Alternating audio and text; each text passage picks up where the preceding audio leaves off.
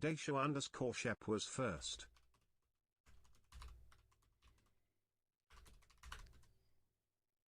Yo, Desha. All right. Okay. Open this. Warm. Turn my AC. Hello. What up, Morp? What up in Shadow? Okay. Open Randomizer.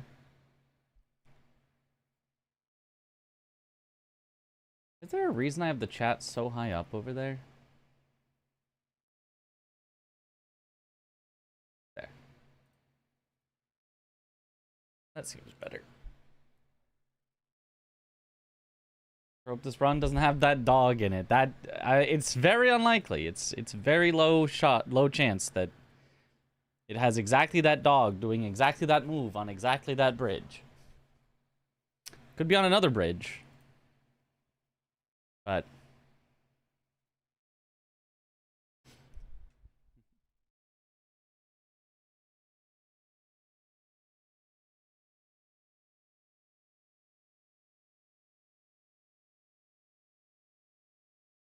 okay. Dog.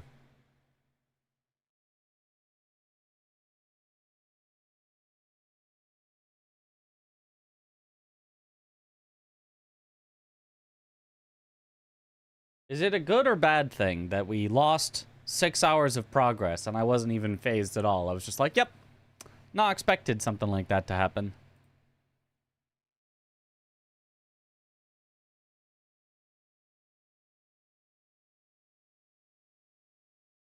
Can't believe Aggie forgot the air swim route. Look, that was there to help. Well, I tried to help, but he still couldn't find the spot, so it didn't really end up mattering. And the spot is tough to find if you're not, like, super familiar with it. When he just forgot to go to the idol, I was like, oh, that's easy. You swim under the idol, he can find that. It's safe. Like, when he forgot the surfacing in the water, I was like, oh, he's screwed. He's not gonna get that. Like, the spot, you have to know where it is. If you don't know where it is, you can't really just luck into it because it's completely invisible. There's nothing to see to do it. Devastated when checking the clips every morning. Ah, well. You will keep being devastated. We'll never stop.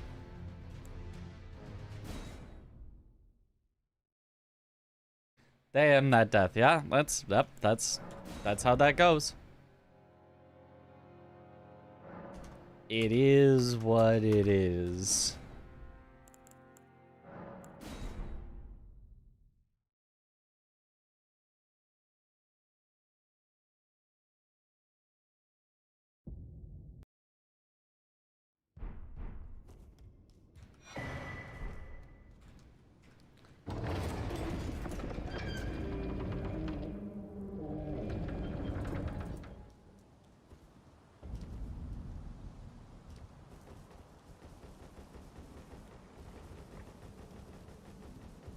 Dojo Bridge, that's just rude. Yep.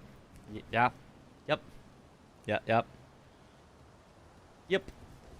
Deathrite bird.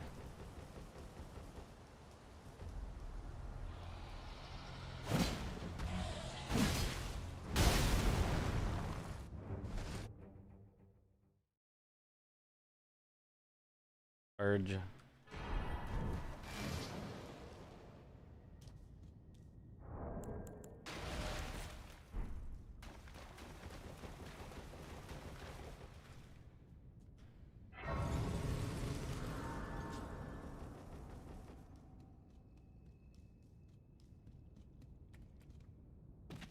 This trend needs to be cooked immediately. Look, the only three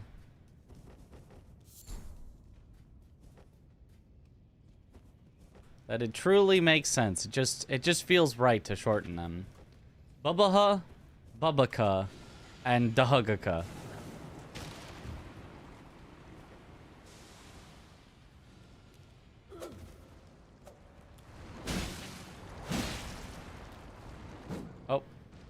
Okay.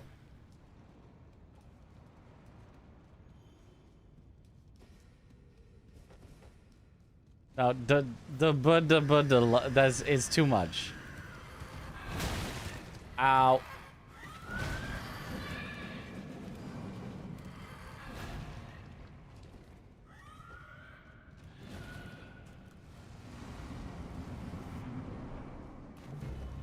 Oh, Invis Assassin first well,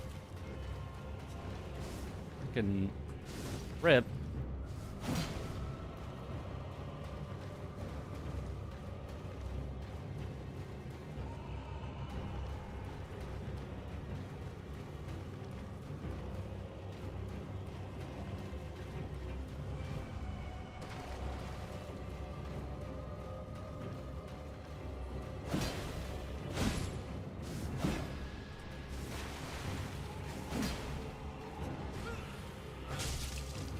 God, and she does that much. Yeah, that's mega rip.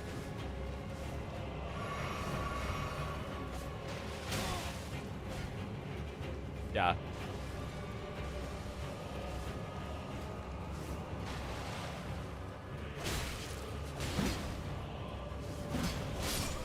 Yep. Could have mogged out, but what's the point of mogging when I can just start over?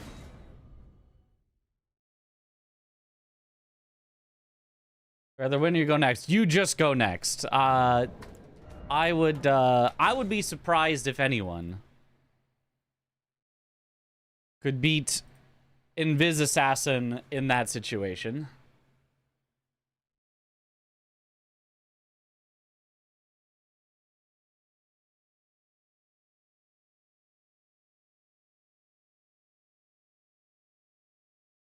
I would be surprised if even the most practiced Invis Assassin player could win with that weapon, that much damage taken, that little damage done in that situation.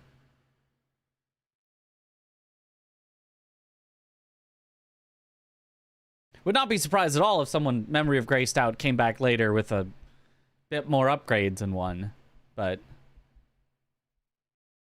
I'd be surprised if anyone walking into that one.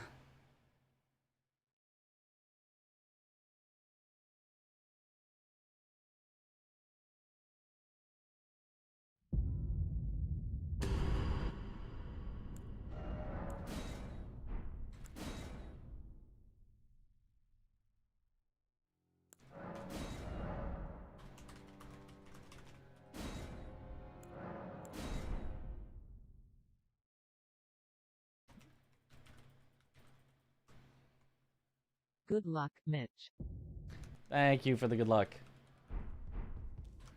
Wait, hold on a minute.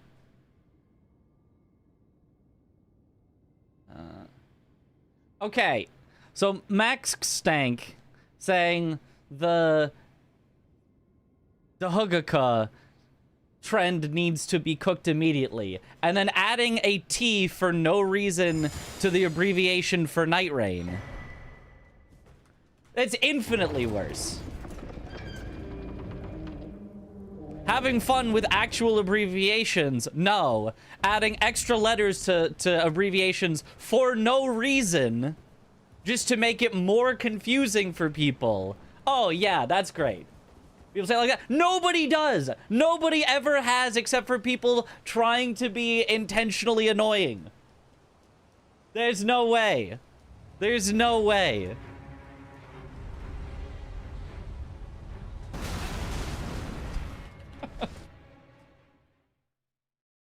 You can do NR for Night Rain, or you can do ER colon NR if you want to be really, really specific that it's Elden Ring Night Rain. Ain't no way.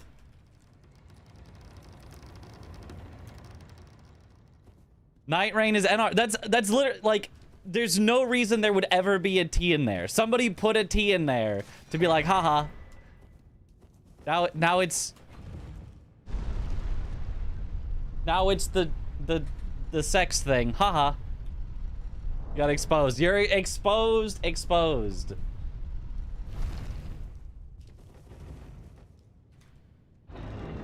Not even forced to hold on to the perfume for a few minutes. That's right. I mean, not that I would have ever fought anything with perfume. We would have gone till we found something.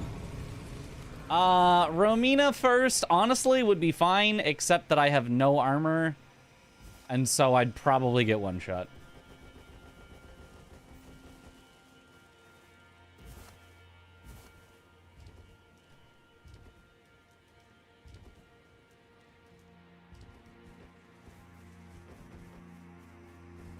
All the games that use CP as abbreviation for a resource of some kind. Yeah, that's pretty terrible too.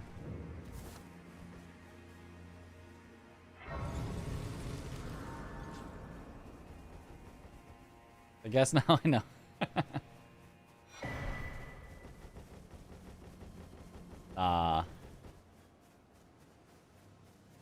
Does the dual flip work? It does.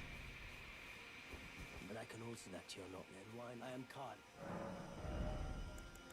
Ooh, Somber 1 is huge. I don't think this is a Somber weapon. It's not. So I will need a Somber weapon, but...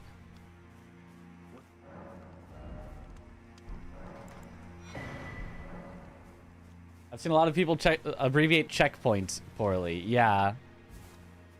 Well, what else would you do for checkpoint? CPT, I guess? Then that's captain. CKP, just to add in another letter? CHP? I don't know.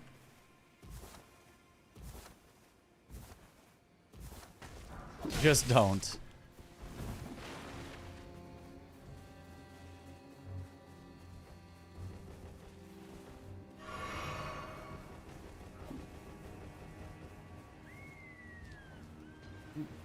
Final Fantasy 14 has crafting resource, which I believe is shortened version of crafting points. Ah. Yup. Sort of abbreviating cyberpunk. Yeah, if you add the letters or the numbers after 2077 or whatever it is, it like kind of works, but... They sir, but you, I can play turning to 80. You lead to the foot. Then it summon me. Ah, I bequeath. It will summon torrent. Treat him with...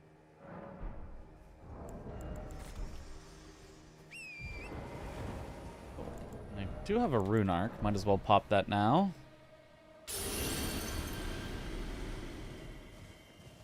Cyberpunk 6.7. Aha. That must have been what it was.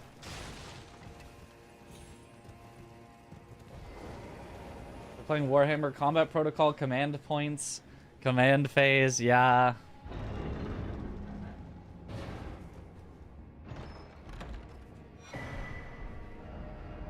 Hydrate. Thank you for the hydrate.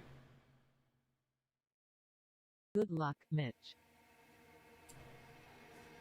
Turned into a rule on Cyberpunk 2077 subreddit that you're not allowed to type CP. Yeah.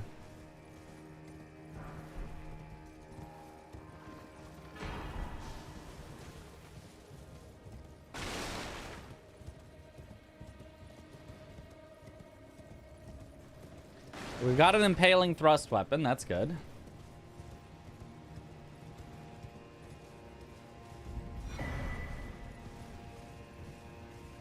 Cyberpunk 6.7 releasing on 4/20/1969. Yep.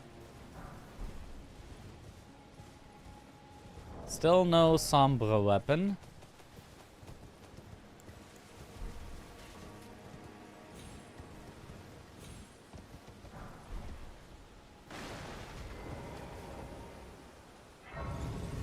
Yo.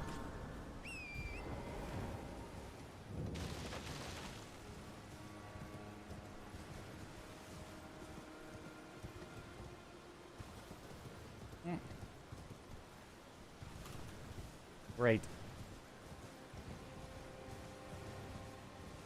We're playing E33 update again. Don't remember anything. Gonna take time. Yeah.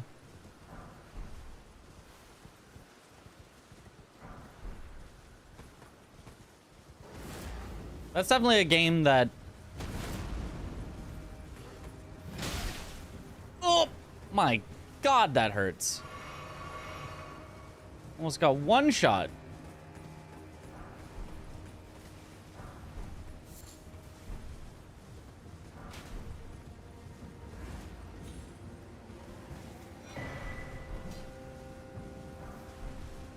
Oh, Somber 3. All I need is a Somber 2 and a Somber weapon.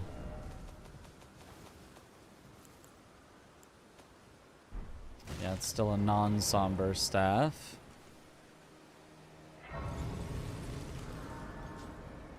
The Great EP. Oh, yes. It's unfortunately gone now, but... The new Pictos are spicy. Okay, okay. I could do a Wraith Calling Bell build. It's a consumable. It is allowed. Is it actually any good at all in Elden Ring outside of Night Rain? Ding ding.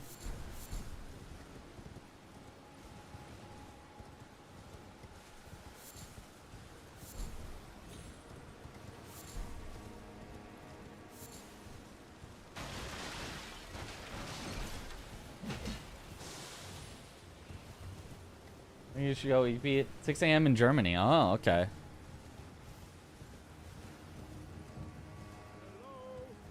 The whole setup takes at least an hour.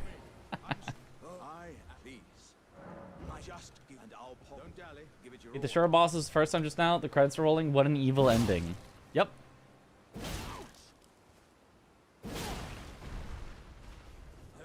A very FromSoft ending. Oh, okay. A legendary Ash of War.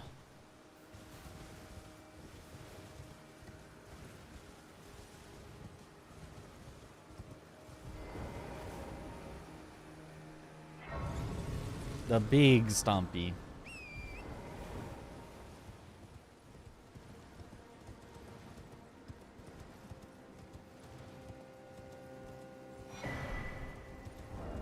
Hey, that's somber. It's gonna be expensive, but that's somber.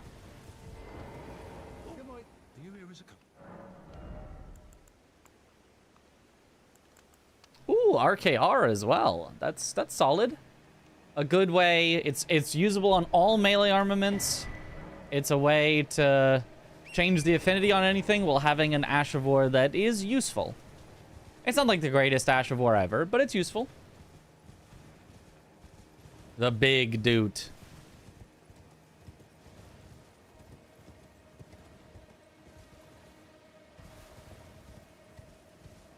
Who's that over there? Crystallion. Oh, it's trio. We got the trio out of the way early. Once we do it, but you know, because we haven't yet, but we will have the trio out of the way early. Is the medium dude actually? Yeah, the big dude is a colossal. This is a great hammer. May I have a play on the wit? I'd heard and upon the talk thou art as a call for. I was entrusted by torrents. Forgive mine intrusion. Well, okay, it's also a somber and it's cheaper. We'll take that. Well, you're...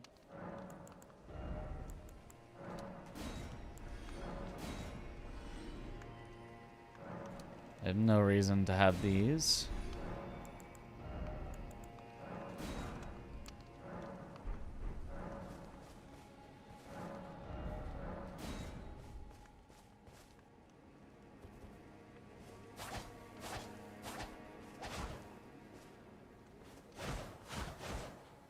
Oh, that's slow. Good luck, Mitch. Thank you for the good luck. Do I send it at Romina? What if I get one shot? I don't have a lot of armor. I don't think I send it at Romina. As much as I'm just not scared of Romina, it's very possible that I get hit once. And I just don't want to get one shot from that.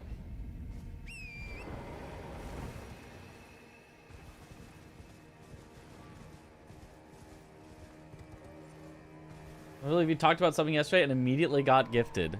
The classic. And Longhorn Rando is like second or third pickup, and I was able to give everything the bubbles. Oh yeah.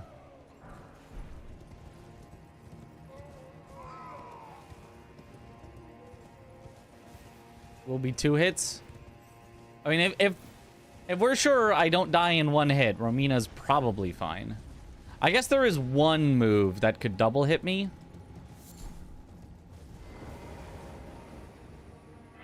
And also has a weird hitbox that's likely to hit me when it doesn't really seem like it should.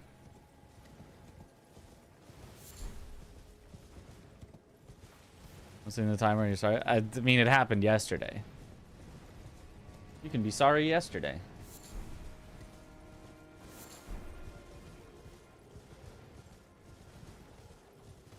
That's a move, but in like 85% of situations, 2 hit.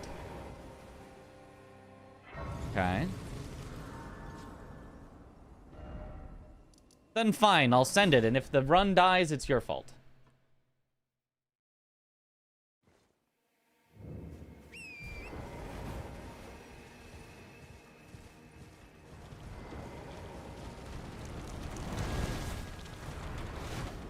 Okay, never do a charged attack on this weapon ever.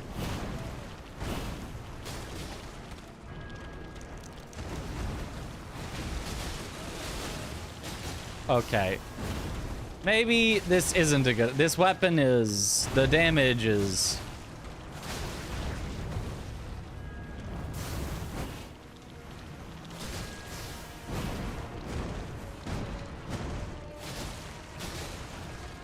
Not exactly there.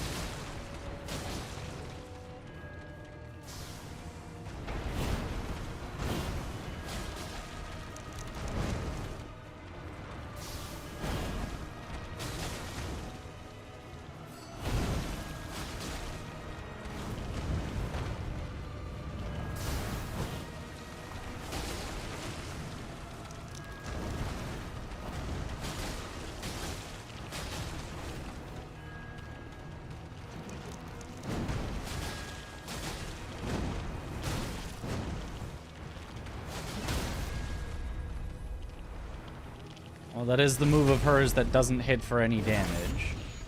She'll probably phase transition here. Yep.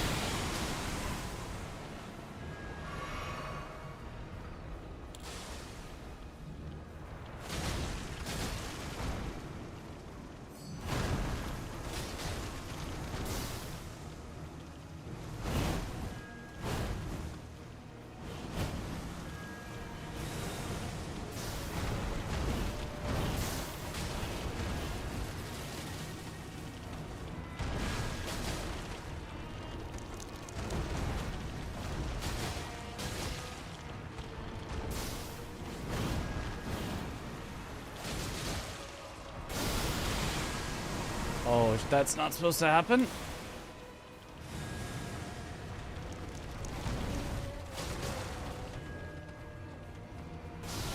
That's actually kind of supposed to happen.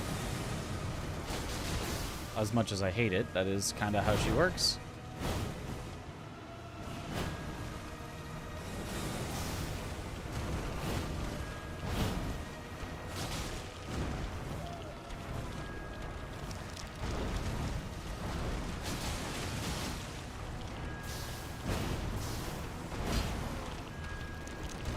This arena is just not flat enough that it's really confusing.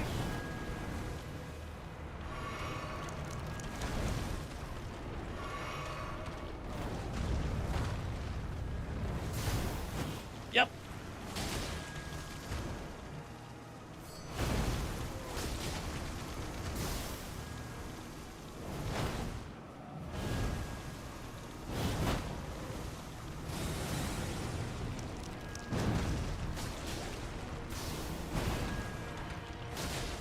I just can't get staggers because in this phase she resets her posture too often. The stalling moves.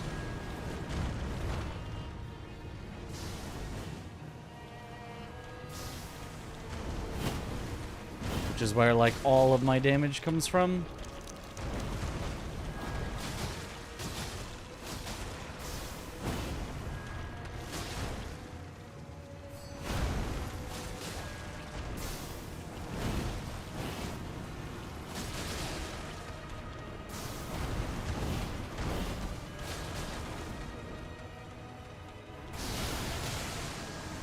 Okay, I think I just need to reset this.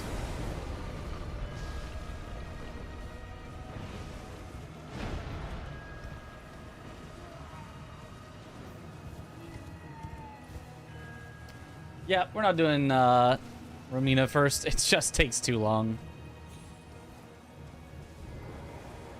It just takes too long and too much potential to get basically one shot.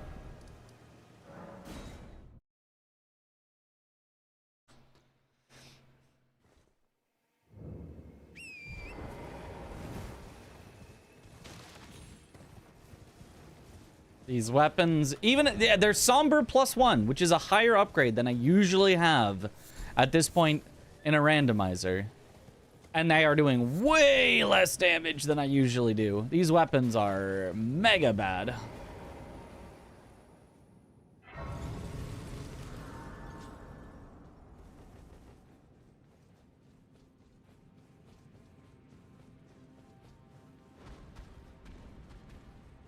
But surely something scaled down to this cave will be fine. Oh, well, it might be Jover. Well, that's some damage. I don't know that I can get away from the rot, though. If I get rotted, I'm just dead.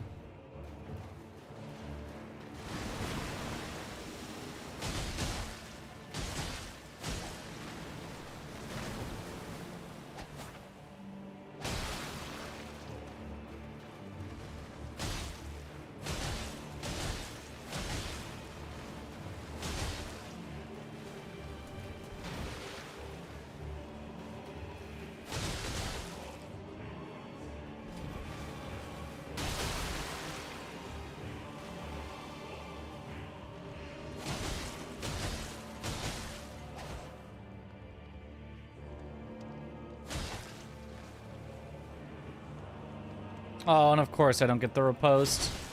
Yeah. Alright, and here comes the big ol' rot that I'm not going to be able to get out of.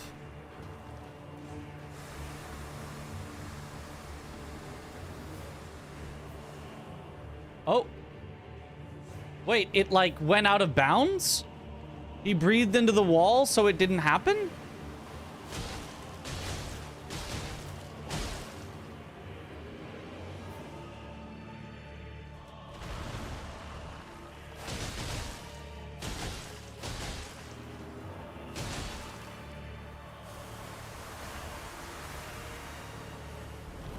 Somehow didn't get hit by that either.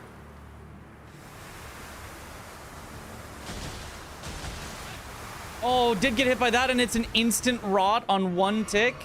You've got to be kidding.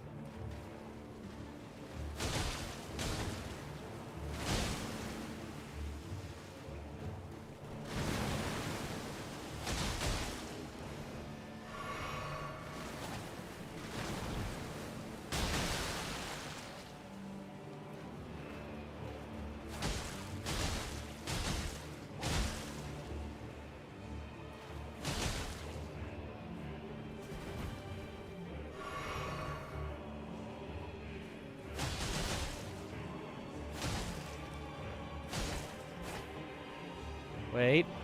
If I can get to his face and take the riposte.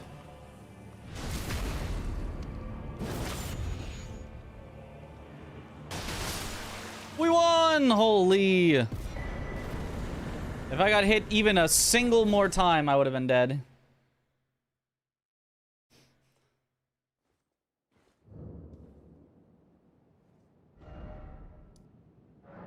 That's wild. I can't believe we lived that.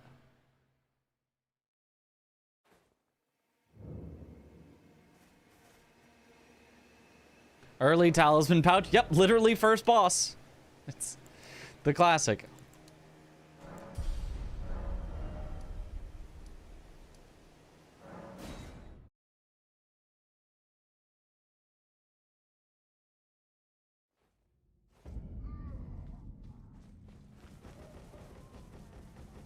So it's a blurst run. Cursed that X-Ikes was there. Blessed that somehow the rot just went into the wall and didn't affect me. Because if the rot was in the cave, I could not get out of it. It would just be death.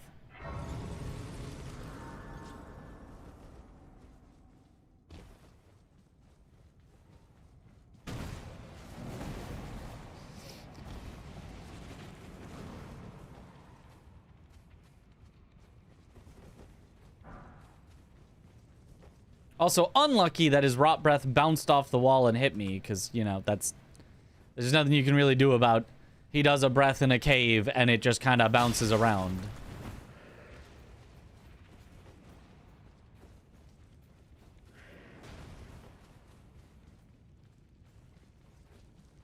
X-Ikes Romina that early, Melania would be near. If Melania is at Rick, yeah, that'll be something. No, something larger than Melania. I didn't get a good look, but I saw that it was larger than Melania. Okay, Tree Sentinel.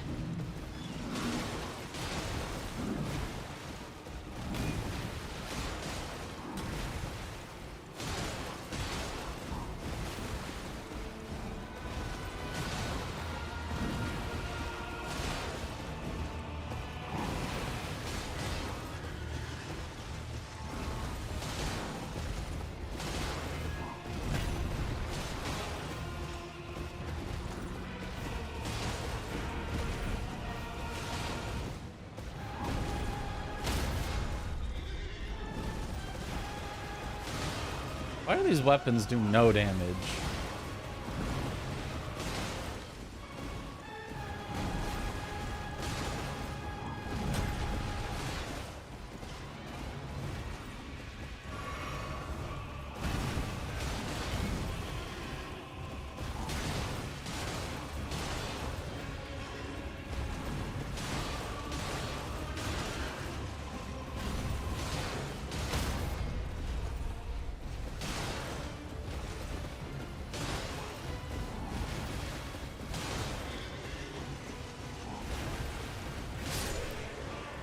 Okay.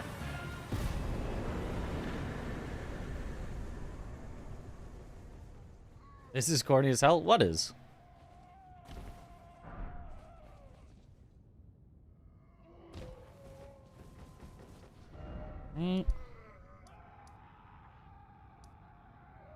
I guess cave next. This is awkward. The corn he's eating. The corn is pretty corny. Hard to argue with that one.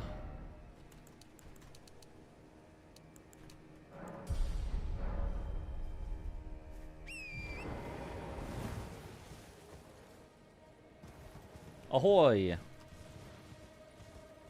Probably because they're slash. Slash isn't a bad damage type. I mean, I guess maybe it's bad against the specific things we've been fighting, I guess. Maybe you're right. I don't know. What's slash bad against? I know slash is good against Mesmer.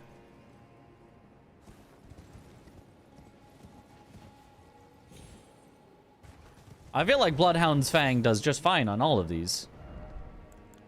And it's slash. Ooh, Ashavor Lion's Claw is kind of interesting.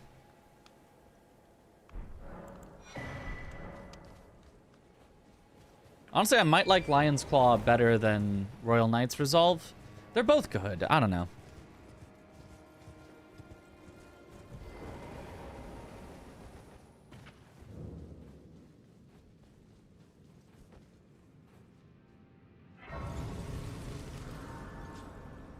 Your Sentinel are slash resistant. Oh, okay. There's a local pirate turned farmer that sells corn cheap. Only a buccaneer.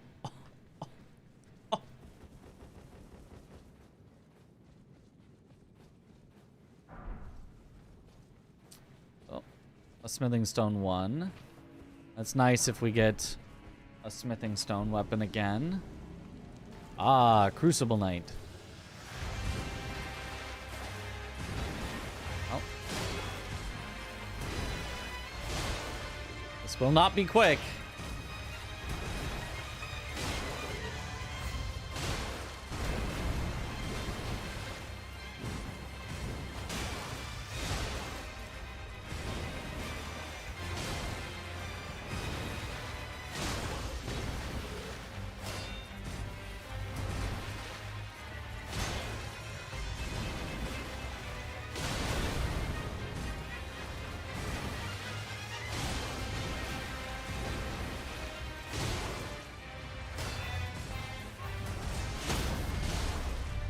Good luck, Nick.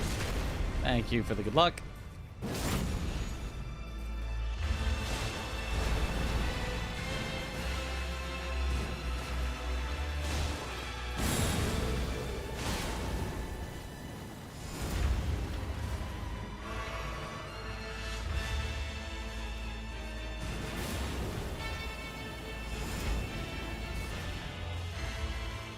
I do not want to fight you up against the wall.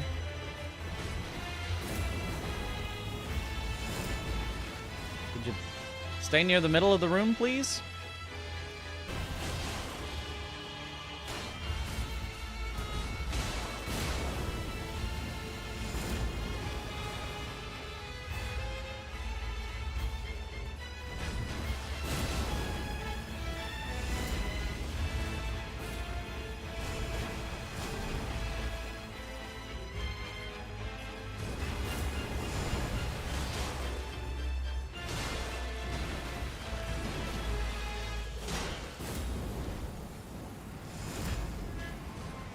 I expect Crucible Knights are probably also very resistant to slash. I got baited.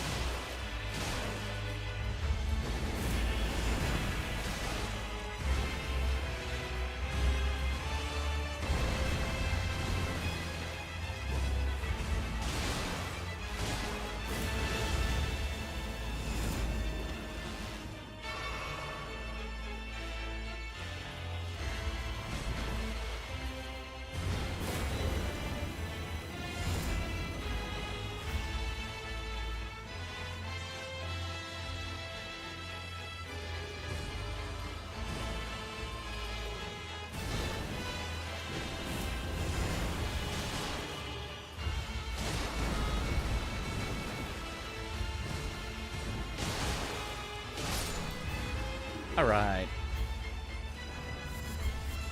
35 every. Okay, so not really particularly resistant to slash. Okay.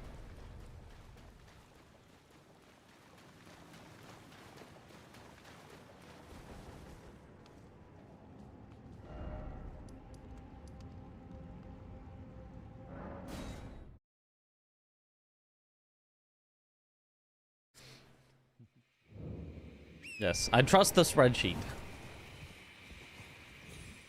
Texture's a good starting point.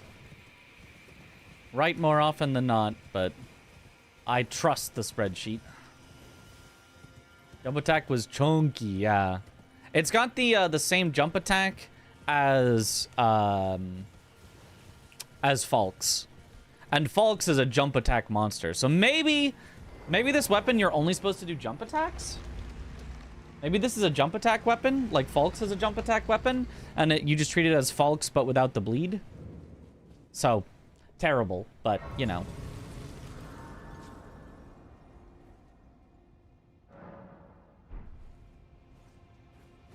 I think it's still wrong for Hulster, really.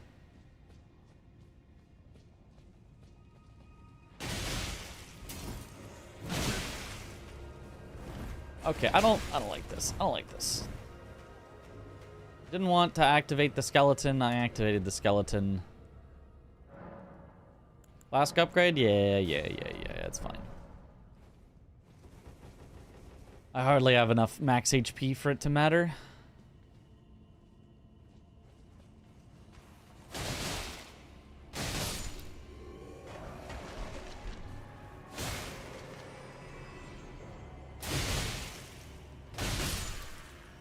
Yeah, they might just be a jump attack weapon. Dashes and jumps seem pretty good. Yeah, I do also like the dash attack there. Not the dashing R2, but the dashing R1 and the jump R1.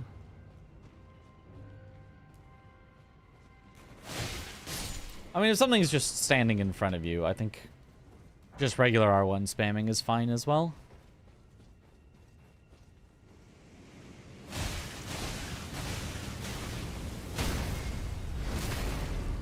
But if you, like, only have time and opportunity for one attack, it's probably a jump.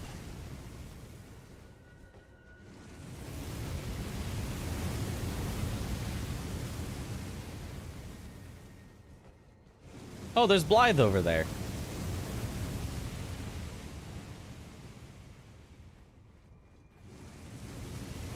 Catacombs for rando deathless ones always make you nervous. They're the scariest places, but the early catacombs are fine.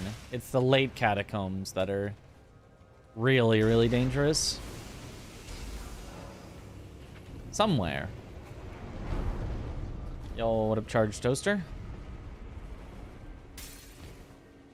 Was out playing Magic the Gathering. How dare you miss being first for playing Magic the Gathering? How could you? You betrayed my trust. I don't know that you can ever earn it back.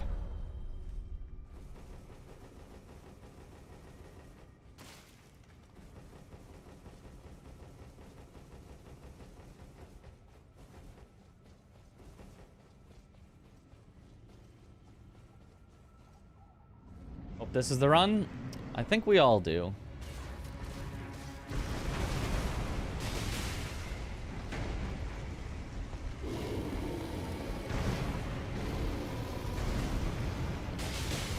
I don't expect it to be. But we can hope that it is.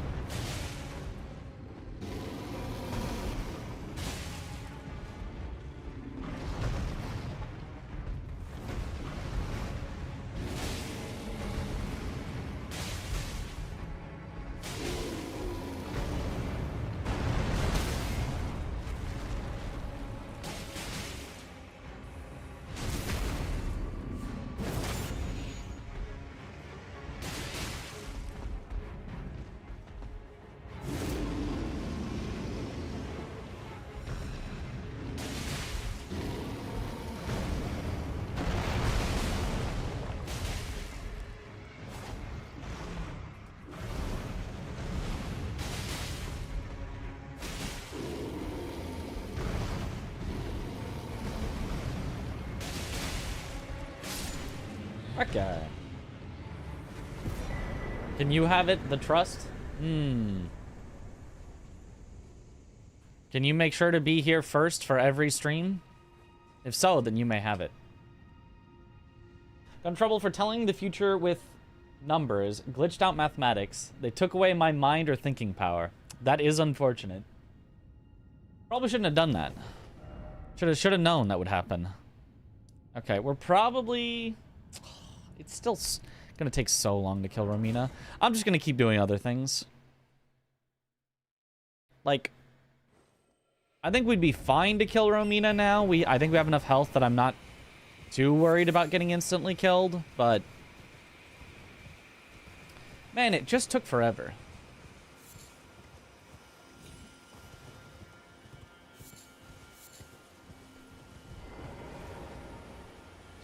That was a really good Ralva fight. I've got some practice. Yo, what up, Bob?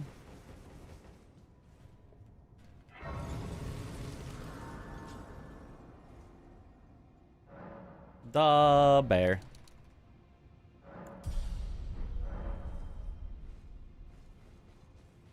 Alright, we Just gotta find a somber 2. Not a smithing 2.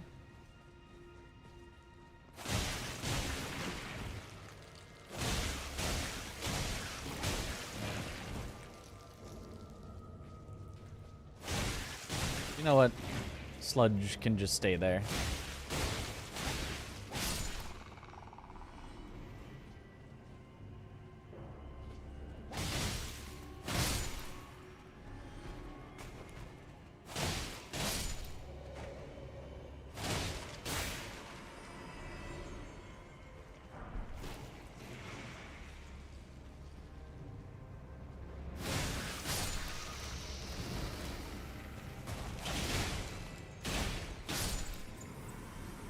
Okay.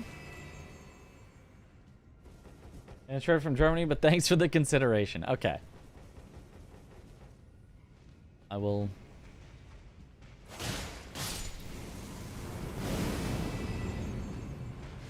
continue to consider if that ever changes.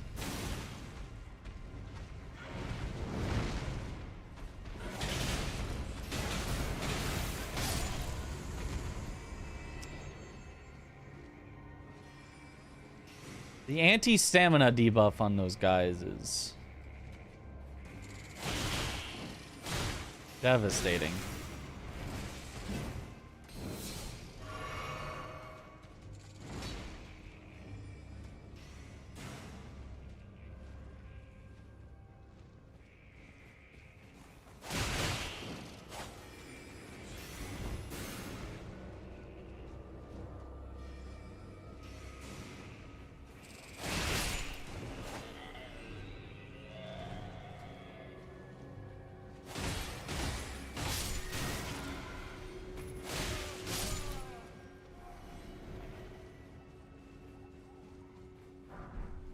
Okay.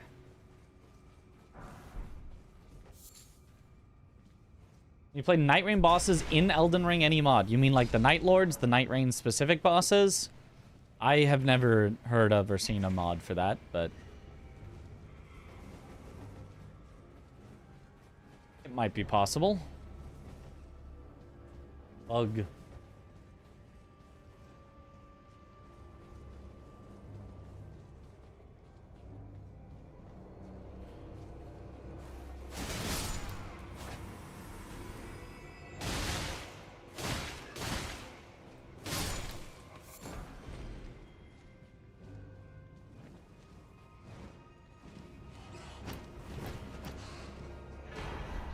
Oh, remembrance. I knew checking a legendary would be worth it.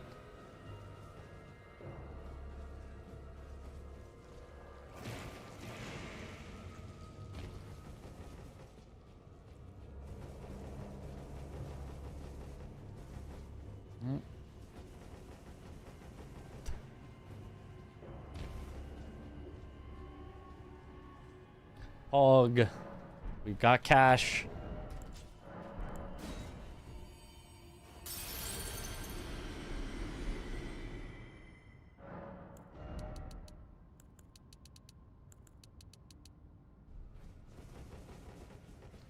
I'll save a little bit of money in case I need it for, like, oh, there's a Somber 2, but I have to buy it or something like that. So healthy.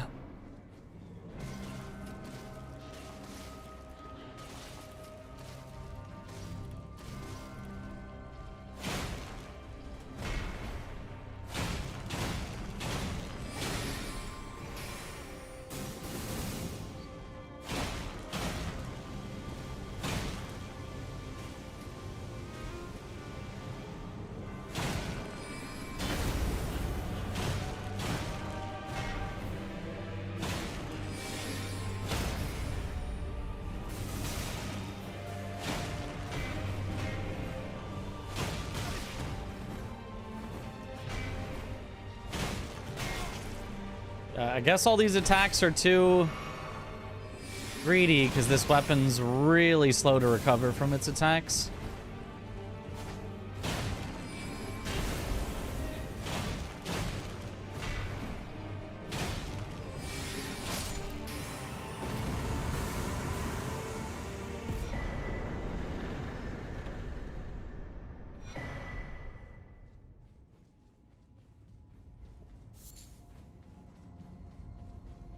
Good luck, Mitch.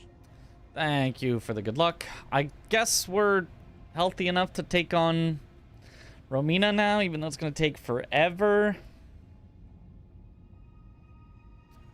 I kind of have to at some... Well, I'd rather just take her on with a better weapon, though.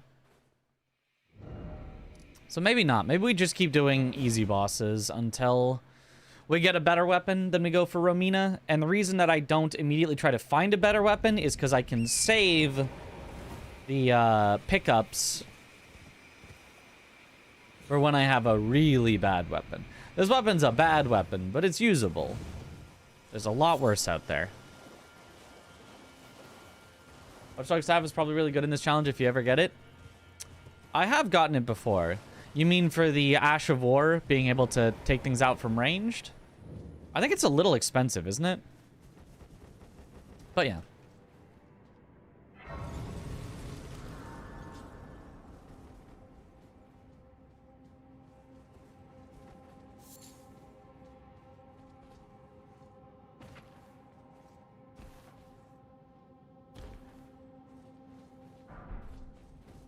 Smithing 3, okay.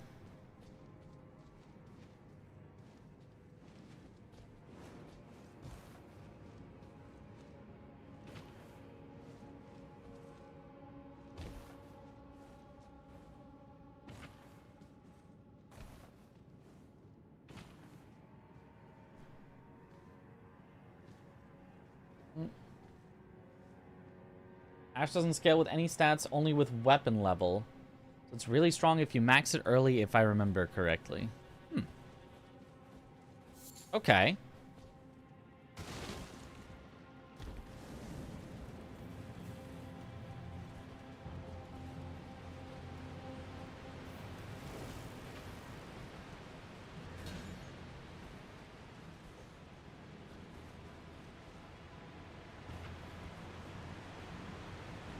It really seems like it would scale with int. But...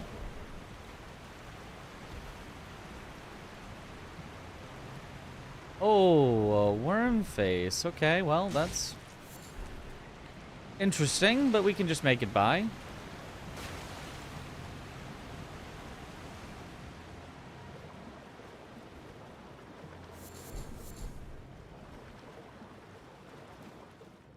Running through this cave in the dark always scares you.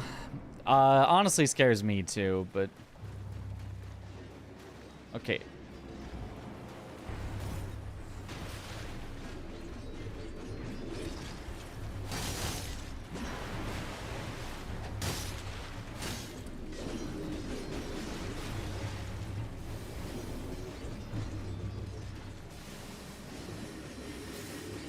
Okay, stop both being active, please, one of you.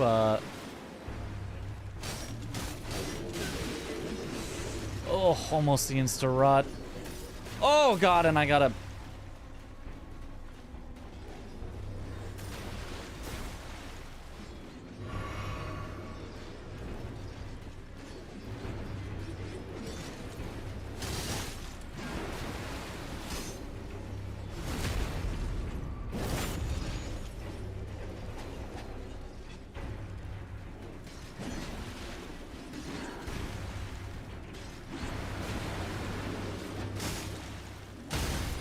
Okay, there we go. Getting the first break is tough with a very, very non-stagger weapon.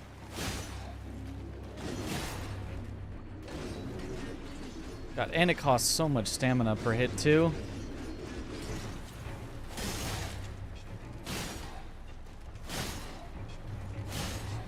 It's hard to even sustain the...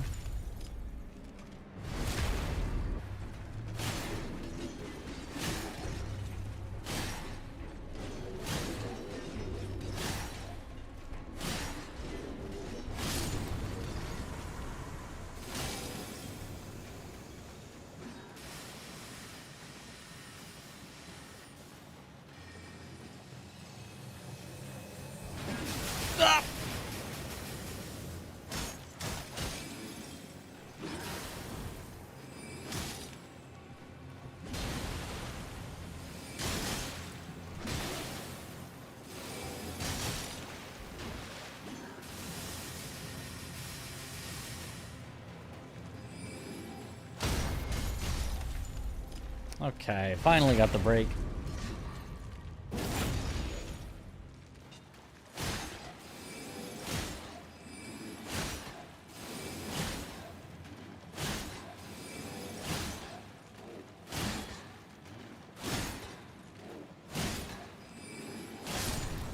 There we go.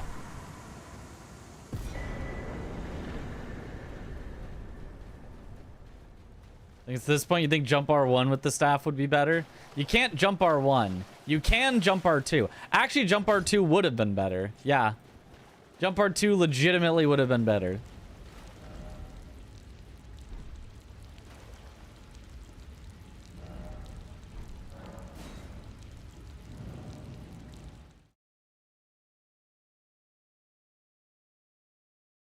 Punching, I think, would do more poise damage, and you are allowed to punch in this, yes.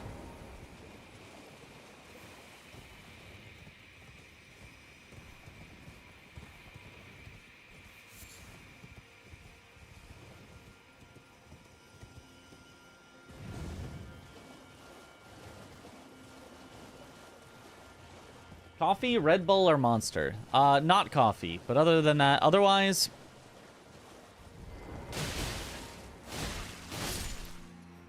otherwise, you know, either.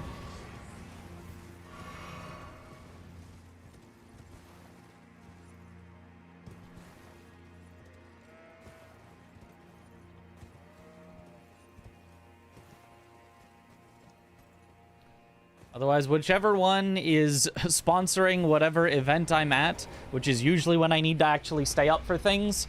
So it's, I guess, more often Red Bull, because usually Red Bull sponsors like GDQ or things like that. Not coffee, not coffee.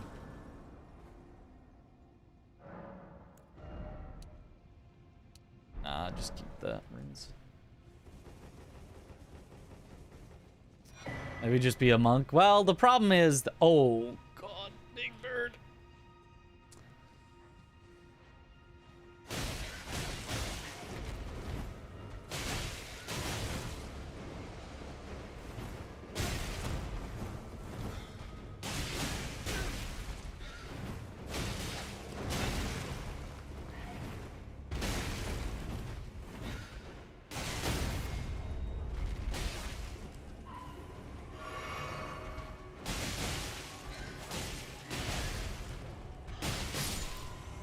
Okay. Hate that bird.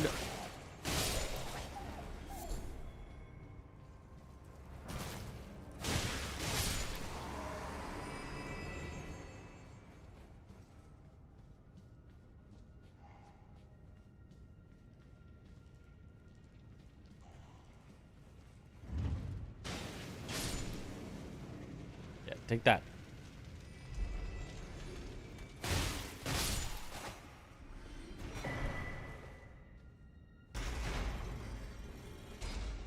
Fortunately, it does no damage. I mean, neither do you, but still.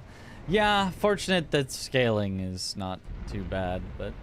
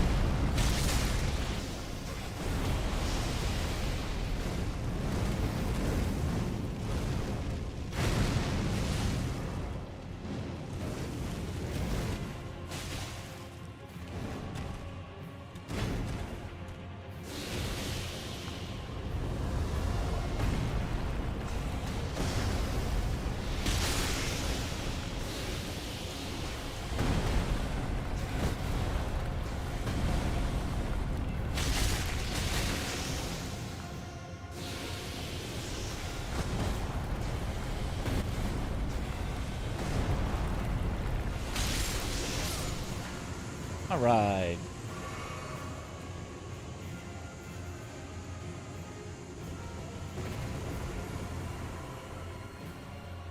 Whew.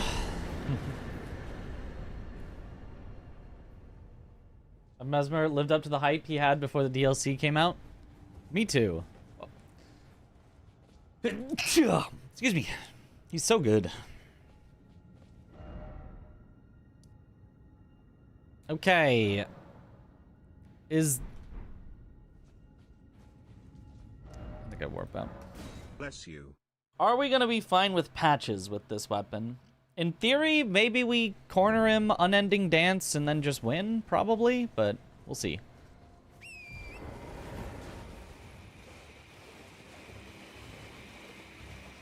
Like, the boss looks so much easier than he is, GG. He's just pretty consistent. You can just, in general, consistently avoid his moves. The explosion is like a slight exception. He's got a few frame traps, mostly in phase 1.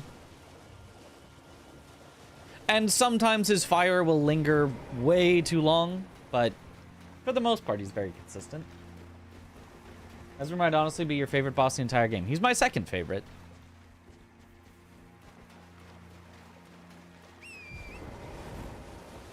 Who up, unending, they dance.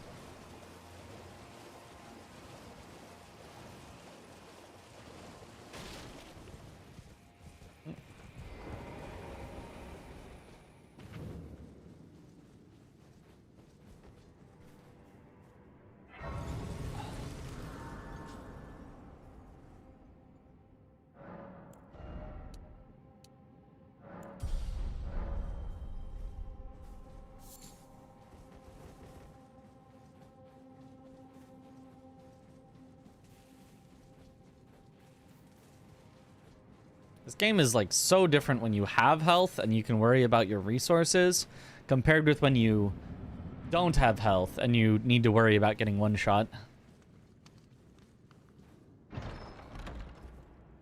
Well, well, well. Thought you'd just help yourself to a man's personal belongings, huh? You scheming little thief. The gods demand repentance. Drop up your Oh, coin. I think you're supposed to hold the button, and I think I pressed it and then pressed it again.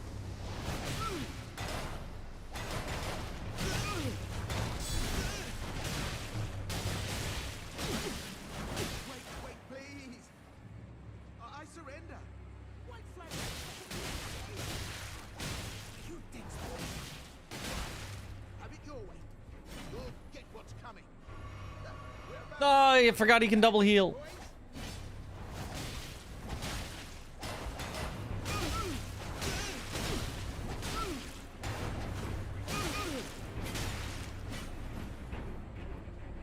He can't triple heal, though.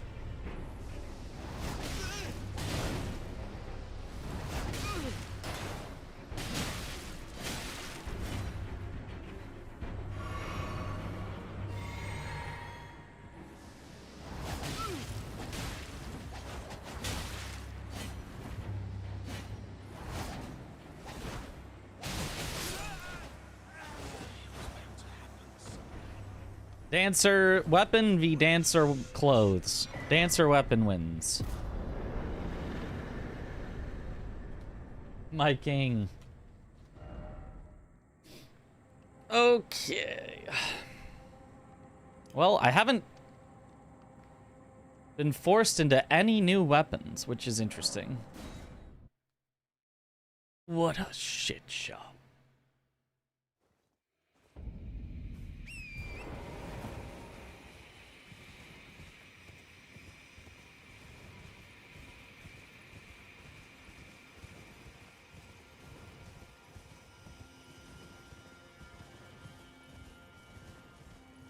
Dancer performing the backstep of Renard. The moment I attack, people leave. She's just out of there.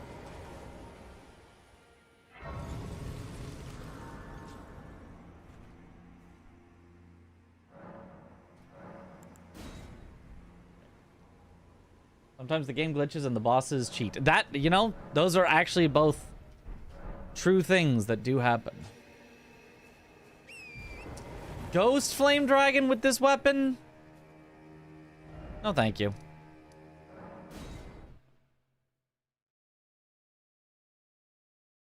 Which game's patches is my favorite? Patches DS1 is pretty neat. The novelty of it that he did it the first time was like, okay, all right. Is it Abductor plus Clean Rot duo?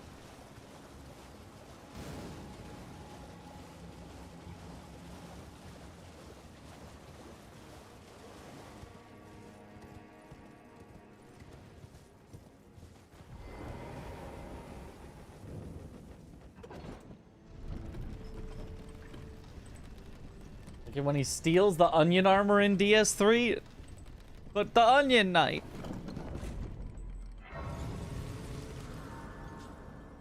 He's through the best IMO? I don't remember him as much.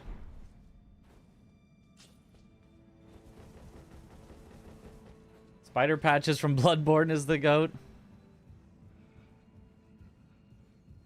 We'll have to see when I finally get to play it, because they bring it to PC.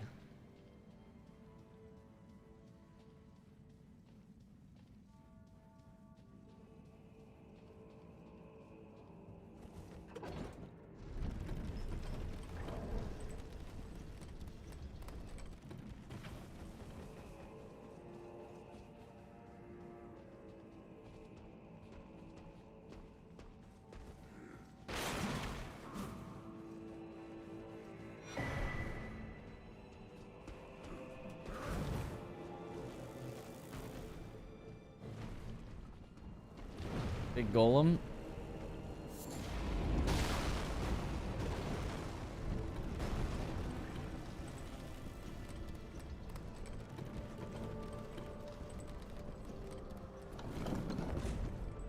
Who do we got? Who do we got?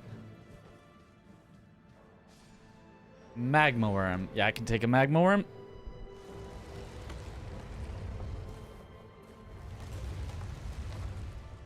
Forget PC. Can they unlock the FPS on PlayStation? That would not be good. The game can hardly handle the 30 FPS. So unlocking it would not get you to 60. I mean, unless you mean on like PlayStation 5.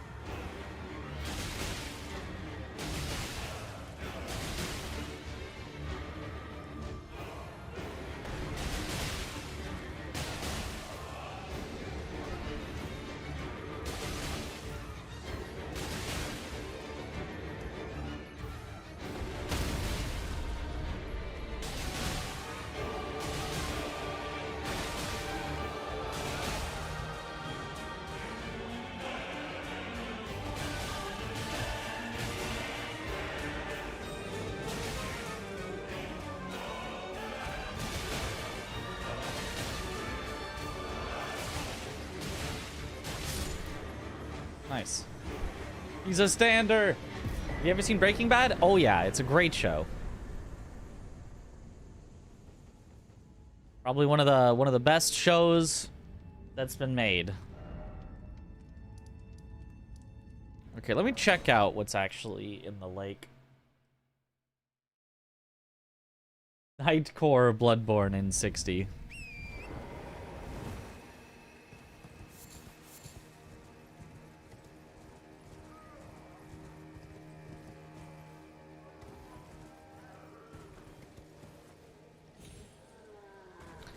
Okay, so it is an abductor that stays. I'm gonna guess it's also the Clean Rot Knight. Yeah, it's the abductor duo with Clean Rot Knight.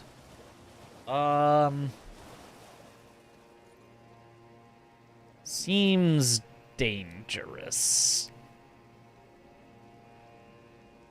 But I don't have too much left that's, like, reasonable to do, so...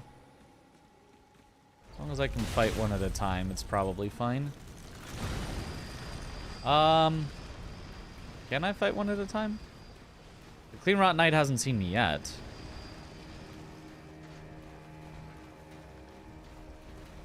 I think. It at least looks very confused.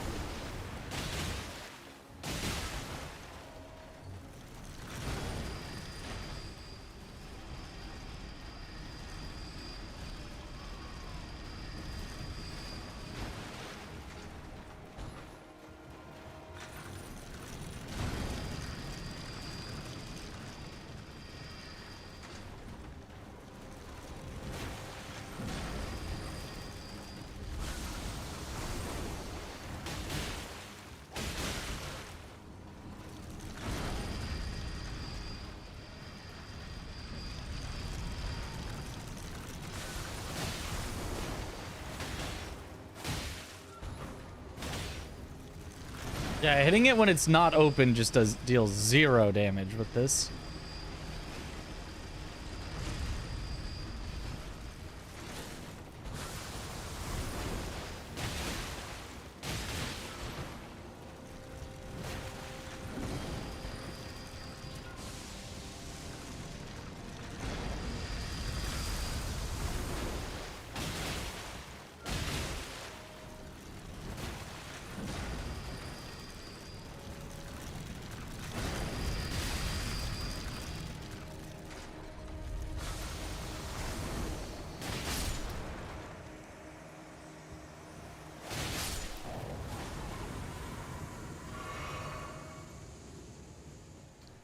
Now can I take out the Clean Rot Knight?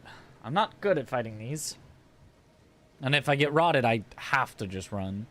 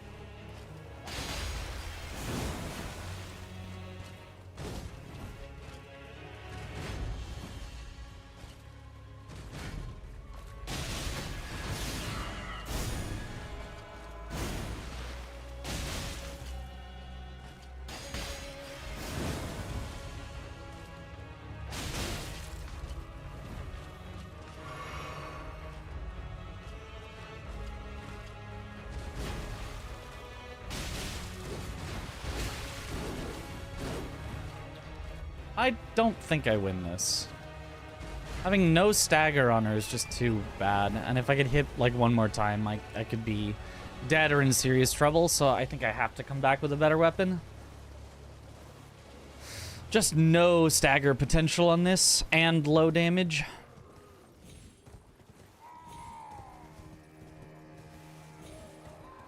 It is surprising how bad this weapon is. Doesn't seem like it should be this bad. Is this a bot? I don't think it's a bot. I think it's a person. Because, like, the way that it's spaced out, I think is a person. Because I've seen other people just write random stuff, and I can never... You try to engage, and then nothing, and it's bot-like, but I think it's I think it's a person. But maybe a person that maybe needs to be warned and or timed out. It's just a little weird. It's just not contributing to the chat.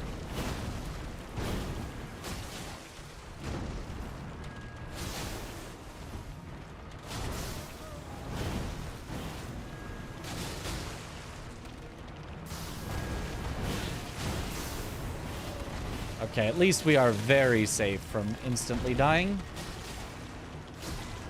Even if this is gonna take an hour.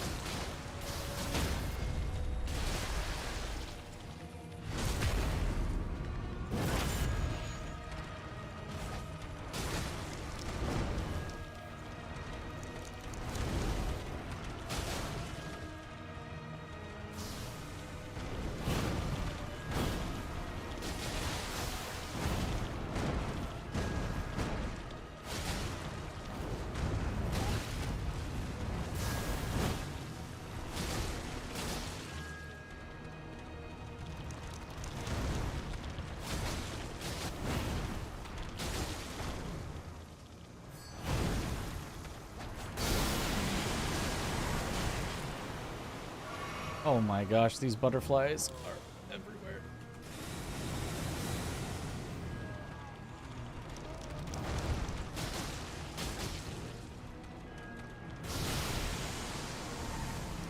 Of course.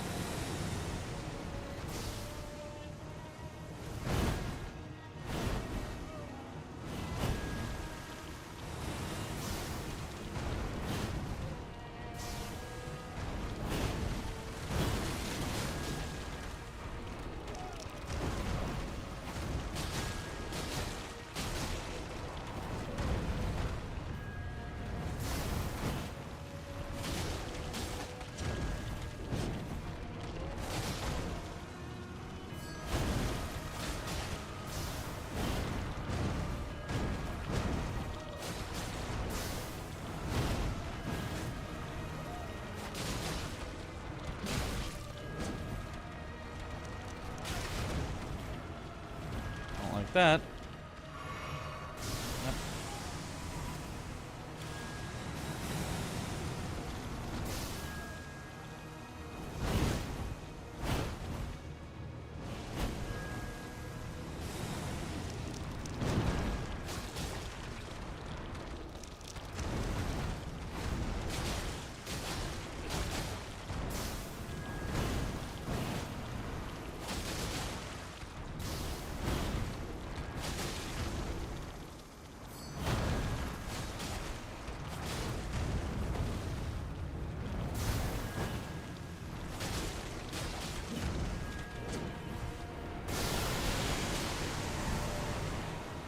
Classic.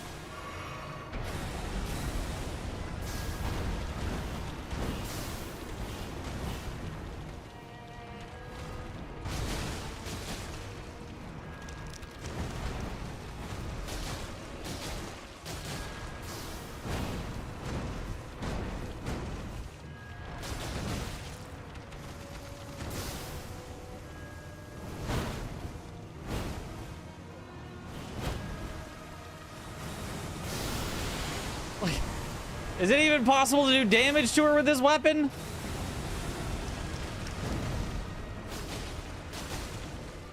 Like, her health just doesn't go down.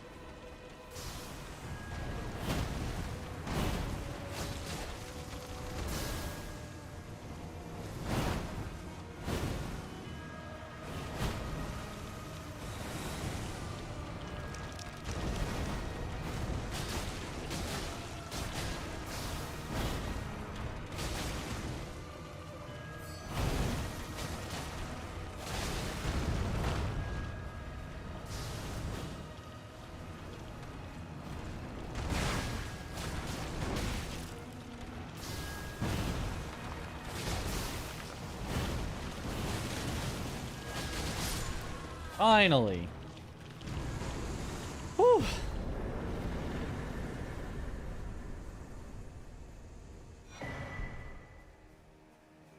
Ooh, okay. It took a little while, but we got there. In the end. All right, let's try to find a better. We're just not. There's just no other weapons in Limgrave. Let's just find one.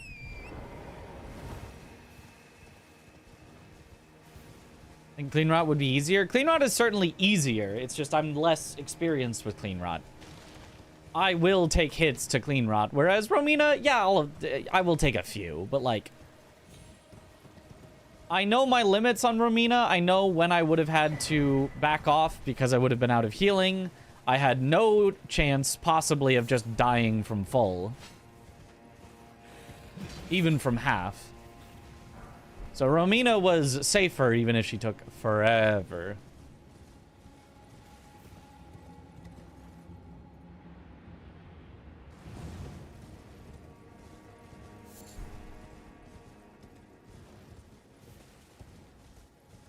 Guys, agreeableness can make delusions worse.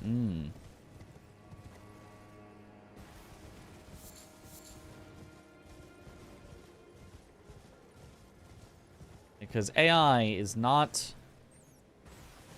a source of knowledge. It's...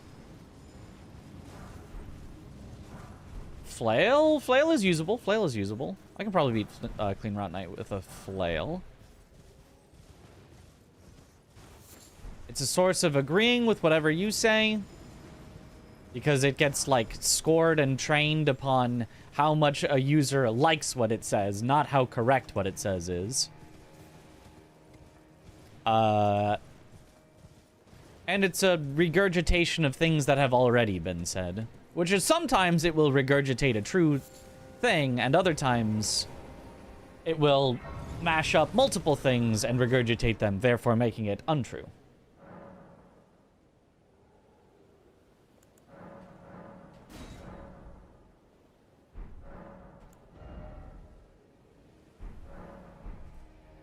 Alright, let's check out the merchant. If it's got a somber 2, we're really in business.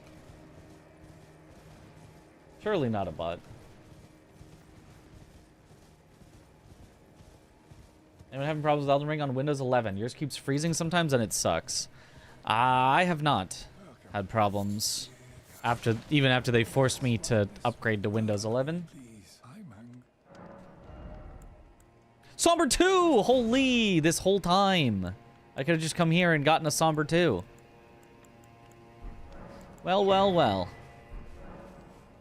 And do I have the Somber 3, or was it a Somber 3 available to buy? I have the Somber 3, wow.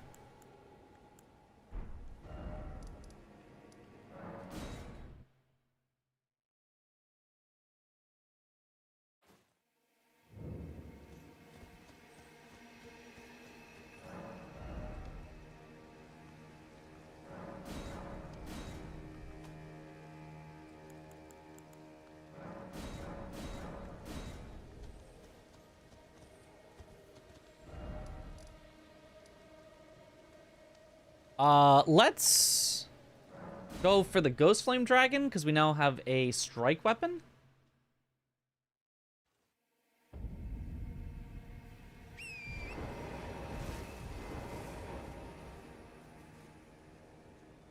Every time I come back, it's a new run, sadly. I have complete faith he's gonna get it. I'm sure I will eventually, but... the when is the question, and the answer might not be soon.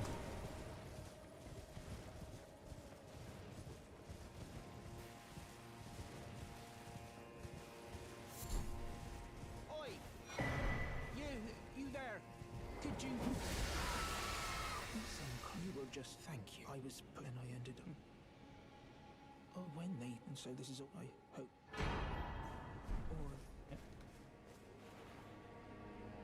The coded message, he meant level faith. Ah, of course.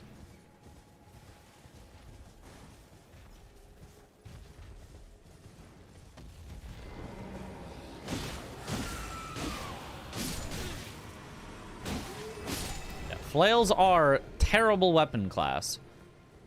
But they are strike. So it should do okay against the Ghostling Dragon. I just needed to see me. Yeah, there you go. So we can fight it over here in this open field.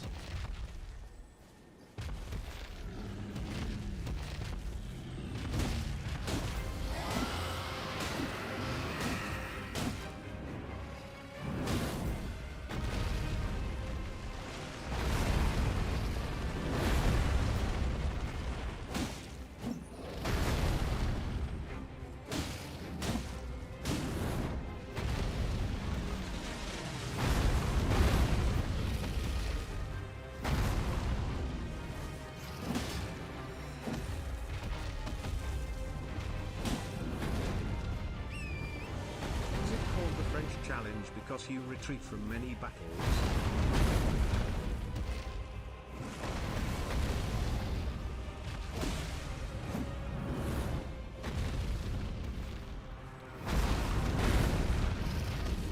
It's called the French challenge because of all the fancy cheeses we use.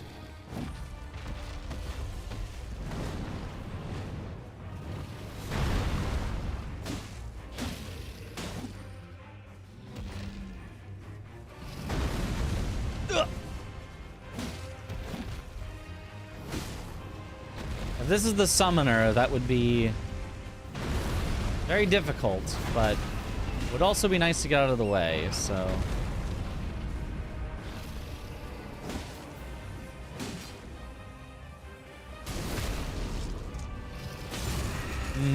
Cheese.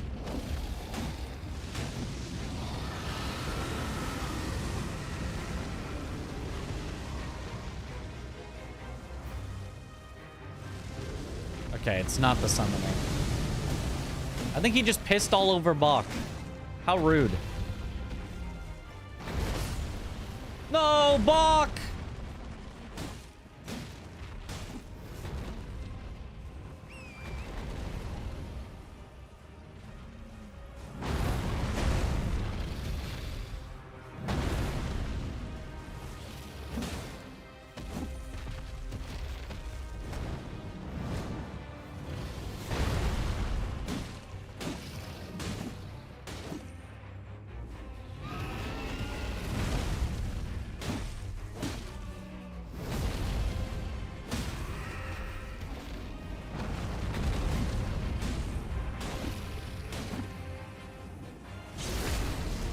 Would you let him die like that? I had no control over this outcome. Poor Bach. Ooh, Sacred Tear. Not our sweet boy Bach. At least give good items. You know, I didn't even check. I'm not gonna loot him. He deserves to keep his stuff. Into Valhalla. I couldn't save him. If I can't save Bach, how can I save this run?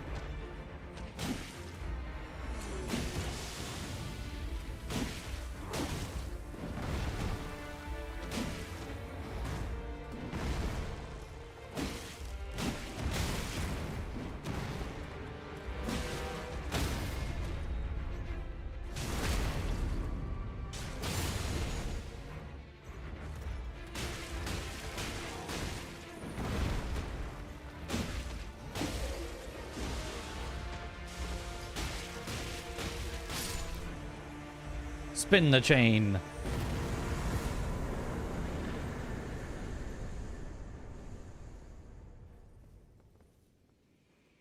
Spinning a chain would be so ineffective as an actual, like, attack.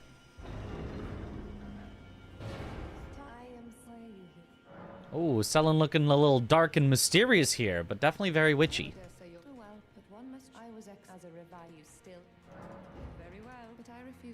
She kind of stylish. Ooh, Ash of War parry. If I see a Aging Untouchable and I happen to have a shield, I could save. I'm also going to buy the Somber 2 in case I want to level up Serpent Hunter later and I just happen to not have a 2.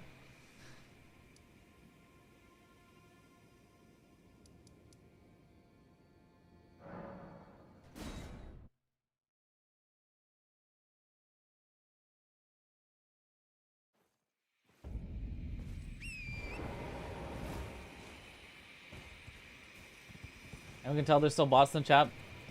We're still ignoring. I mean, like in general, like.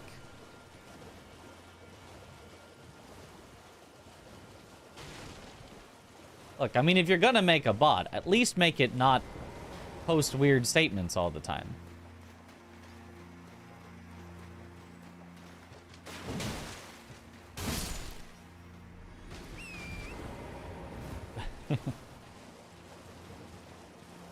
He's talking about me, I know it. Well, yeah, of course. You are a bot. You can tell by the numbers in your name.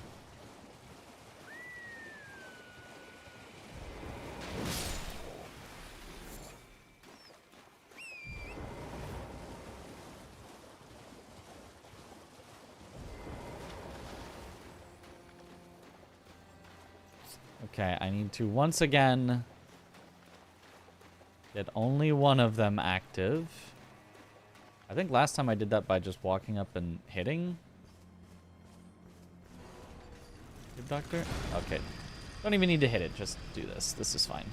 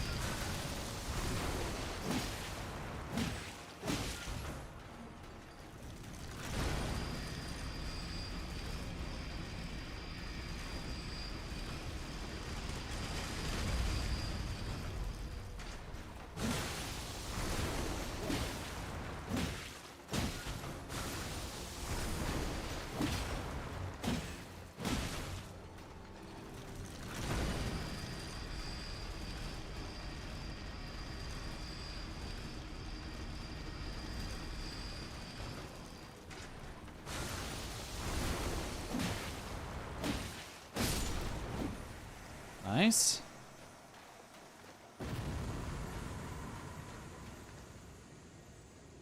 And now let's see if I can take out the Clean Route Knight. This is going to be the hard one. I checked, he gave me a recipe for peanut butter. That's very non-bot-like.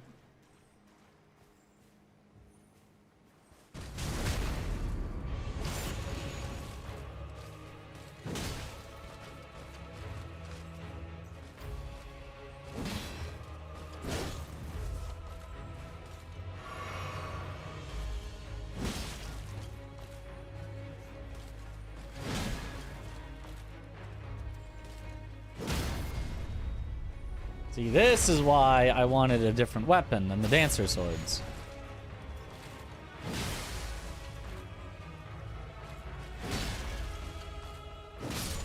So that I can just do that. Just bonk. And bonk and bonk and bonk. Howling Drake, +1.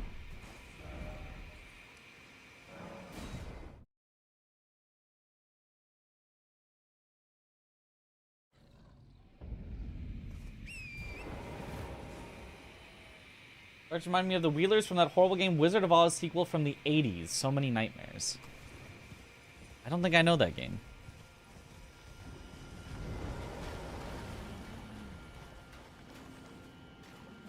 Oh, Crucible Knight is on the hunt. Crucible Knight says, I saw you from way over there.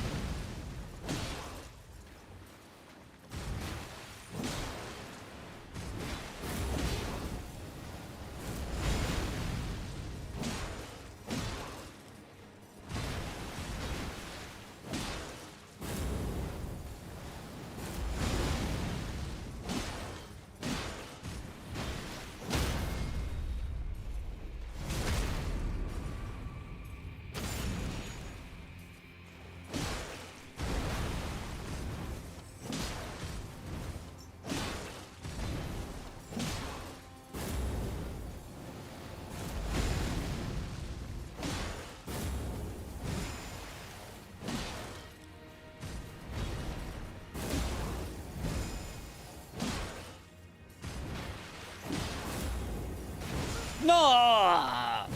Come on, I circled all the way around you. There's no way that hit.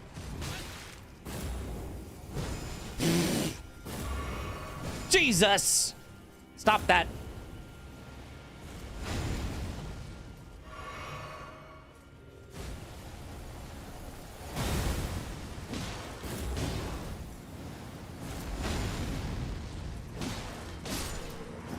I really hate that grab move. Why does it do triple the damage of anything that it should? It's the hardest thing to dodge. It has absolutely no tell for when it's actually happening, and it can sometimes, she can just grab you from behind her because she can just like turn all the way around with it. It's just so, I hate that move.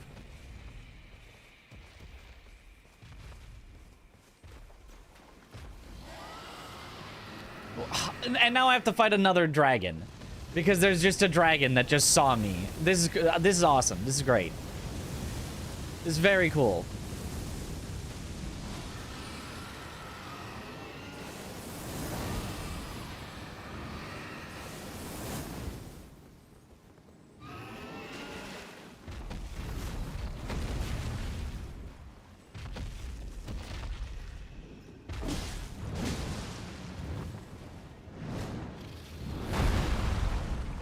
I sure do love when my boss fight is actually 4 bosses.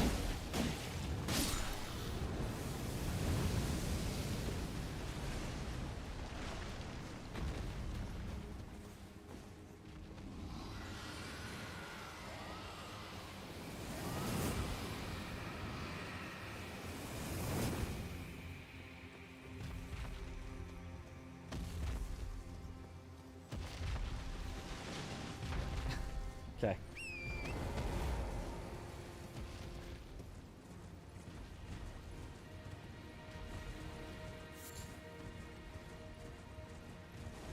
Is the dragon resetting? Can I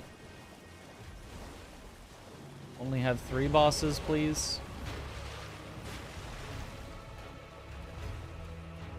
Over here so the dragon doesn't see us, please.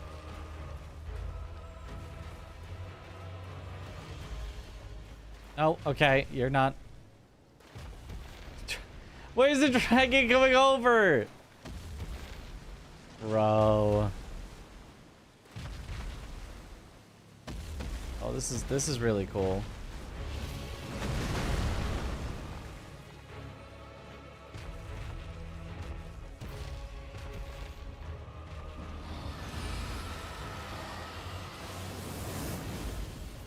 This is awesome. Awesome, man. Oh, wait. Is it returning?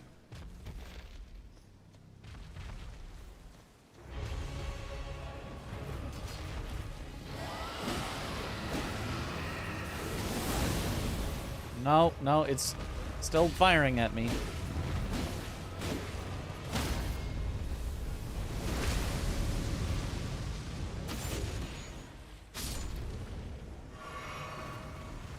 All right, man. This is real cool.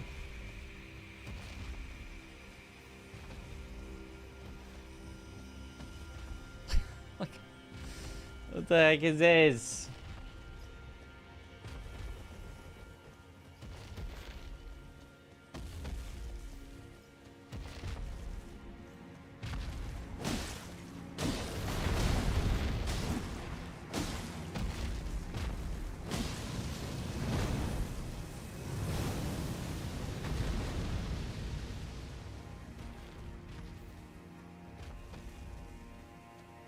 Come over here.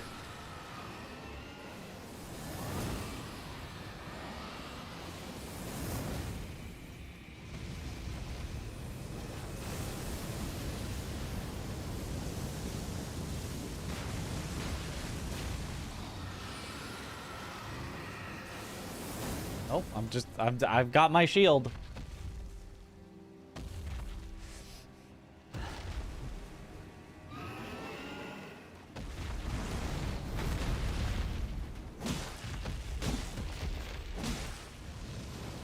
Oh, yeah, sure. And then immediately go away again. Yep, this is real cool. Oh my god. It's you. Hello.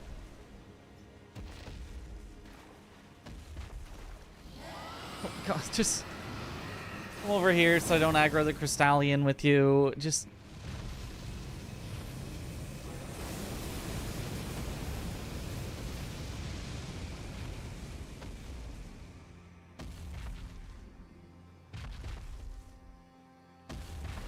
Yeah?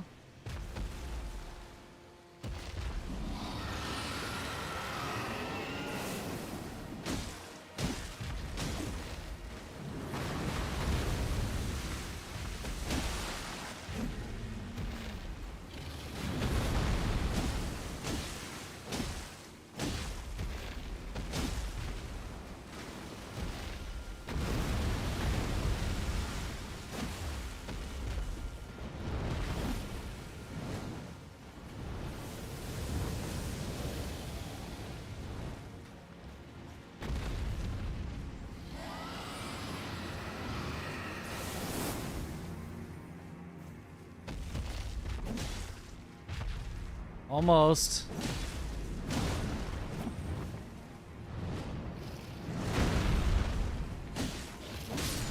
There we go.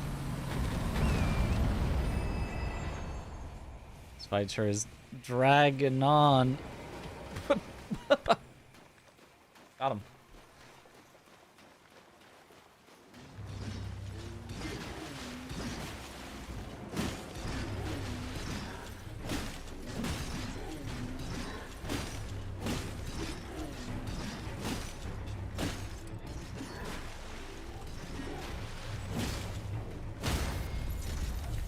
All right, there we go.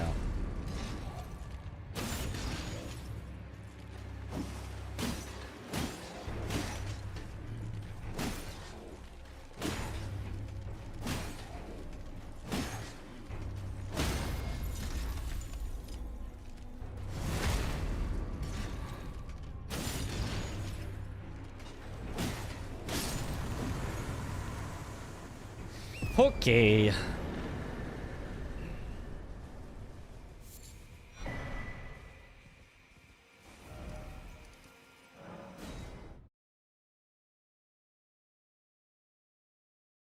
Riveting gameplay.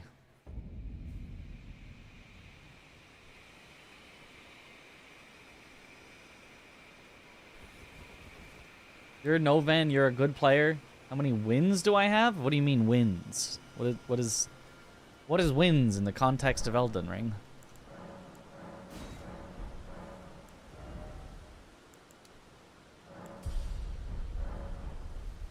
Grave seems a bit empty on weapons. Yeah, but that's fine. That just probably means more later.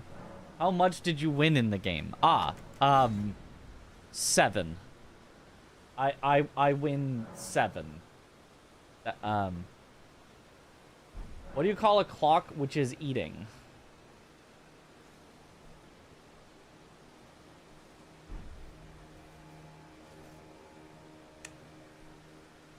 I don't know. Yep, 7. Yo, what up, Seljuice? Wins are the number of times we've +2'd you. Oh, then, like, tens of thousands, hundreds of thousands, perhaps.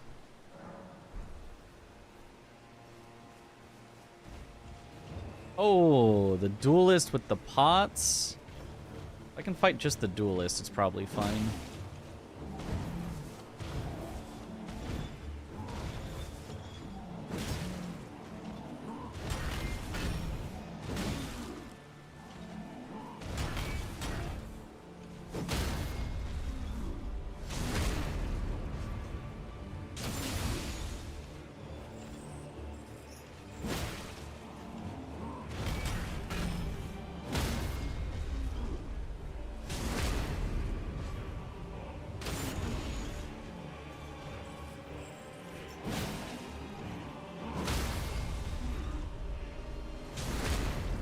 The pot duelist.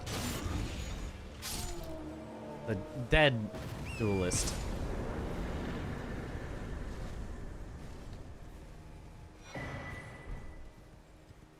Okay, anti-death. I was gonna say if we saw like a worm face right here, that'd be perfect.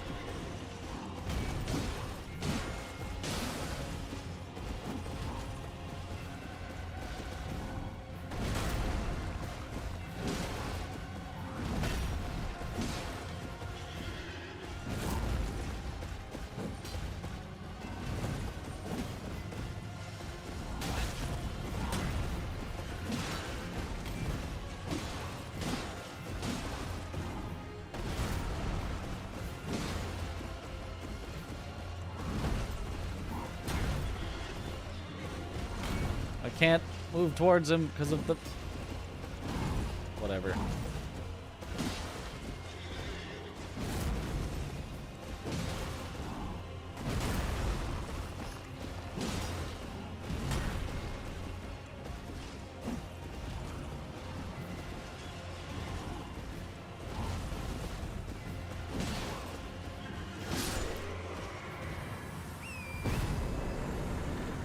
Okay. Ooh, Sacred Tear is nice.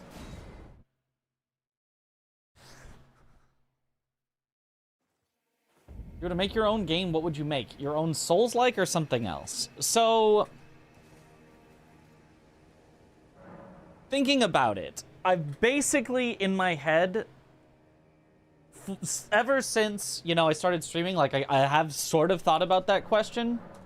And it basically... If I made a game, it basically would have been 9 Souls. I was thinking I'm not talented enough to make like a 3D game, but I could maybe make a 2D game with some fun Sekiro-like mechanics of deflecting and stuff, which would basically just have been 9 Souls.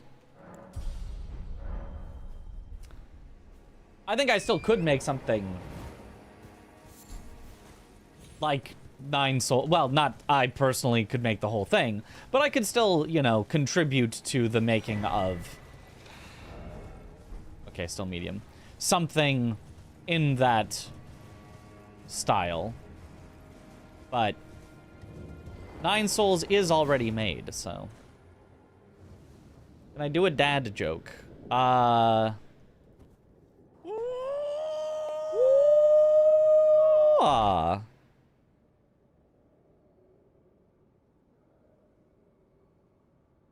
It's not a dad joke, but I have one that popped to mind, and I'll see if I can remember how to tell it. But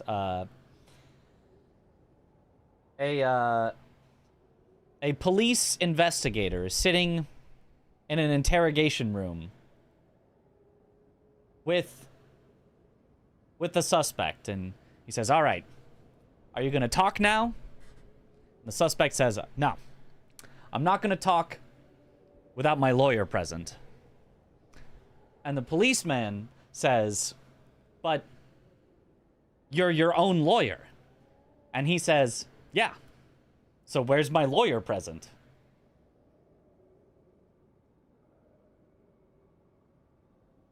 You're welcome.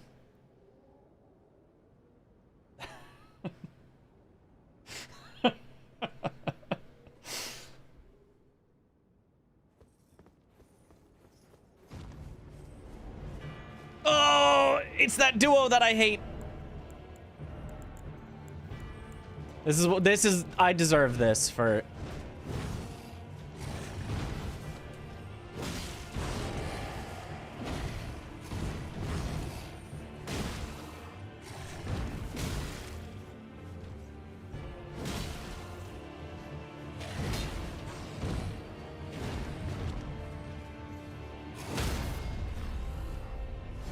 Why is it active? He's not at half health.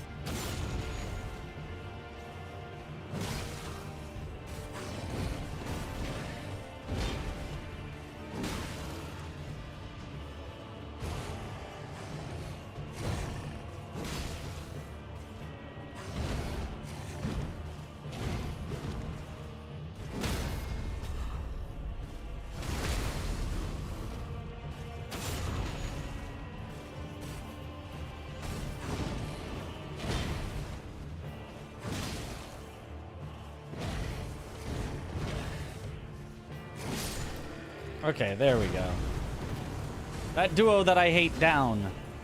They were surprisingly passive. The Crucible Knight, it actually kind of functioned.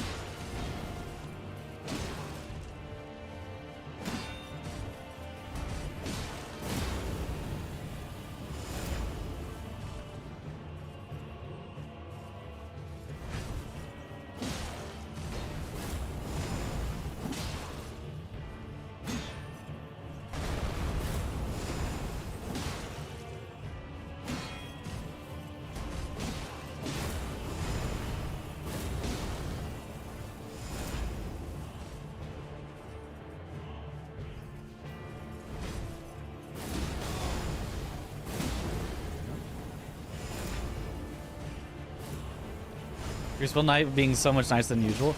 Yeah. That was like the most surprising Crucible Knight I've ever had that actually just waited his turn.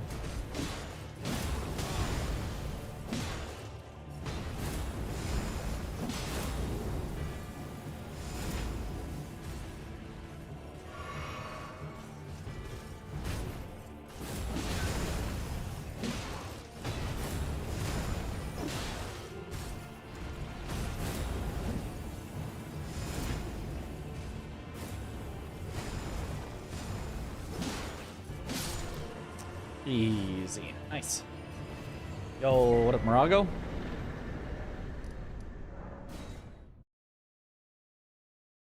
He's just spamming put the tail away. That's what he does once he gets into that phase. Luck, Mitch. Yo, thank you for the good luck. Input read stab the knights do when you heal is among the most cancerous attacks in the game. It's pretty bad. Yeah, I do not like that. I don't like almost any input reads, but like especially input reads that are as quick as that, and like he can be across the entire arena and still stab you somehow.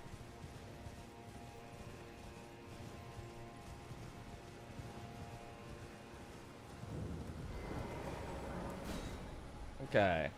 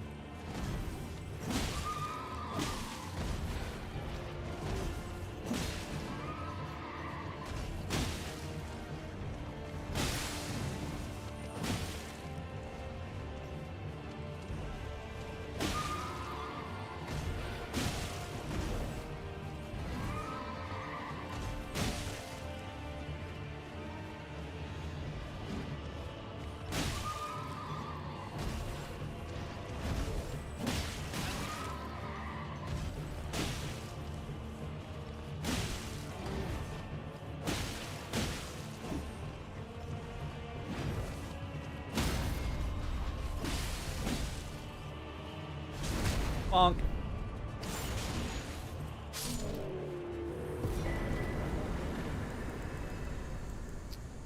Okay, no stone sword keys, so I'll just head to Stormvale now.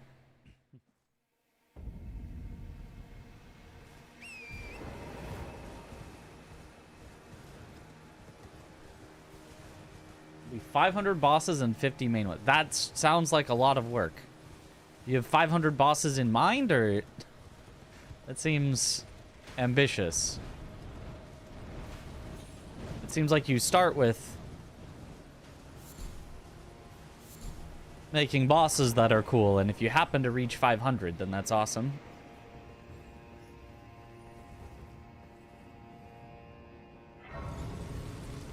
Or Innocent Knight's Cap.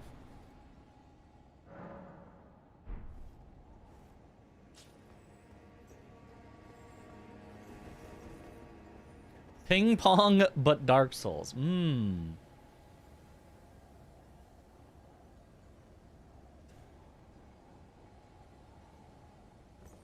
10 and then copy paste them. That would get you there.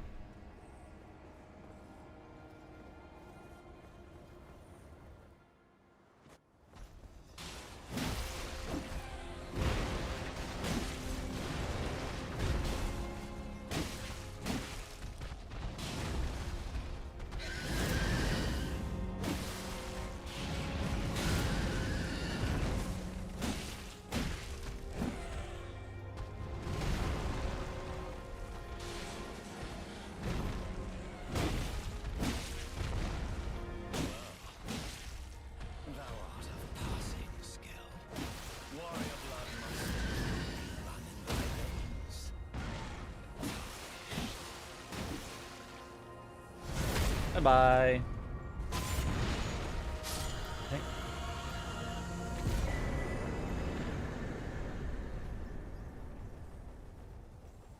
I shall remember thee, tarnished, smoldering with thy meager flame. Sequel to Ball X Pit. In fear of the night, the hands of the fell omen shall brook. It's tight. God, you breached. Well, But of course, I'd advise against it.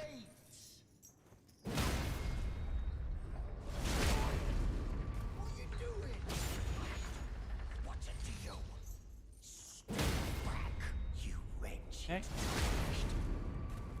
This is the stream where we play the Italian challenge? Yeah.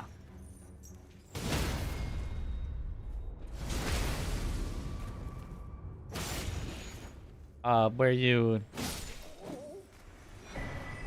can only talk with your hands. I don't know. I didn't have anything ready. Ooh, Banished Knight's greatsword. Moonveil. It's not Monday yet though.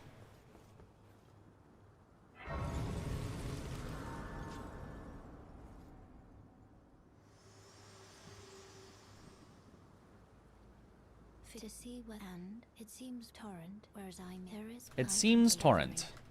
Very at my hand. Not Monday.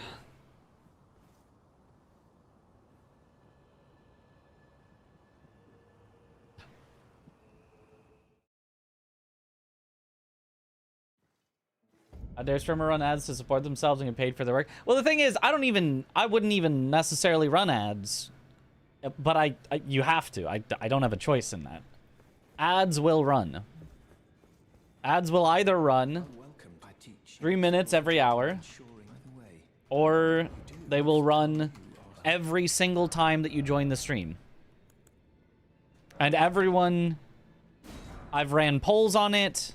I've asked about it. Everyone has unanimously agreed 3 minutes every hour is the much lesser of two evils. And those are your only options. If someone runs more than 3 minutes every hour, then they're doing it because they would like to be paid more, and that's understandable. You're allowed to do that.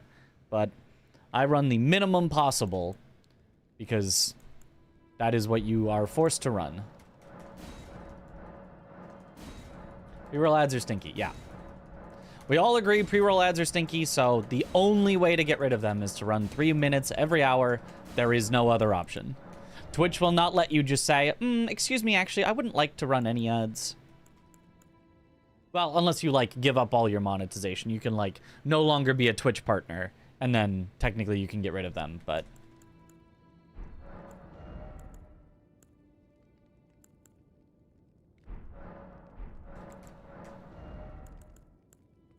Now, would I run some anyway? If I had the option, I don't know. I don't want to, but, like... It is one of the only ways to actually, like... sustain streaming as a career, so... I might kind of have to, but...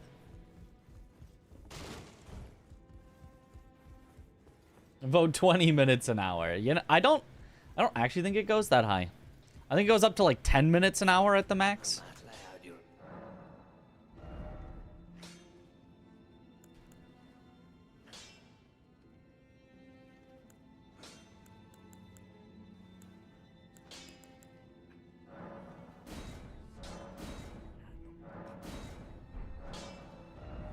So it's currently at 10. I can only get it to 11. I can't get it to 12 yet. I need one more smithing stone 4, but that gets me past somber 4, and I'm pretty sure there were somber 5s in the shop and 6s, which gets us for okay. We're doing pretty good.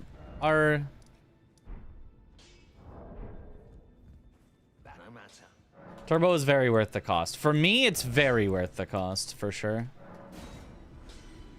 I watch more than enough Twitch that having no ads on every channel is super worth it. You can also just get an ad blocker. Oh, I don't care.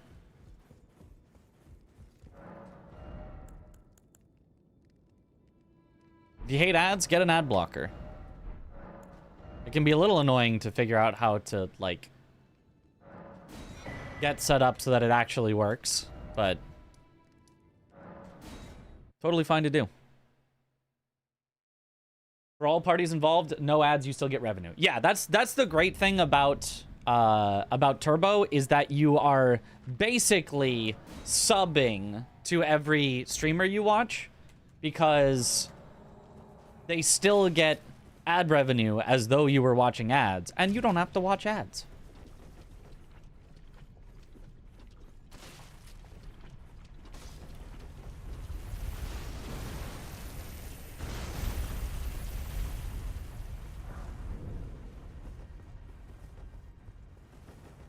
But you don't get the sub badge. That is true. You do miss out on that.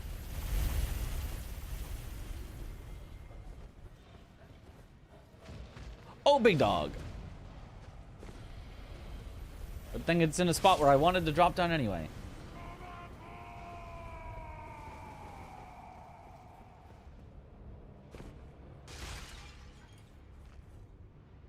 Yo, Mindless Lump, thank you for the Prime sub.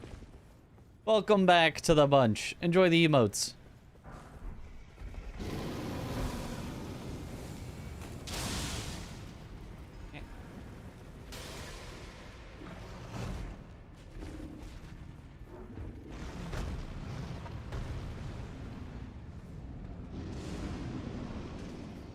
Oh, hello.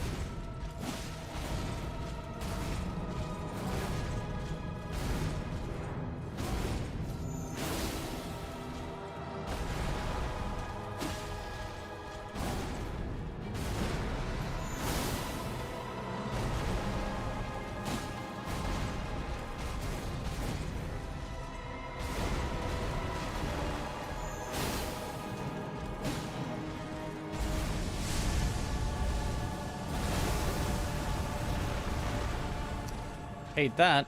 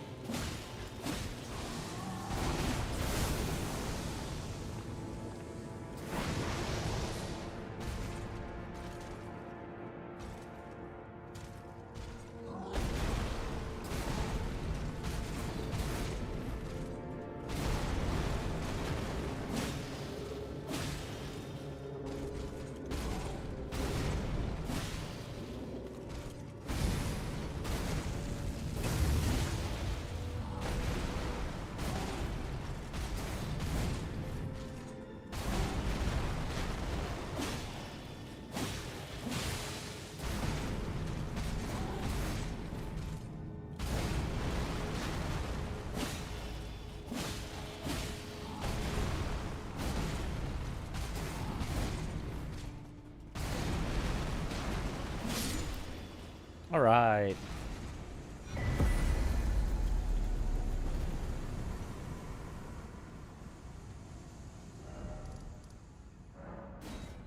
Woo.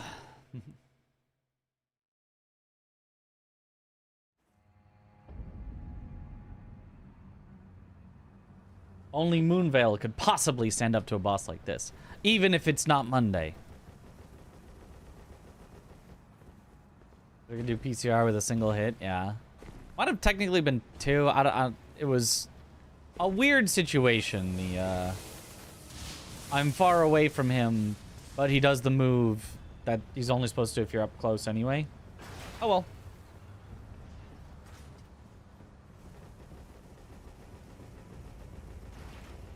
Yo, thanks for the good luck. Yo, Apicore! Yo, thank you for the raid. Welcome on in, Raiders.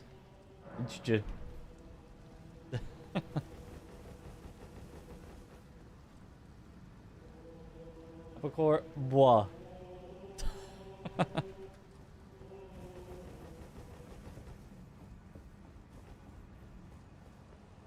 Everyone Twitch chat paid for my hotel over the course of 30 minutes. Hotel, flight, the whole shebang. That was pretty neat. Probably a hotel flight and the several days I'll take off stream. All of that paid for. During the French relay.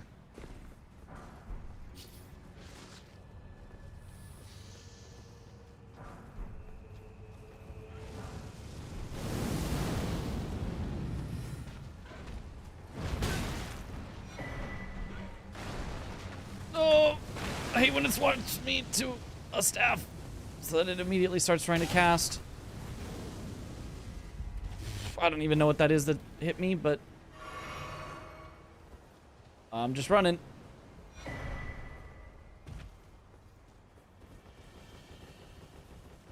I've trained level 22 or something. I think that was it. I think it was 22. I have not seen a hype train nearly that big before. At least in my own channel.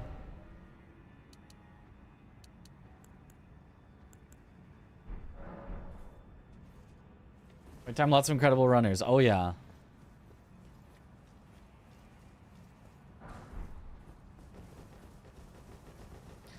We've got to do something like that again.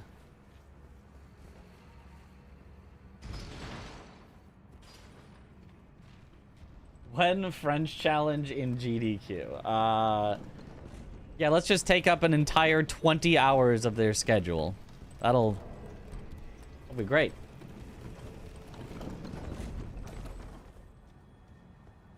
Ordered 92 gifted subs. I don't remember the number because you dodged all of them.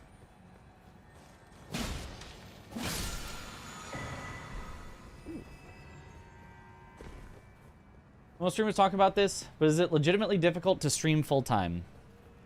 Depends. It's highly dependent. Is it harder to stream full time than a regular job? Like, no, obviously not. Not really close at all.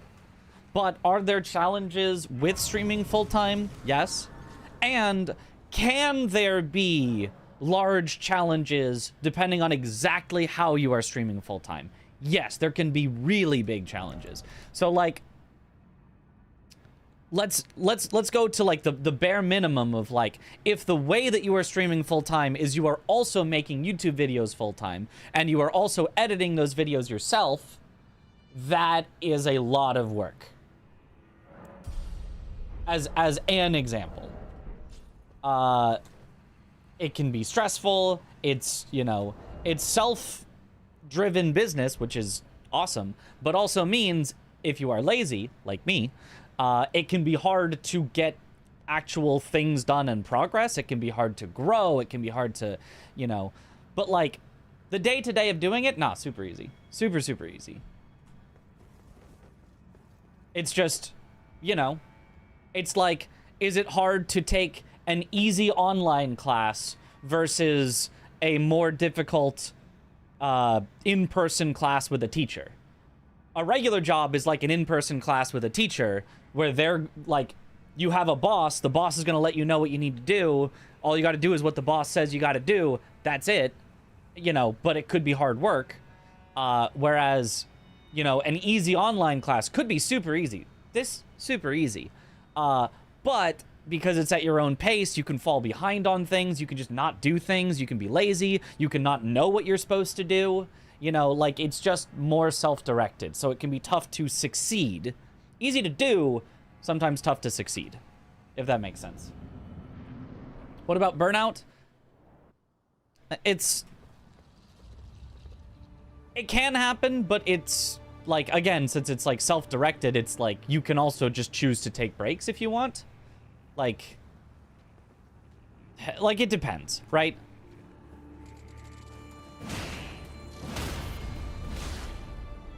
Like, you can... Obviously, I've been burned out of playing specific games, and then I'll just stop playing that game, and then I'll just go, I'm just gonna go play something else. If you're someone who plays games is what you do. But not everyone necessarily is that, and you can get burnout from, as I said, it can be a lot of effort to edit your own videos, it can be a lot of effort to make all those plans for yourself. So you can get burned out on doing that. You can be good at doing it, but get burned out on that.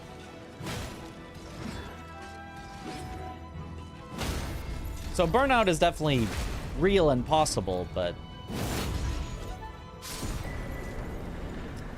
2 imbued sword keys. Wow. We're really hiding it right here. But I mean, I think you can also get burned out of a regular job. Like, right? You can absolutely be like, I need a break from this. So it's, yeah. It's just, I think it's just always going to be theoretically tougher to do something, maybe not theoretically tougher, but theoretically have some difficulty to things that are super self-directed, because you have to do it. I always say just stream for fun. Yeah. Stress is the biggest thing I've heard from streaming friends. Stress can come from just about anywhere. Too few viewers. Stressful. Suddenly way more viewers than you used to. Stressful. Need to miss a day. Stressful. Feeling like you have to be on every day. Stressful. At a certain size, obviously you have more autonomy to do what you want, but small, medium streamers, I think it affects more. Yeah. It also depends on how money motivated you are. I'm not super money motivated, so a lot of what I do isn't as stressful as it would be for somebody else. Because, like, I'll do something and have no viewers and go, I don't care. I'm having fun. Whereas somebody else, you know, would do something, their viewer number would drop and they'd go, oh my god, I'm not going to, you know, I'm making less money. It's going to be bad for this month. I need to go back, you know, whatever it is. Like, I think that can be a big part of it too. Like, I just don't, whatever. I don't care.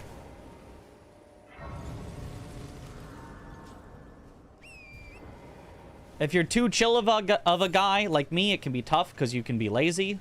And so you won't necessarily grow or succeed as well. And if you're too uptight of a guy, it can be tough because you can worry about every little thing. And there's so many things you could worry about. So.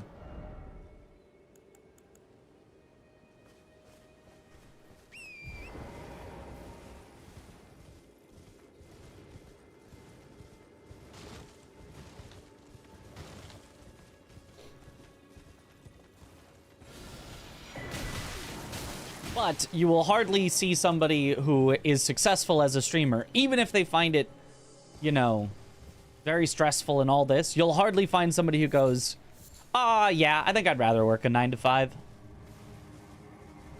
You will see that eventually at big enough streamers that, like, they're so rich they don't have to do anything anymore, but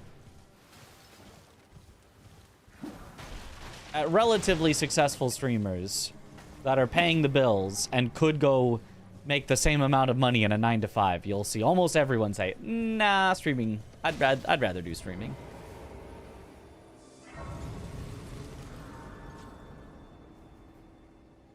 Does everything that goes on, I'd so much rather do this than have a soul-crushing corpo job. Yep. You're surprised. Dragonfly head might be clutch later. Yeah, what if we need that dragonfly head?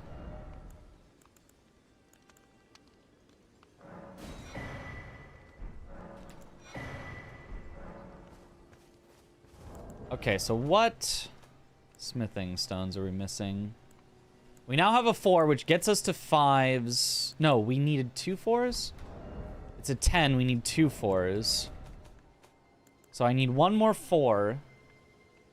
That gets us to 5s. And then I think 6s and 7s may have been available. We're not too weak right now. A plus 10 is fine, but we could be better. No more stressful than trying to own your own business, and the actual 9 to 5 work is kind of objectively less hard for most people than owning a business. Yeah, absolutely. Technically, you kind of do own a business, but you don't have to, like, manage employees like that, per se.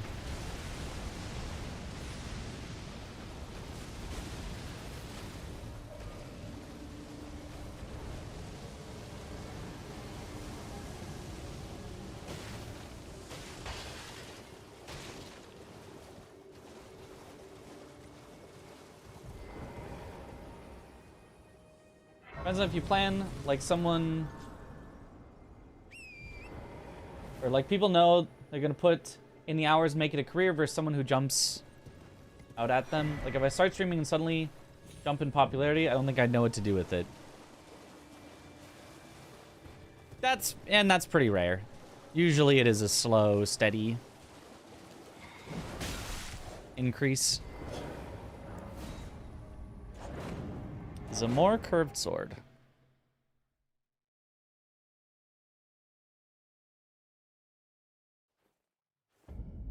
Most successful streamers, and there's maybe kind of an influx of not this recently, but I think most successful streamers are just people that are just streaming for fun and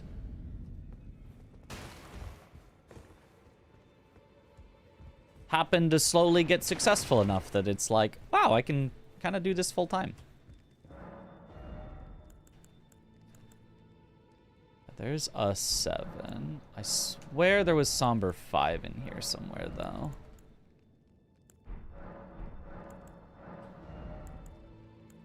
There's Somber 7.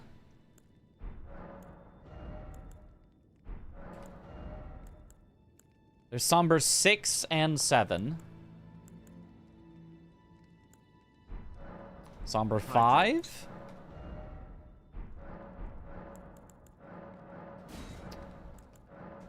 There might not be a Somber 5. I might be mistaken on that. Darn, so I still need a Smithing 4 or a Somber 5. Thank you for the hydrate.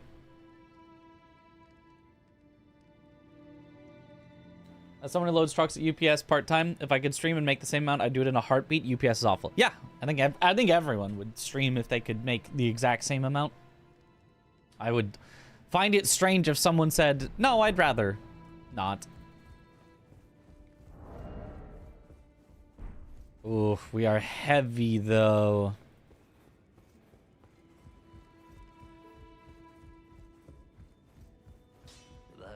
YouTube channel was a hobby until it wasn't. Just happened over time. Yeah. Also, yo, what up, Abyssoft? Yeah, exactly. And I think that's how most successful, you know, streamers are. Like, I think the idea of making streaming a job has only been kind of recent. And, like, there are, I think, successful streamers that I don't necessarily want to name, that I think have come into streaming as wanting to make it a job and have been successful, like, very successful. But I think you'll find that most streamers that come into it expecting it to be a job just crash and burn. Because the first most important thing is, like, just the having fun. Oh, I do have some money.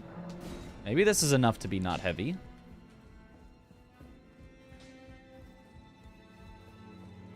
Do invasions count as bosses in this challenge, like the Volcano Manor contracts? No, they do not have a boss health bar. Still heavy. All right, let's check the items here and see. I'm happy with making enough to pay a bill for a month. Yeah, same. I have been a full-time streamer since technically I was not making enough money to pay my bills. My monthly account balance was going down month after month, and I was a full-time streamer anyway, just because I enjoyed it. And since then, we have continued to grow, and now I am paying my bills.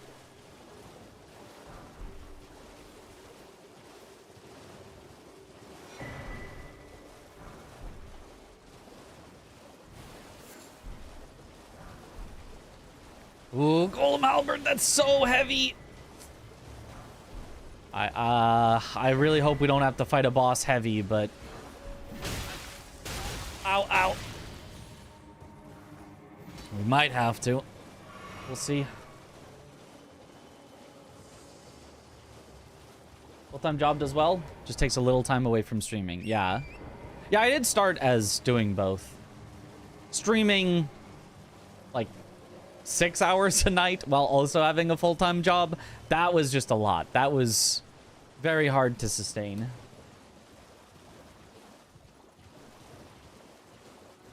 What's the amount of viewers to consider it a full-time job? Depends on your monetization.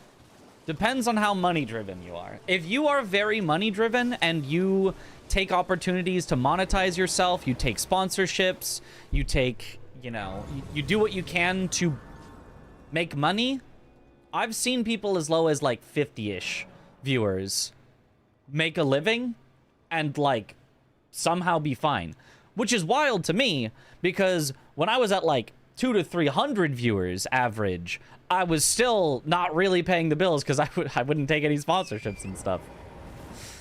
Like, so it really depends. You can literally like more than triple, like 10 times your monthly income as a streamer by actually seeking out sponsorships and opportunities and you know, things like that. And I don't, so.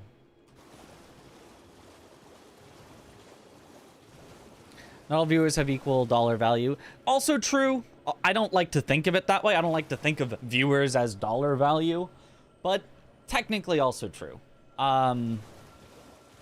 Yeah, and there are people that will do more, you know, subathons or reasons for somebody to sub. Why am I fighting this at heavy load? This is like the worst boss to fight heavy. Just never mind. I don't know why. I don't know why I hate you. I'm sorry. I'll be over here. No. I'll be over here. You can reset now. Okay.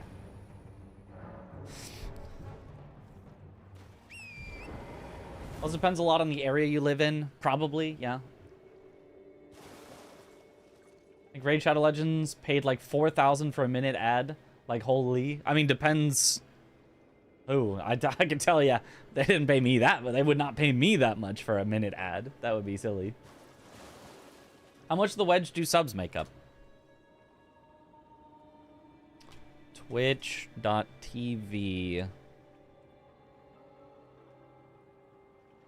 Analytics.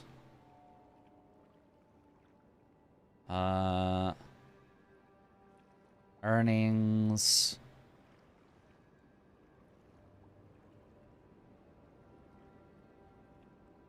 Okay, this month is an anomaly because we had that one day with all of the subs that happened.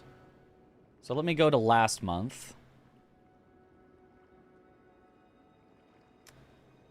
Oh, I'm not sure I can go to last month. I don't think it keeps it like that. Okay, well, I'll just take out all the gifted subs, and then it would be like...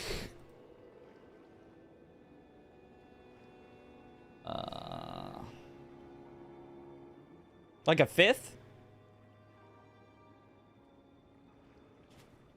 Like a fifth? Although usually we at least get some gifted subs, so maybe more like a quarter?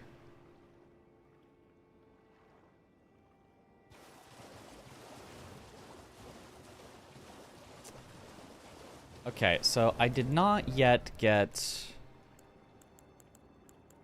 my stone that I need, so I guess I should just keep looking. Just have an anomaly day every month. True. If you count the anomaly this month from the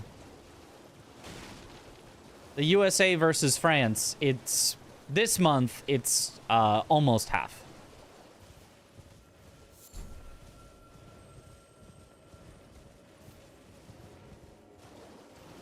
And the rest is ads. The rest is ads, some bits. Yeah, it's mostly ads, yes.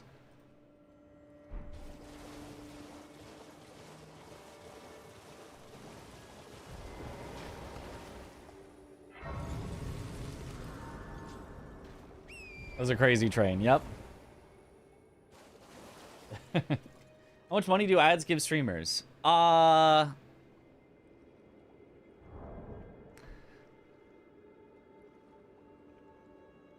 Let's see. So if you streamed for 200 hours a month with 600 average viewers, your ad revenue would be about $2,000. So you can scale that up or down to whatever streamer you want to think about. It also probably depends on time of day. I might be in a low ad revenue time of day because it's the middle of the night. So I don't know, but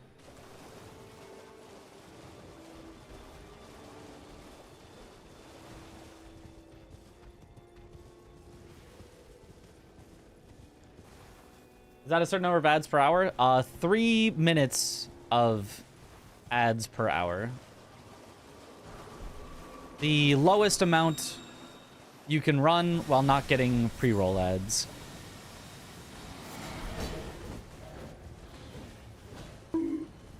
Bonk. Smithing 7. That's not the one I need. I need smithing 4. Oh, and we've got a heavy shield. This collect items to get less heavy thing. Oh, Cypher Potta is really light. Oh, that's light.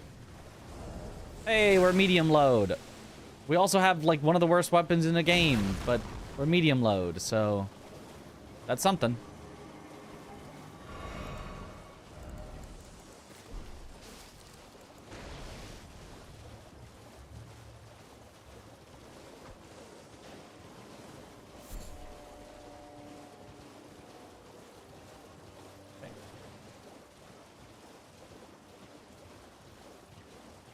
You can make $40,000 a month if you would scale ads from 3 minutes an hour to 60 minutes an hour. Oh, you're right.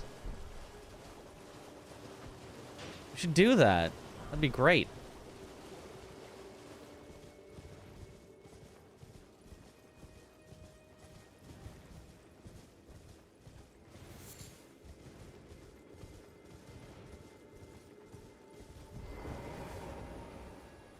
Why stop at 60 an hour? Just invented the shopping channel. Yep. Okay, I think we gotta just keep collecting stuff. I don't think I can really fight anything at this moment.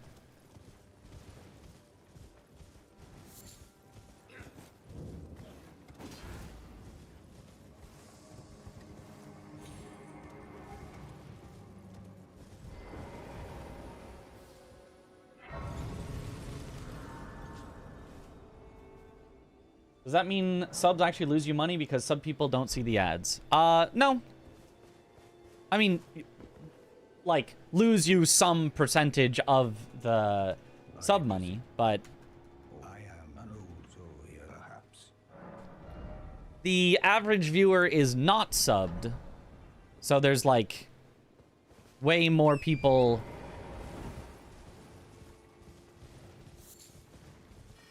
that are watching ads than subbed, which is why ad revenue is usually higher than sub revenue. In like a subathon month, where everyone gets gifted subs, ad revenue can drop to like 0, but you make way more on the subathon than you would from ad revenue.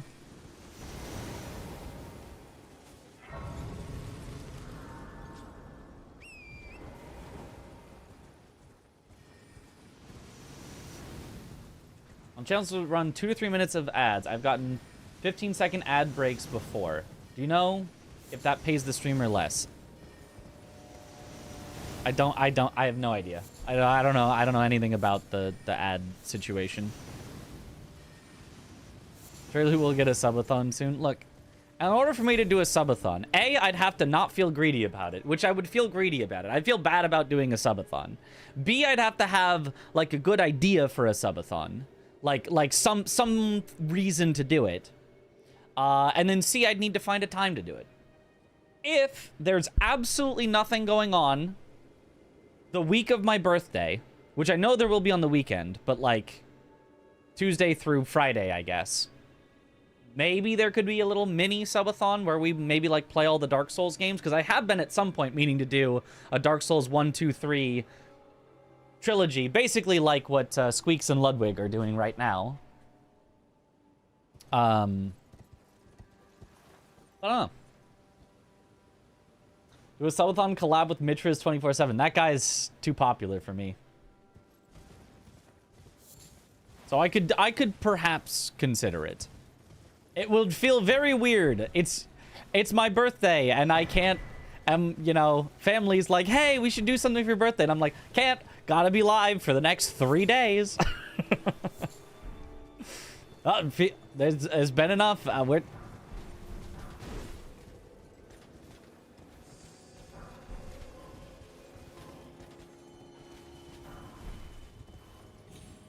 Darn, nothing.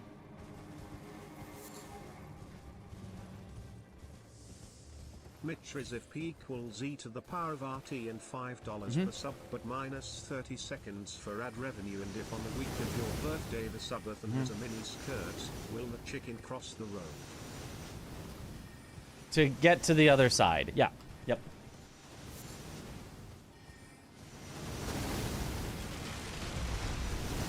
What about people who use the well-known ways to block ads? Do they produce no money at all? Yes.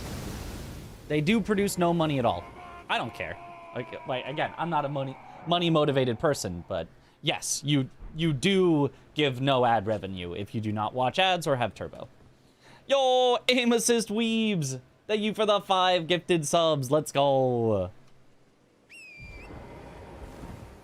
Again, if ads bother you, please get an ad blocker if you can't afford Twitch Turbo. Like, please. I would much rather have happy people watching than people that are annoyed and eventually, you know, decide they're not going to watch Twitch anymore or whatever just because of ads.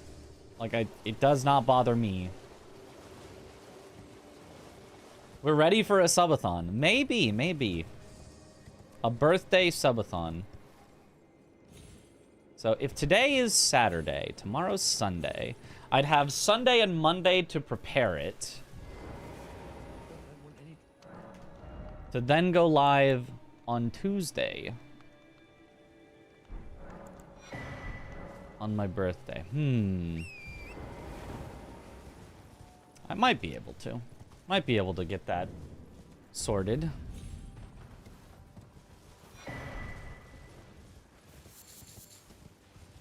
The main thing I'd want to set up is I'd probably want to set up on my bot a way for you guys to play a game while I'm sleeping, which I'm thinking would be simple flips. Or sorry, unfair flips. Not simple flips is a creator. Unfair flips. So you guys could flip a coin infinitely while I'm streaming. Seems like a very simple one to set up. Maybe during a subathon you could do a first playthrough of Sekiro. You know, I have been meaning to check out that game. It does sound kind of fun. Gamba, exactly.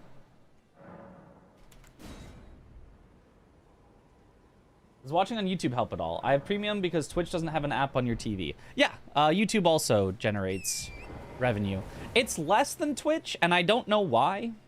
I don't know how the stuff works for YouTube versus Twitch, but it's like significantly lower on YouTube. But again, I don't care. It could be $0. I don't care. Maybe it's just because more people have figured out ad blockers on YouTube.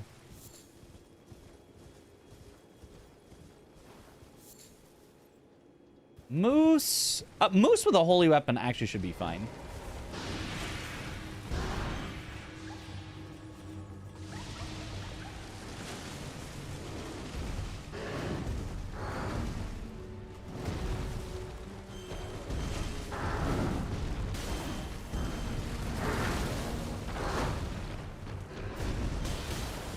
Yeah, we've got damage.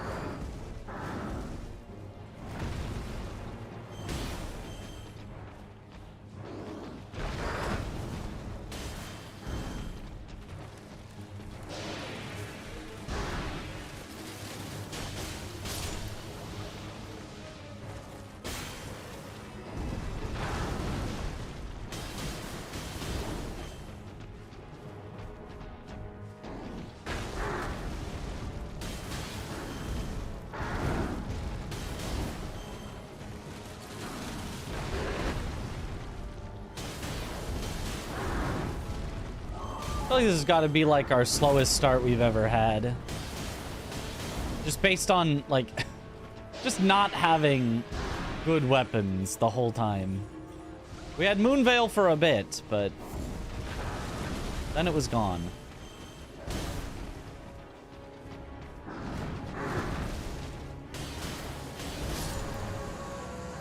Nice.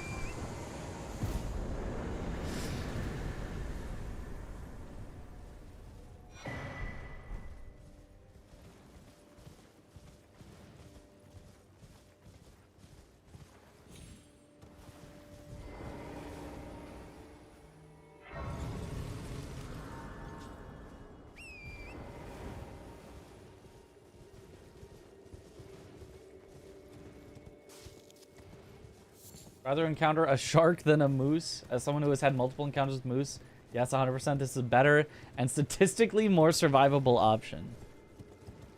Really?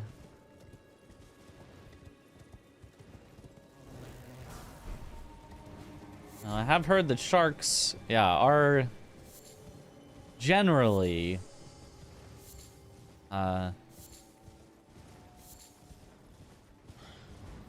not too aggressive, but fondly remembers Moonveil in 1.0. Ah, the double damage. The close-up double damage. We were spoiled back then.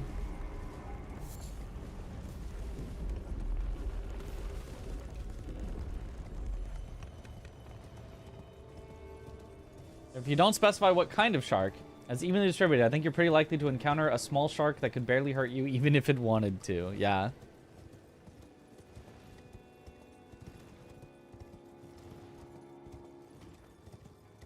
You want a pet bear or a pet big kitty? Lion, tiger, panther. That I don't think I would want that. That seems dangerous to me. I don't want to worry about that.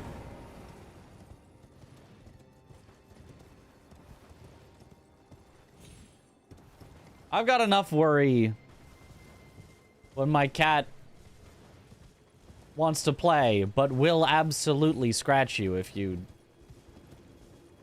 accept the playing. I don't need to worry about the play scratches being life-threatening.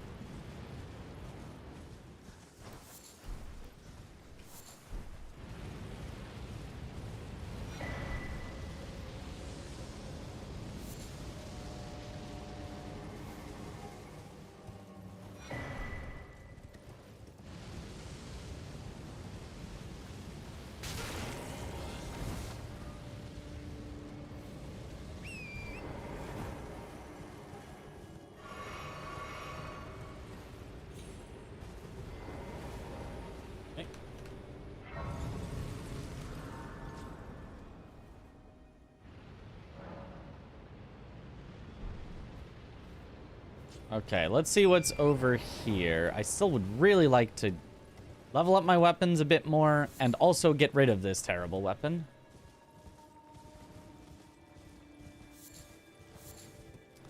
Let's see if here is something that I would fight with Cypherpoda. I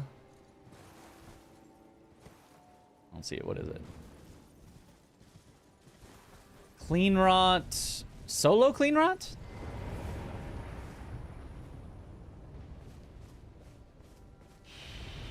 Is that okay?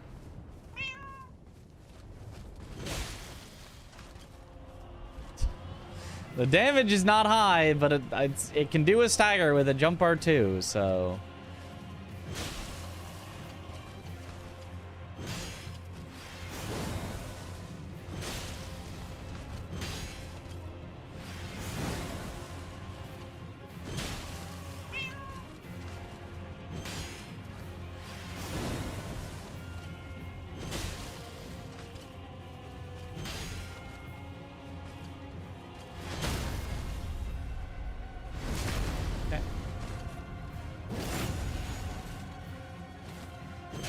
An unblockable blade. You know, that's right. Oh, except...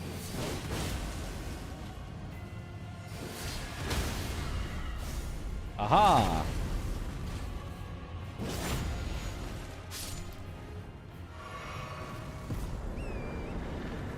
works.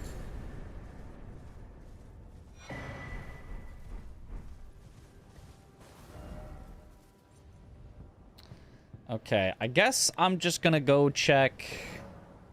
I don't think I grabbed the items by summon water. This new global emote is applicable to this challenge. Baguette break. Nice. YouTube, yo! Ziggy, thank you for the super chat. Mitch, there's some really cool swords in Fortnite. You should play with me sometime. Oh, yeah, of course. Love playing Fortnite.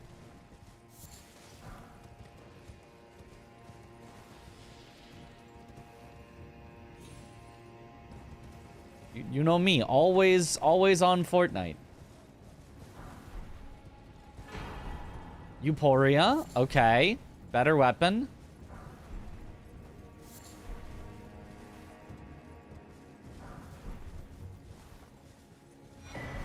Rosis! Better than Great Katana, they say. That's what everyone says. Better than Great Katana. Everyone would agree with this.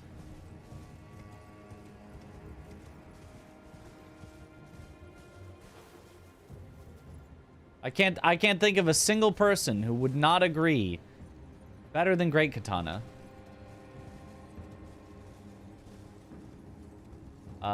What's the... Yeah, this is plenty far enough down.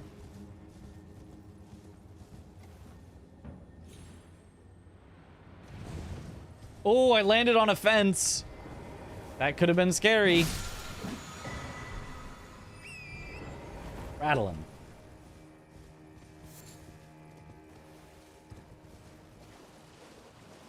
Or suddenly wants to know your location.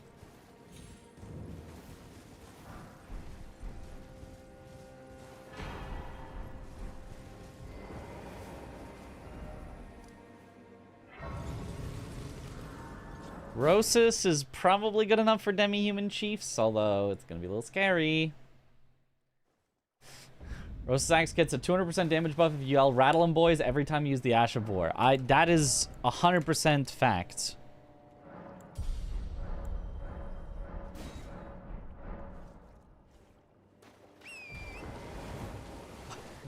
Chris is currently 200, 150 meters away.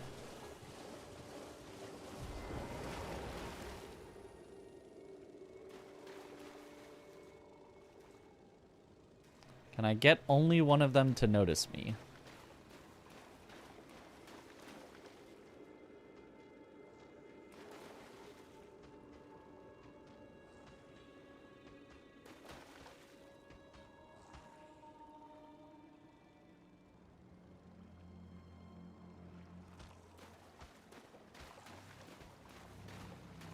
Uh-huh.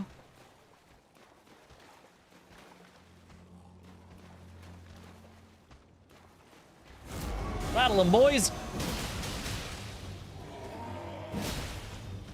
Rattle 'em, boys! Oh, good rattling.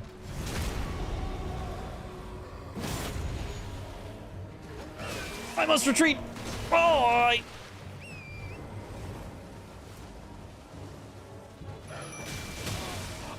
Oh!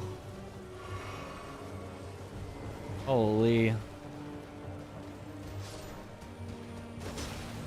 Rattle 'em, boys! Aw, come on.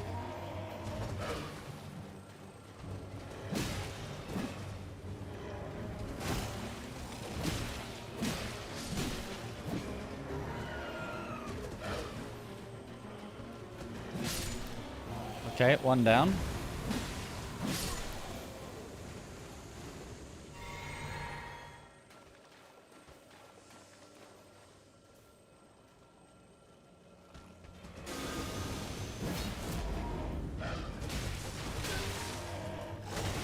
My God, they hurt so bad.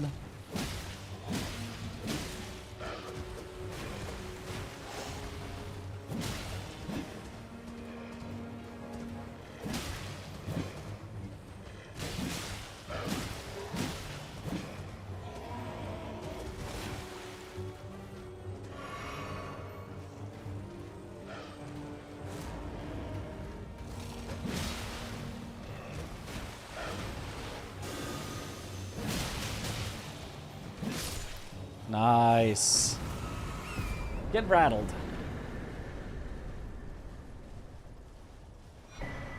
Why are these guys still here?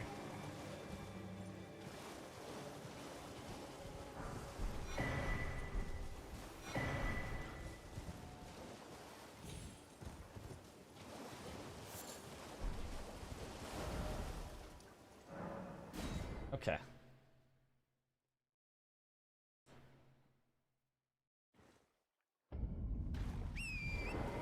I thought I said I was going to go to bed after I finished downloading something, and I finished downloading 2 hours ago. That's how they always get you.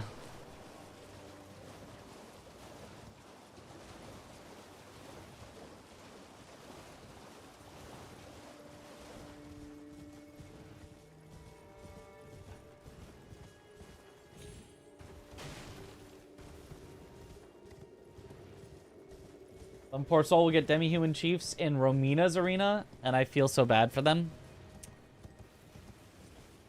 That wouldn't be the worst arena.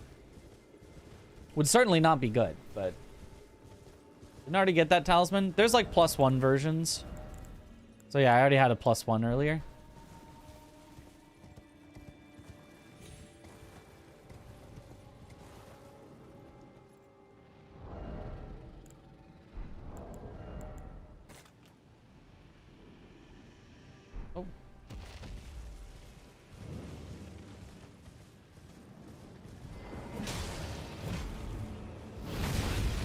Aw, that didn't hit. Rattle 'em, boys.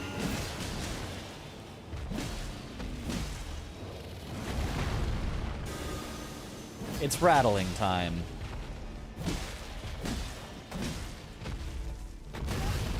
What do you mean my dodge didn't go off? This game sometimes.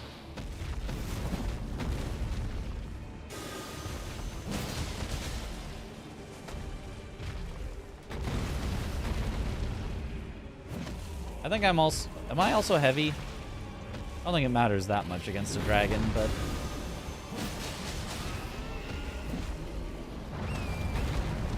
Oh, rattle him in the face. Oh, baby! Worth missing the riposte.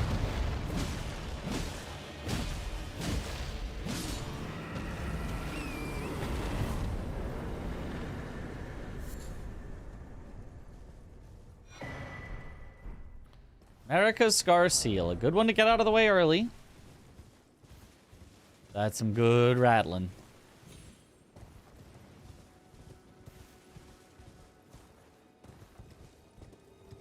Imagine if your claim to fame as a dragon is flying. Yeah, like I know. We all do that.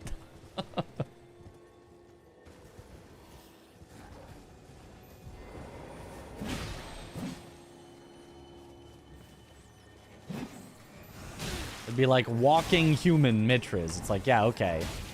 Okay, I have to leave it.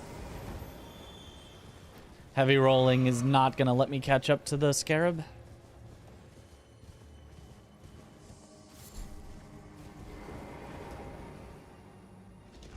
Rose Axe, solid weapon. Very solid. Way better than Great Katana Pog.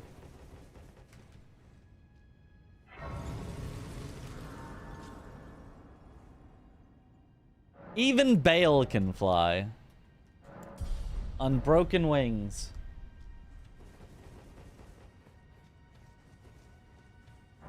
Walking Human Mitras would be a great stage name.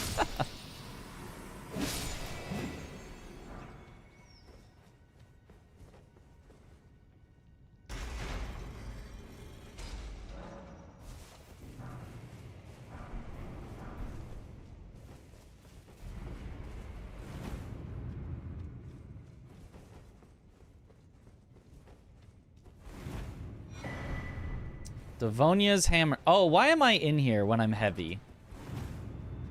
Why am I... I mean, we've got a good weapon. Maybe it'll be fine?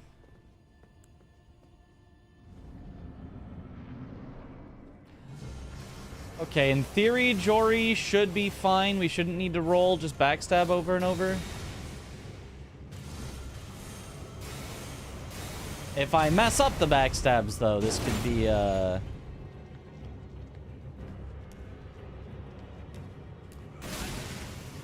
Okay, so he just didn't teleport right away, and then decided to teleport after. That's dumb. And now he's in a corner where I can't get backstabs very well.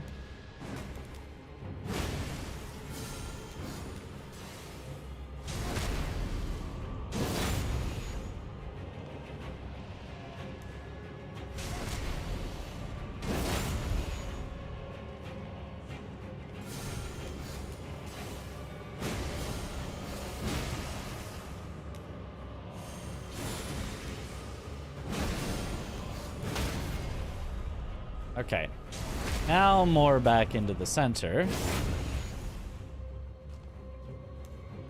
There we go.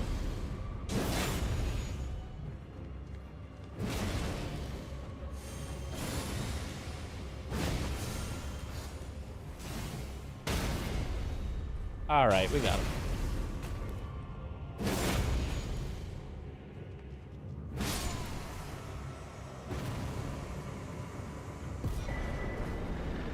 Arsenal Charm. He's still not. Oh my god, look at how heavy we are. I would need over 100 equip load in order to be able to not be heavy. That's just not happening. I just have to find new items to replace stuff. Super heavy weapon, super heavy shield. Super heavy gloves, although gloves aren't like the biggest deal. Kinda heavy chest, and then honestly kind of light helm and pants. But like, holy, there's just no way.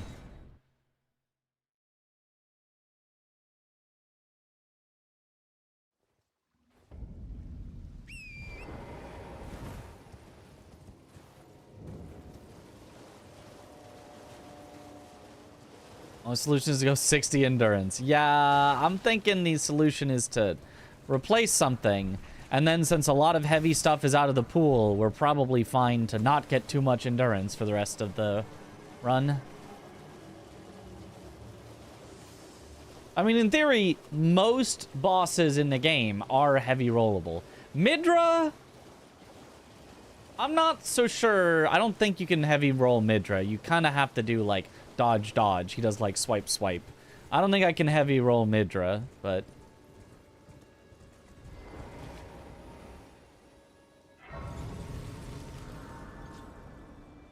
maybe I can shield Midra, though? Do I want to try that? That seems scary. It seems scary to bet on being able to defeat Midra. I can see what's over at the Albinoric village. Yeah, this is by far the slowest French challenge we have had. I think normally I get to this number of boss kills like an hour sooner. But it just has been one hurdle after another.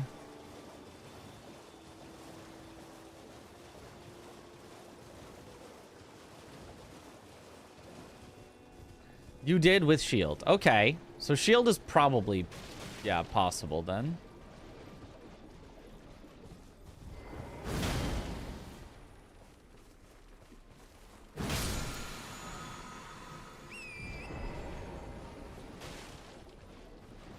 They'll take a lot of chip damage blocking Midra. Only certain of his attacks, right? He's mostly just physical. There's only some attacks that are madness.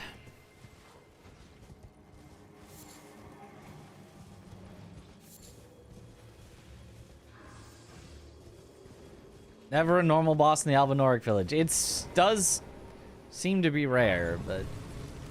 oh, and a lobster to even get access to... no, I don't think... oh, maybe it's not the play.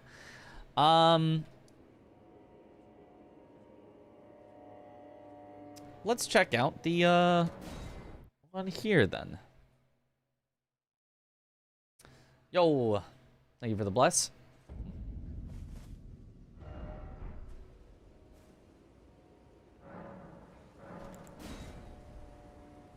Are lobsters weak to strike? I don't know. Use any tool mod to make keyboard and mouse more comfy. The only thing is I changed the heavy attacks to not be shift, but instead side mouse buttons. And I have one auto hotkey script that makes it so when I press tab, you can see I press tab on my keyboard overlay.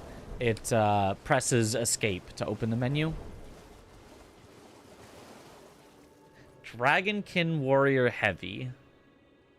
That sounds scary, but maybe possible. Lobster is weak to strike. Okay.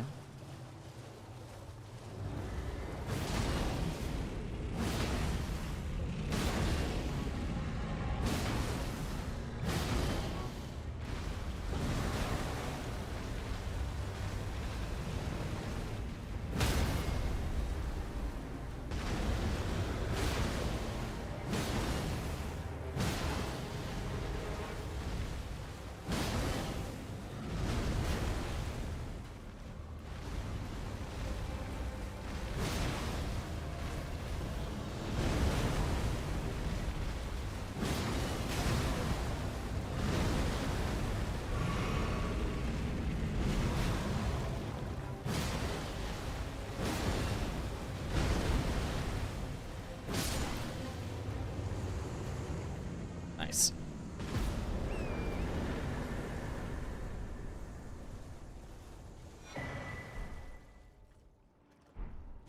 Ash of War, Bloodblade. Everything is weak to 99 strength. That's what I know. True.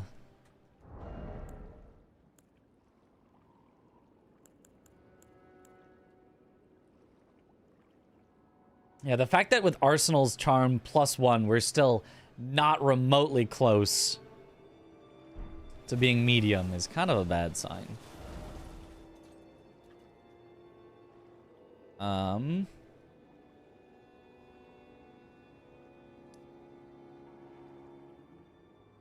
What do I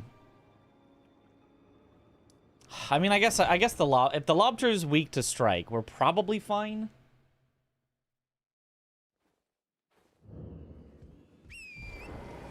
And then we can at least see what boss is over there.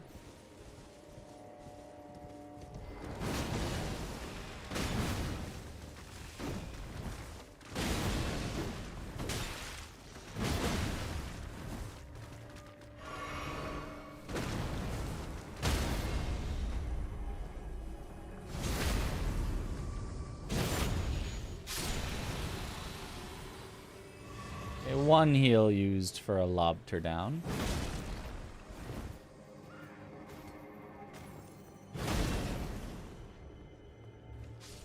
Bye-bye.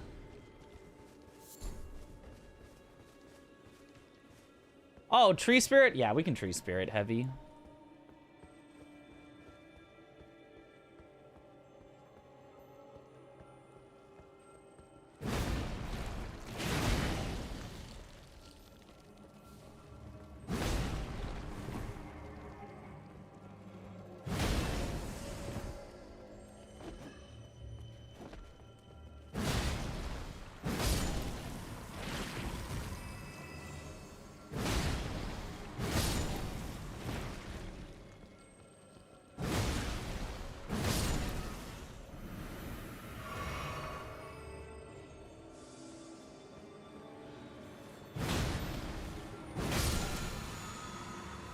Yeah, I can just leave that sludge there.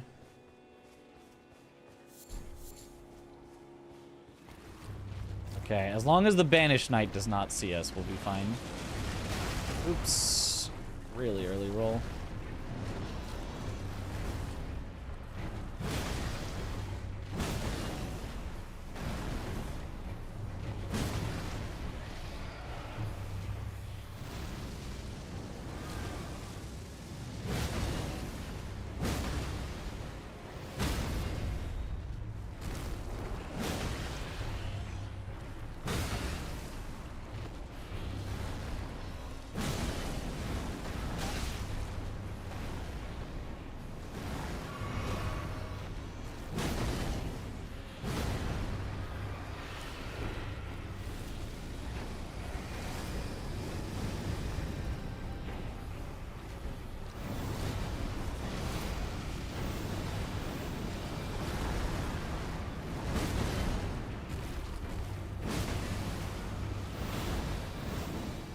Oh, he fell.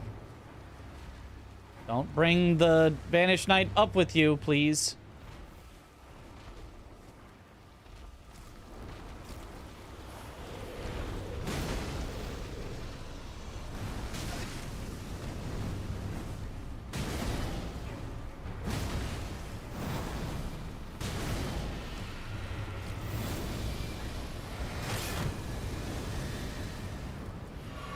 That had to just block it.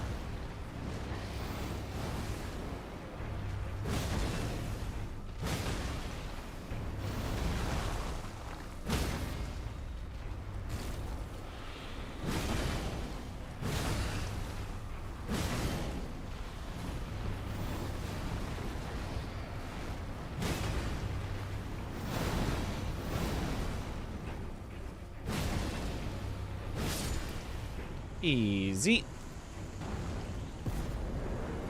Okay. Whew.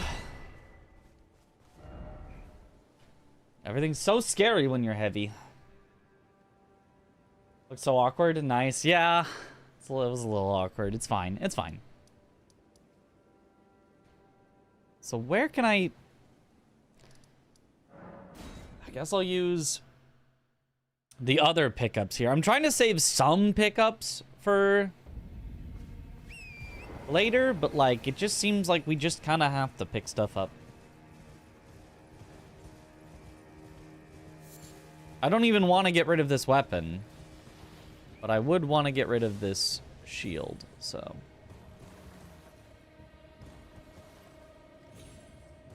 I did not like that jump that I did there.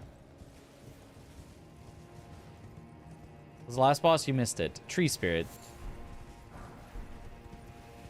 Oh, Golden Slam.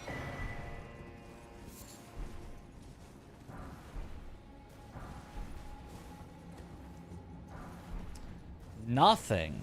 Nothing at all interesting from this graveyard. This is so sad.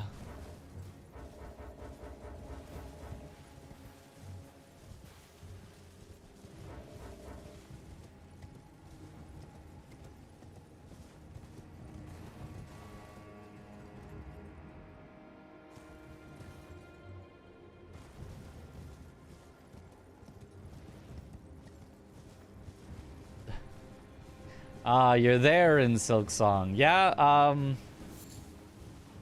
yeah, good luck.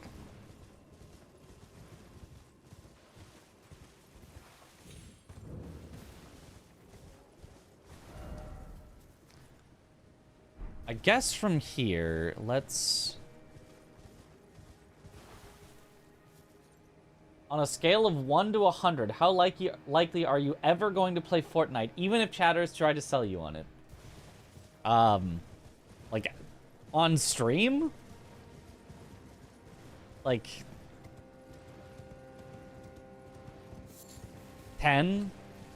Like, there is some remote chance that during some event... Let's say, for example, it's Chris's birthday, and he's like, we're all gonna play Fortnite together. Yeah, I'll play Fortnite with Chris on his birthday. If he says it's his birthday and we're all playing Minecraft together, yeah, I'm playing Minecraft with Chris on his birthday, you know. But, like, am I ever going to play it solo on stream? No, that will not happen. Okay, we're a little less heavy with this chest.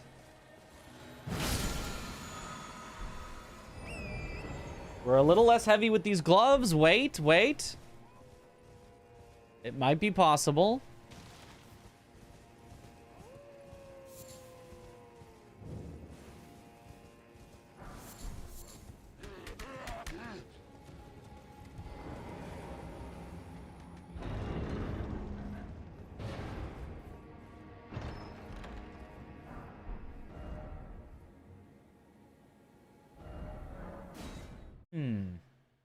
It's my birthday. Can you play Fortnite?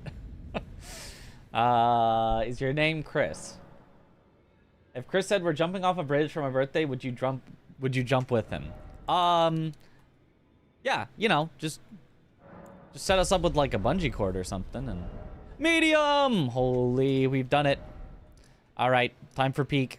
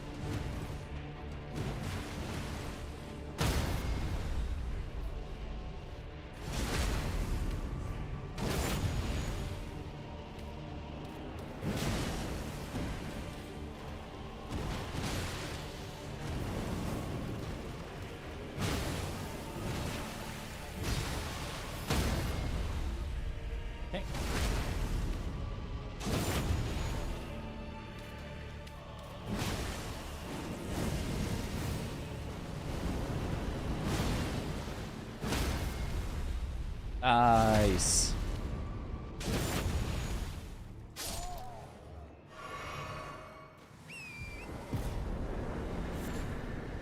Legend fell. Hammer is quite good. Yeah, I like it.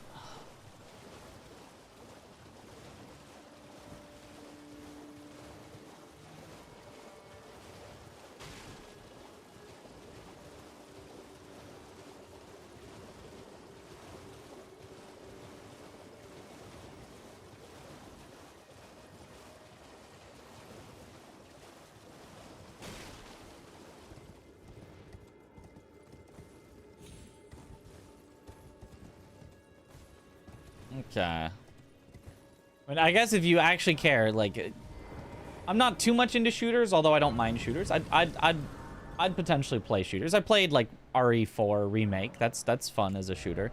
But battle royales don't really interest me. Like, Night of the Solitary Jail, maybe? Who's a ghostly NPC? Dancer of Rana. I guess it could have been any of the jail NPCs.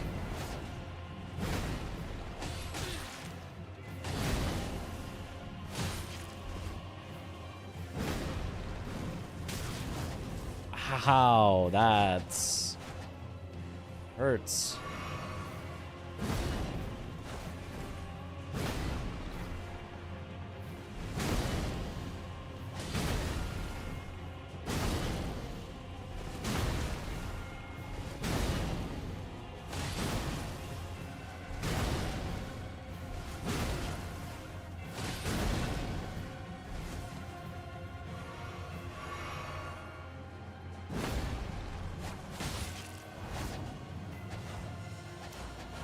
Their scaling's kind of mean right here.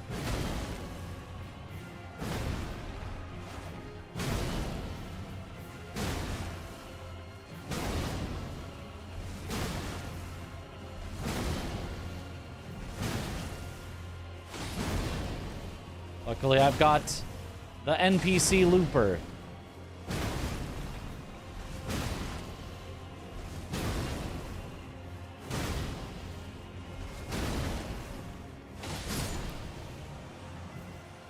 Easy.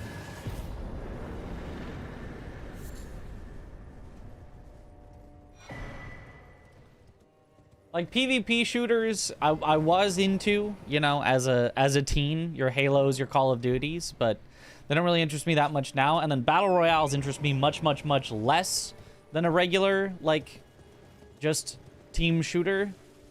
Because the whole, like, I don't know, the idea of, oh, you only win if you get first place, and then, like, everything besides that is, like, not winning. I mean, I guess you could personally be happy with, like, I got top 50 out of 100, but, like, let's be real, you're trying to get a victory royale. Yeah, Fortnite, we about to get down. So just reducing the number of winners from half the players to 1% of the players is like, okay. And like, I feel like it goes on for a long time. You invest more of your life into it, and before it finally ends, and like, I don't know. It just feels like it's not for me in like any way. H1Z1 was so good, even the survival game, before they turned it into a battle royale. Yo, Graphic Truth, thank you for the raid. Welcome on in, Raiders. It's about to get graphic.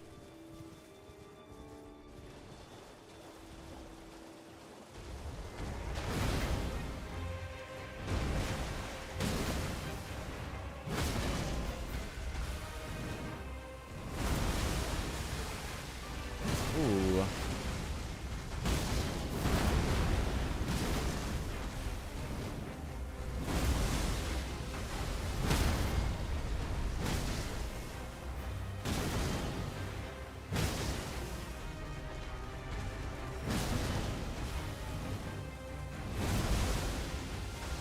I'll do a little running before my roll to make sure I don't end up still in the rot.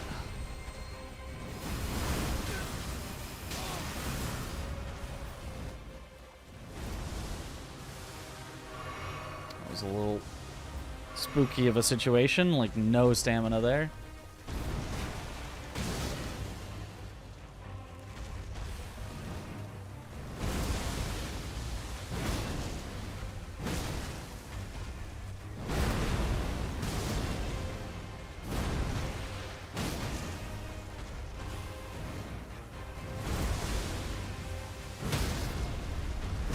There we go.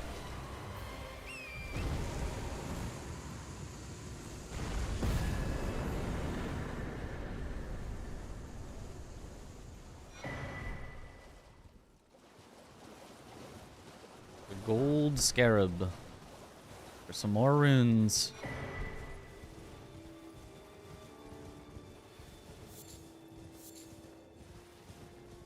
Multiplayer games in general mostly stink now, to be honest. I mean, I think they're good if you're into that. I think maybe you're just not into that, and I'm just not into that. I think people that really like multiplayer games have multiplayer games that they like. I just don't think that's me.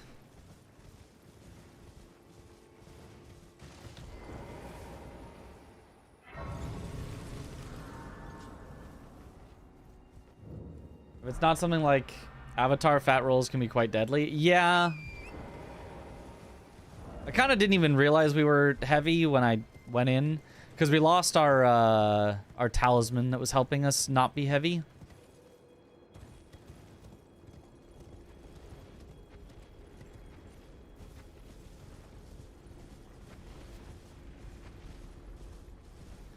I was so lucky, honestly. The rot was crazy. It only got me once. Yeah. We probably should have just died at the start, and then I would have restarted, and it would have been fine. Lucerne. That is much lighter. Hooray. Not heavy.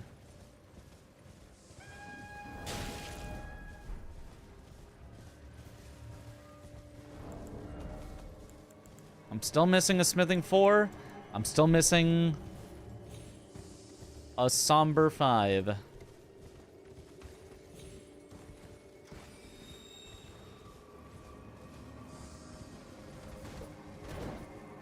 Either one of those, and we can be a lot more upgraded.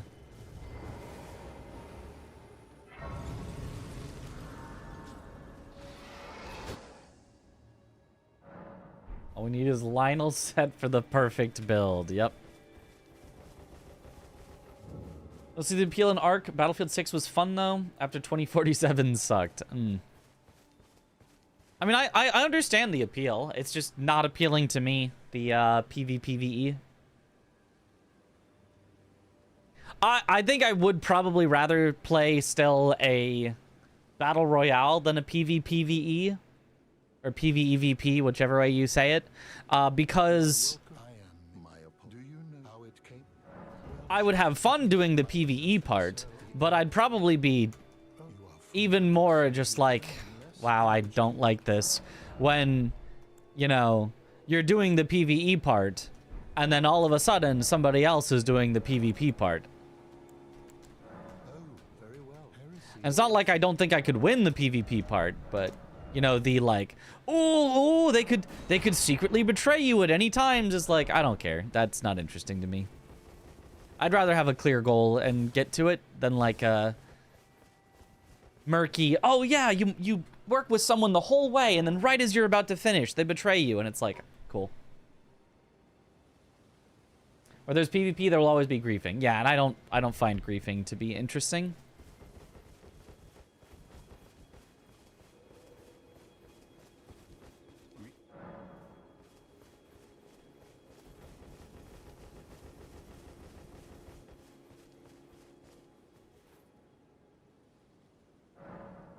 Saying he likes Fortnite more than Duskbloods. It's possible I will. I don't know. I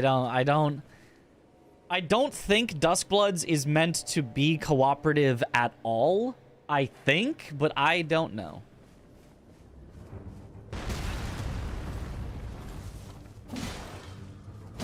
Oh, our damage is not good.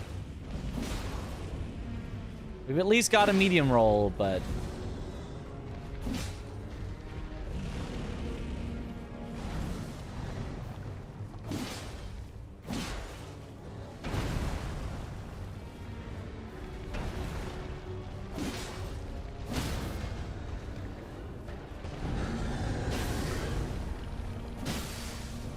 can I take the riposte, please? Hello?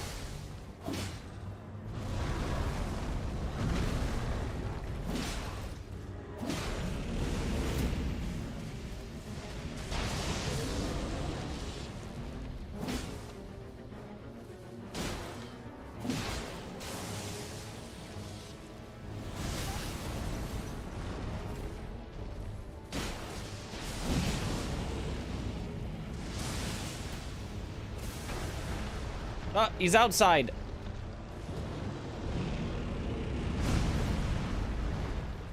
Okay, well, this is interesting.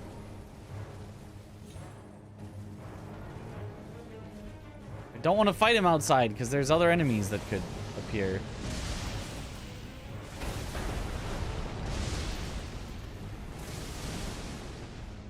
So let's try to just get him to come inside again.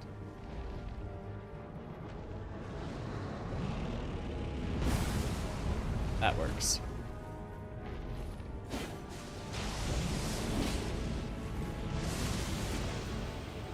And he's outside again. Well, outside on that side maybe is fine. I don't know how close the edge is to where he's at. It's kind of close to the edge. Let's just back inside.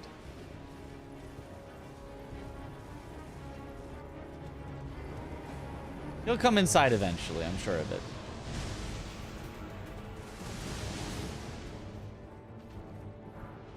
Now, will he stay inside is the other question.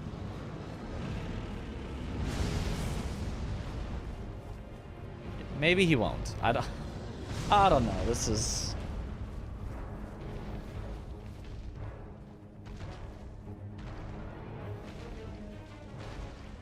Oh, he's walking all the way around. He only knows how to enter the church from that side.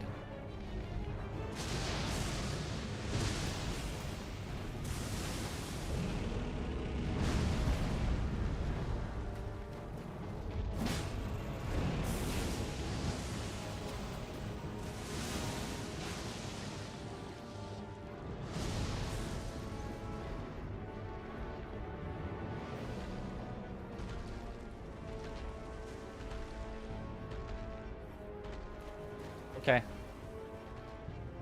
Dragon Soldier's a bit claustrophobic. Well, I'm a bit agoraphobic. So,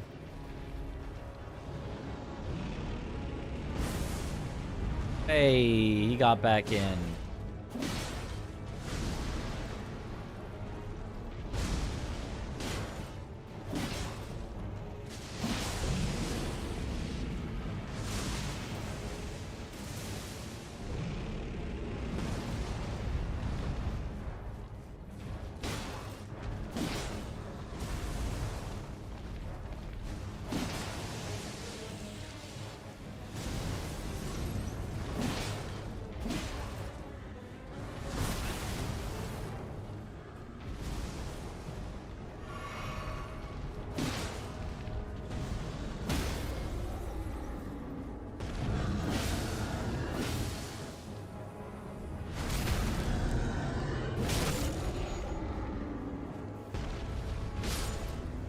Hey, there we go.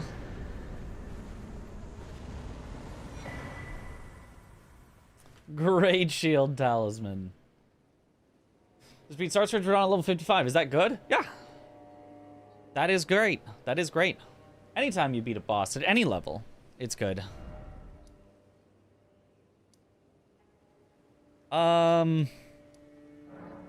I guess let's head into the cave here. I still wish my weapon was more upgraded, but... Was terrified I was going to fall through the floor after that riposte. I've never actually seen that happen, so I'm not really scared of that. I don't think it's actually possible. I think visually your character can look like they are under the ground, but I think that your actual character's position during the entire riposte is always still above ground. It's just a visual thing of locking your character's model to the enemy's model. I don't think your character's actual XYZ coordinates go under the ground at all.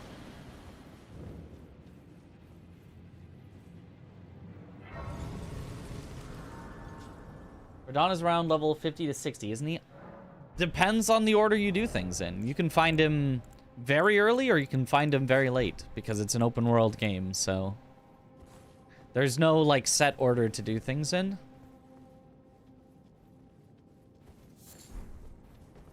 I mean, I guess to give context, I'm currently level 49, so 5 levels higher than what I currently am on this run, where we've done most of Limgrave and Liurnia. Yeah, seems reasonable. One time I've seen a character fall through the ground is a game crash into a wrong warp. Right. And that is explicitly, in the rules, does not kill your run. You're allowed to continue after a game crash into wrong warp.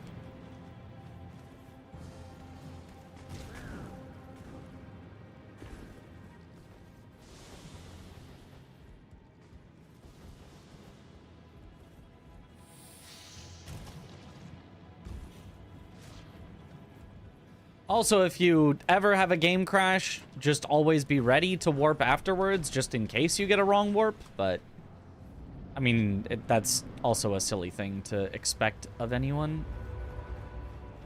Oh, I'm probably gonna get poisoned while fighting him.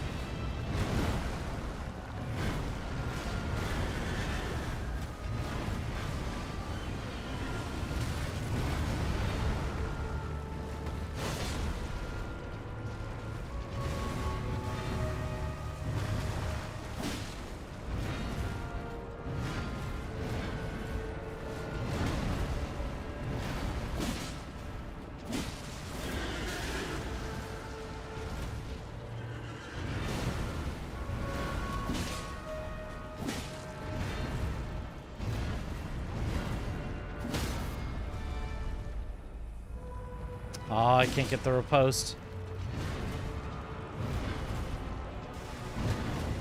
The arena would not let me.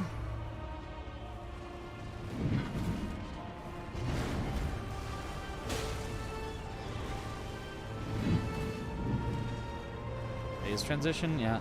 I think it'll all get blocked by the ceiling. Yeah.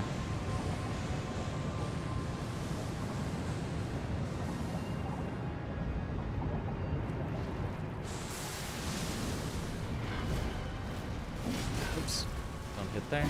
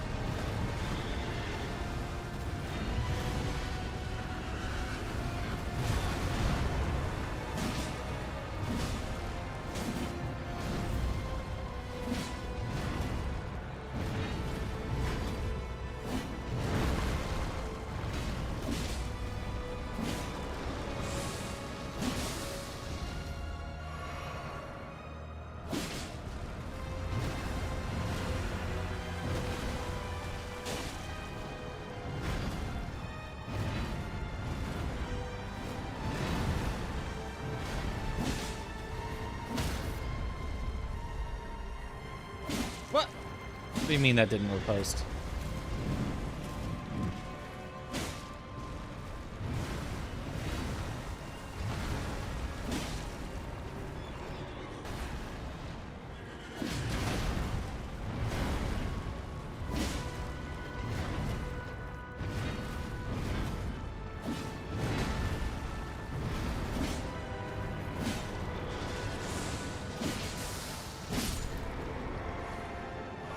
All right.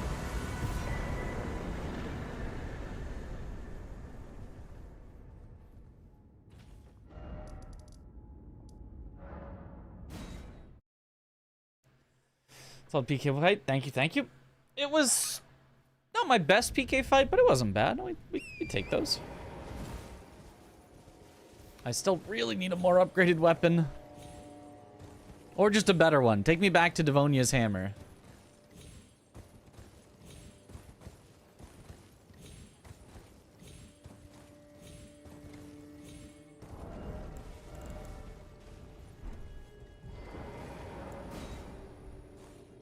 Yo, what it fits?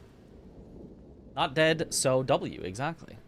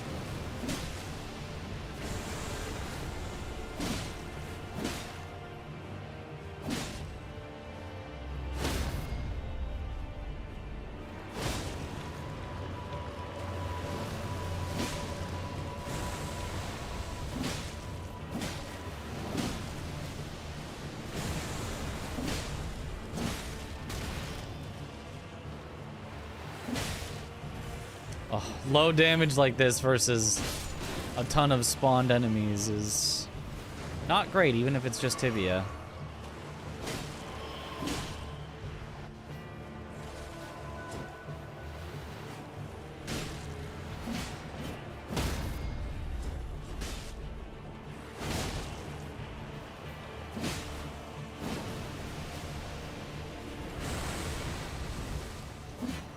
Is he not damaging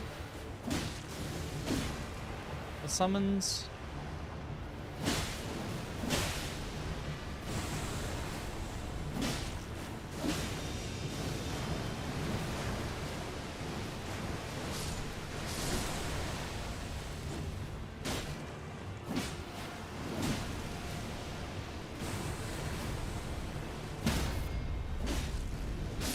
There we go. Shabiri's woe! It does nothing. Hooray! Alright, have a good one, Ziggy.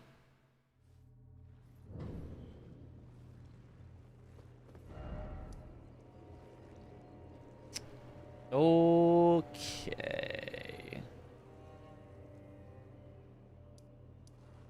I've done everything in such a weird order this time that I don't even remember what I have or haven't done yet. I feel like this weapon is a weird spot between fine and terrible. It's right at fine. It's right at fine. It's definitely not at good. But it's at fine. It's got some stagger, it's got some range, it's not the slowest weapon. It just doesn't do enough damage.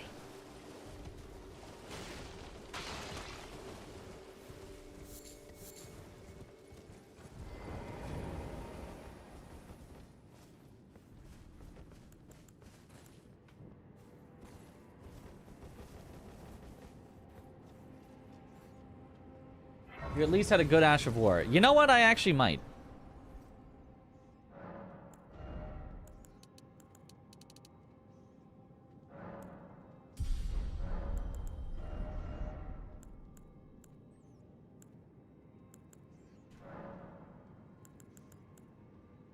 I could... Honestly, it's probably better as a blood Lucerne. Even though... Unless I run into something that can't bleed, then it'll be really terrible. But... it'll just be a way to get big things down eventually.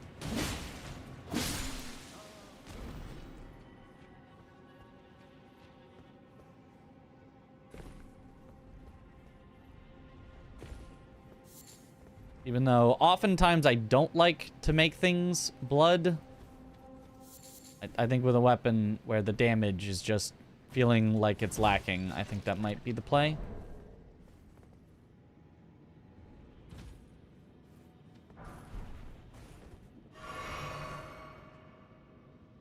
Bleed provides inevitability, yeah. Still medium.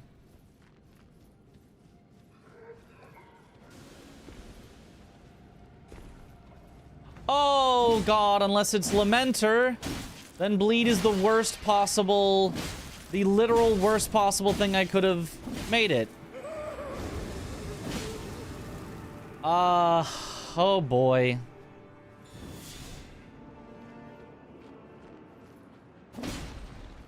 And that's an overhead, it's not even like a swipe.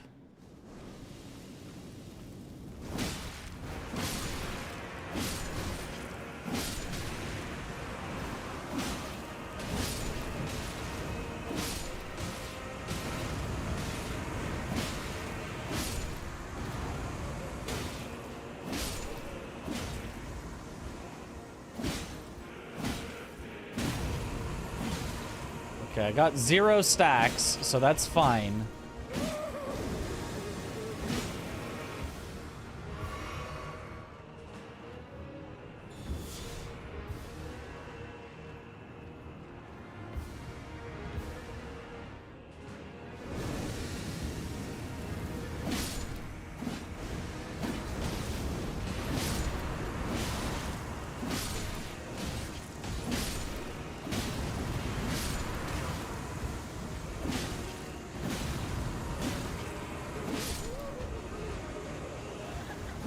One stack.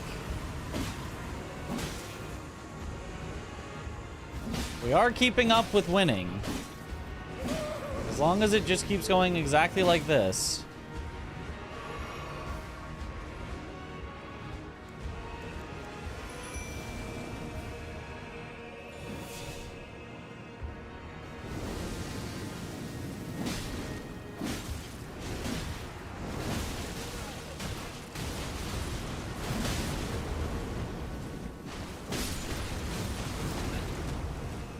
Please.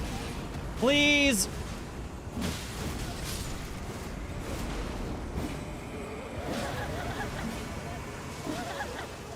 Oh god. All stacks but one.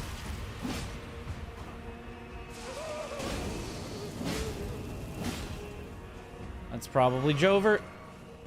I could Mog out.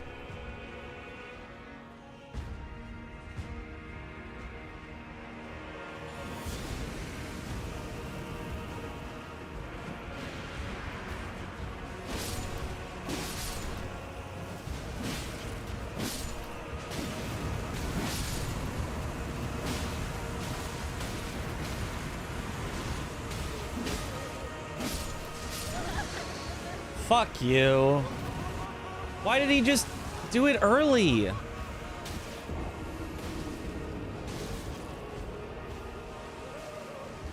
Oh, man. It was just that one where I just got comboed, so I couldn't hit anything for like an hour. And this weapon just didn't have the damage to get the main one. I even found the main one on that one, and I hit him like 7 times, but it wasn't enough to get him. Man. Yeah, if you're low on damage, Lamenter is just an instant GG. Instant rip. Nothing you can do about it.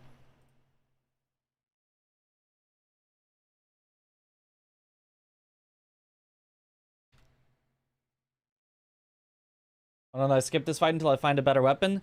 Because I just didn't want to Mog out. I tried. I almost got him. Like, all I needed was 1 or 2 more transitions without getting stacks.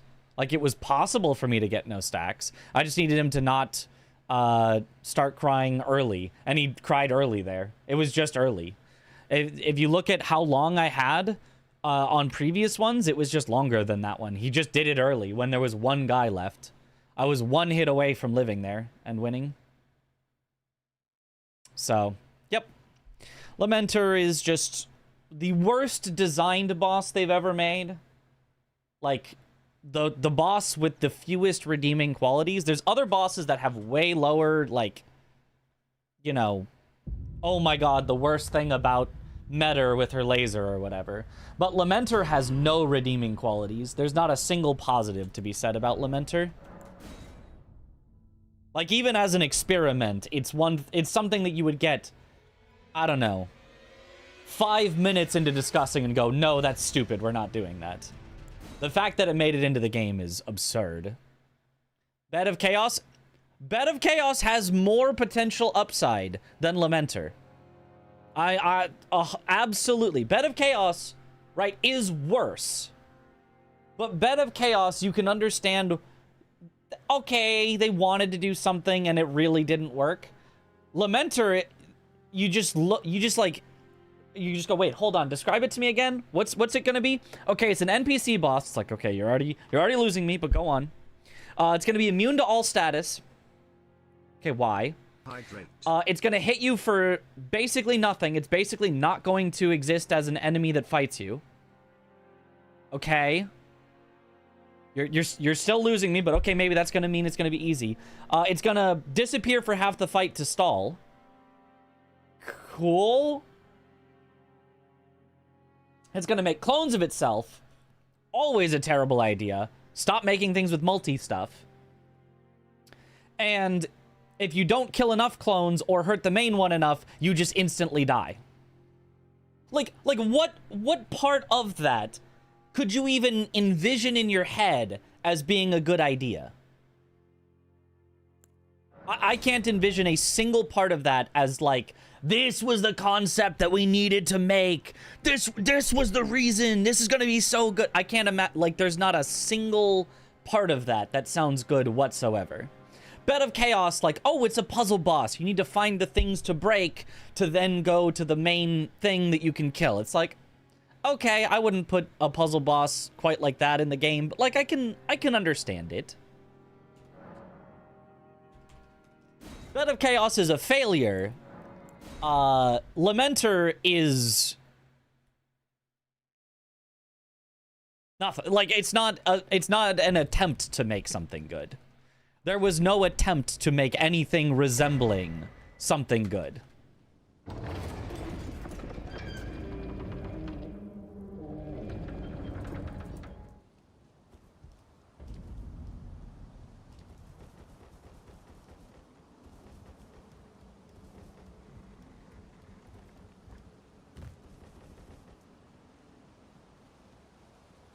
Which other bosses can be close to unwinnable if your build doesn't line up well?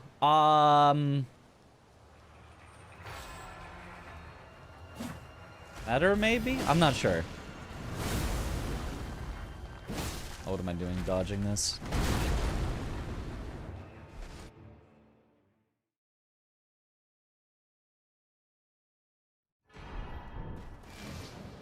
Right, and Bed of Chaos isn't impossible with low damage. Right? Bed of Chaos isn't... And, like, I think they recognize that Bed of Chaos kind of sucked, so they at least were like, well, we'll keep your progress if you die.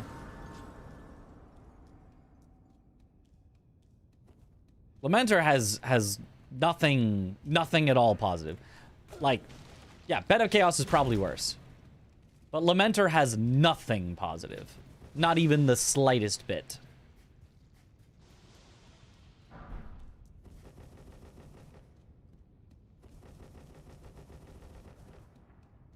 Melania with the fat roll. Yeah.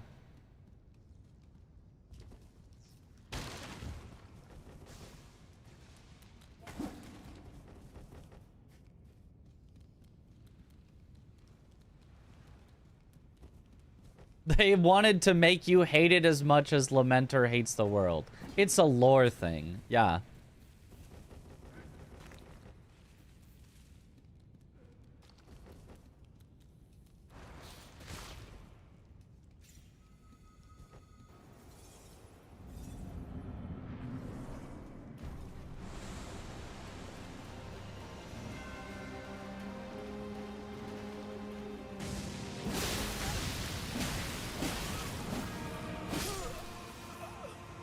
Well, that was a fast mimic tier.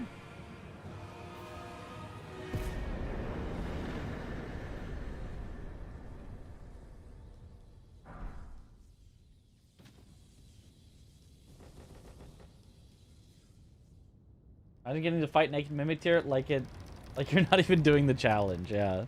Like you actually got to set up for it.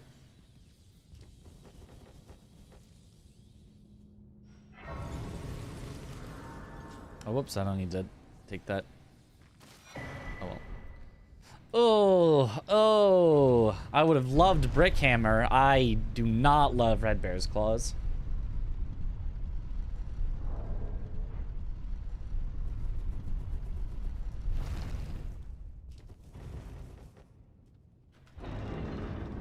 Order, lol.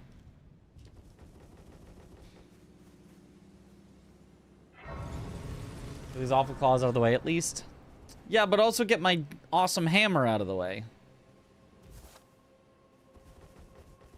Like these bear claws could have just been locked in a shop somewhere where I never had to deal with them.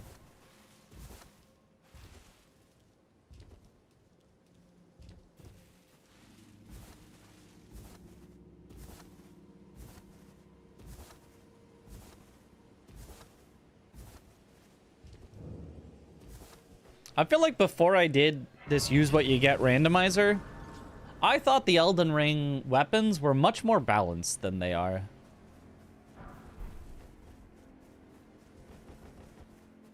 I thought the you know, even the worst weapons were kind of usable. There's so many weapons in this game that just really are not usable.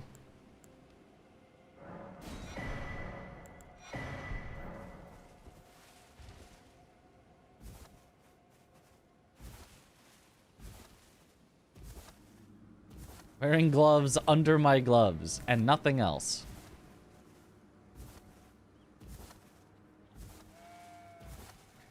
Are they that bad? Don't those claws have natural bleed? They do, and they're still so bad. Just watch. Behold.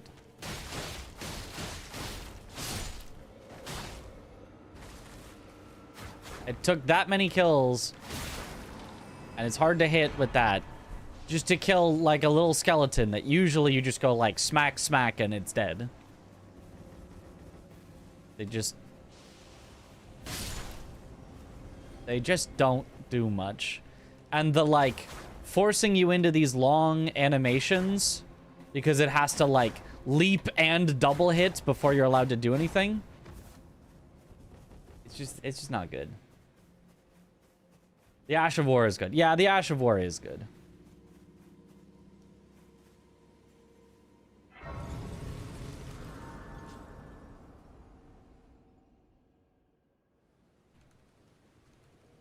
I'm happy I've yet to see them in my runs somehow. Yeah. I don't see them often, but when I do, I'm not happy about it.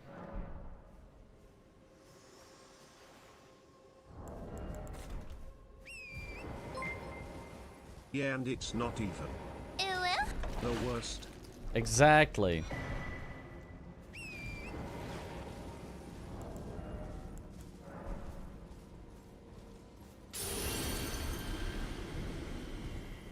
Have a cool backflip if you R2 cancel.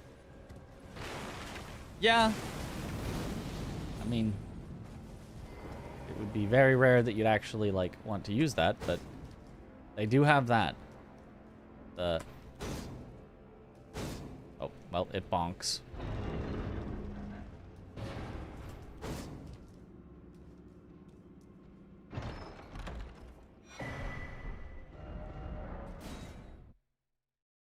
Anyone done a feint-only run?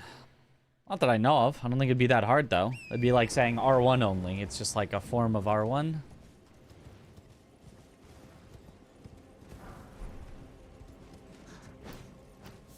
Feints aren't bad. They're just, you know.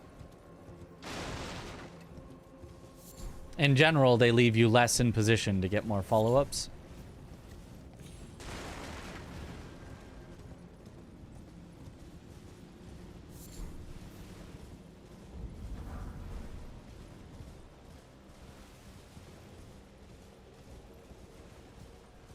A perfect challenge run for me.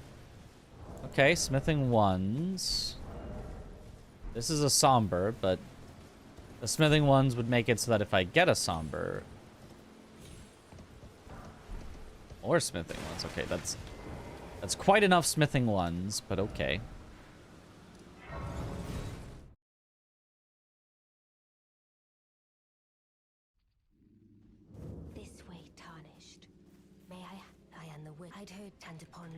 Am I crazy in thinking this challenge has been the most tilting in the past months?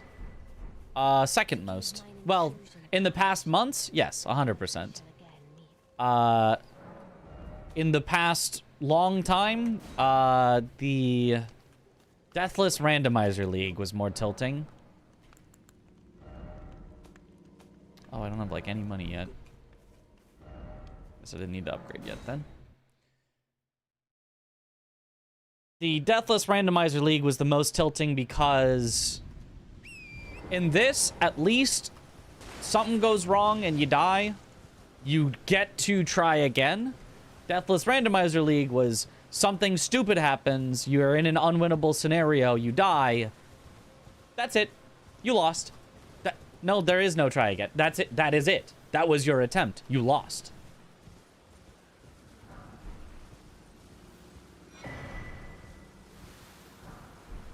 Bloodfiend's Sacred Spear. I think this is okay.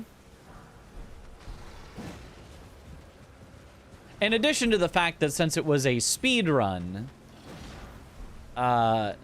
you had to take risks and go fast, so you were much more likely to have something stupid happen.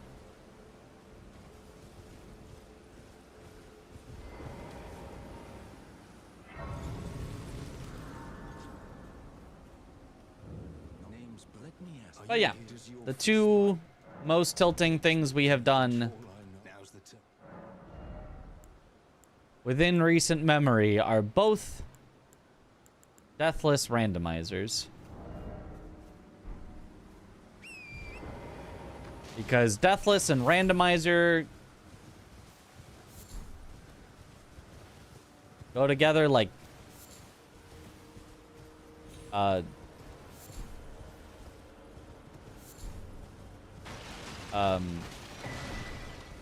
hold on, I'm trying to think of a funny analogy here. Like mustard and ice cream. Well, I could imagine that, though. Like orange juice and toothpaste.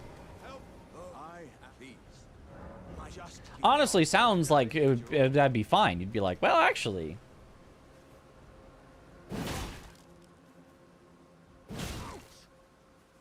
And then you try it and you're like, oh, why is that so bad? Well,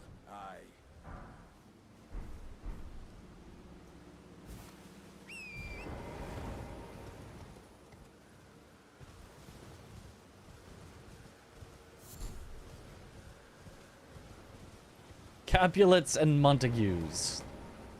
Although there is one famous counterexample to that, so... One particular set of Capulets and Montagues that...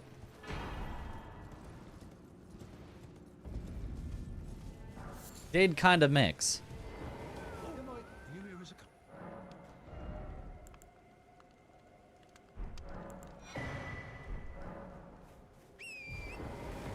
I'm not familiar. Oh.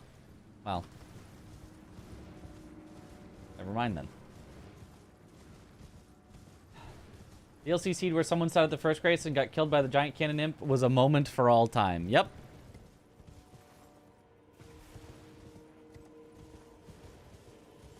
And I don't think that was ruled to be, oh, you can try again. I think that was ruled to be, yeah, no, that's your official seed. That's it.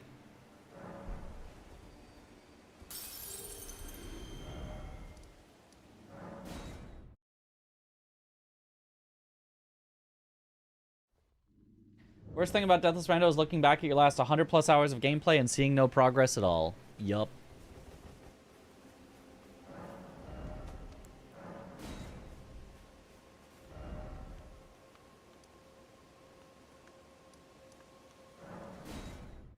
Let's keep getting a little more stuff.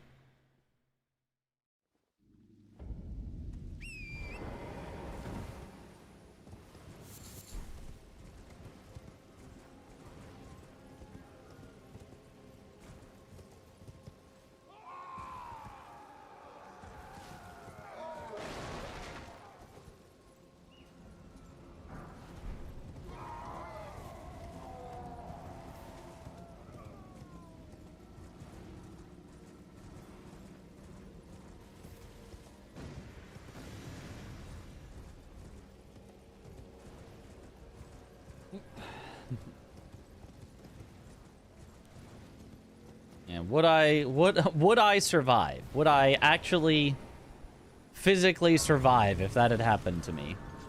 Perhaps not. I may be gone.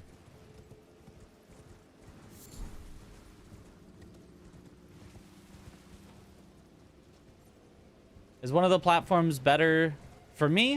Whichever one you like. If you like YouTube more, watch on YouTube. If you like Twitch more, watch on Twitch. Like, if I had to say one that's a little better, Twitch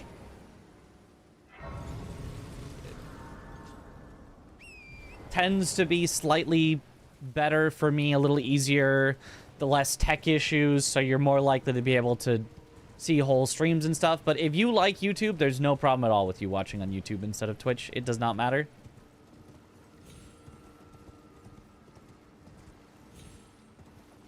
I wish that YouTube was a little easier on the tech side, but it is what it is. Twin Tell. Okay, so we still have currently an unupgraded weapon, but that's probably still fine.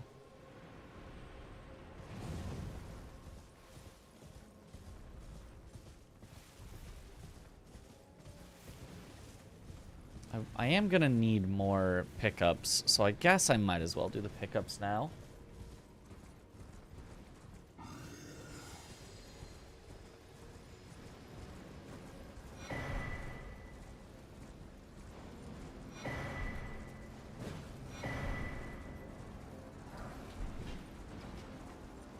A whip, but a kind of usable whip.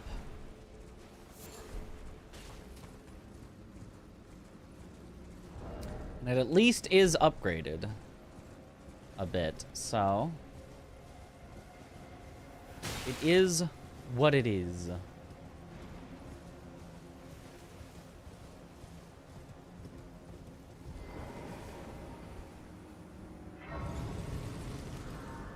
Biggest gripe with Twitch is that you can't see everyone's profile picture in chat. I'm a very visual person. This stuff helps you so much. You can in YouTube? I don't think I knew that.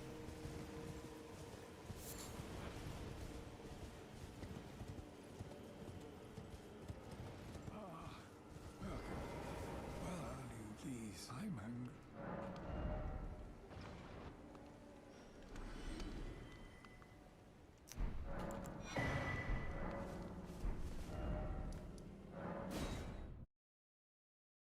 YouTube displays their little profile picture next to their name. Ah. Well, I am selling where the land is only, let's say.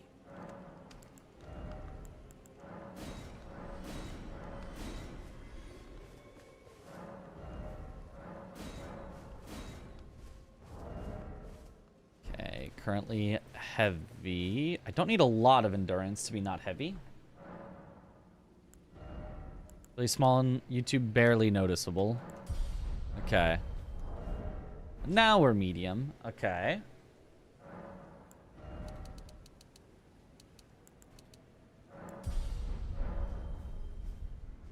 You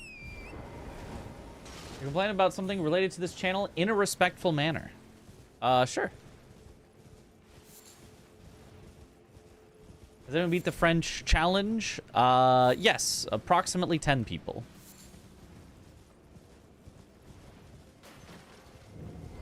Approximately 10 known people.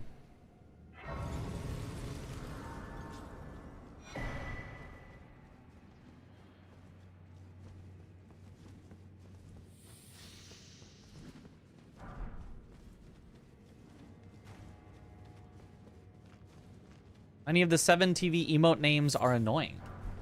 Go to type a normal message and there's like 5 emotes in it you didn't mean to include because they're common words.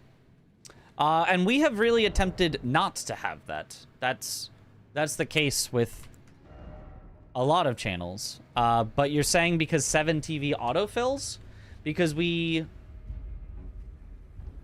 almost always don't include regular words. They're at least like a unique spelling. Oh god, Fia's second boss with a whip.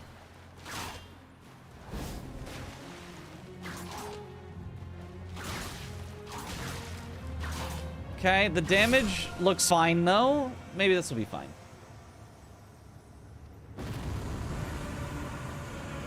What's true with breasts is a common thing I say to my homies. True.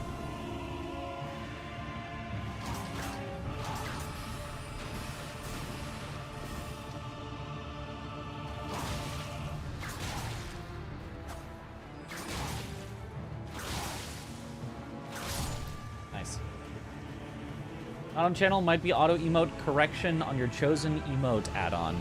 Ah, yeah, if there's an option to just turn that off, I would just turn that off.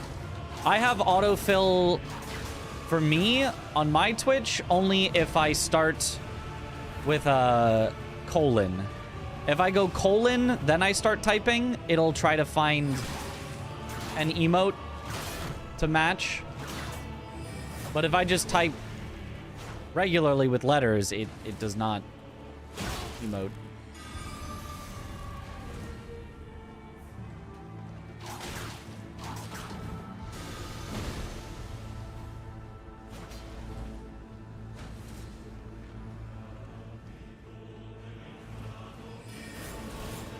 Oh, surprised that clipped me.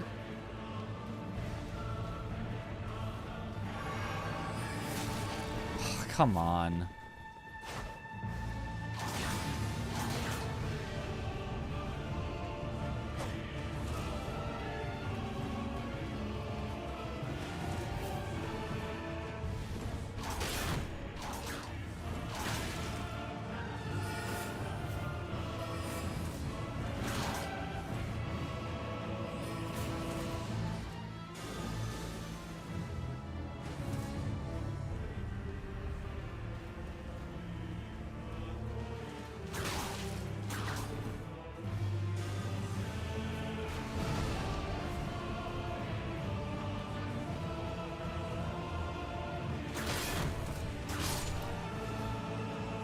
Okay, one down.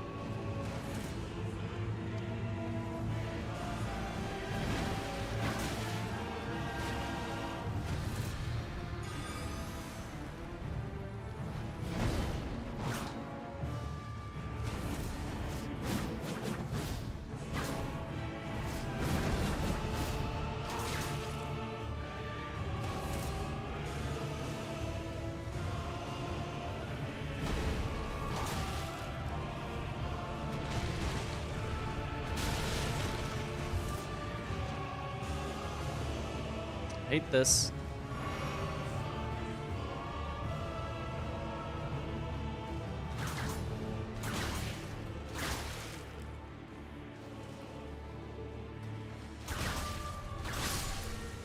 Nice.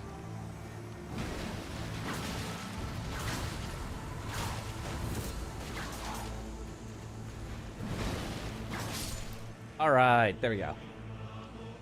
Whew. Primal Glintstone Blade. That is a bad talisman.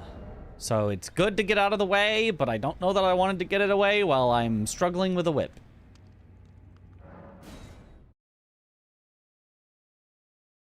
Whoa! Alright, what was it? Summon water? I'm not sure I even took a look earlier. It's an NPC. Vike? That's Vike. Nah, we're not whipping Vike. I could get full comboed full to death by Vike for sure. Expected a real flip, but okay. That was a real flip. I'm so good at flipping, I can flip my whole room with me.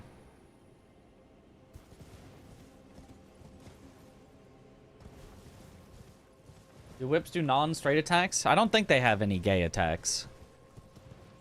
Not sure about that. Yo, good morning.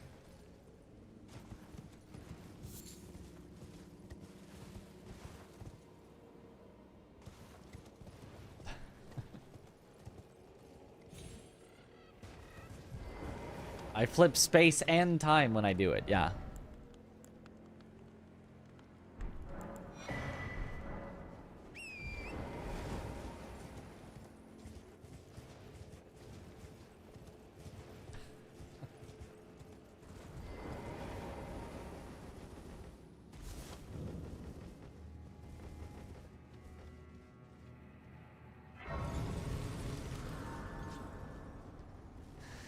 Okay, hopefully something easy here for our whipping.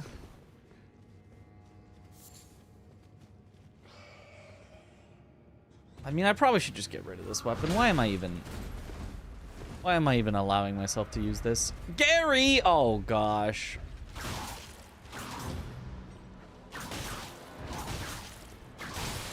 Wait, the snails haven't activated? Whip OP!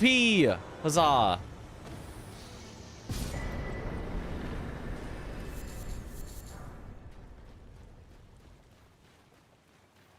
Okay. 3 NPC bosses. Gotta catch them all. I'm glad to get NPC bosses out of the way early. And honestly, the whip is doing fine on NPCs, so...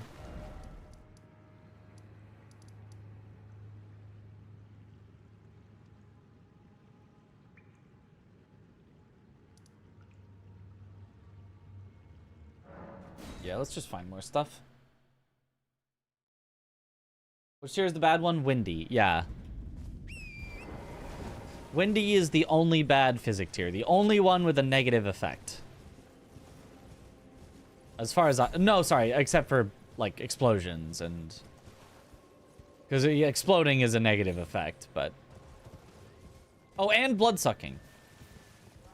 So I guess there's at least 4.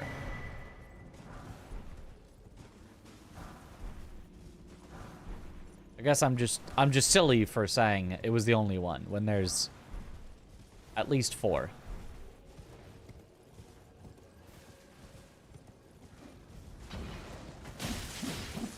Oh, oh. Since when is there an enemy there? It must have chased me from the ruins? That was almost a very early death.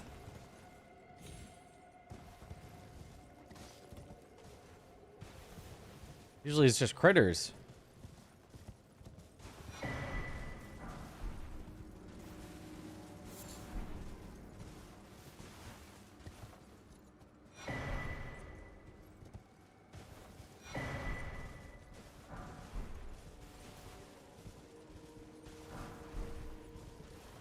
Ooh, a somber 3.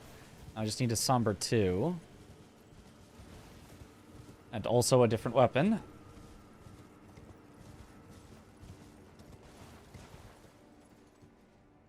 Oh, my swollen great. Just the one? Yo, what up, crash through? Whip is good against things you can hit stun repeatedly. Well, Whip is alright against things you can hit stun repeatedly. You'd still be much better off with a lot of other weapons that can hit stun repeatedly a lot better, but... And now we're heavy. Heavy actually I think is fine on Watchdog. We could go Watchdog now. This whip is not going to be good against Watchdog, so it's going to be very, very slow, but...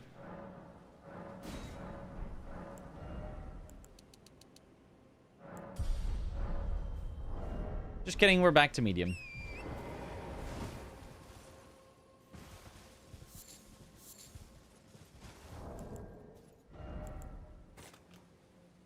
I've already gone through so many checks, though, for items.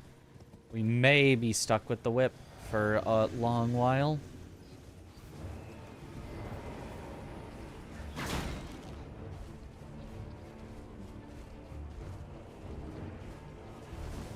Hello? Do your thing? There you go. Honestly, damage here is fine.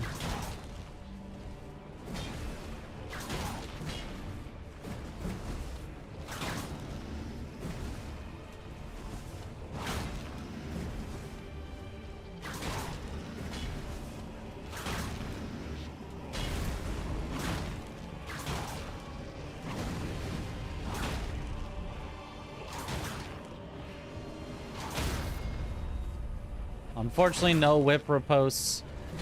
They didn't figure out how to make whips ripost until Night Rain.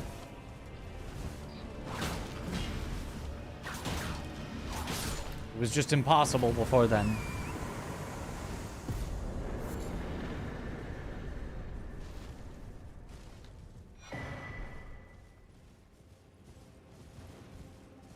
You know how many attempts it's been? I have not been keeping track, but it has been far too many.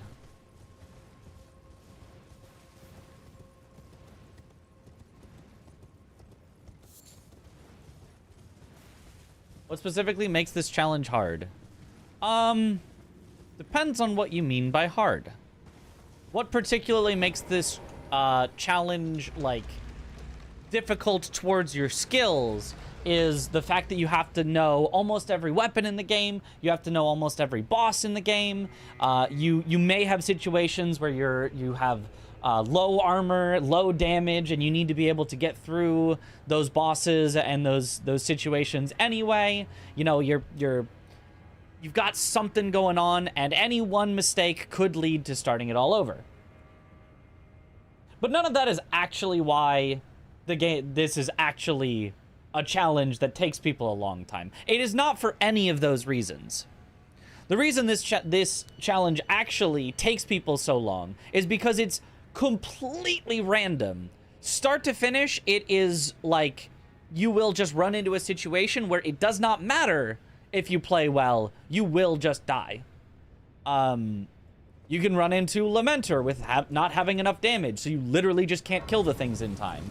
You will run into Deathblight Dancing Lion in a tiny little space where all the frogs appear, and they're all just deathblighting, and no matter how well you play and how quickly you kill the frogs, you'll just get deathblighted. You'll run into Wormface, and he'll do some weird mid-range spit that just instantly deathblights you for some reason, We've had that happen before. You'll have a boss bug out so that their entire body becomes a hitbox, Morty, and just kills you. You like, there's just so many situations. You'll have a winter lantern in a catacomb that you can't get by.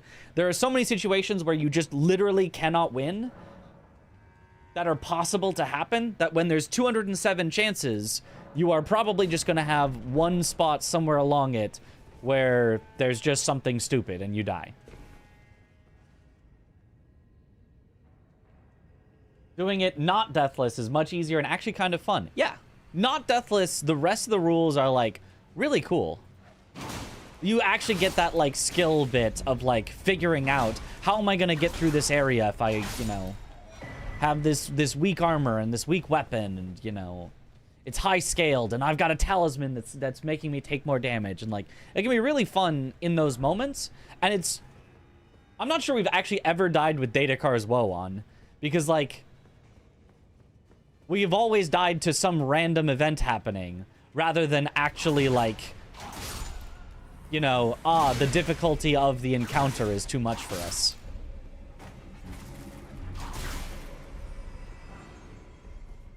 Occasionally, I guess you could call it the difficulty of the encounter. We've been hit by, like, a bad hitbox by a duelist that just went way further and lingered way longer than it looks like it should. But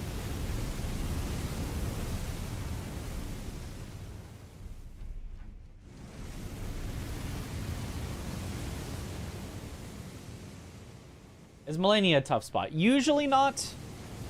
Depends where she is. She can be if you're in a bad arena where trying to get away from her waterfowl, you get stuck on rocks and trees and stuff. And then you will just die. But in most arenas, Melania is not that bad. Because again, it's a skill check. And the skill check parts of the run are pretty easy. You just play the game right, and then you win.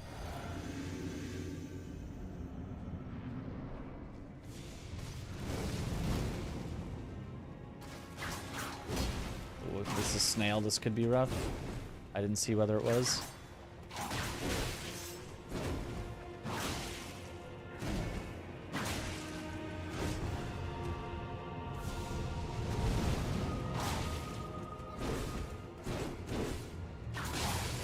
It's not snail.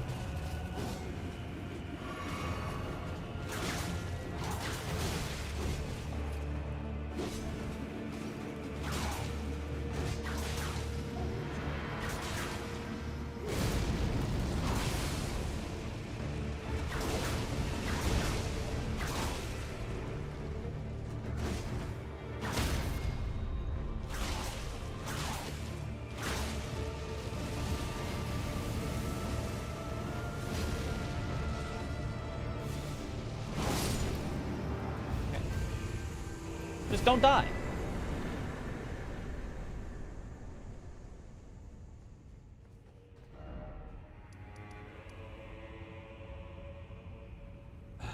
Does have a lot of success with just running away and jumping for waterfowl. Yeah, you can do that in 99% of situations. The circle around her strat is cool, and in that 1% of situations could save you, where running away could get you killed. But in 99% of situations, running away and jumping is good enough.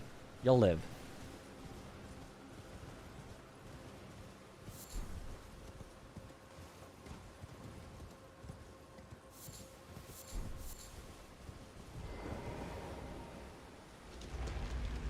Casually, Millennia is probably your favorite boss ever.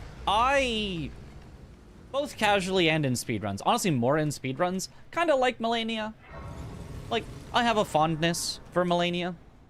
But, that being said, I really, really, really don't want them to make any more Melanias in the future.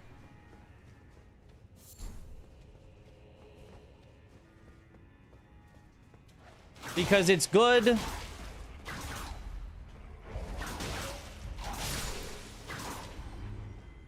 for the opposite of the reasons that people praise it for. People praise Melania for being difficult, and it's like, it's so fun to have such a difficult boss, and it's like, No, the difficult parts of Melania are the parts that suck. Waterfowl is stupid. The clones are stupid. Some of her attacks hitting you when you roll away are stupid. Like, all the, like, difficult parts of her are just stupid.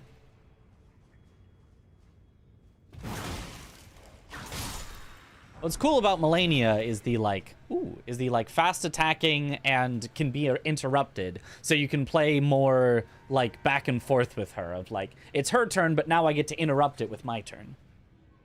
That's the fun parts. Waterfowl is just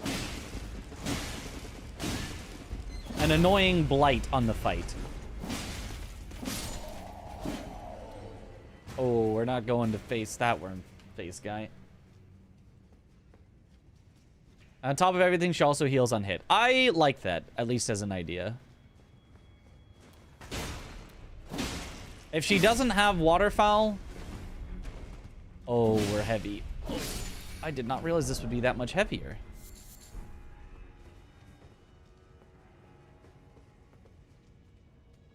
If she does not have Waterfowl or the clone move to get free hits on you that are not really your fault... Hey, back to medium. I think, you know, punishing you with her healing for you actually making mistake on her regular moves is kind of fun. Like that some phase 1 punishes, she Uno reverses in phase 2. You mean where she, like, jumps into the sky again? So you have to, like, dodge one more time?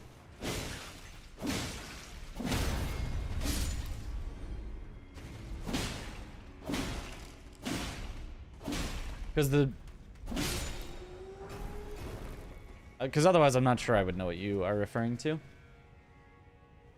there's no Waterfowl, I think the heal wouldn't be a problem. When she smacks you around with 40 hits, to heal sucks. Yeah, but I mean, again, I think it's take out the actual problem rather than...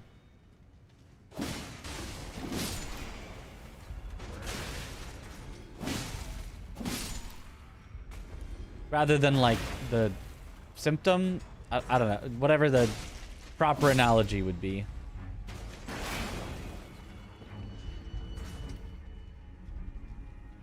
If one would suck regardless of the other one existing, and then the other one only sucks because the first one exists, then just take out the one that always sucks, instead of the one that only sucks if something else that already sucks exists.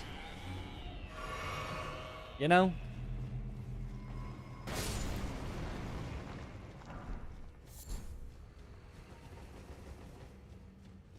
The root of the issue, yeah.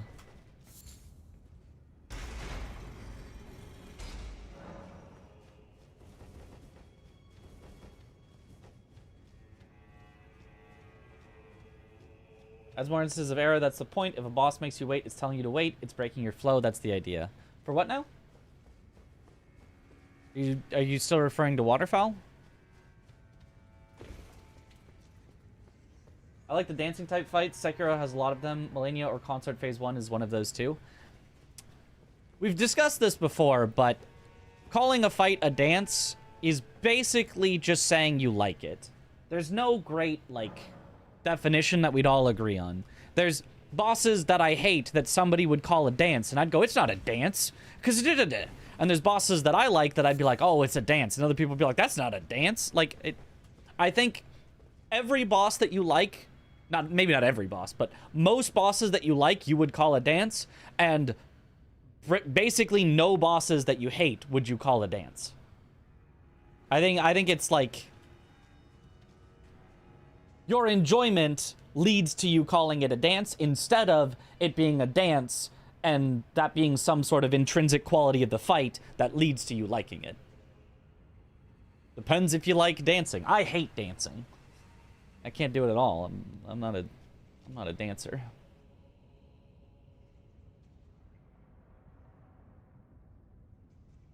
It's a weird thing to say. You're saying it's bad because it makes you wait and makes you worse at the fight, or when you master it, it's not an issue.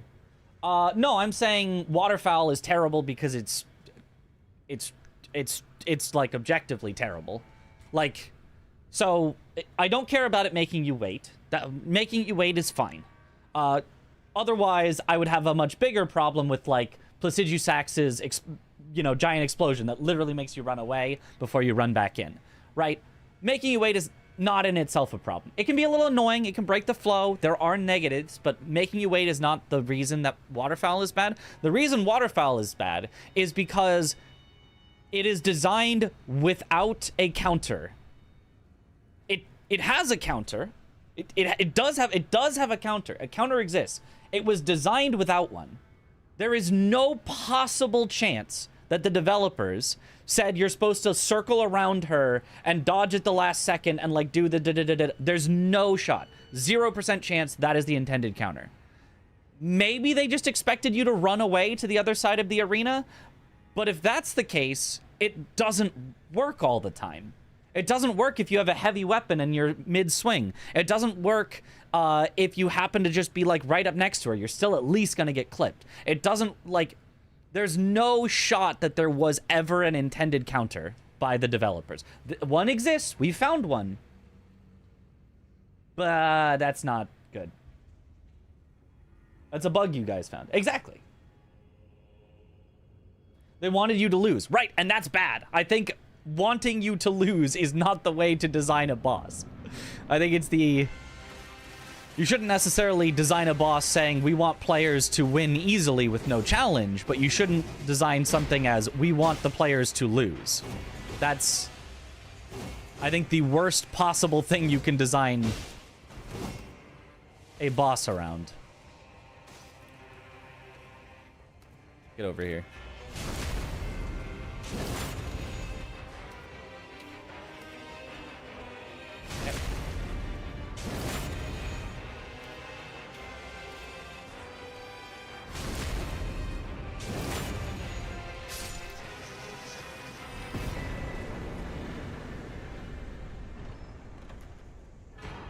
Hey, Remembrance. Speaking of Melania. Now the point, make something hard. Hard is different than making you lose. Those are different things. And no, making something hard is not always good. It's not even, I would say, mostly good. Something should present a challenge and a solution such that you learn to overcome the challenge and find the solution. And that can be done in a lot of different ways, but making a challenge with no solution is objectively bad game design. And again, we did find a solution. It's just like the developers didn't have one.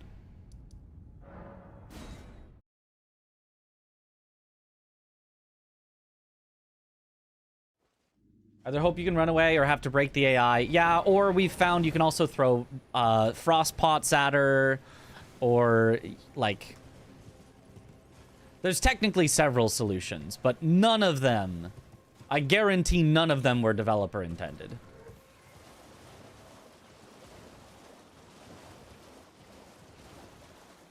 Except for maybe running away, and that doesn't work then. If that was their intended solution, then they failed, because it does not work well enough.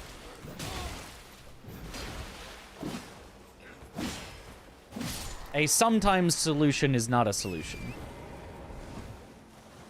Is that regular Agil in Agil spot? Surely not.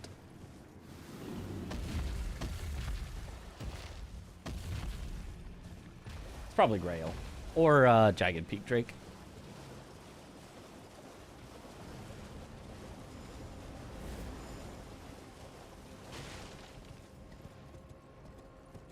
The rest of Melania, aside from also the illusions are dumb. The rest of Melania I'd be fine with. Them trying to make something similar-ish.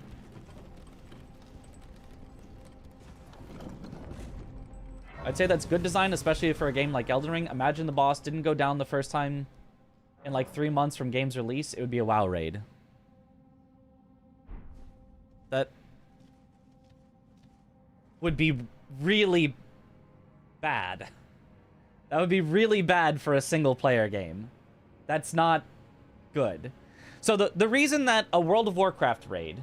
I guess we're getting into a whole topic of game design. The reason a World of Warcraft raid is allowed to be not beaten on the first day, week, sometimes month, is because it is a social and time-gated experience. It is explicitly a social and time-gated experience, and so one person finding out something about the boss is expected then to travel to everyone else finding things out about the boss. Because it's inherently multiplayer, inherently social. A single-player game like Elden Ring, if you are saying you are expected to play it socially, that's the only way you can play it. You must look up the solution. You must gain knowledge from someone else to be able to beat something. Then why are you making it a single-player game? That doesn't make sense. In addition, World of Warcraft is time-gated. You can only gain your gear once a week. Once a week, you can go get better gear, and then you're stuck at that same amount of gear until the next week when you can get better gear again. So, you know that eventually you'll be able to win. It's just going to take a certain number of weeks for you to keep getting better gear, and after a certain number of weeks, you will win. In a single-player game, I can do it all right now, so if it's not beaten for a month, but there was no more better gear to get for a month, like, it doesn't make sense. There's no inevitability. There's no progress there. So those are the two reasons that an MMORPG can get away with a boss not being defeated right away. Whereas in a single-player game, obviously you don't need players to win on their first attempt, but players should be able to figure it out and overcome it within the tools of their own game on their own. Yeah, that's how it should work.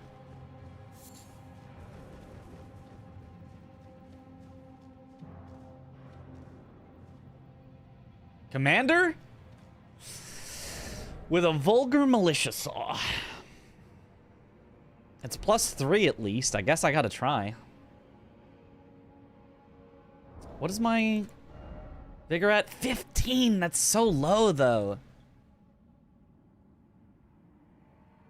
I might have to mog out. I really don't want to. I don't want to lose my runes, but... High-end raid gear is once a week, yeah.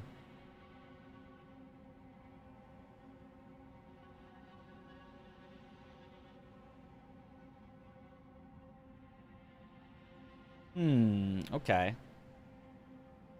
See, Souls has always had a social element. I think that's good. A bit of a social element. A bit. But to say that that becomes the expectation is different than it's a bonus.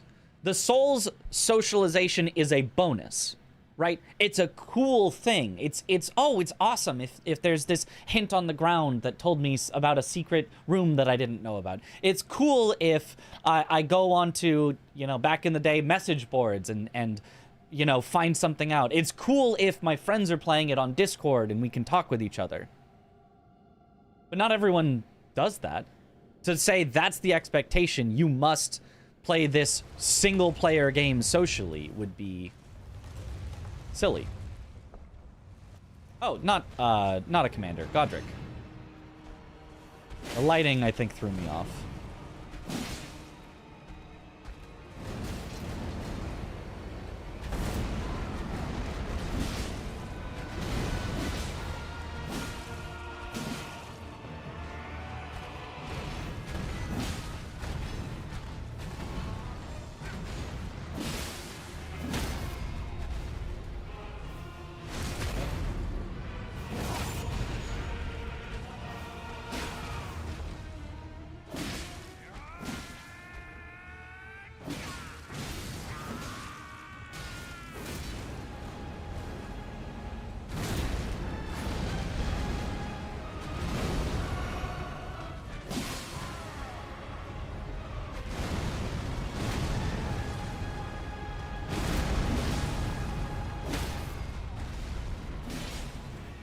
Nice.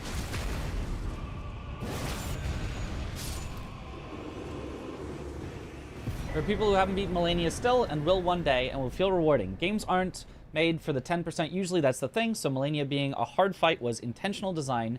I'm sure it was designed to be unclearable for most people. The waterfowl is probably the figure this out or die. But then where's the figure it out part, right? I'm 100% okay with a figure this out. But where's the figure this out? Like, if you watch somebody fight Melania without having looked anything up, without having watched a speed run, a hitless run, without having done any, they're like, I want to go in, no spoilers. I have yet to see anyone ever figure out waterfowl. I've seen people miraculously get through it once. I've seen people only get clipped a few times and go, oh my god, good enough, I lived. I've seen people literally reset until they get a fight without waterfowl. I have never seen somebody actually figure out waterfowl. And I don't think I ever will.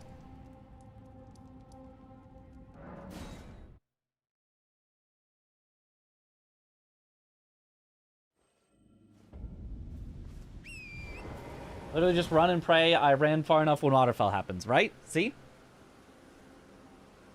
What everyone I've watched eventually figures out you just run away. Yeah, and they'll still usually get clipped by it. But yeah, they'll figure out the only way to do the fight is to always be ready to run away. Which is pretty boring, but, you know, at least they'll get through it. Doesn't it require 3 precise dodges? Not like super precise, you just have to know the directions.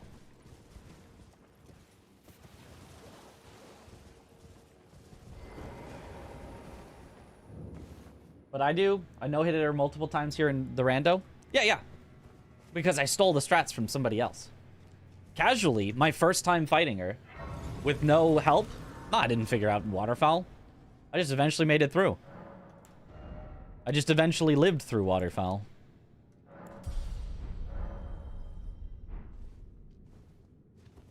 And then afterwards...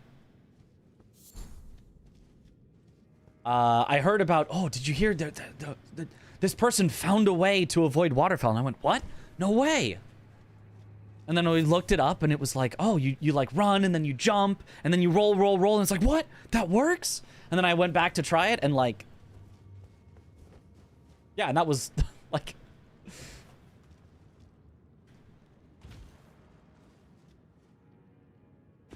I didn't figure that out on my own. Again, the only people that did were people that had already beaten Melania and then were, like, playing around with ways to possibly avoid it. Your first playthrough, you solved waterfowl with Bloodhound Step. That is a way. That was, I think that was the day one. People were like, use Bloodhound Step, use Bloodhound Step. I think that was what, like, chat was saying. And I was like, no, I'm not using Bloodhound Step. I'm not caving to the whims of chat. I wanted to do this my way. But yeah, people did Bloodhound Step for sure. Which again, if Bloodhound Step is the solution, that's a bad solution because I do not want to be forced to use a specific Ash of War and not be able to use any other Ash of War on my weapon, you know.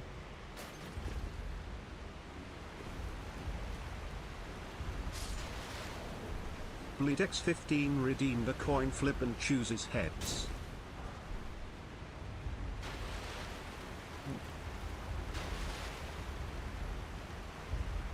Hey, Frank Sinatra, my way. Beat her with Ice Rind back in the good old days. I tried to beat her with Greatsword, and I definitely could have, but like I was just bad. It was the first playthrough, I was bad. So I swapped to Bloodhound's Fang, and then it was a lot easier.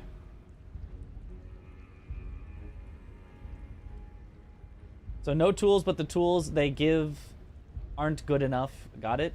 No tools, but the tools they give aren't enough. Huh? So anytime that anything forces you, and I mean forces you into a specific build, that's bad. Yeah, 100%, every single time. If something in the game forces you into a specific build, that is bad, 100% of the time. Anytime that there is something that is good against a boss, but not forced, that's good. That's fine. But yes, if the expected only solution is a specific build, then yes, I would go so far as to say that's bad.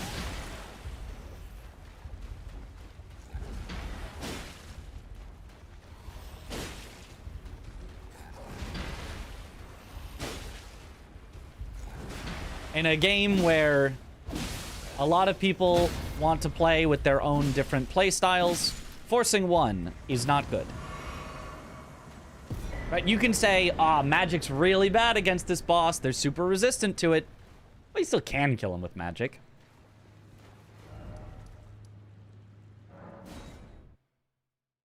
You can say, Slash is bad against this boss. Strike would be better. But Slash still can do it.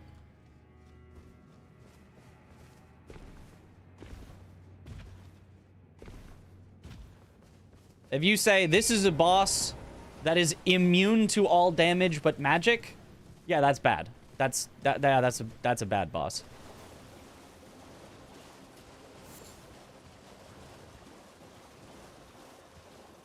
Y'all just hate puzzles? No, I like puzzles. I don't like puzzles where there's no solution, or the solution is you have to have found a specific thing somewhere, and that's the only possible solution, and there's no key telling you that. Right? In Resident Evil, there's puzzles that are, you know, actual puzzles and meant to be. It's not, oh yeah, the only way to get through this door in Resident Evil is actually you have to have found this secret pistol that's actually hidden outside of the map, and then you have to think that this pistol and only this pistol is the one that's able to shoot open the lock, with no indication that that pistol would go to that lock at all. That wouldn't be a good puzzle. That would be a bad puzzle.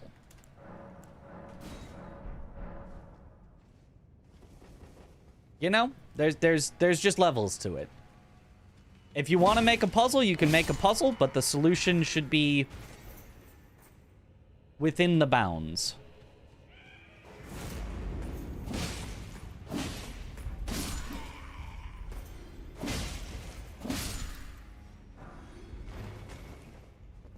Puzzle has a missing piece, and it's the center.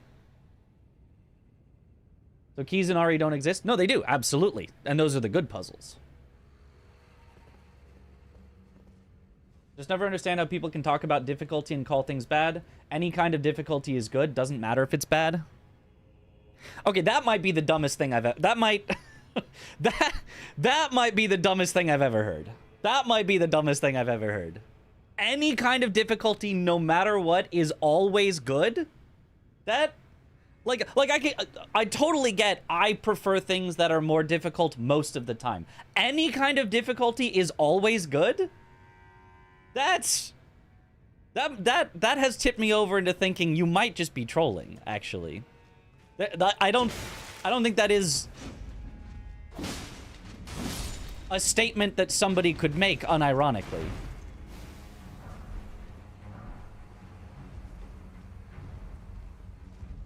Oh, he's in the wall.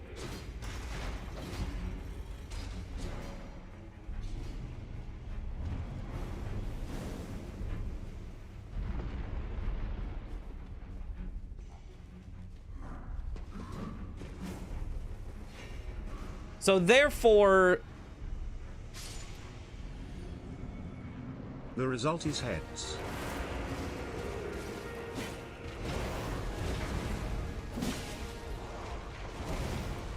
Okay. Therefore, the hardest game is the best game by definition. If I made a game that was just, you have to press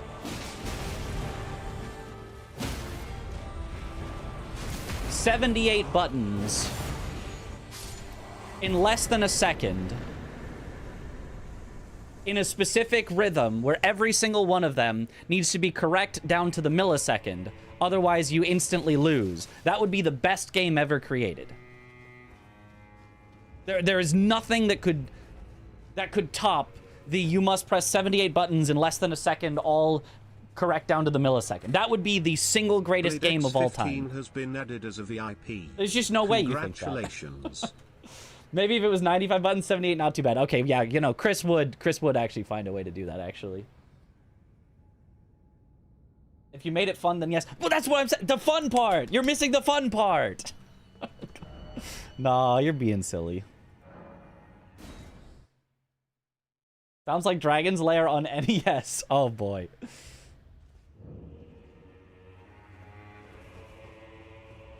I think if that's your opinion, you know, fine.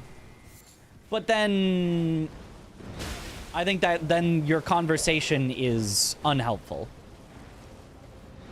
If that's your opinion, then it is an opinion that cannot be used to further gaming.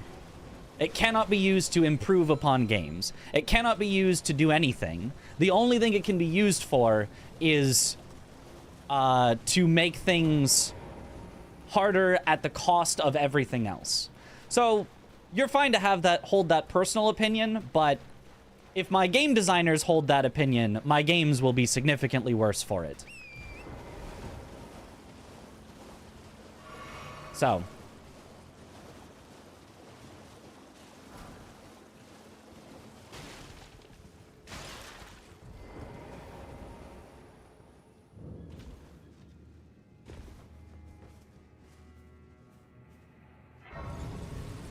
I should try Dragon's Lair. Apparently, I don't think I know what Dragon's Lair is.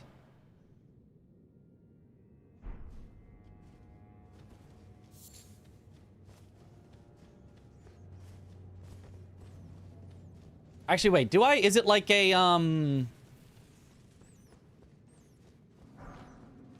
it's sort of QTEs, it's like animated, like 2D, not like you're directly playing a game, but more like you're just kind of, you know what I mean? I press the right combo at the right time, yes, that. Okay, I think I have seen that. Old quarter sucker, looks like Disney. Yeah, looks like Disney. Yeah. The gods demand repentance.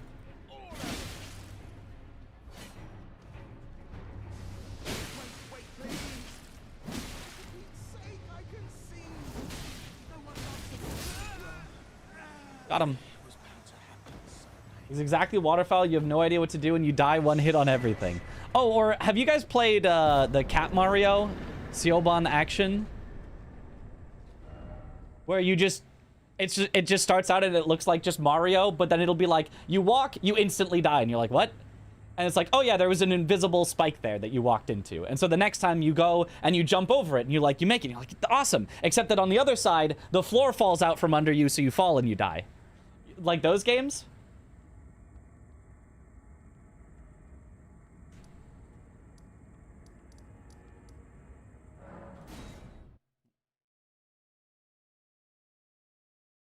Yeah, like Kaizo, but like the troll version of Kaizo. Because there's Kaizo that's, well, I guess the Kaizo block is like, yeah, trolling you, but in general, Kaizo often will be just well-designed hard levels. It's exactly Cat Mario. I want to be the guy. Yep.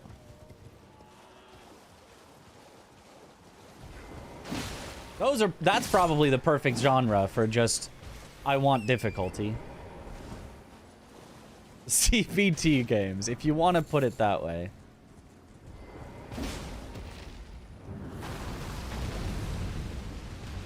Oh, the dragon hit the hand. Wait, but the hand didn't... That's a big hand. That's a big hand! Hopefully the dragon kills the big hand. Oh, jeez.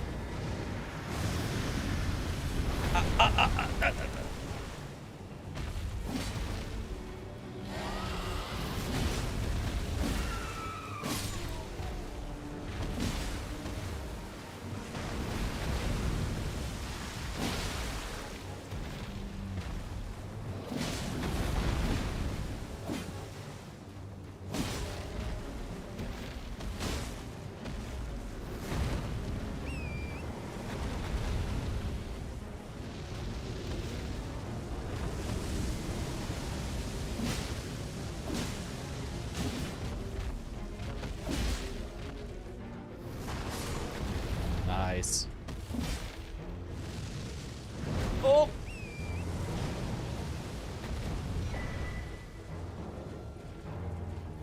Okay.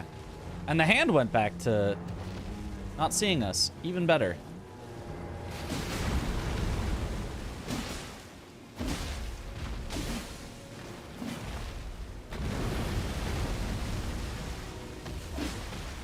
Oh.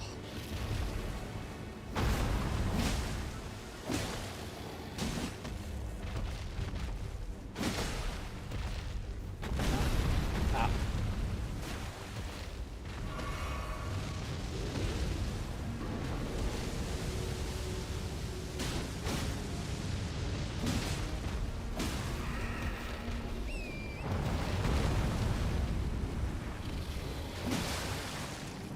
Nice.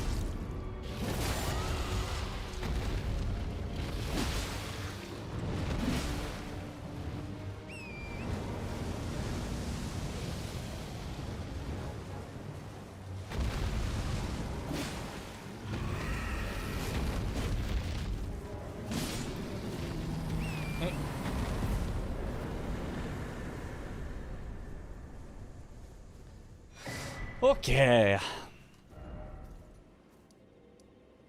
What have we not done? We haven't done the night bosses here yet.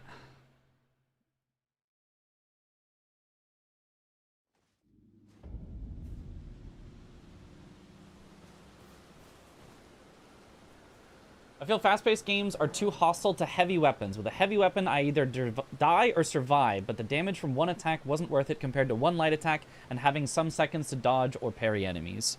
I generally agree, but it depends. In Elden Ring, heavy weapons are actually better.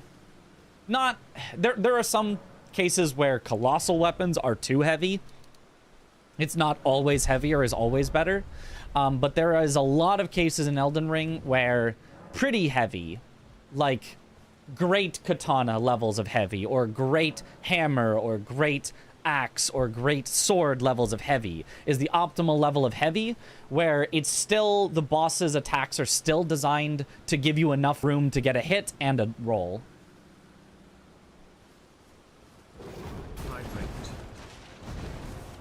And then they also usually often have...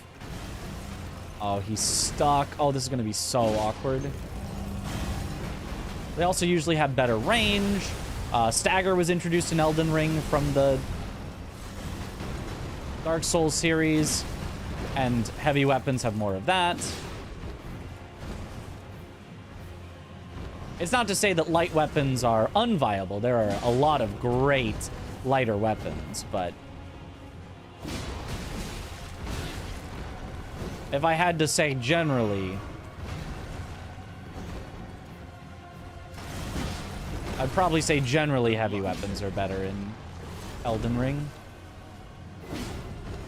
I really do not like him being stuck in there. Oh.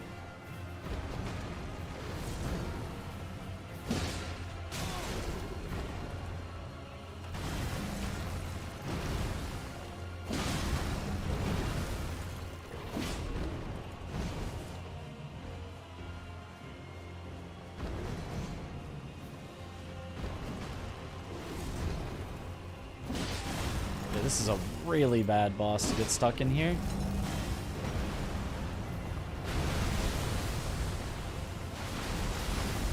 Oh.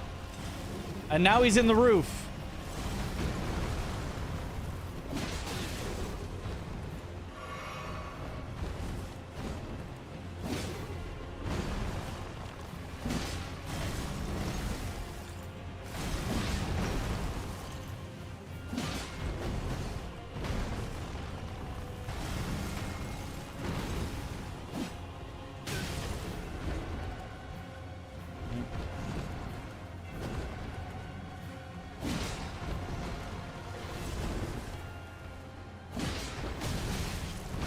Oh, okay. That was bad. God,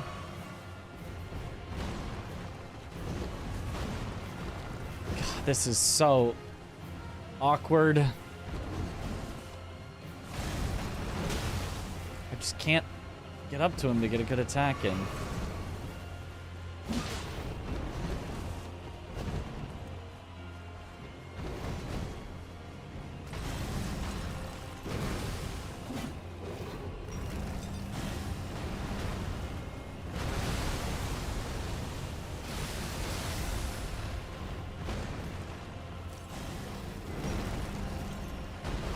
Oh. Yeah, okay, I'm bad. It's fine.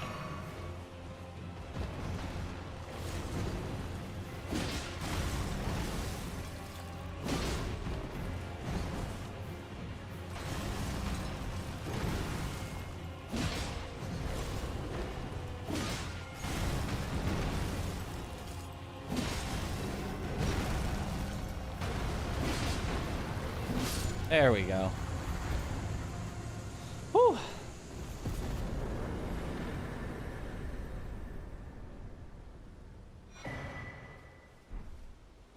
There.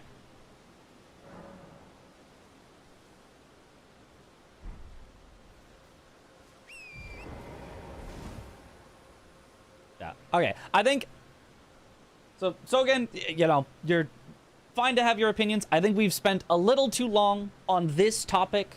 And by this topic, I mean specifically discussing your opinions on this. So I think let's drop it for now. Let's have other discussions. We can have other discussions around game design or things, but let's drop the difficulty specifically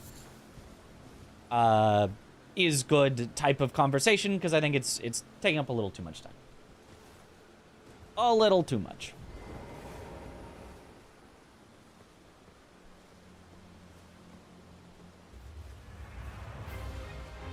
It was fun for a while, but now I'm kind of bored of it and want to move on.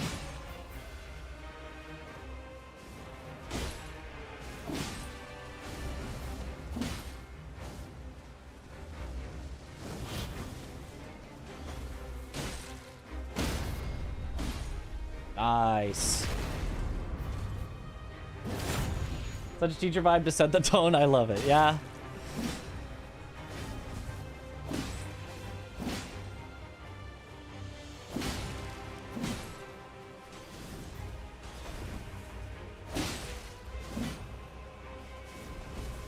You know, he do be a teacher in a past life.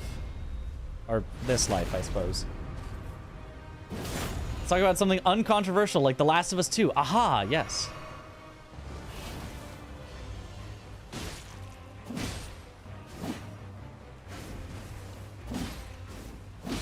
Ooh, how about something really uncontroversial?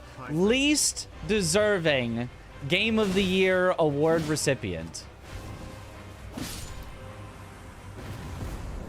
No one could possibly have any strong feelings one way or the other about that. Definitely Breath of the Wild. I knew you'd be on the right side of history, Chris. Of all the since whenever they started, the Game of the Year awards haven't been going on that long.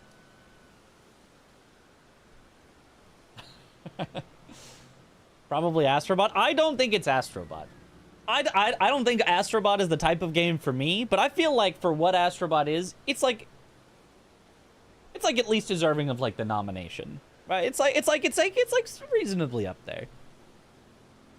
Overwatch. I mean, Overwatch, but like it was during the time when people actually liked Overwatch. And yeah, The Last of Us 2. I mean, I haven't played it, but seemed very controversial. Did not seem particularly well loved. Did I already do this, boss?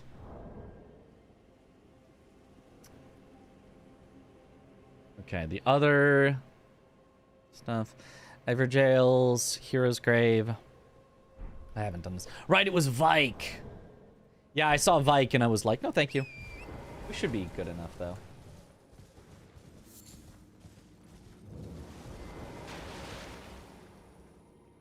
It beat Hades for Game of the Year? Yeah, okay, that's a joke, Lamau. Yeah. Yeah. Overwatch was probably the weakest game on the list that year. Doom, Inside, Titanfall 2, Uncharted 4 were all insanely good. Yeah. It was during the middle of Overwatch hype, I think. Either that or it wasn't, and they just picked it anyway. It Takes Two because 2021 was a dire year for video games. I mean, It Takes Two. What else was in 2021? What was it up against? Because It Takes Two, I don't hate it as like a game of the year necessarily, but I could definitely see there having been better options.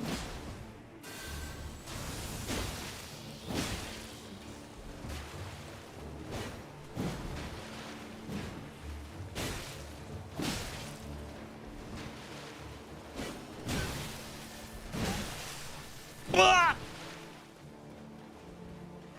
Well, good thing I didn't fight Vike earlier when I had less health, because... yeah, especially in water, the damage is absurd.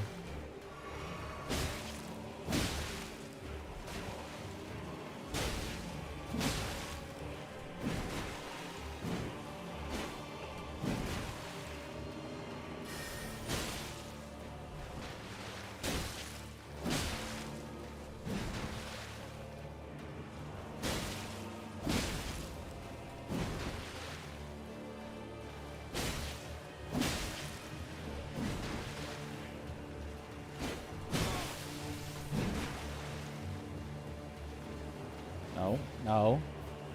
Get away. Woo!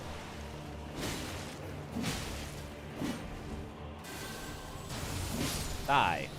Okay. Ooh.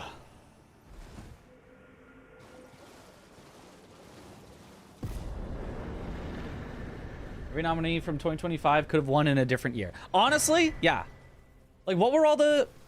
was there anyone that didn't? Let's see here. 2025, E33, obviously, won, deserved. You know, one of the games of the decade. I would say it's Elden Ring, E33, and Baldur's Gate 3 that are like the, those are the definitives. And, you know, yeah. But then, yeah, Hades, I think Hades 2 was nominated. That could have won. Silksong definitely could have won.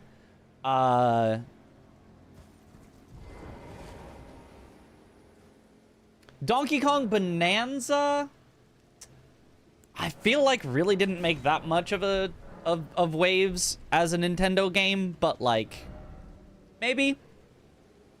Kingdom Come Deliverance 2, people really like that game. I haven't played it, but people really like that game. Yeah, it does seem like a really stacked year.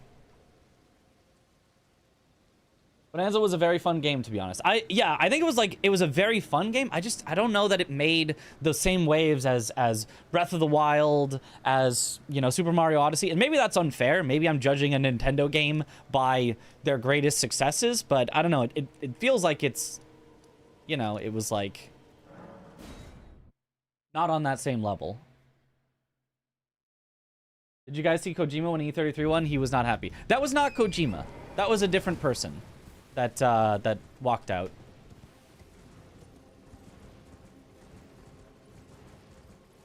I saw that get community noted.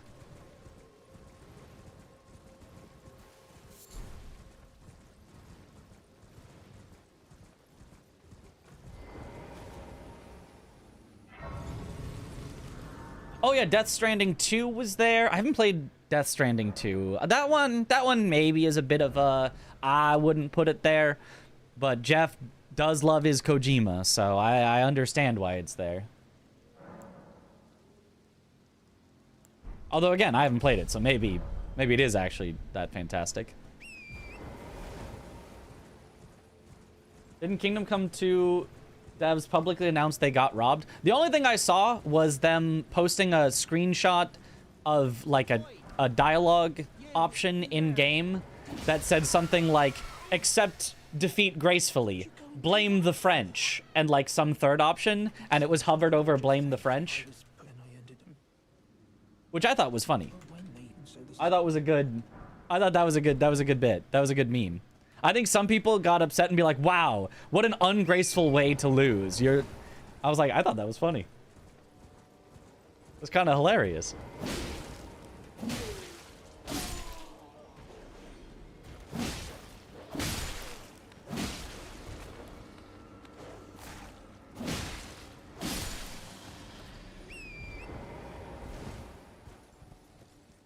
What do you think of the Star Wars Old Republic game? I'm excited for it. I haven't played through all of KOTOR. I feel like either my brother owned it and I played a little or something. I have some vague memories of bits of Knights of the Old Republic. But I'm excited to see if they can make, you know, a new one that is going to be really cool. I could see that being a really cool game. I mean, I don't know that I have entire faith because I think a lot of Star Wars stuff recently has been meh. But I think if they're going to put any effort into making something really, really good, I would hope it would be a Knights of the Old Republic type game. KOTOR is 2 games, by the way. Yeah, whatever. I know. There's KOTOR, there's KOTOR 2. Yeah. Divinity should have been the final reveal. I agree. Divinity was the most hype trailer. It was also disgusting and showed nothing of the gameplay. But damn if it wasn't hype.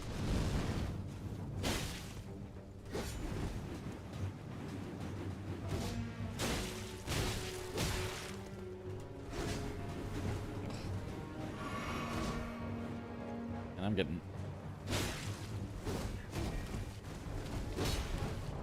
Oh, I have Magic Scorpion on. That's why I'm taking so much damage. I didn't even realize.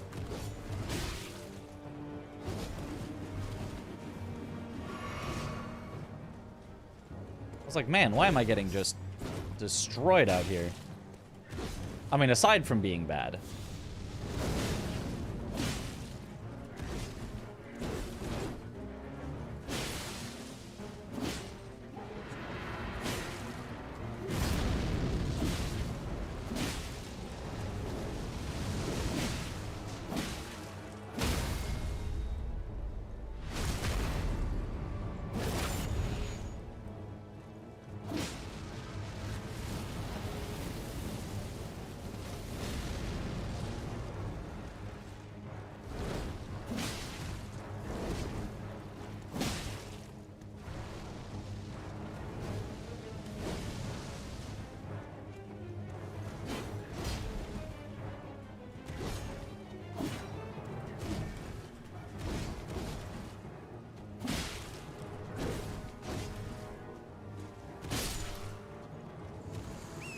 Okay.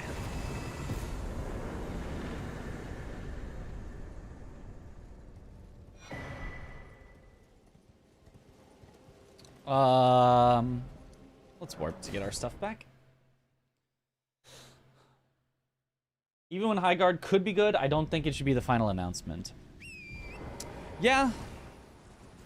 I mean, is there a current hero shooter? I guess Marvel Rivals is a hero shooter that people still really like. I was gonna say, is the hero shooter a dead genre? Was it that short-lived? But I think Marvel Rivals counts.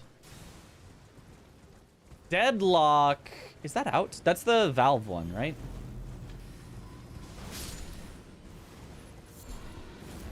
It's kind of MOBA-ish. Marvel Rivals definitely counts. Okay, so not a dead genre because people I think still really like Marvel Rivals.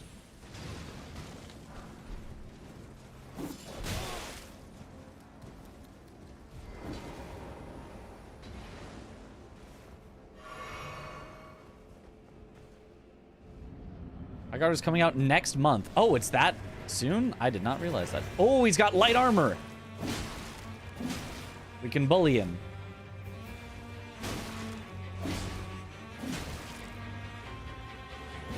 Oh, should not have tried to beat out his attack there. Oh, okay.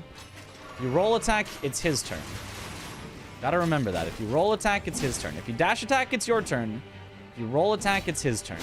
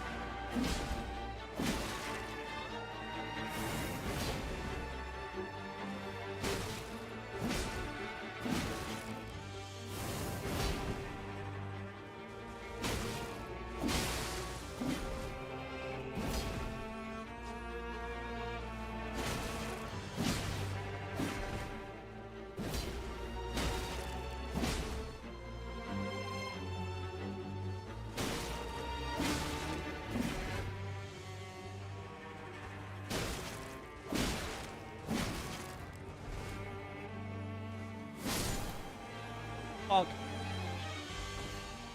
It was 25th of January. Right. It was a month and a half. Yeah. I remember that. I kind of forgot that as soon as I realized it was a hero shooter, and I was like, oh, I don't actually care about this. Ooh, a somber 9. I'm gonna have to remember that's on Selin. I'm not gonna remember that, but... So what am I missing? I have a somber 3 and 4. I have enough 2s that'll get me through somber 2. Then I have somber 3, 4. 4 gets you to 10, which needs 4s to get you to 12. 5s, 6s. We're missing 7s. 6s gets you to 18. 18 is the equivalent of plus 7.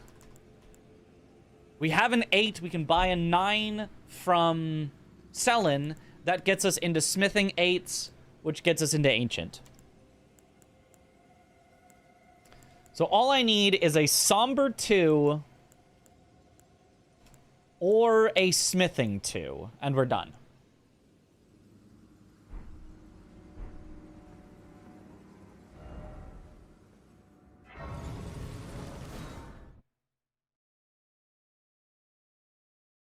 Somber 9 on Selin, just in case I forgot. Thank you.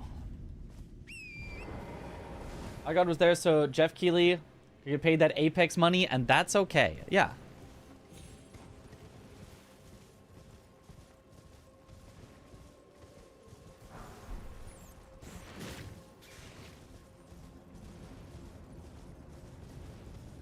We're sure going to be trying Highguard as an ex-Apex player, but I have no hopes to keep playing it. Hopefully it's good, though. If you like that style of game, it looks good. We were watching the gameplay, and I was like, wow, that gameplay looks good. It's only when I found out it was a hero shooter that I was like, never mind. Never mind. Never mind. Opinions on Jeff making out with Miss Piggy on air live. Yeah, that was kind of weird that they just stopped the show for about an hour for them to just make out like that. All the noises they were making, it was kind of weird. But, you know, it's art, though. It's art.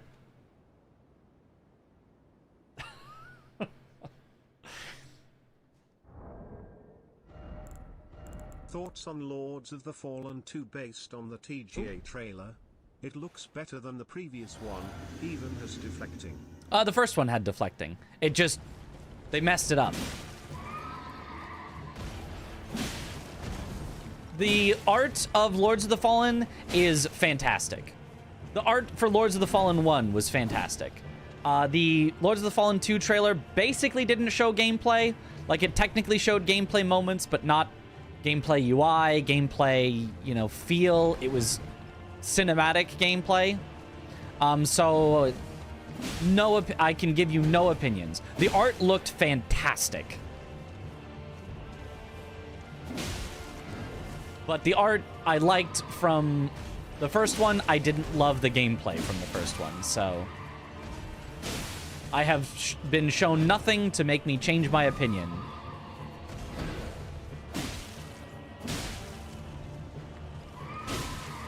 I'm not even sure I could see in gameplay whether the gameplay was good. I'm not sure I have that eye. It's more about how it feels than I think how it looks. So I will definitely try it. I will definitely play it, but my hopes are not super, super high. Data cars, whoa, boy, that's one to get right now. And we still only have one talisman pouch.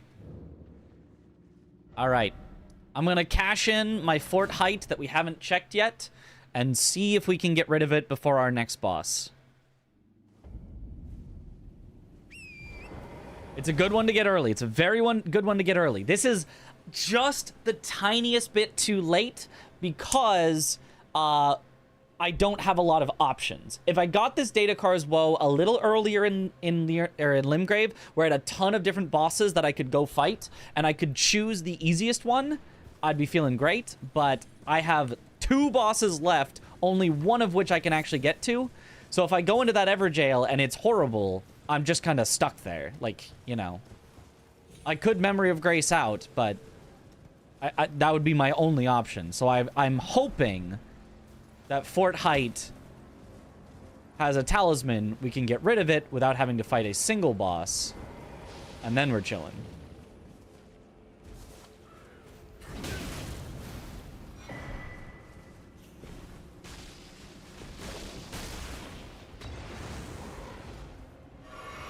Oh, big dog. Oh, these are certainly some of the enemies of all time. 2.0 was already good. I haven't played 2.0. I should go back and give it a try. I shouldn't badmouth the game without having tried all of its updates, but the original release of Lords of the Fallen was so disappointing, it did not make me enthused to go back and try it again.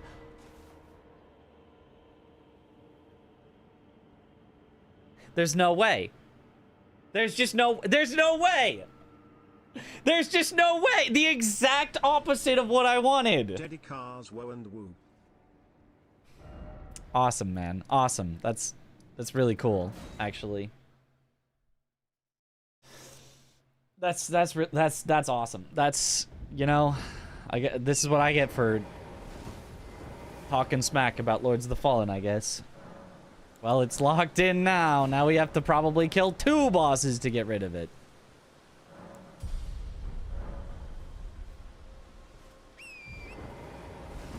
If we get a bad boss here, I could skill issue and die.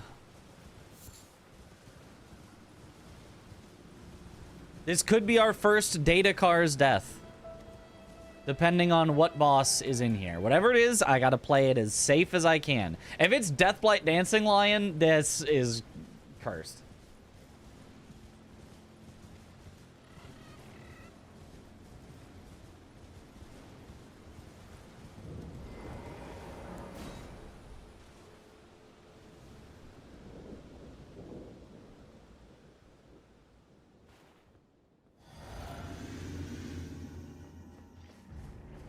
Okay.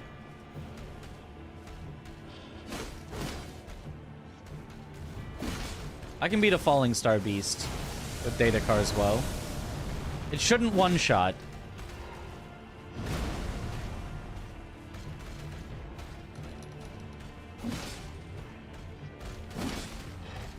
It might two-shot, but...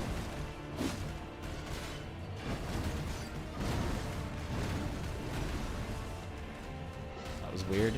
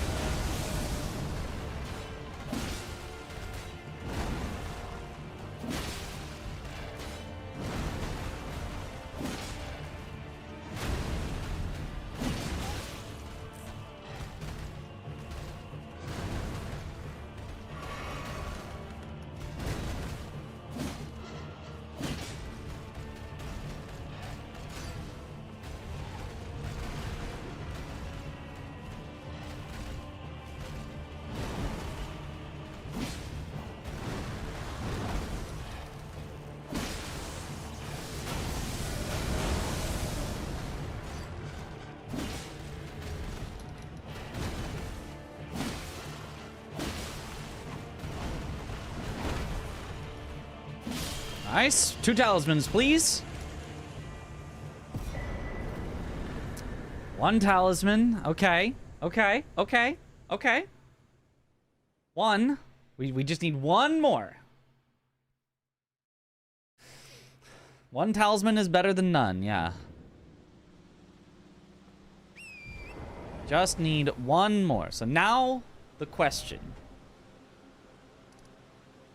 The safety of weeping, but I have to do the entire thing on low upgrade because I will not unlock Round Table Hold right now. Or the gamble of Stormveil, where if Margit gives us a talisman, we're done, we're set, we move on with our life, talisman gone, we get to upgrade our weapon a bunch, we're just cruising, chilling. But if Margit's a terrible boss, it's kind of high scaled and we could just die.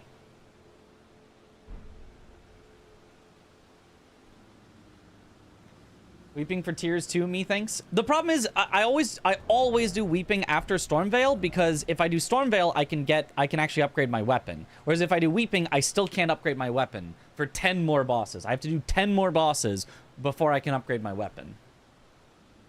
Weeping is smart, we can pick our boss. Yeah, it does make sense. I shouldn't die even with a bad weapon with weeping. You're right, it's weeping. It's a weeping play, you're right. It's gonna be slow, but you're right. It's the smarter play. It's just slow. And I hate being slow. Also, let me double check that I don't actually have... Oh, I do have 2 Stone Sword keys. Never mind, I don't get a choice. Never mind. I thought we would have a choice, but good thing I double checked. We have to do Stranded Graveyard first. This thing. If this one is high scale, scaled. If this is a bad boss, we'll be dead. So hopefully it's an easy boss. And then it gives us a talisman, and then we can do Stormveil. Stormveil for Rusty Key check. Yeah, it's just you have to go through Margit first before you get the Rusty Key check. So we'd have 1 high-scaled boss that could be rough first.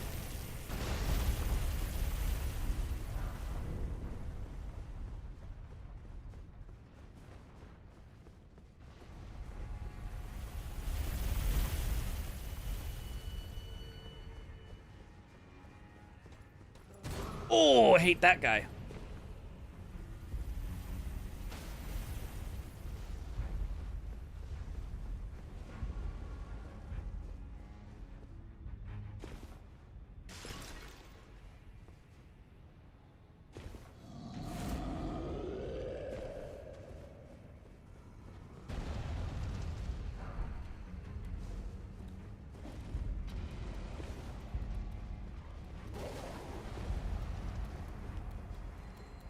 Okay, Gargoyle's Greatsword is a good weapon.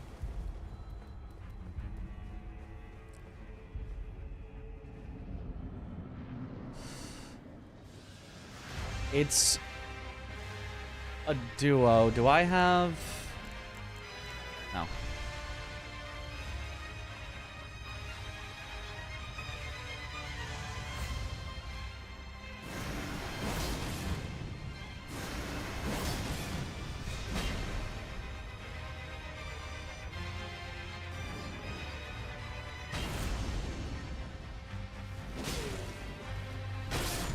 Oh!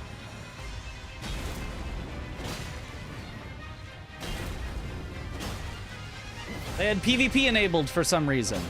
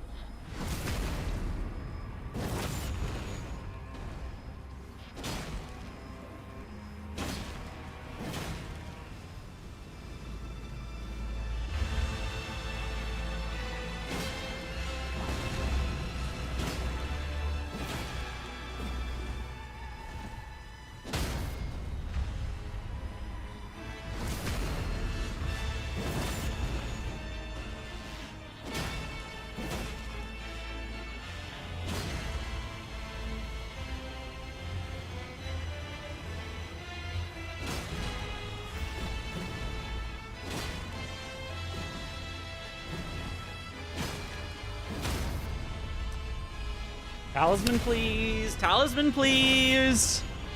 Just one. Any talisman.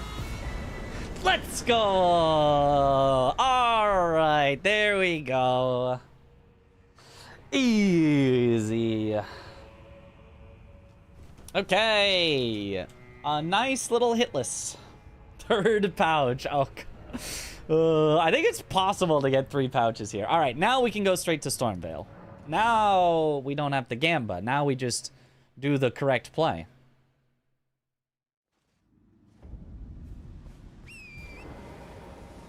I'm an open world RPG lover, and Elden Ring was your gate to Souls-like. It's also the only Souls-like you enjoy, and purely because the open world got 900 hours in Elden Ring. Yeah, makes sense if what you enjoy is an open world and not a Souls-like.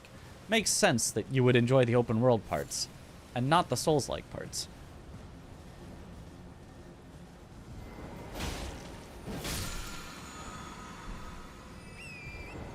A good talisman as well. I don't really care about that because, you know, whatever. I just care about getting rid of the bad ones. Been seeing you a lot in other guys' content, so finally decided to drop by and say hi. Good luck on the run. Yo, thank you. Thank you for the good luck. Yeah, I've been trying to... I like doing stuff with friends more. So it's been good to do more. I want to also do more with friends.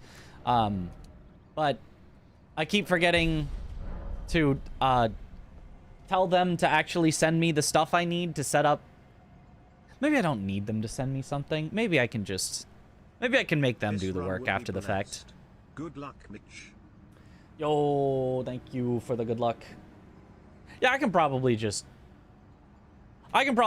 force them all to have the default character and tell them all to set up their own settings. That probably works.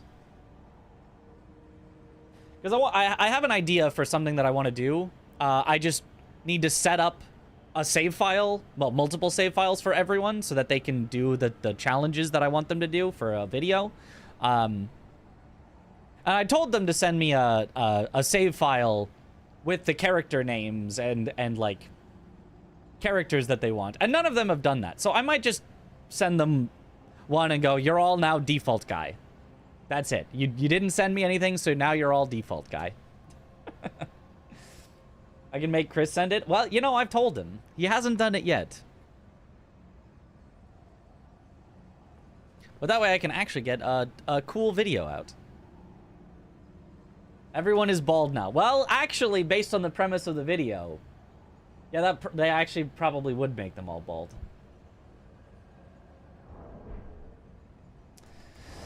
Okay, what's on my... Good, it's still HP when near death.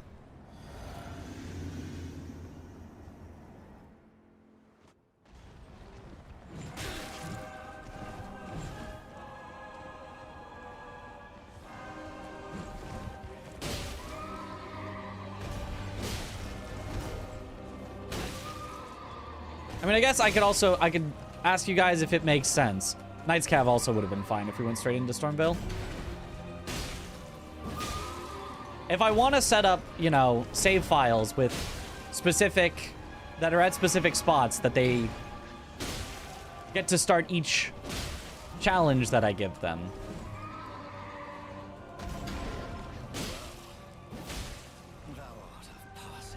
To do that, I believe you have to use the Nexus mods thing that lets you transfer characters between save files.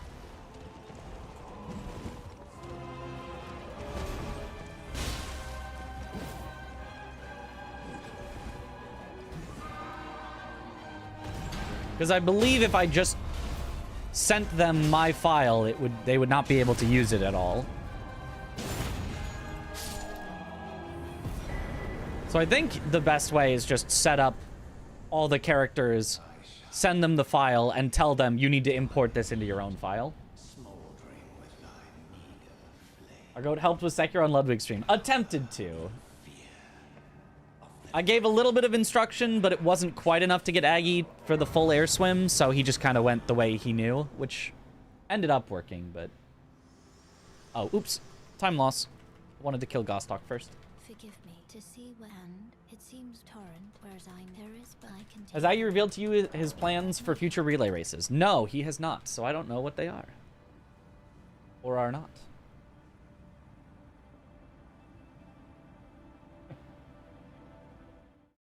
Good luck, Mitch. Thank you for the good luck.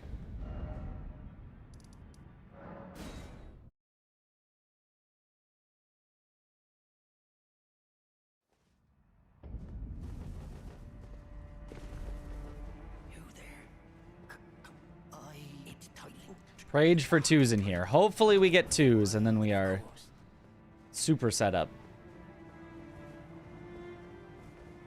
The gate! Open the gate! What's it to you? You can back out of the round table, hold teleport. Yeah, but then I would have to talk to her again. It's faster to take the teleport once, like whenever she asks, even if you don't want to go there right then, and then just warp back to it later. At least in speedruns it has been. Maybe it's different in this exact situation, but I think it should be faster to accept than to go through the dialogue a second time. I might be wrong, though. I don't know. Thank you for the hydrate. The gauge. Okay, so let's go back to round table hold first.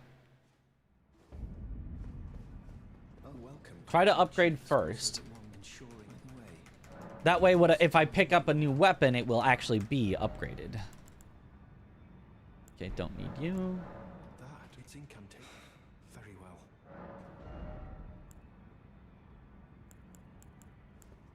Okay.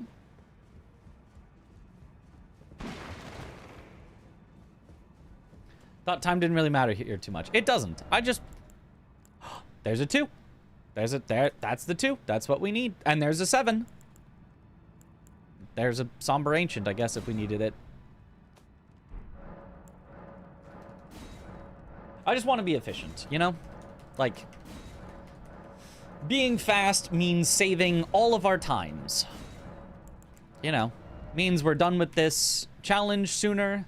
Oh, crystal darts. Well, would have been nice already, but...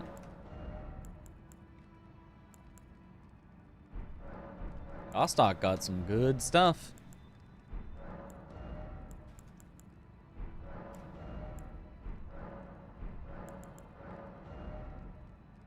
Excuse me. Selen has the 9. Thank you. Thank you.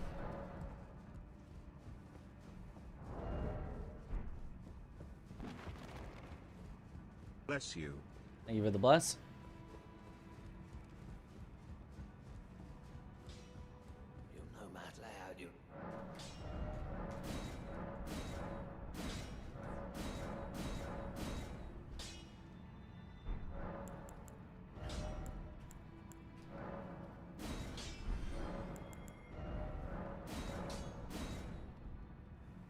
To 12. Which gets me to Somber 4 equivalent. No, to 5 equivalent. So that I can do 6, 7, 8, buy the 9, buy the Ancient. We're done. So all I need is a Somber weapon. I'll save my money here. I guess I won't even save my money. I'll just buy the 9 and the... Well, what if I pick them up? I'll save my money, and then we should have enough. 6, 7? Oh. I made it consecutive so that if I'm ever counting up, I'm forced to say it.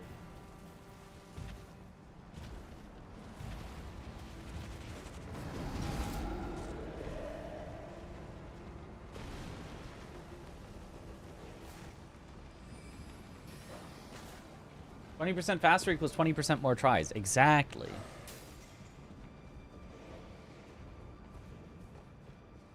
As long as you don't take it fast in the scary parts. As long as you don't take it fast and die. Taking it fast and living is always going to be better. 6, 6 plus 1, 8, 9.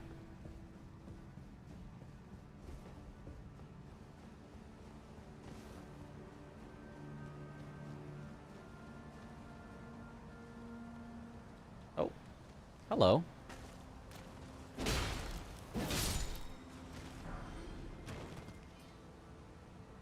Yeah, come on.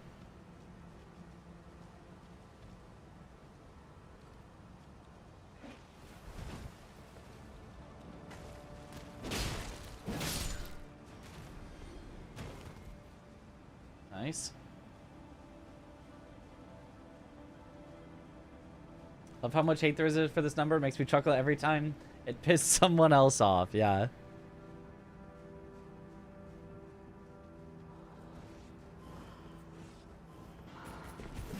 I don't think it would be as popular as it is if it was not for people disliking it.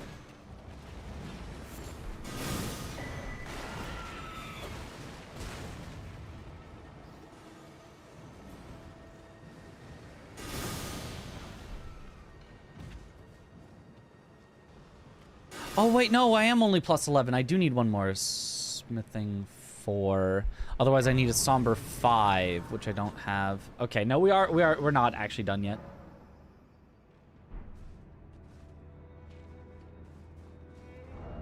Ooh, heavy. I guess I need to be not heavy then before I can worry about upgrading my weapon. Are we not heavy now? We're still heavy. I'm really gonna have to go all the way to...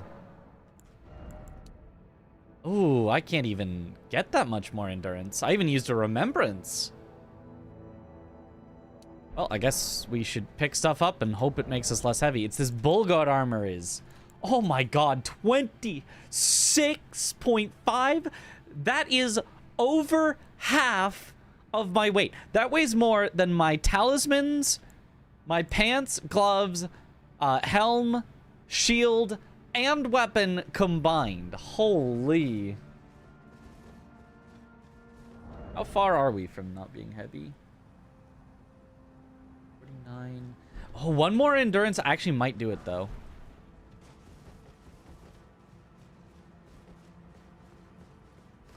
Bull goat is heavy. Yeah, it's just always a surprise still how heavy. I think we need one more endurance. I think it's literally one more.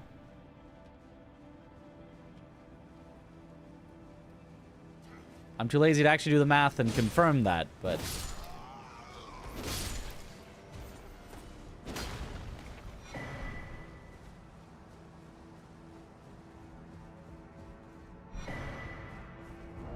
Rye mask is slightly heavier. Now it might be 2 more endurance.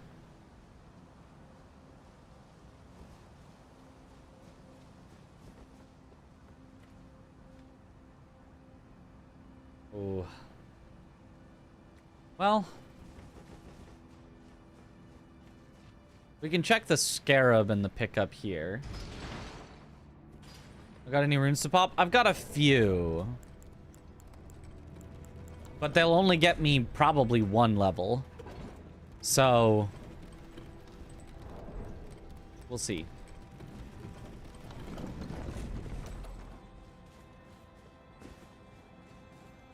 Fat roll? Yes, we are fat rolling, and we would like to not be. Okay, that's another rune at least.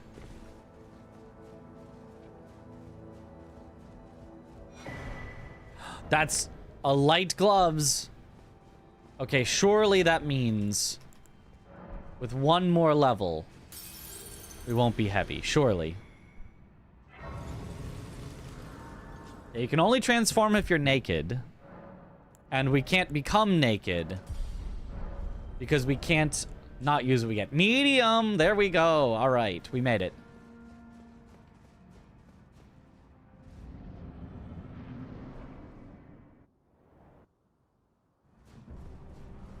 Oh! Well, good thing we're not heavy.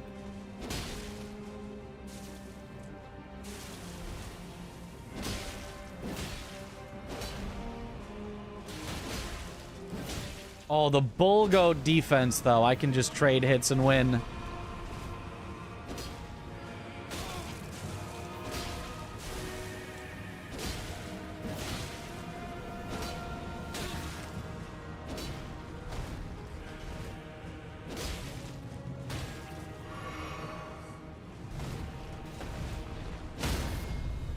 Yeah, bull goat.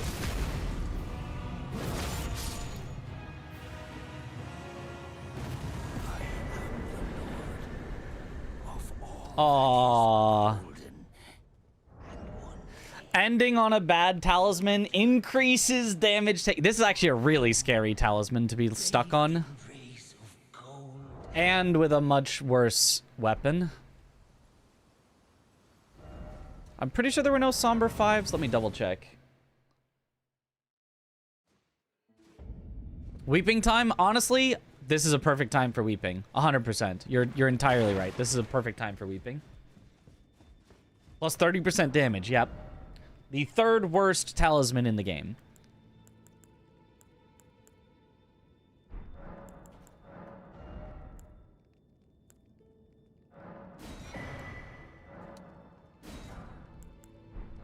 Whatever. We'll just go. We'll go weeping. It's fine. It's not like the worst weapon. It's just not like great. Time to weep. But Bull Goat armor is strong. That's a good point. Bull Goat does remove a lot of the scariness of having this talisman. Can you explain how blacksmithing works in this mod? Works the same as normal. You upgrade your weapon using smithing stones. However, it only costs 1 smithing stone per upgrade level. You don't have to have the 2, then 4, then 6. And as soon as you upgrade one of your weapons, all future weapons that you picked up will also be upgraded to that level.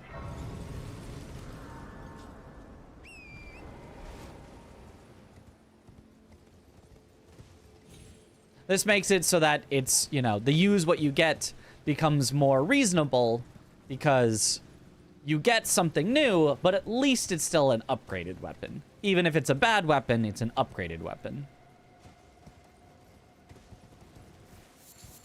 Early bad tallies is good. Yep, we've got 2 of the absolute worst talismans already that we're getting out of the way. So this is solid.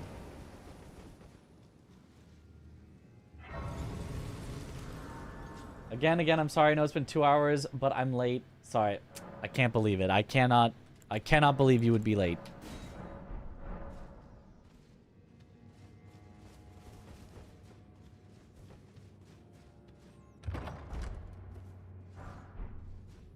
Okay.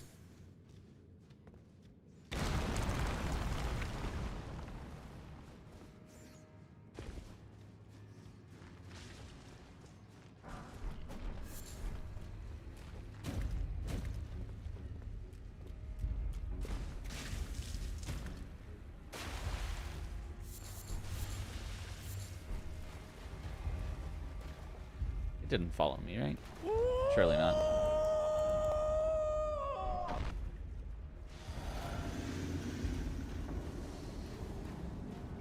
Hey, Daniel.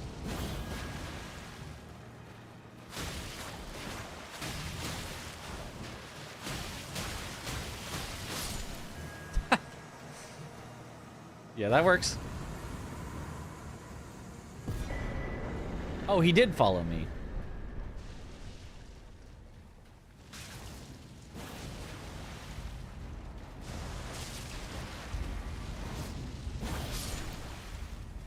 Bye-bye.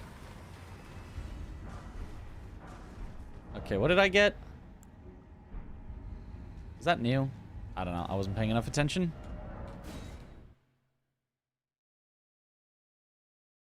You also get a Scorpion Talisman this run already. Pretty good. Yeah. We did already get a Scorpion Talisman. You are correct. So, yeah. Out of 22 bosses, getting 3 bad ones out of the way, including 2 of the 3 worst, is really good.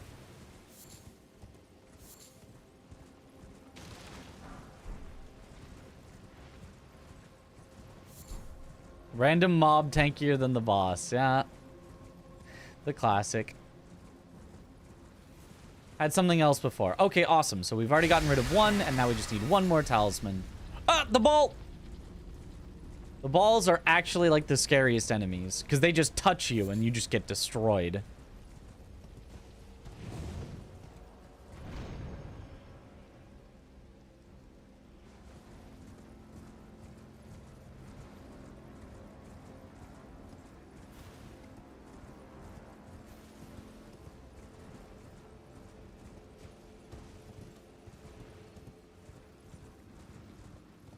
Is that including data cars? Yes, data cars is out of the way. Data cars is completely gone. We just have beloved Stardust. We'll have then all crucibles, which will be all hands on deck to get rid of it. We'll also have several other scorpions, several source seals and scar seals, and then one more crucible. Two more crucibles? Two more crucibles. Yeah, there's the all crucibles, which is the really scary one. And then there's the improved dodging, but you take 30% more. And the improved backsteps, but you take 15% more, I think.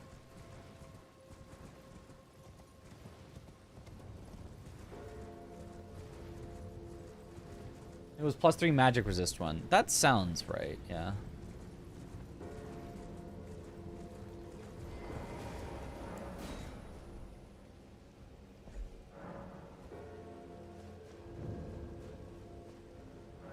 I'm trying to fight as many things as I can right now with the bull goat armor so that I don't get it replaced and then be taking more damage. Borealis in a jail. Oh boy.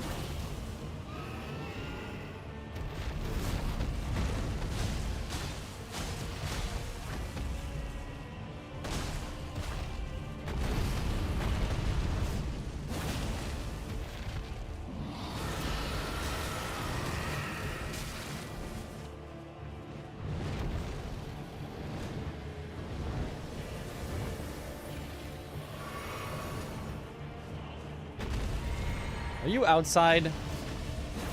Please do not be outside. I think it's outside, but I can still hit it. Yeah. Haha! Get destined death. And there's Godfrey icon. It's gone. Let's go.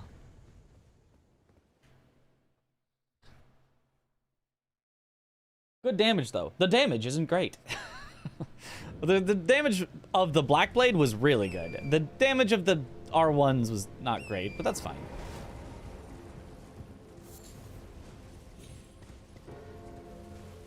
Okay, so now the next thing to do is to... The order I think that you should generally do things in is... Whichever areas are most likely to give you a new weapon, you should do them first. So that if you get a bad weapon in the area, you still have other places to check to get rid of them. And you should end on the bosses that are... Oh, I can just go do the boss whenever. So that way, you can just do them whenever you have a good weapon. I think. If you already have a good weapon, just go do all the bosses you can do whenever. And end with the ones that might give you a weapon.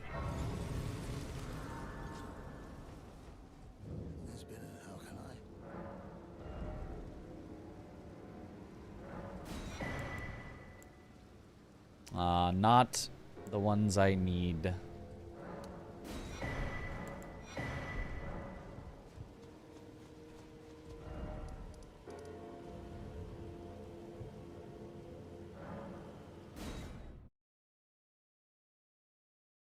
It was perfect for Borealis, actually. It did really well.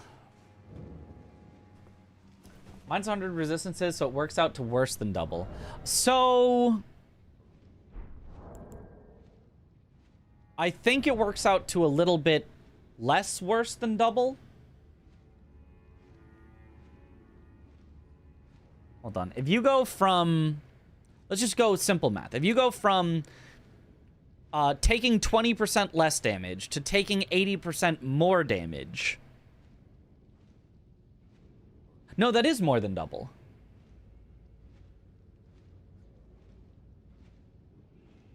It's 100% extra, but you were taking only 80%, so it is more than double. You're right. Yeah.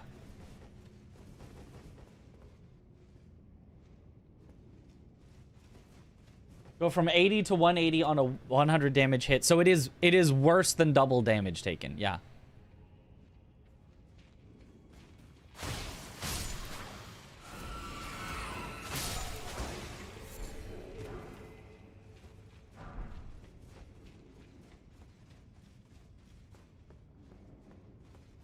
Oh boy, a dragon in the cave.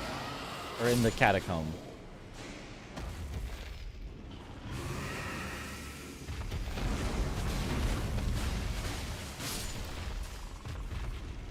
You can just stay there. Trapped for all eternity.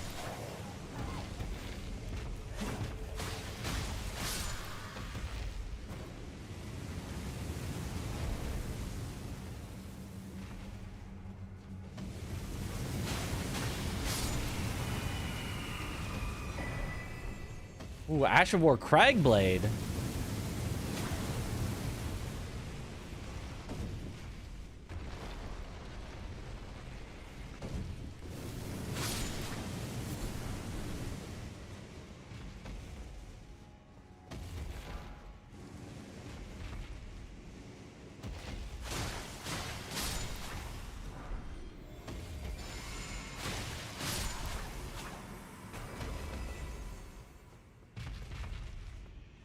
This is PoE math, people learning how much better 80% resistances are than 75%. Yep.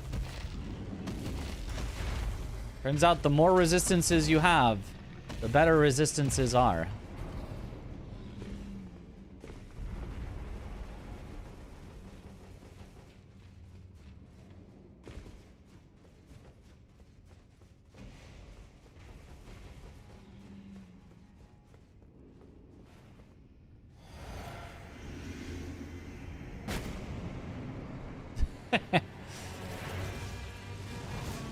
Just explode while walking through the door.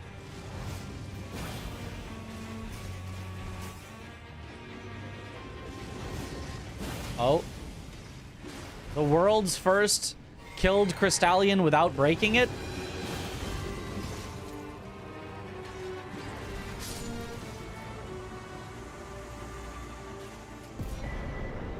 Radagon Scarseal! A great one to get early. Just a huge one to get early.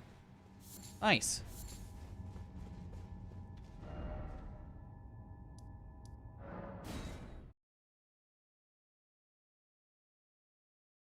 Is that actual tech for that tier? Yeah, if you've got two effects in it, one that's really good, restores HP when near death, and one that's really bad, or one that's the explosion specifically, not just any bad one.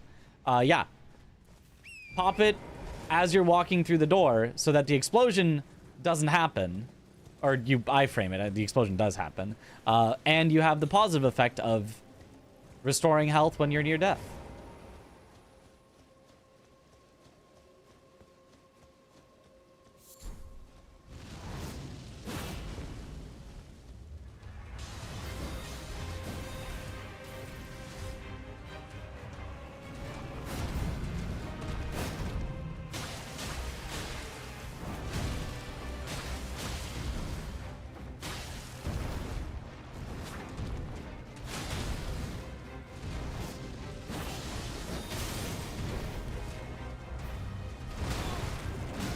Giant hand.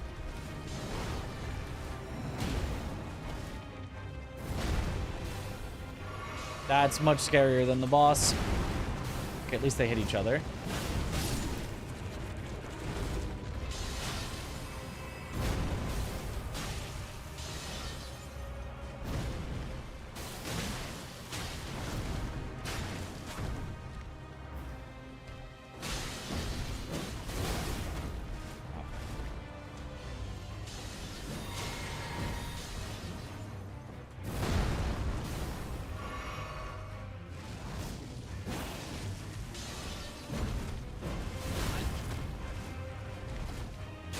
I really hate that move. I also really hate that move.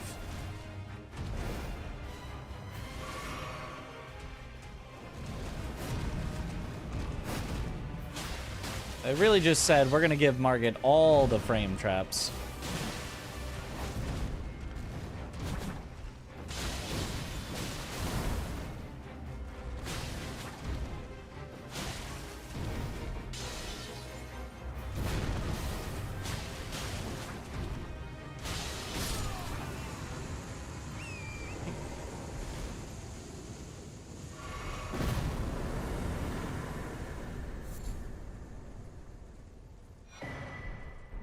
Oh, Blade of Mercy.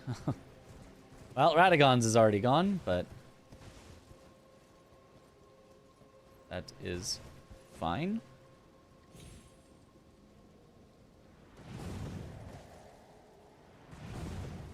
Well, goat armor, that's right.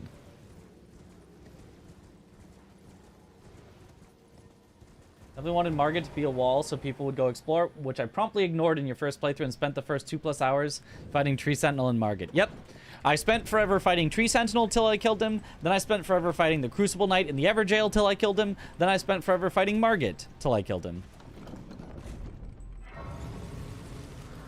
I wasn't going around. The run's good today. We had one die a while in due to having no damage on Lamenter. But outside of that, this is our second run, I guess, of the day. And it's good. It's we've got several of the bad talismans out of the way. But unfortunately, as we have learned, that does not increase your chances of success in this challenge by very much. It's not actually the bad talismans that usually kill you.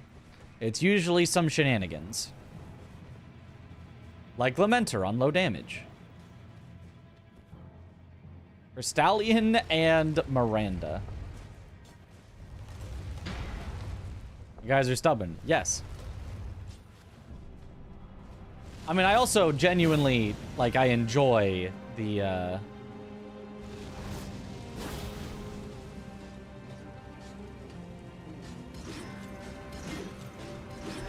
getting stuck. As long as I feel like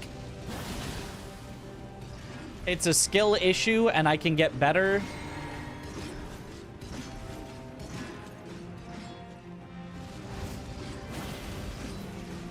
And I am learning and improving. I love getting stuck on a boss.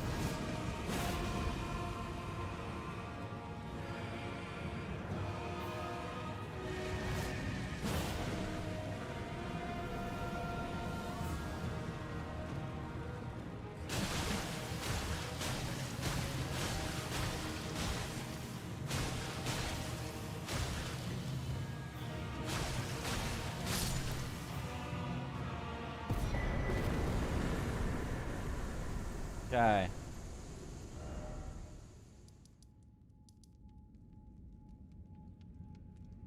Oh, I haven't done this cave yet. World's second Crystallian kill with no riposte. Love spending hours on a first boss kill. Bale, Consort, Melania, Orphan, Medir, Frida, Suralon.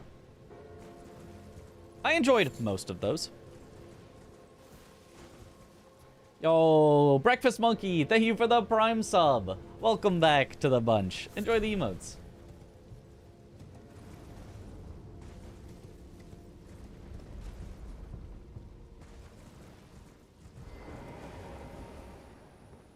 Hello.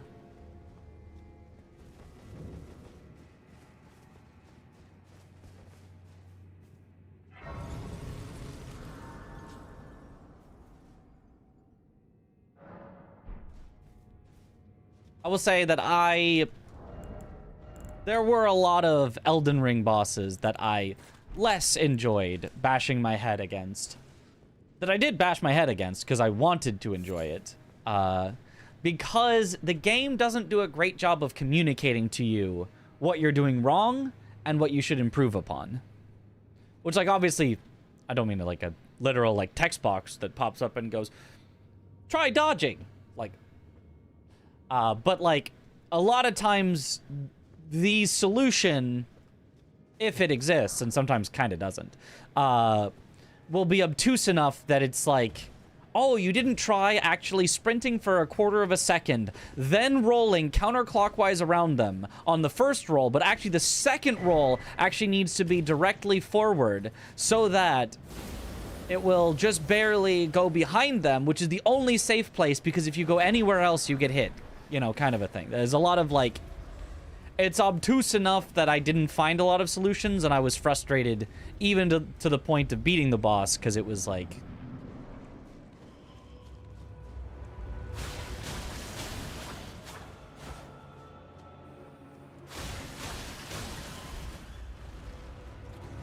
I was not perceiving the growth.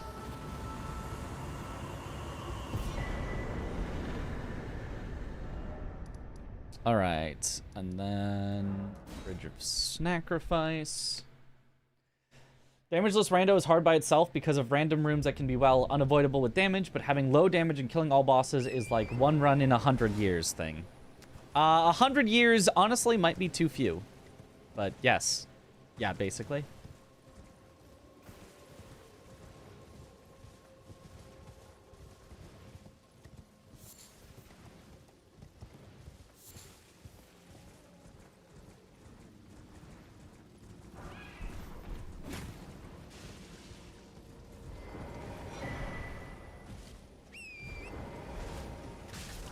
Because, yeah, I guess I don't directly enjoy being stuck on a boss. That's not really it. I enjoy learning a boss.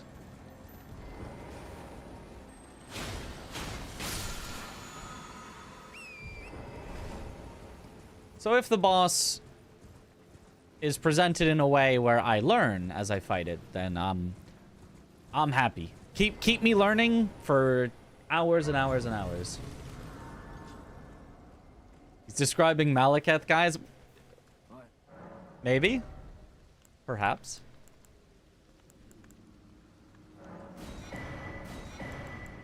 The Stormhawk King. It's never Dean. We've gotten exactly one run with Dean, and it died instantly. To an aging untouchable at 0 bosses completed.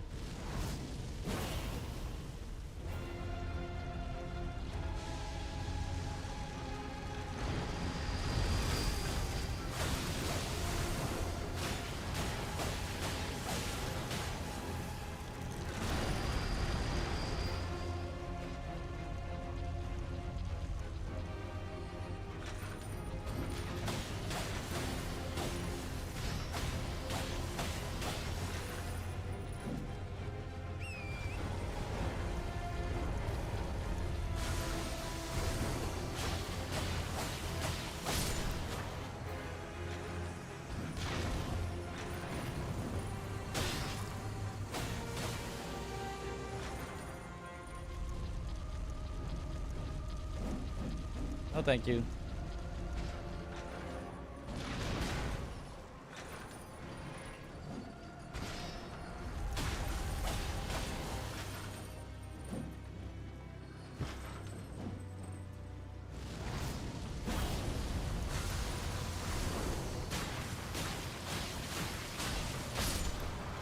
Easy.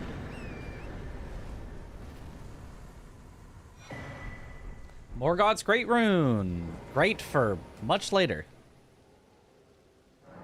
Virgin Duo is actually not so trash when they wait turns in an open area. Weird how that happens.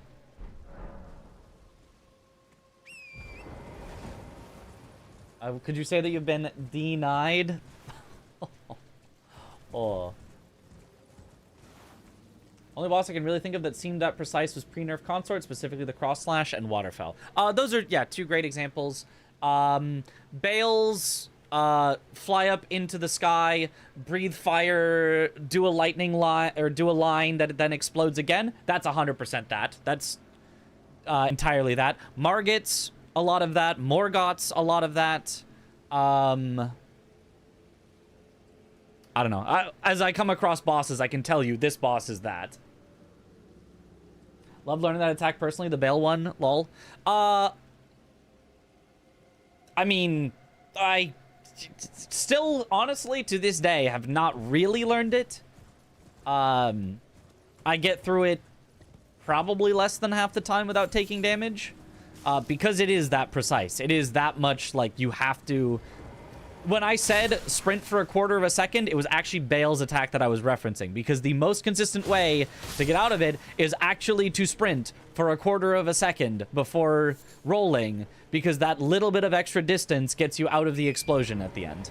And if you don't sprint, you will get caught because it lasts through the entirety of your roll. It's like, it's weird. So I would 100% count Bale's as that. Maybe it's like barely possible to not get... I'm not sure entirely. I'm not an expert on Bale.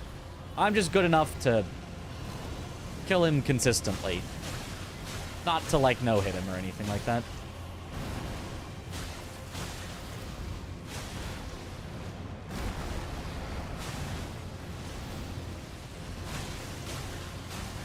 If you can do it without the quarter of a second sprint, then it's like frame perfect.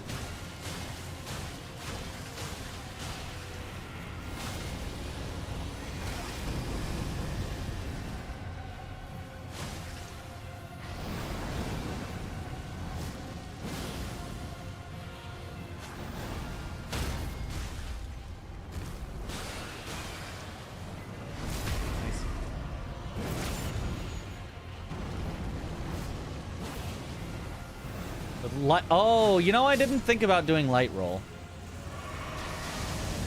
Yeah, I could see the extra distance from light roll making it quite a bit different, but the way I play does not guarantee light roll. Plus, being light roll for the rest of Bale is kind of bad. Just having less defense. But I suppose light roll... yeah, probably does do it.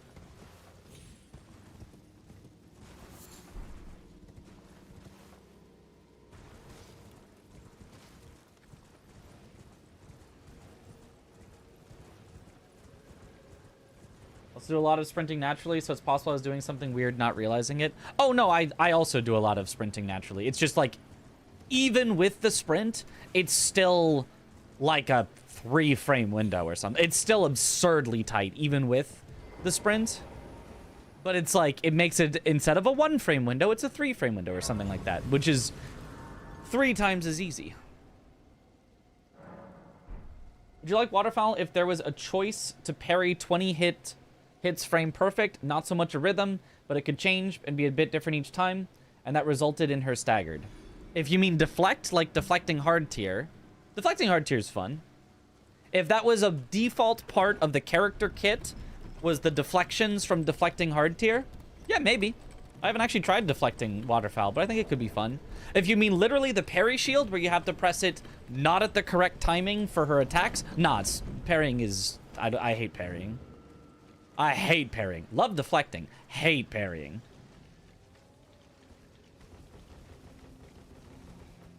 Light roll Melania versus medium roll Melania feels like 2 different fights.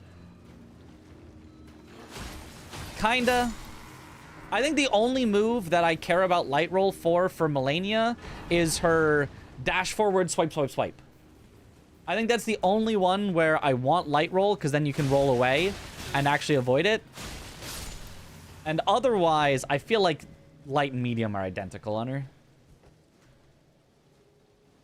What's the difference between parrying and deflecting? Ah, so let me show you.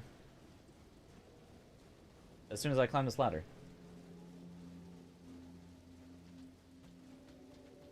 And kill this guy, because he's gonna get in the way of my demonstration. So parrying looks like this. You see that? You see that animation? And the parry is active, not when you press the button. It's not active now. It's active now. It's active now. It's active now. It's like you press it, your character starts going like this with nothing happening. You're not parrying yet. Then finally swings the sword forward, and that's when you start parrying. So timing a parry is really awkward. You have to be like, okay, the enemy's attack is coming, and it's coming in a little bit, so I'm going to press it now to deflect now, or to parry. Sorry, I said the wrong word. Press it now to parry now. Press it now to parry now. You know, like, you have to, like, time it awkwardly. Versus deflecting is this. Technically, there's an animation of your character bringing up his shield, but the instant that I press it, that's a deflect. If I can tap it like this, and as long as I was pressing it at the time that the enemy's attack hit me, boom, I get the deflect. So, deflections, very fun. You watch the attack, you watch it swing around, and right as it's about to connect with you, right as you see it about to smack your face, you press the button, boom, deflect. Whereas parry is, you see they're about to smack your face, if you wait till it's about to hit you, you press the parry button, you get smacked in the face. You go, okay, that was too late. You see them next time, you see them bring your arm back, you're like, now, you press your parry button, then they swing, and you were too early, and it hits you, and you're like, okay, no, it's in the middle. It's like as their hand is actually coming around. You watch it the third time, you go as their hand is coming around, you press parry now, it hits you, your parry doesn't work, and you go, was I too early or too late? I'm not actually sure. I think that might have been too early. So the next time they swing, they wait. You wait till their hand comes around and their elbow is more than 90 degrees at you. You press the parry button. It hits you. You're like, no. Okay, that was too late. That was too late for sure. And then you finally go, okay, it's after they bring their arm back. They started swinging, but they're not yet at 90 degrees. You press the parry. You get the parry. That's how parries work. Whereas deflecting is just, oh, it's about to hit me. Press.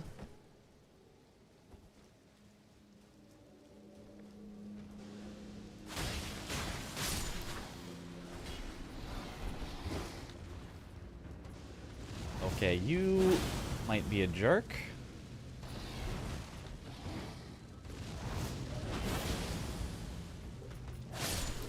Got him. Thank you for the game knowledge. Yeah. And then you have to do that separately for every attack in the game, because obviously not every attack is going to be right as their elbow is almost horizontal type thing, you know?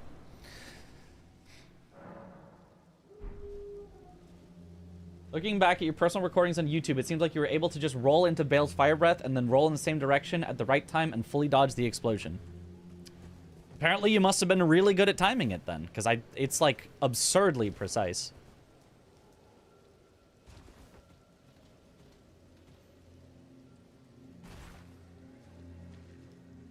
Hydrate. Hold on a second for the hydrate. If you're wondering if the attack is even parryable in the first place. Oh, that's true also, yeah. I did forget that. I did forget that step in my explanation, because not every attack that looks parryable is actually parryable. Whereas every attack is deflectable. Every attack is deflectable. There's probably some, like, super rare exceptions. But, like, for the most part, if you think there's a chance it's deflectable, it's deflectable. Grabs to be pedantic. Yep. There's a couple of, like, yells that like, screams, like Red Bear's scream that I wasn't sure if I could deflect, but I think I might have just not been using my deflecting hard tier and forgetting. I think Red Bear's scream is deflectable.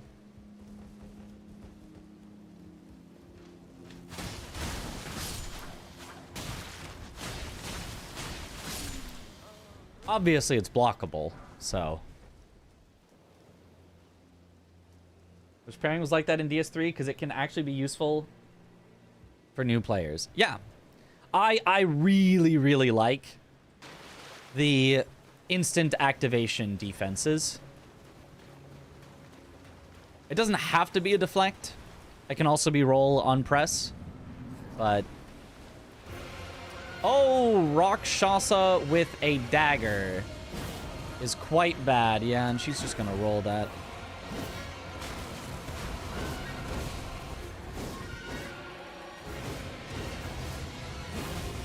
Aha, but if I get her when she's cutting the weeds, she doesn't dodge it. Okay. Maybe this is fine, actually.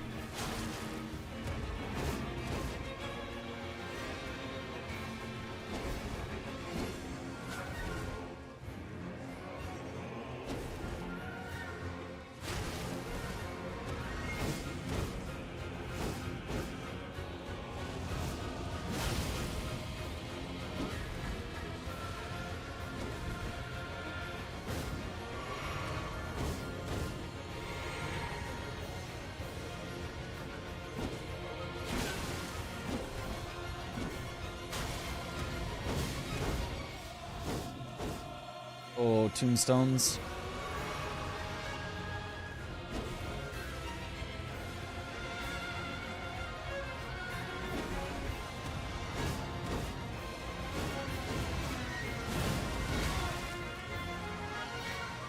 Worth the trade, I think.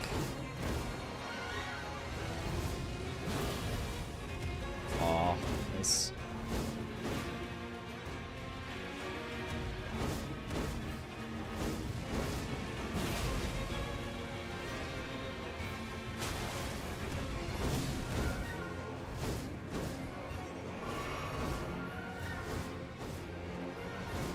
The water doesn't actually immediately drop you off. There's some more space, but I just do not want to be anywhere near the water, just in case.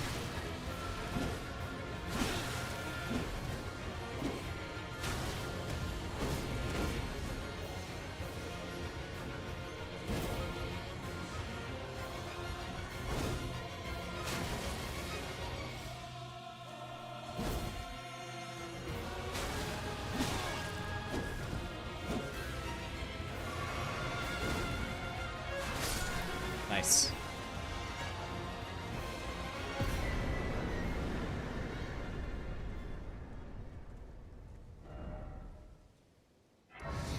Okay, now the scary catacomb. Aversion to water may be a symptom of rabies. I might be rabid after this challenge. That probably would happen.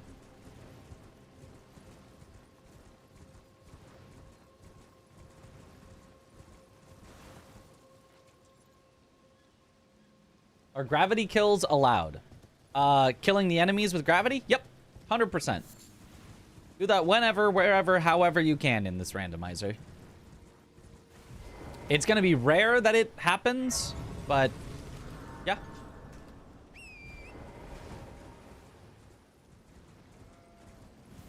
It's not like you can be 200 bosses in, a boss jumps off to its death, and they go, start over.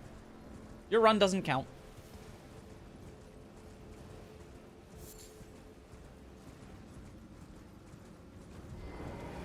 On an unrelated note, has Domo been drinking water lately? You know, I'm not sure. Have you been hydrating him during his Hollow Knight run?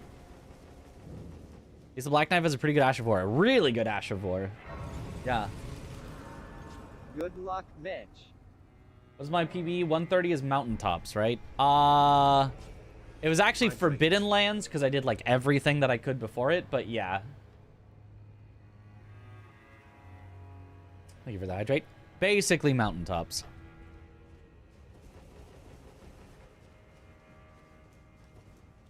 I got that duo that I hate, and they were the most aggressive I've ever seen them. Neither of them ever stopping attacking. In the Forbidden Lands, which is very scary because it's kind of a thin walkway. So I just kind of got rolled.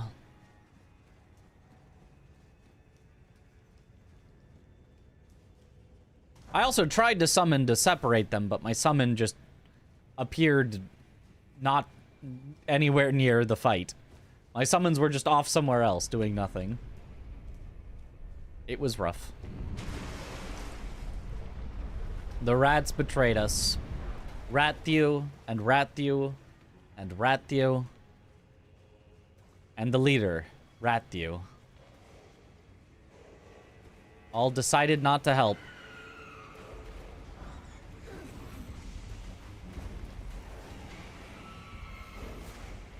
Nice. Made it through. Sekiro French run next. You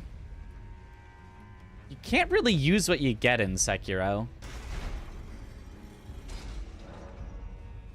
I have done Randomizer Deathless in Sekiro. And that was honestly pretty fun. Tough, but not like reset for 8 hours a day to get the perfect seed tough. Just like, don't have something weird in, you know, just a few places.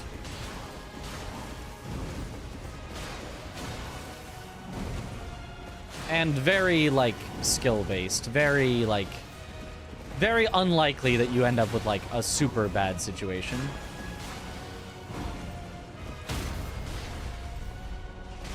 What up?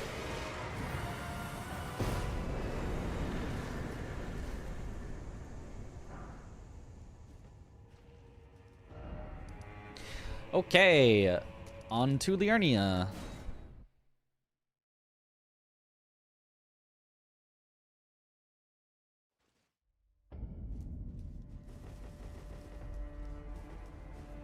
This challenge shows who's the best in the game.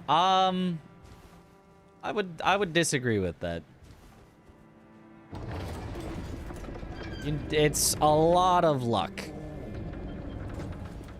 I think if you were to take any run and judge in a hierarchy of like the better players do better at this run, the worst players do worse at this run, I think this is probably one of the worst ones you could pick.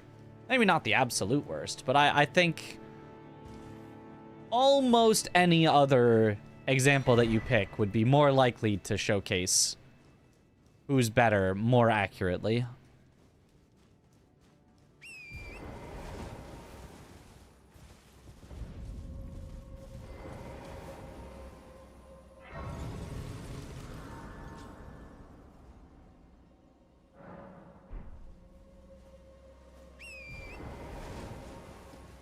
DS2 French run seems like torture after watching Chris play some DS2 Rando last night. Yeah, I don't know about that one. I would certainly not. It looks miserable in the Rando. Well, I mean, it looks miserable anyway, but... Oh, Somber 9. Another one. I could buy it from Tops instead of from Selin, but I still have some more I need first. How's your luck with true duo bosses been? My current run has a Horaloo, Deathblight Dancing Line, and I'm pretty afraid to fight that.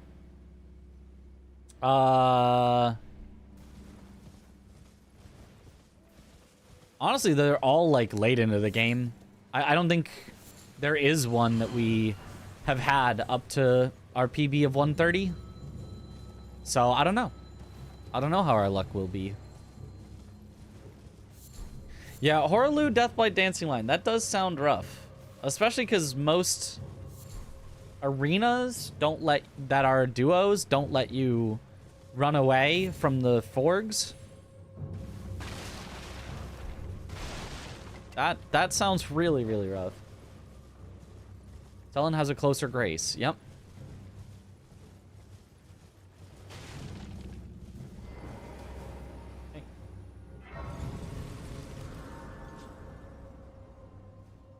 Guys, been weird vibes this stream, not gonna lie. I haven't noticed too much because I've been, I think, focusing a lot. And the YouTube has been, I think, getting pushed off of the screen a lot, but perhaps. Surprise no matter. Why don't This challenge actually shows who's worst in the game. Yep, that's it. Oh, Determination. Is this the one where I already have Royal Knights Resolve? So I just got the worst version of it? Or is that the last run?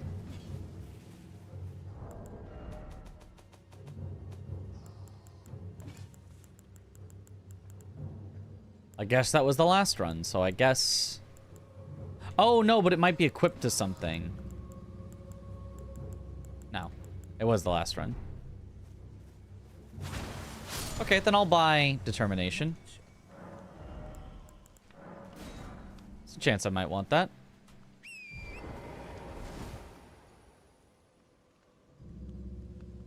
YouTube chat is on screen? I thought Twitch didn't allow that. YouTube chat is not on screen, but I can see it and I can read it. Twitch, I don't care if Twitch doesn't allow that. I would put YouTube chat on screen if I could figure out how. Well, my only concern with putting YouTube chat on screen is there has been a much larger number of incredibly bad messages that I would not want at all on YouTube. And it's harder to quickly shut that down on YouTube. But otherwise, yeah, I would put YouTube and Twitch on screen. Venomous Fang is pretty good.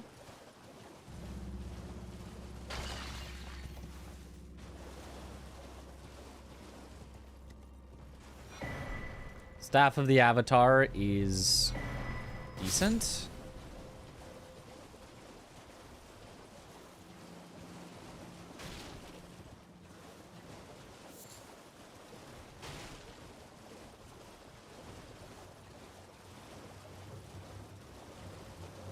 YouTube gets weird, yeah. They just have worse filters for stuff. They don't have like an auto mod as far as I know. Or if they do, it doesn't work very well.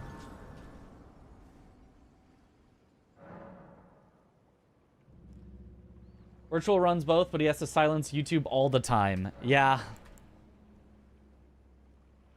Yeah, it's unfortunate. Is it worth it going to Journey 2? Would you like to Journey a second time? If so, then yes. If not, then no.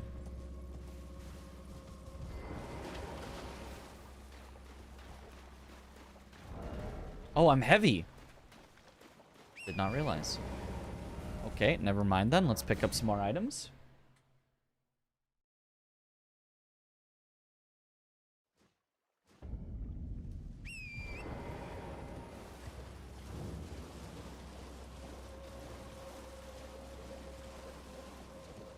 In second journey, do you get more runes? Yes. Spending 3, I need a 4.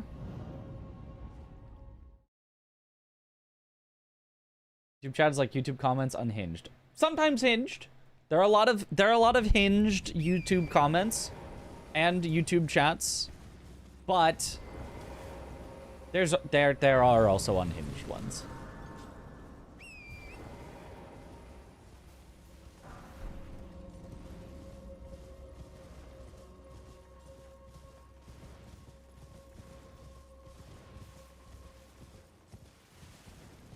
Also, like, the bots on Twitch want to promote their botting site, which is annoying, but, like, whatever. I'm not going to get in trouble for that.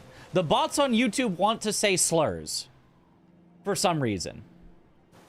Like,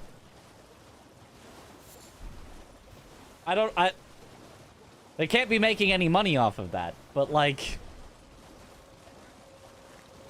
that is a thing that we have had to deal with.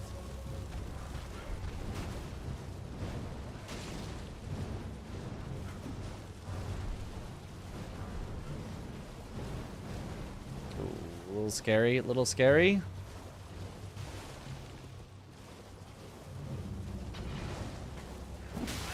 Ow.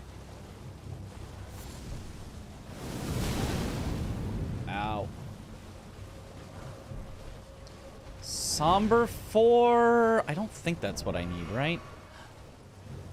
No, it's already +4. I need Somber 5.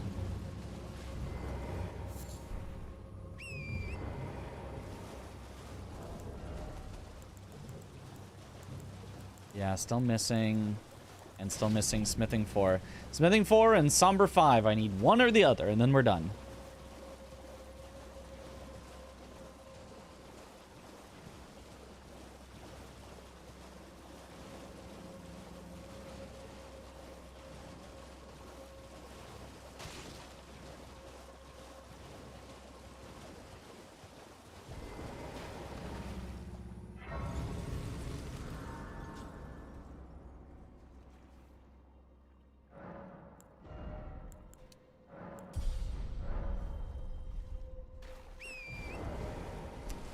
Still heavy, but at 30 endurance, I don't really want to level more.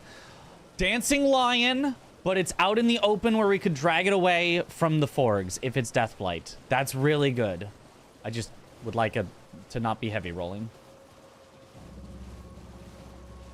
YouTube has interesting decisions of giving modding stuff only in mobile app. Yeah, that still makes no sense. Also, to make somebody a mod for your channel, you kind of have to give them sort of access to your channel in weird way. Like, there's the modding on Twitch is just infinitely better. It's really weird.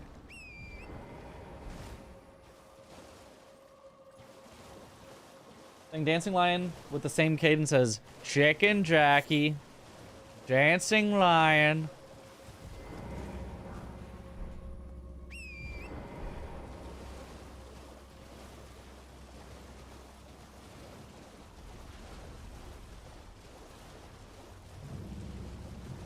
I did actually see a Minecraft movie on an airplane on one of my recent trips. I had to know. I had to be in on the memes. To be honest, I don't think it really kept my attention the whole time. I think I fell asleep during it, but like...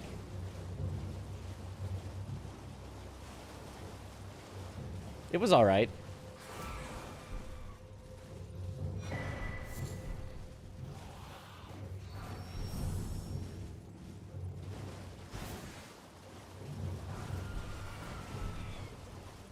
Oh boy, so many bad weapons that we're getting through.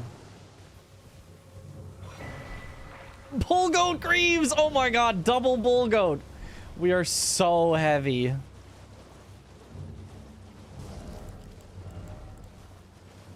don't really want to waste my kukris on these.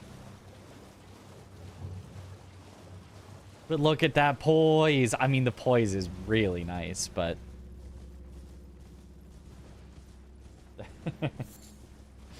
Chunky.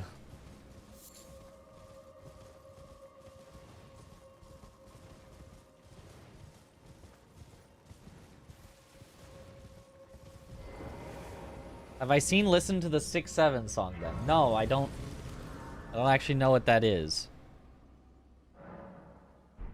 I kind of like the Minecraft movie. I thought it was I thought it was the parts where I was awake, I thought I was like, "Oh, okay, this isn't bad."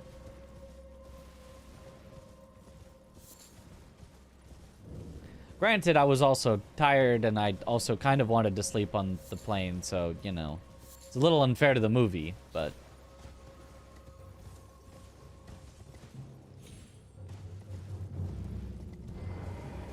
it was fine. Does poise matter in this game? Nothing feels like it did in DS1. Much, much less than DS1, but poise can still be really nice.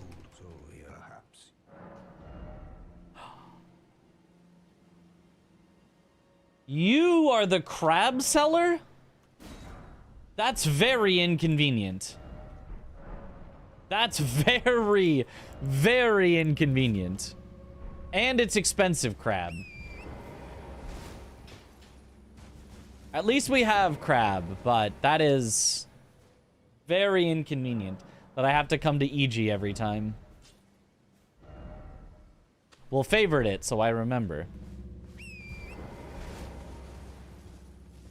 Crab is crab.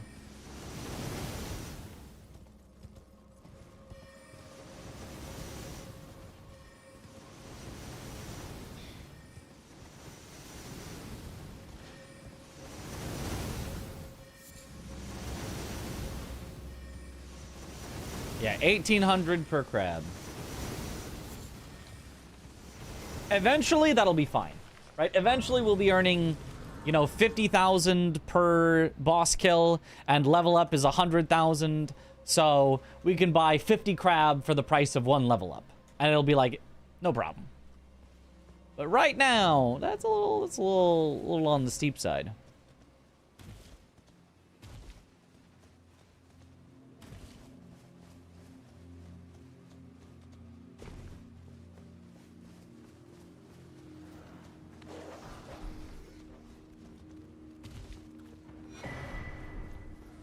Haligtree Greaves. We're now back down to medium because we don't have Bull Goat Greaves anymore. I still would just like for my weapon to be a little more upgraded.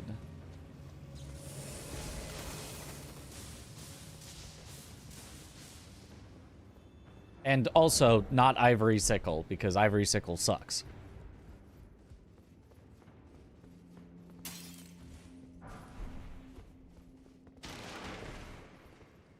Once again, Crab Gaming. Just kill him for his bell bearing? Can you? I don't think EG has a bell bearing, does he?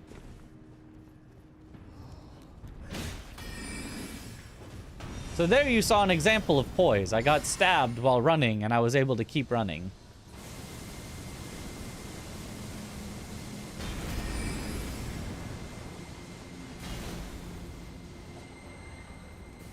He does. I still don't think I want to do that, but... At the end of Ronnie's quest. Okay.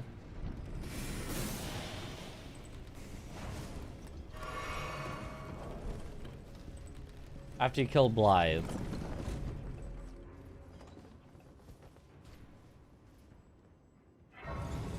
And gift subs if you can say Ivory Sickle sucks 5 times while drinking a glass of water. How would I say it while drinking a glass of water? Ivory Sickle sucks. Ivory Sickle sucks. Ivory Sickle sucks. Ivory Sickle sucks. Ivory Sickle sucks. There you go. I couldn't be more drinking water at that exact moment than that. There you go.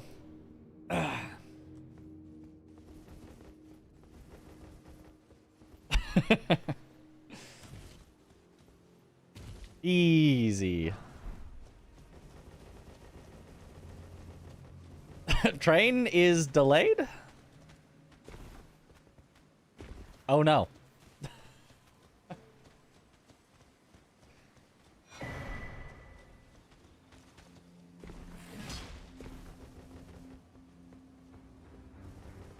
Help, I am under the water.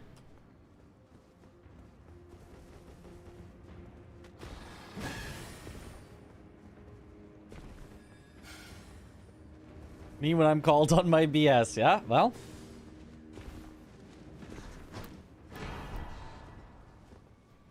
Oh, a pretty flower. Red Wolf. Red Wolf with a terrible weapon. Yeah, frick it, sure. Yo, T. James! Thank you for the sub! Welcome to the bunch. Enjoy the emotes. Are you saving Sonaf pickup for later? No, it's just not worth it. It's a single item. I could go check and it'll probably be a flower. It'll probably be a bug part. You know, it'll probably be nothing. So there's not really a reason to... It takes a long time to go check it, and it's for one item that could be anything.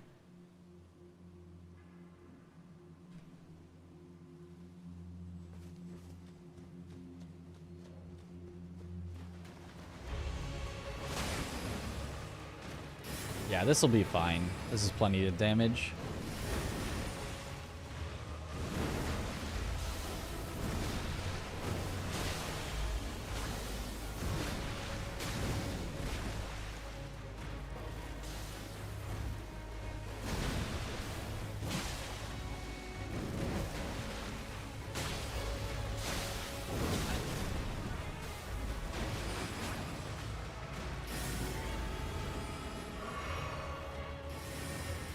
Probably didn't need to heal there, but whatever.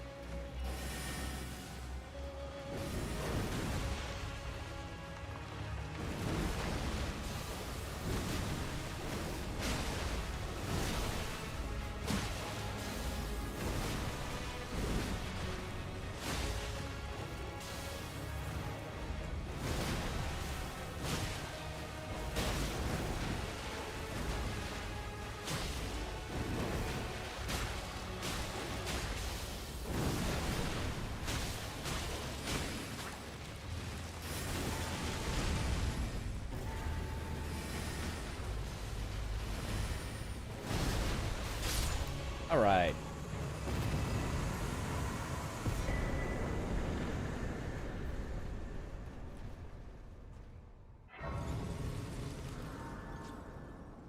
A new 10 is like 50 euro. Ain't no way. Yeah, subs are expensive. These are why the X subs, if you know, you gotta be real sure. That's exactly what you want to be spending your money on.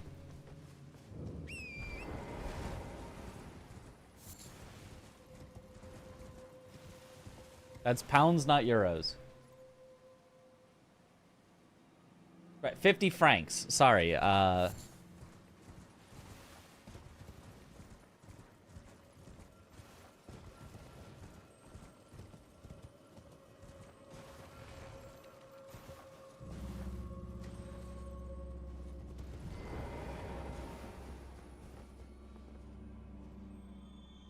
Who can keep track of these symbols except for the good old dollar sign?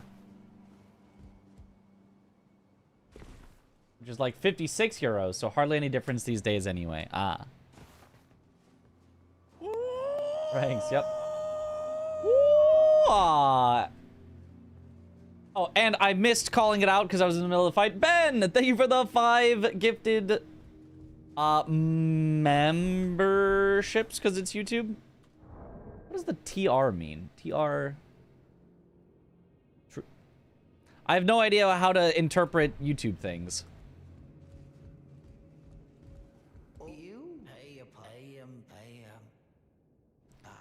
Just tuned in. Is the ivory sickle a good weapon? Nope. You know, I think I might have expressed that in some sort of way recently, actually. Hey, it's the smithing stone that I needed. A smithing 4. I am.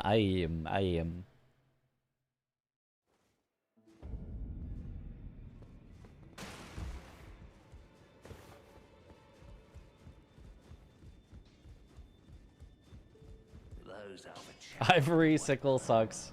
Sip.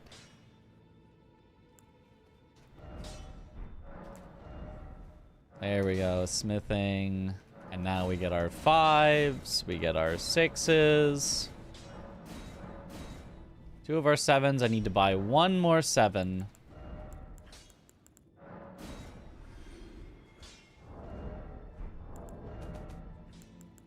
And then I have the 8s and I have the 10s, so I just need to buy 1 more 7, which I was in a shop somewhere. I'm almost positive of it.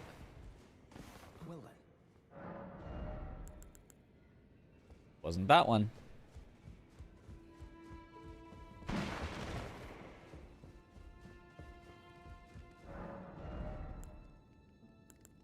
It was there. Huzzah! Ivory sickle is better than the crystal knife, though. Yeah, it's...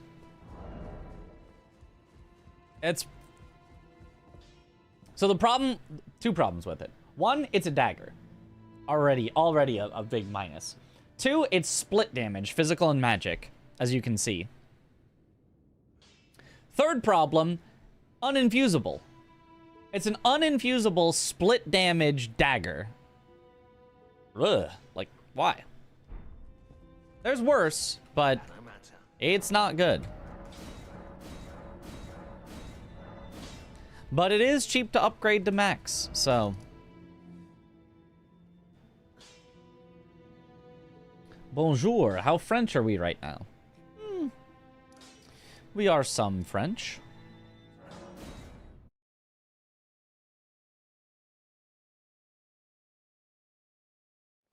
Is split damage bad? Early game, yes.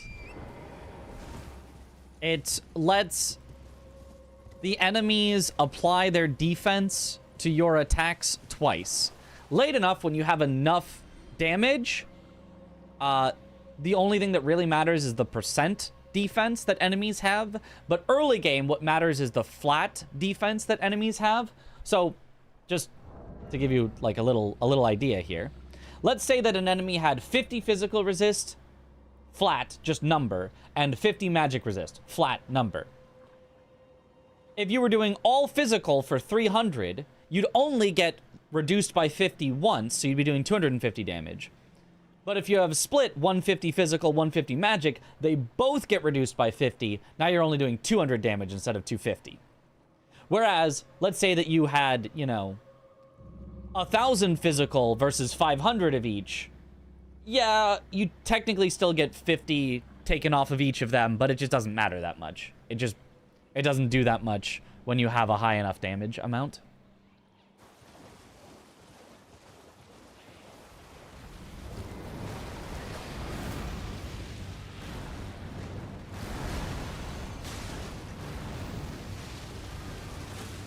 I will say, I do like that the Ivory Sickle has a single hit charged R2. For a dagger, the moveset is pretty nice.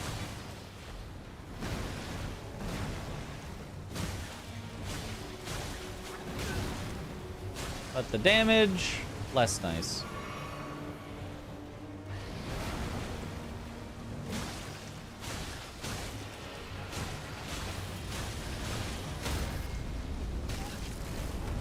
Oh my gosh, I got the stagger right as he was exploding.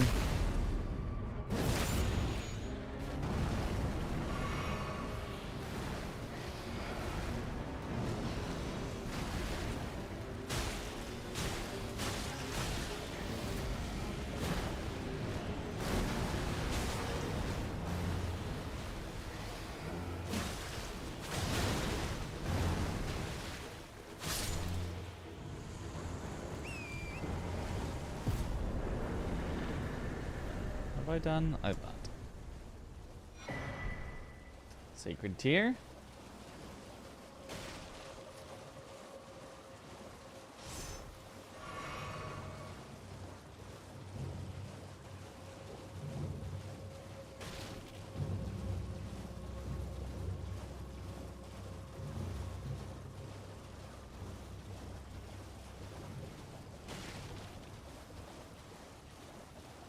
Justice for the Ivory Sickle? What justice would you like? It's fine. It's not good, but it's fine. Oh, Dragonkin Soldier. I think of Noxtella is the one that drops in like that.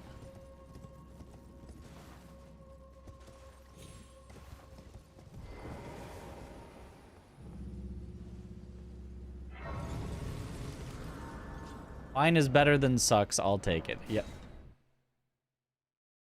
Sure. That's your plus 25 just into Liurnia, though. Yeah. That's always the goal, but sometimes it can be tough to get. I mean, by fine, I don't mean in any way approaching good, but like, you know, I'd rather have this than a torch. I'd rather have this than a whip.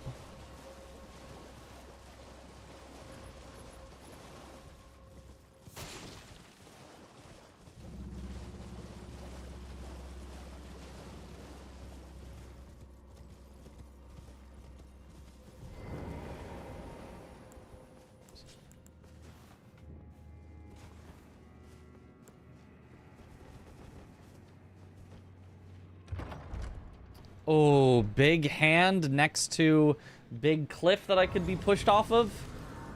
Oh boy. Yo, oh Traction, thank you for the 1 gifted. And an old man, thank you for the brand new membership. And an old man, thank you for the 5 gifted. Let's go. Huge.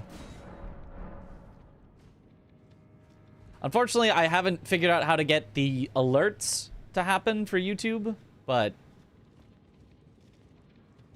oh, big hand.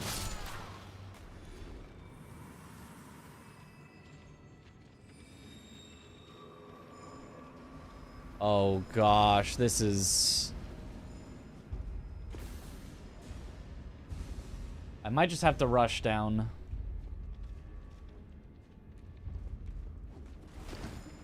No, I can't obviously now, but...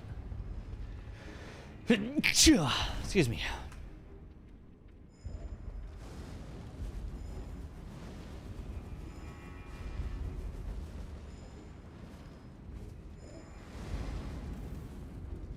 Oh, perfumers are rough too.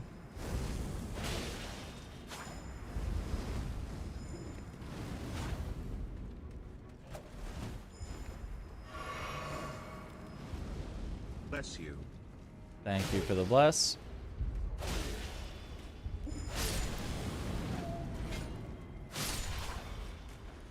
Oh, giant hand. Okay, wait. Maybe I can sneak by.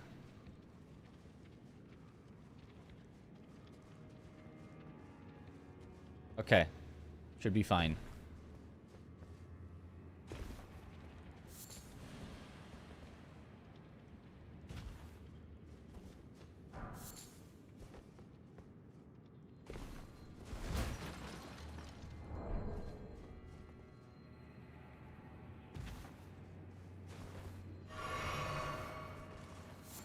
I'm quite low on max health compared to what I usually am going into this cave, but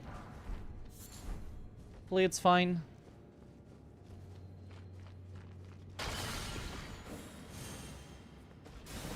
Oh, tree sentinel, yeah.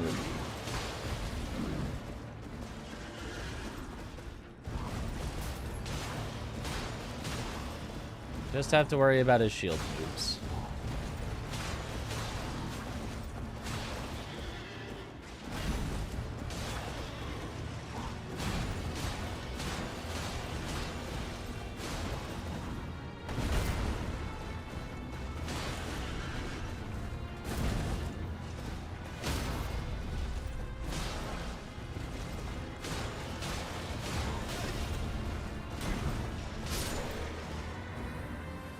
Okay.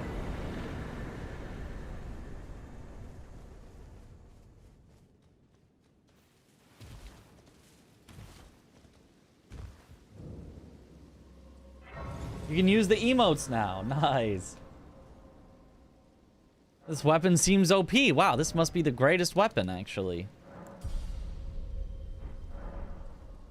Found his way out of Limgrave. Finally, we did.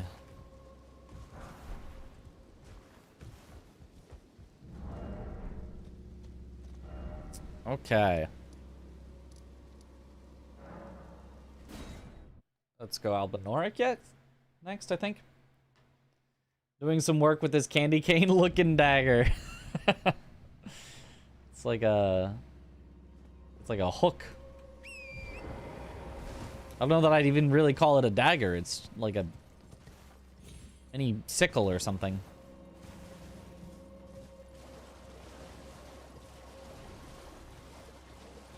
At least we've been able to keep Bull Goat for a long time. Yeah, it's actually really cool that we've kept a heavy armor set that's been keeping us very safe for a long time. It doesn't matter like that much, hopefully, but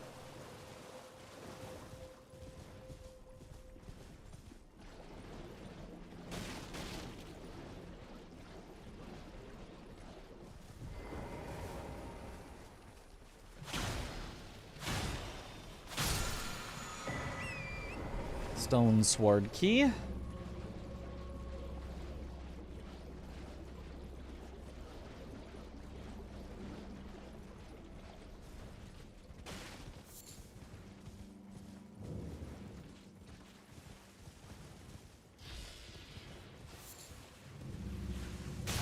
Ow.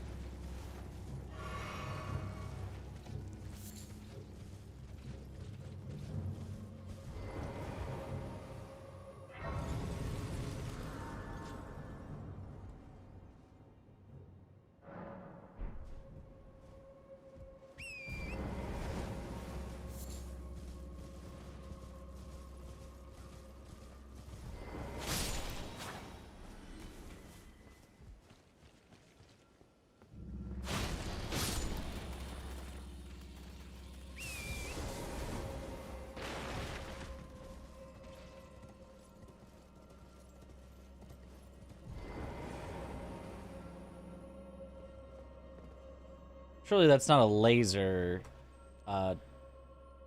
rock snake, right? Surely that wouldn't be one that stands up and suddenly starts shooting lasers?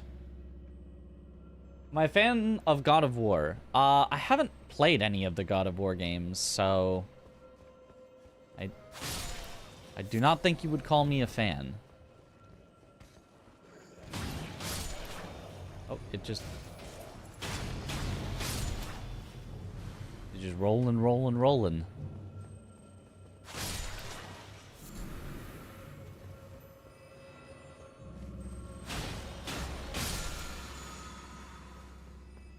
Demi-human queen should be fine. Should go down quickly.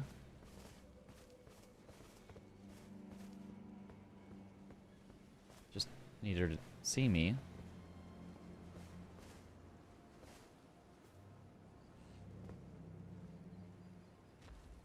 There we go.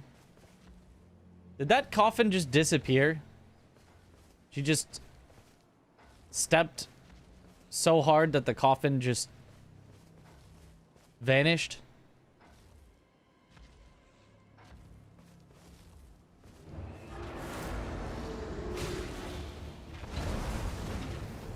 Come on up here.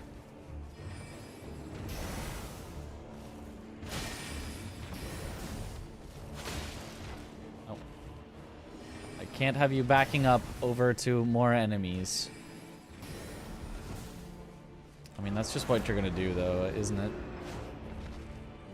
Yeah, demi-human queens just always back up.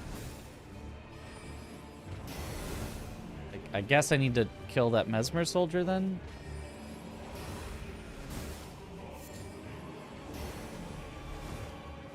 If I get far enough up here, will she actually arrive then?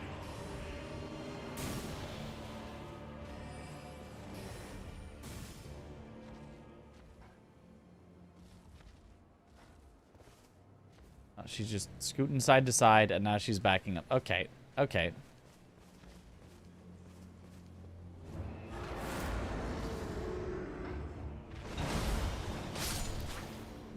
That works then.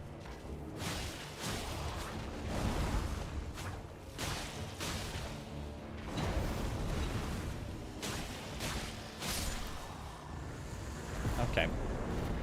I didn't need to be so scared about it.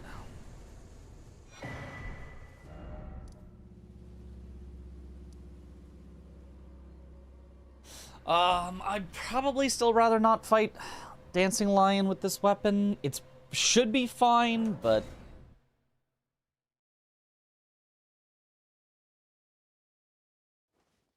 I have a really dumb quote saved on your desktop that involves Mariga.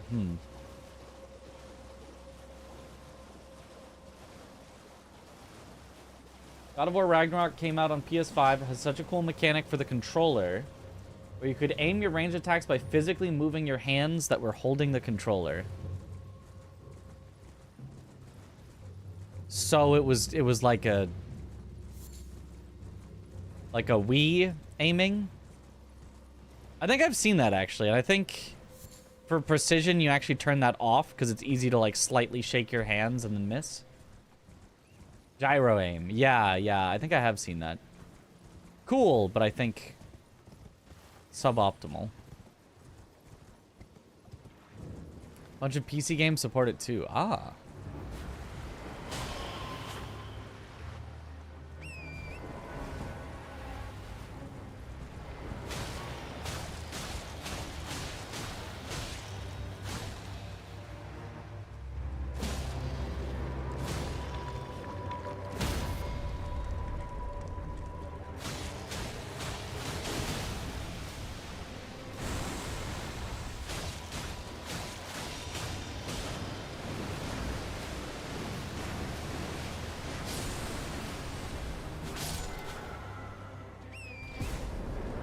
Nice. A thing that's been a thing on Nintendo consoles for years, yeah. But I mean, it's still cool. But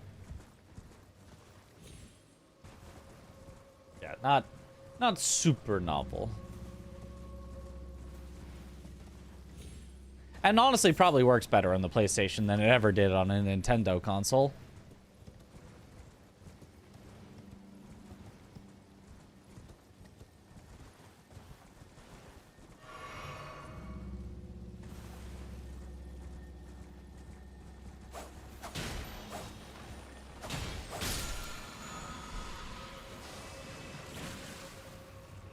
Is it bad that for a moment I thought, ah, this scarab will give me a talisman because I've been playing Night Rain?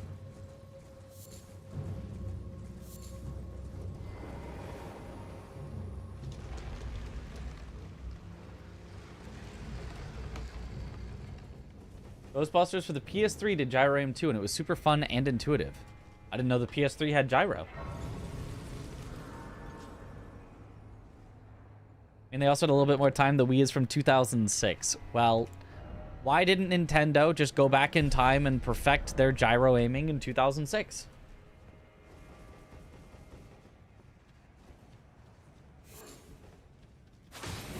Really, skill issue.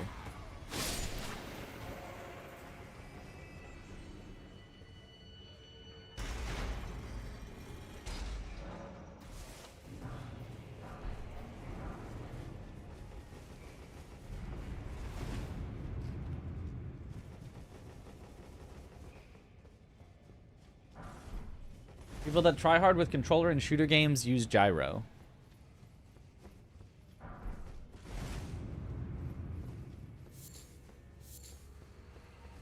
Interesting.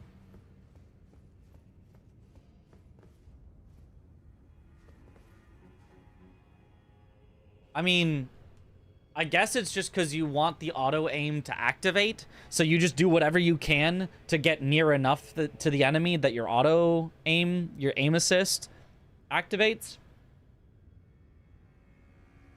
Because, like, the best way to aim is always going to be on mouse, but aim assist on consoles can be good enough that it's actually better. Like, more effective, not more, you know...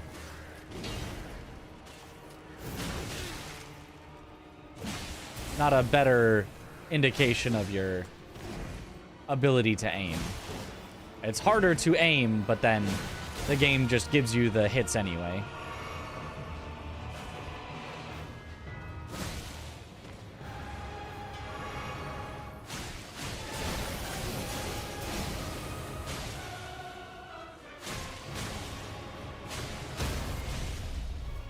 That...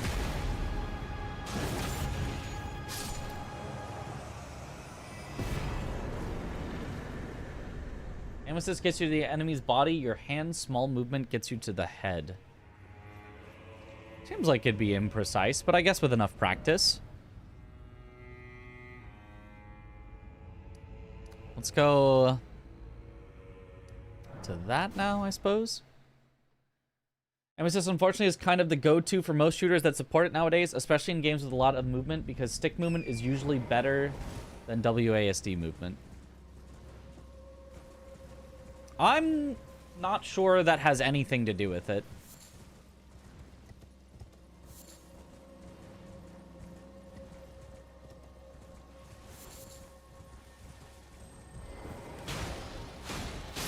Aim assist is definitely the way to go nowadays, but I don't think it has anything to do with the movement.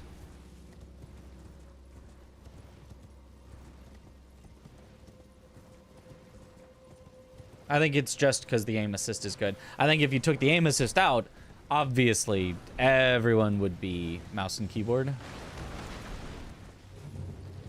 I don't think the advantage for movement of controller is much.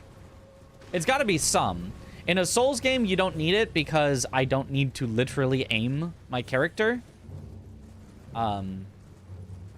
So I can point my camera the direction I want to go and then go, or point my camera 90 degrees from where I want to go, then hold to the side, or point it 45 degrees from where I want to go and hold diagonal and, you know, etc. But since you need to look at where you want to shoot in a shooter, I can see that there would be some advantage to control stick, but I doubt it's very much at all.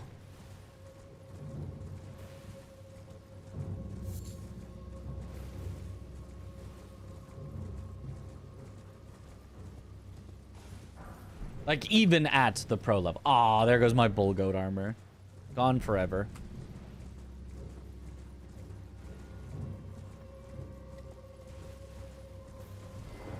Women shooters are unplayable console without aim assist, especially if you want to actually play and get at a high level. Yeah.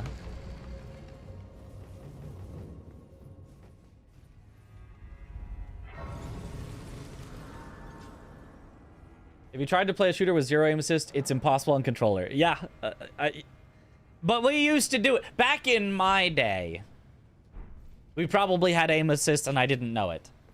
But back in my day, I swear we had no aim assist. I was just really good at aiming. Did Halo 2 have aim assist? I think so. I think Halo 2 had aim assist so people would sweep over the enemy's head and fire when you were approximately on the enemy's head, because the aim assist would just slightly correct onto the enemy. So if you were sweeping over their head and you fired when you were here, it would aim assist you onto their head. And if you fired it would here, it aim assist back onto their head. I think. Had pretty strong aim assist. I don't... Was it strong? I feel like it wasn't that strong, but I don't know. It's been a long time. All the Halo games have a ton of aim assist, not COD level, a pretty noticeable amount. Okay. Not as egregious as in modern games, but every console shooter has had a lot of aim assist. Gotcha, gotcha.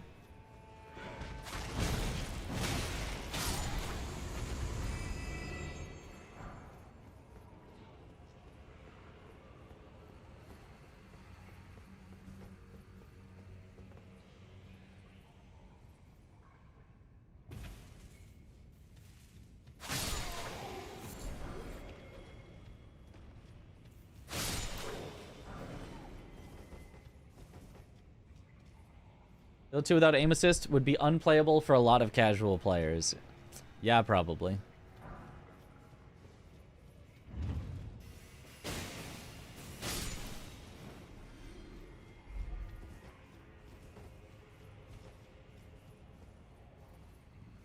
Controller player, and I have to turn aim assist off or I'll always miss your shots. I don't... Can you turn aim assist all the way off?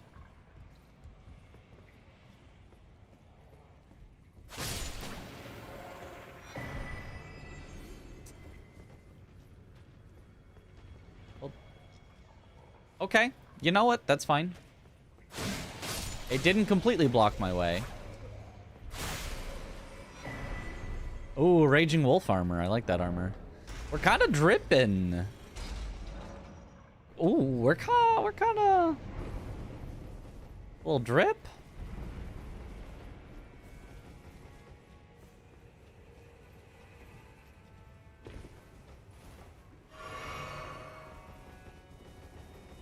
Yo, thanks for the good luck. Think you can in modern games? It's horrible, though.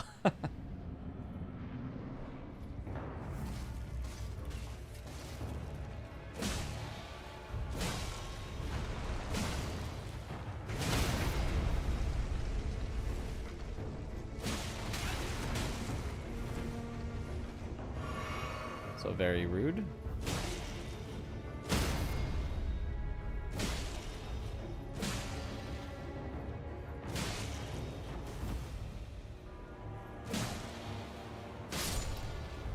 Smack.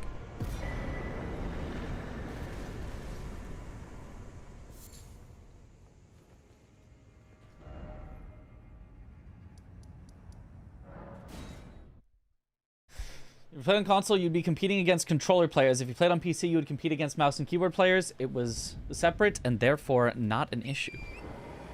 True.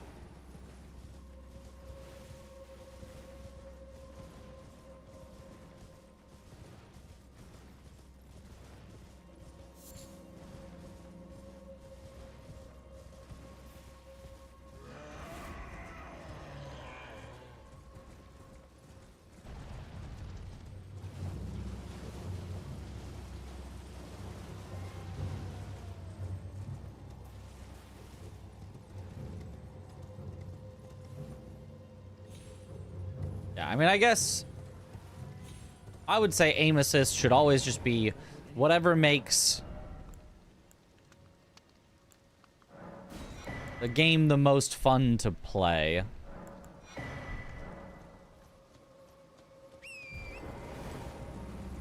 But when you have cross play with controller and keyboard and mouse, it gets tough to balance.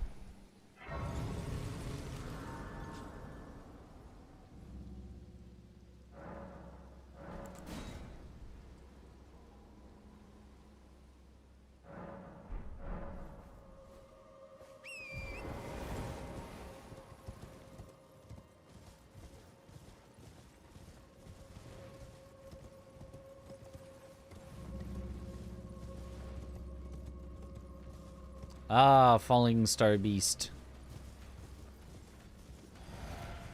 I'm gonna explode.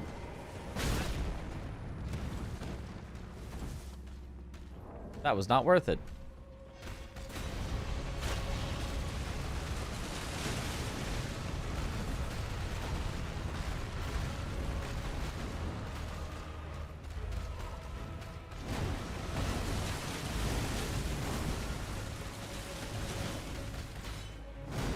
Maybe I should come back with a different weapon.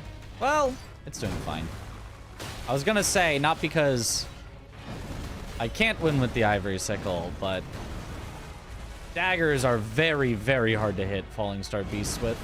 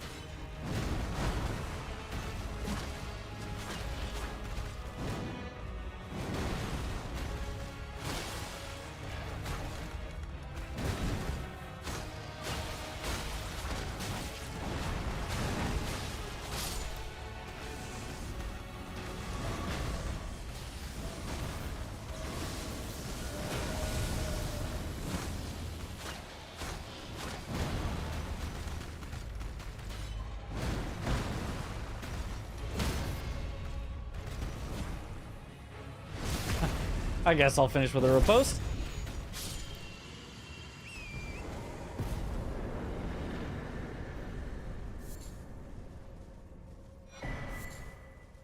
Erica's Scar Seal, another good one to get out of the way.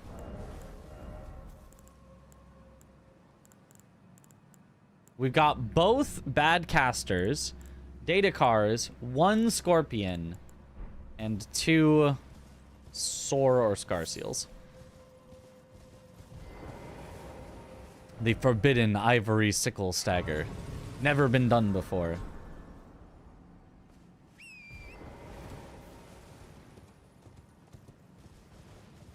Well, the ivory sickle hate has been great so far. I mean, we just have a maxed out weapon in Liurnia. It's... every weapon would look good having it maxed out in Liurnia.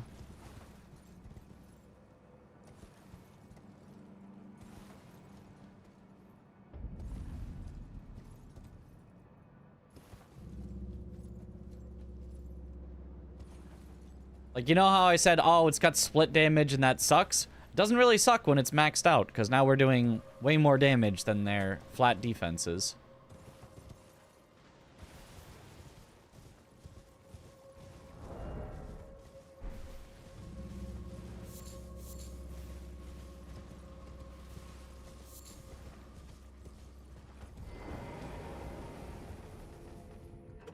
And you know how I said it can't be infused? You don't really need it to be infused when you've got a maxed out weapon, so just raw physical oftentimes, well, I guess physical and magic split, can oftentimes just beat out statuses. And you don't really need a lot of staggers when you have a maxed out weapon, so you're hitting hard enough that they'll generally die in like 1 stagger. Etc., etc., etc.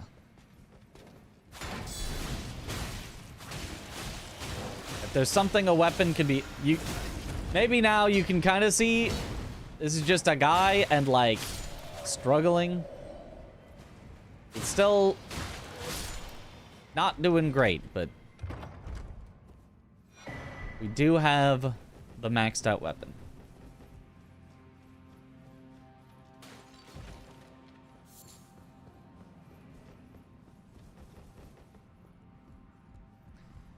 Now we just need not completely BS enemy placement. Surely all winter lanterns will be out in the open world. We can run past them with Torrent. Surely. Yeah.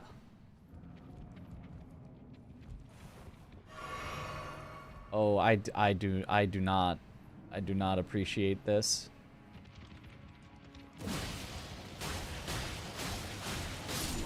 Okay. I am surprised it got staggered. Or flinched.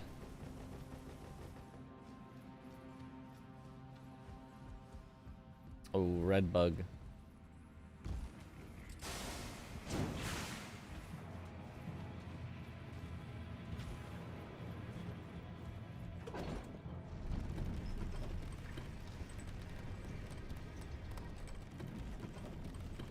Use the rune arc as a crescent blade. It could probably work.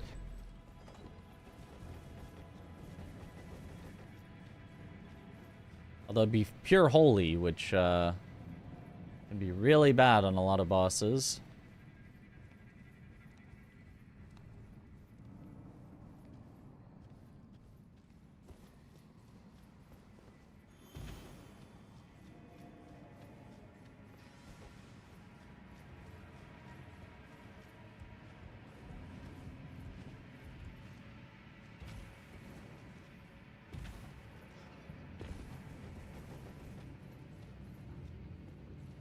I recycle against PCR. I mean, we'd get the job done. It'd be easy at least to get punishes in every time.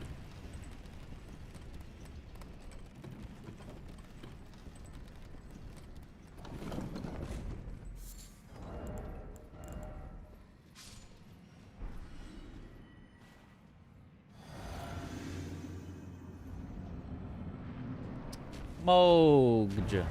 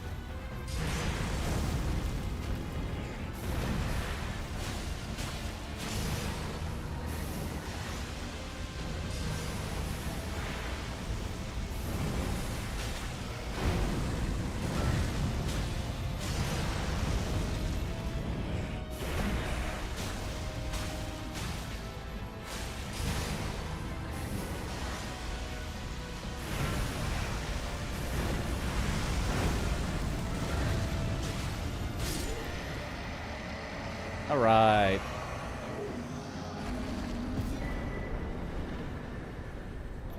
Crucible not. Okay, doesn't actually do anything really for us. Nice.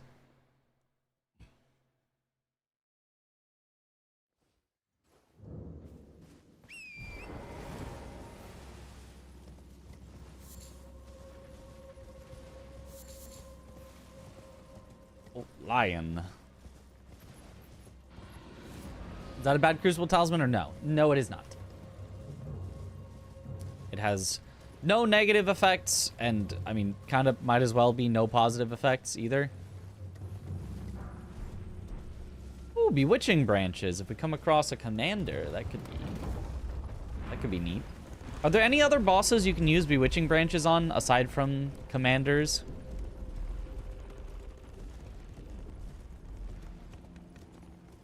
Thought that would be a phase 2 skip. Shame the stamina didn't last. Yeah, I didn't figure it would be. I don't even know how close I was. I just kept swinging until the phase happened. I was more concerned about my health and healing.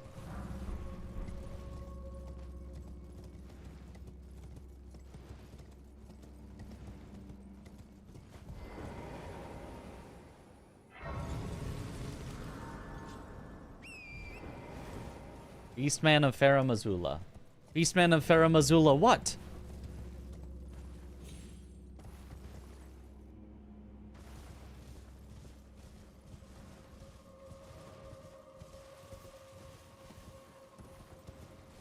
It was approximately 20% when stamina ended. Oh, we weren't that close then. If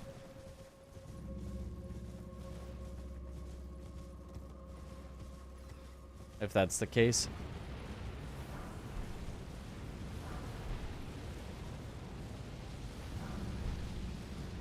Oh my god, we have no madness resistance.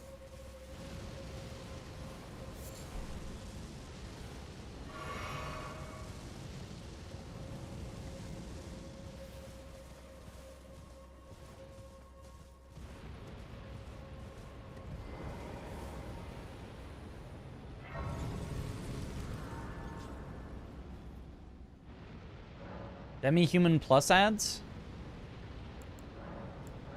Oh, maybe. They do in Night Rain. Oh, in Night Rain you can do them for Bofa.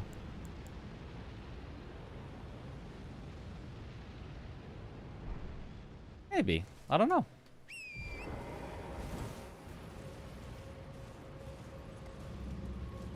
I imagine you can't just do it on, like, Duo Crucible Night. Like, there's just no way that works. Otherwise, we definitely would have done that before. I would imagine it doesn't work on Misbegotten plus Crucible Night. So, like, I guess it has to be, like, little guys. Okay, this is either a spawner or it's Invis Assassin. If it's Invis Assassin, I should have...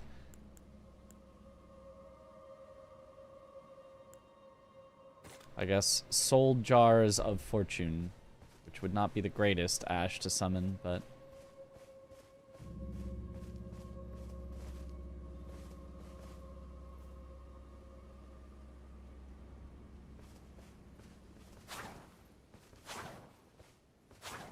Hello?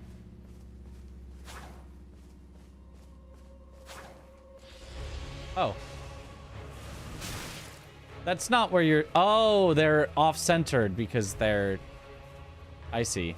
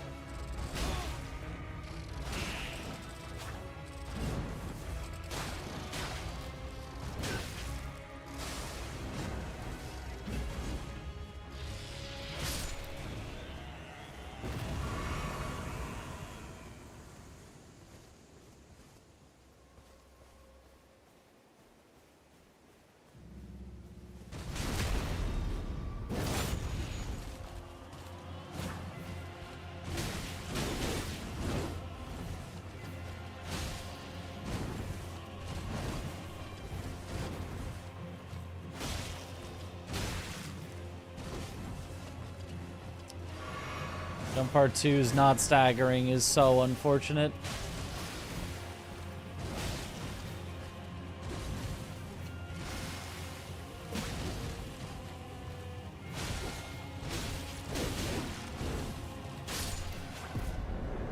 Okay.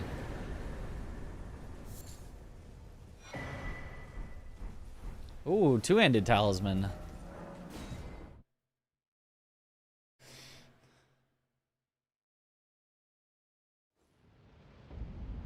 There are some in the explodey ones. I believe so, yeah, so... Kind of fun, but I need something to continually tell me where Invis Assassin is, and if they just explode themselves, then I'm not gonna know where Invis Assassin is for very long.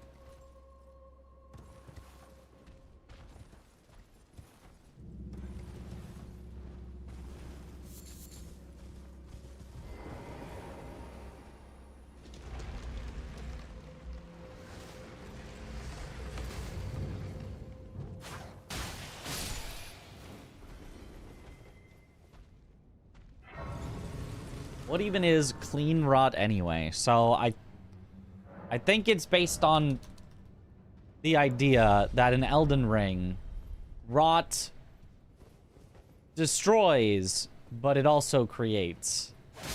It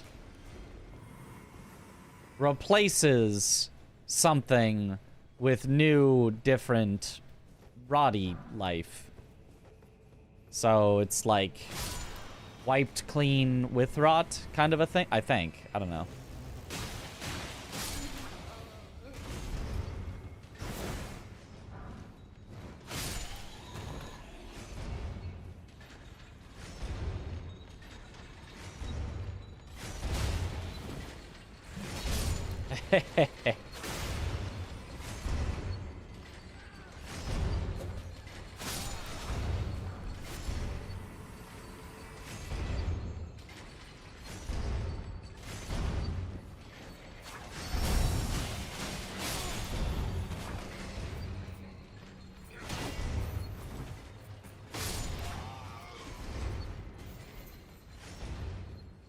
Ivory Sickle actually might go through shields. Okay.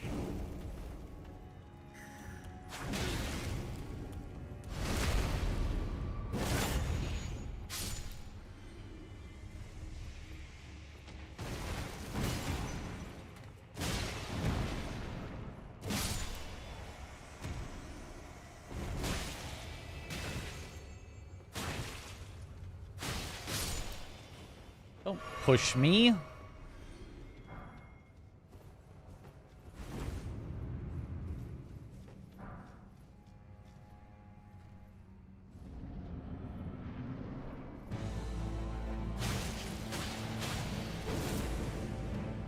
Why is Dane cosplaying as Rolana?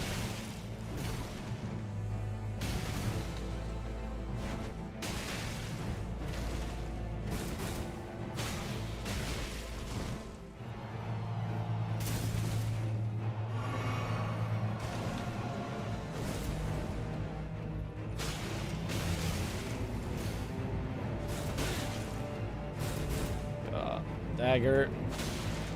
Very much not what I want. Against an NPC. Might be a worse weapon class. Certainly a worse weapon class than whips against NPCs. Might even be worse than torches against NPCs.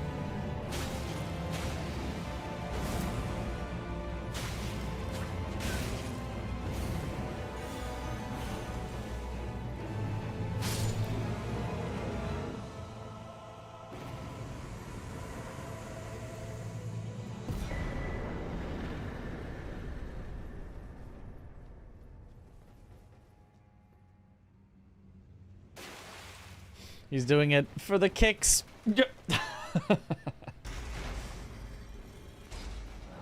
Dry leaf Renala. Or Rolana. That one.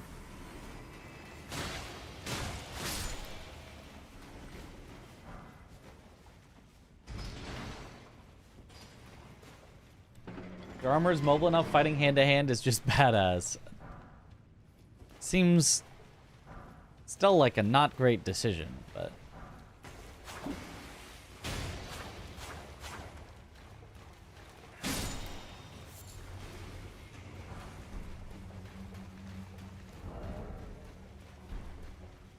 okay.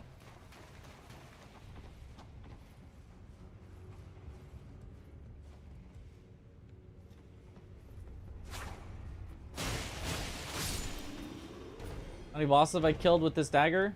Crazy, no weapon has dropped. Yeah, it's been at least 5. Probably closer to 10.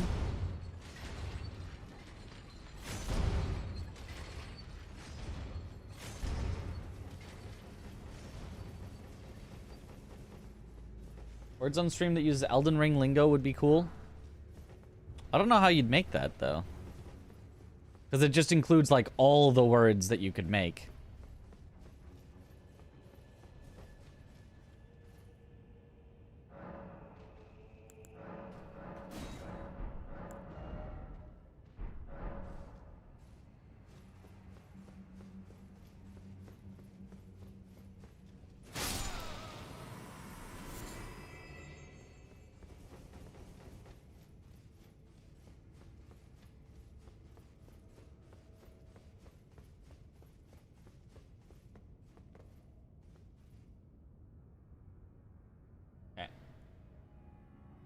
I've killed 10 bosses with this dagger. Aha. Neat.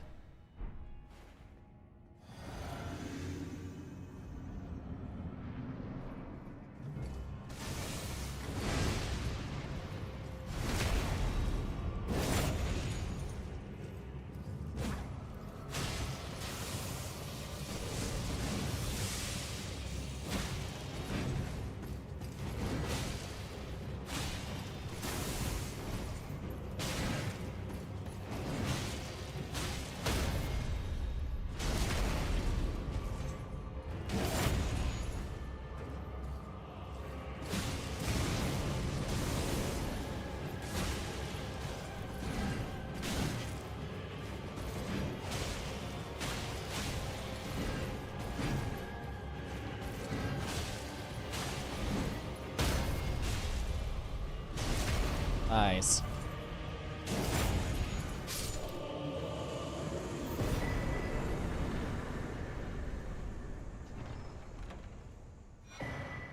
Blasphemous blade. It has been exchanged. Our sacrifice to the ivory sickle is complete. All right, we definitely use this for the dancing lion here.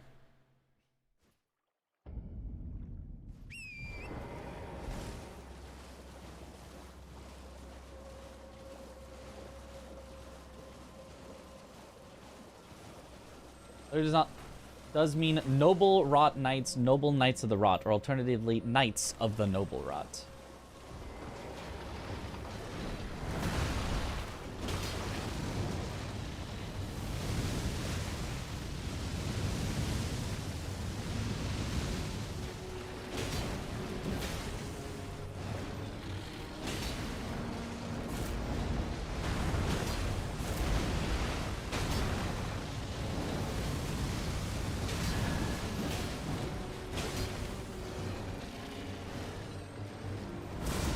Aw, darn, it's the regular lion.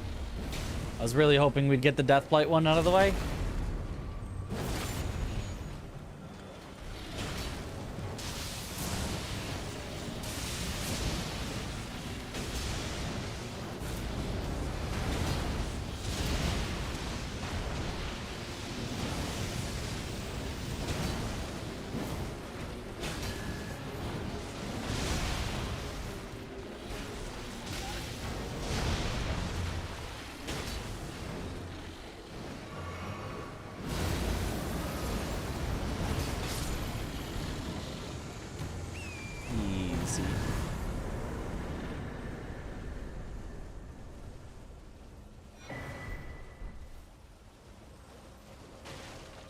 Nice.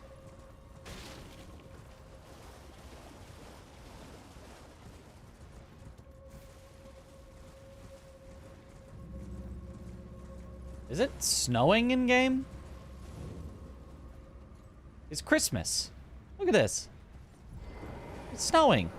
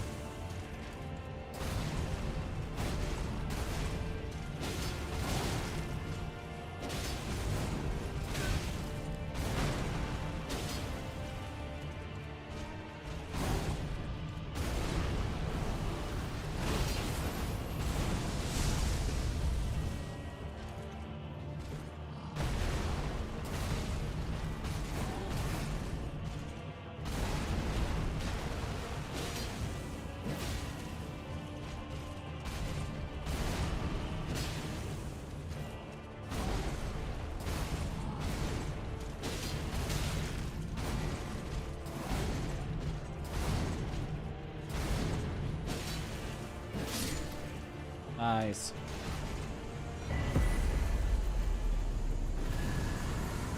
This is already live because EU times.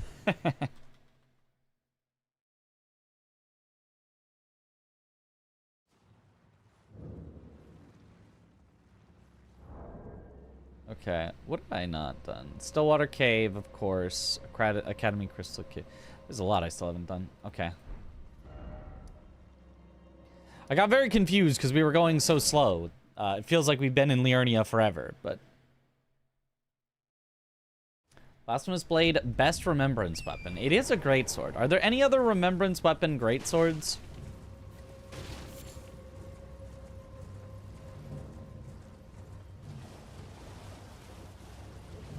I think there's at least 2 great axes.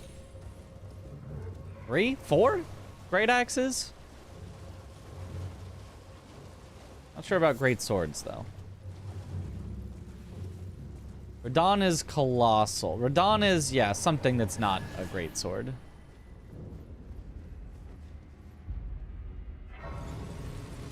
Drinking plus to this? This is just regular. Great Sword of Damnation and Sacred Relic Sword. Ah, okay. Those ones are also good. Anytime you can get a great sword, it's pretty great. And a sword.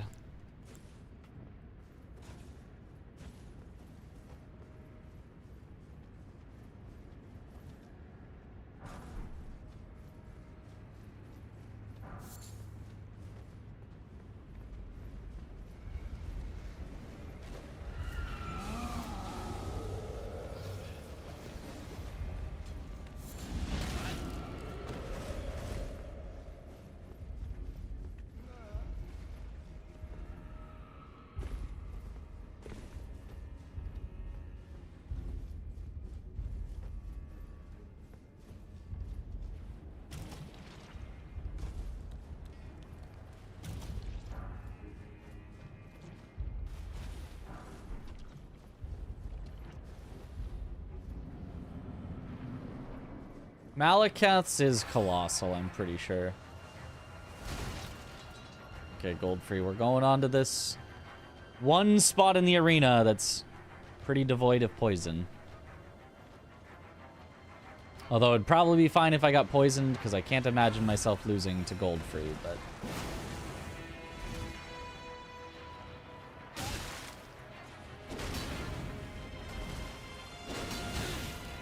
Well... I mean, I suppose I could be playing really poorly and get hit a bunch for no reason, but even then.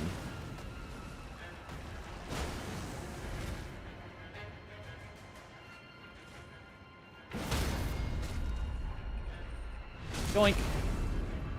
Sploink.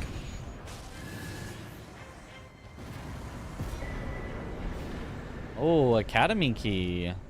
That is interesting.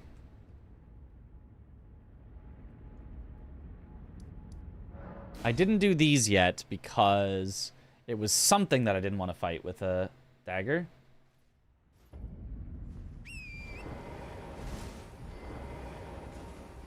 I think. Is Rykard's weapon good? Yes, it's very good.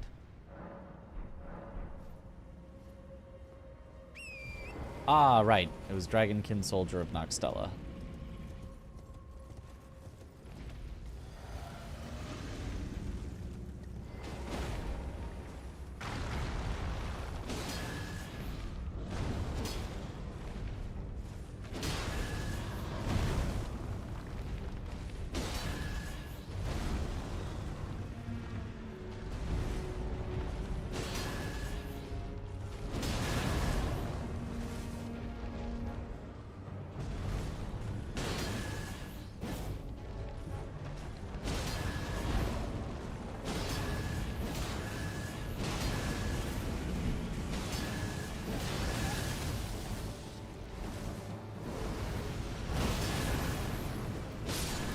Bye-bye.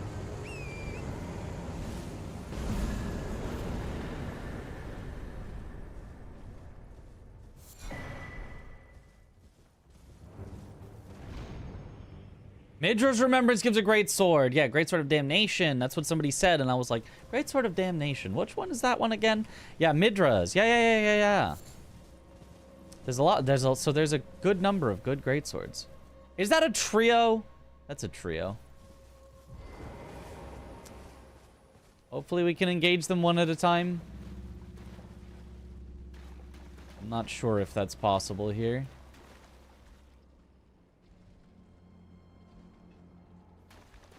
Okay, wait. Only the Crystallian seems to have noticed. The Crystallian is having a hard time walking around the Omen Killer that wants to go that way, but... Yep, the Crystallian has noticed, the Omen Killer hasn't.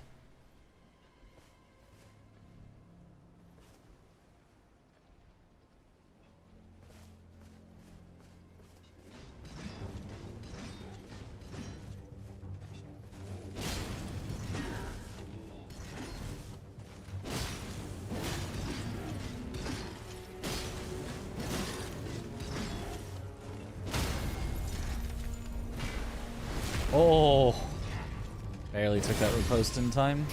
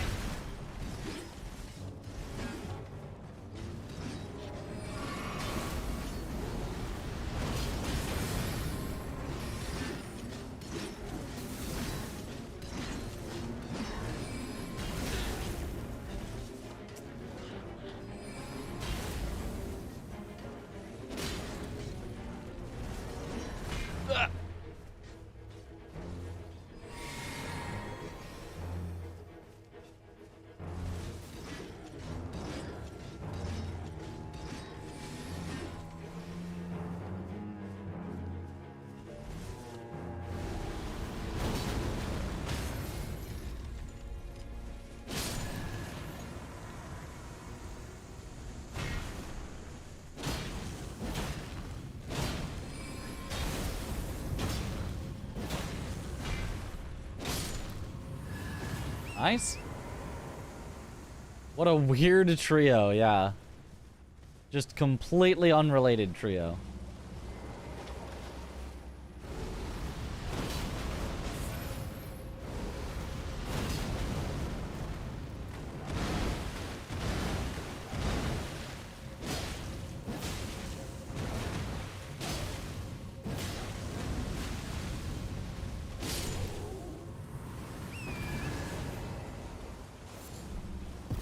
All right.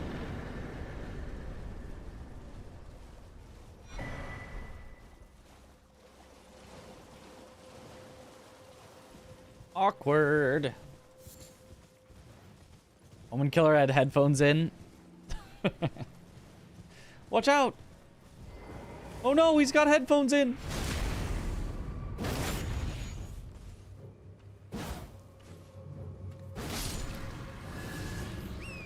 Or maybe he just didn't like them. Maybe he was just okay with those two going off to die.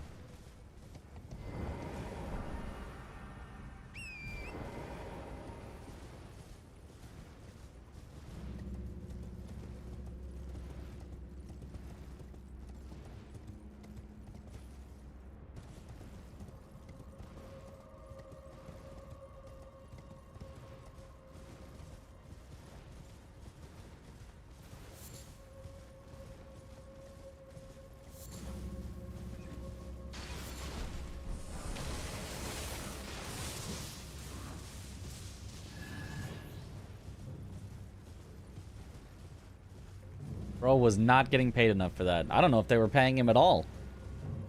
He was like, bro, I'm an omen killer. There's no omens here. What are we doing? I should be somewhere else, not stuck with you losers.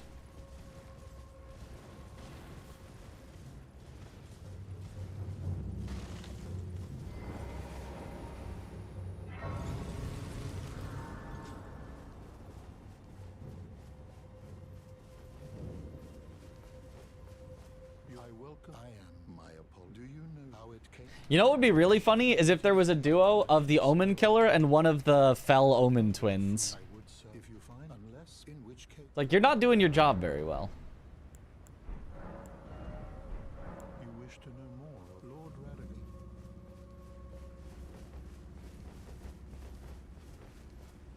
Oh, Men Killer. Ah.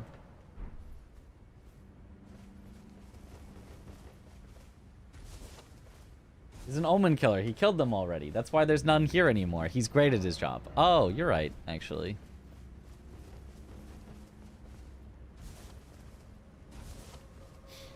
He wouldn't be a very good Omen Killer if there were omens there. That's a good point.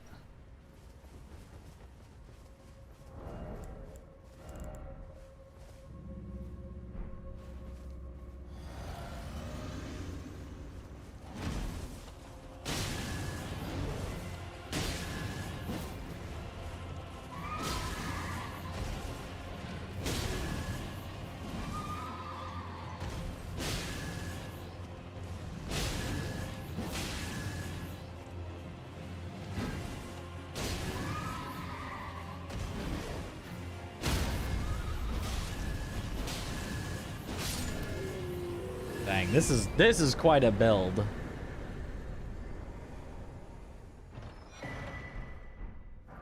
Oh, I think the build might be ruined, but we had just a ton of healing. Do I still have attacks restore HP.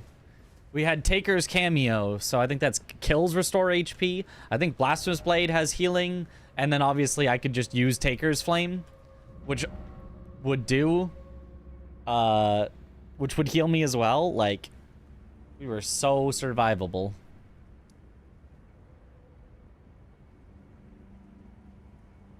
Well, let me check. I still need Academy Crystal Cave, Grafted Scion, King's Realm Ruins makes sense. Oh, I haven't done a Dan yet. Bridgetown Gate North, yeah. Okay, there's so many. It's so hard for me to keep track of all these.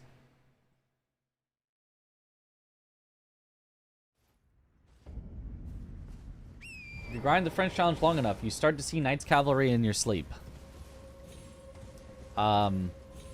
What if I was already seeing Knights Cavalry in my sleep before grinding it?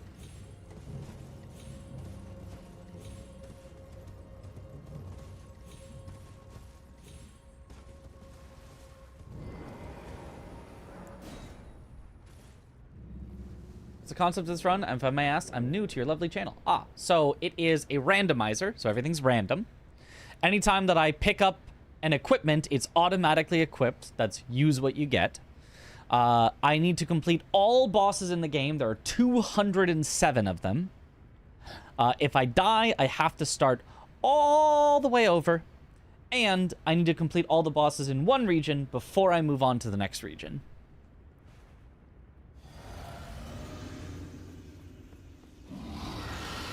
Agil.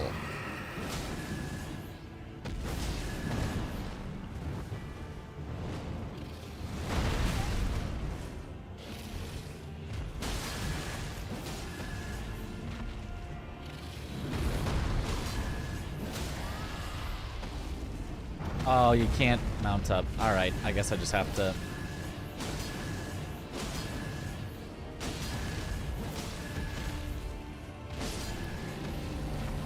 Okay.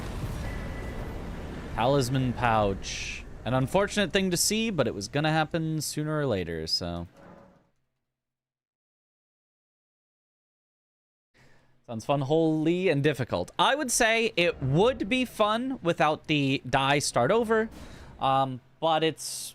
With the die start over, it has tipped over from fun into... I've done this so many times before that it ceases to thrill most of the times, because this is not our first time going through Liurnia. This is not our second. This is not our 10th time. So it has become repetitive, unfortunately, due to the continually starting over, but Otherwise, the rest of the rules are quite fun. The mouse and keyboard is crazy. I mean, that's just a good way to play.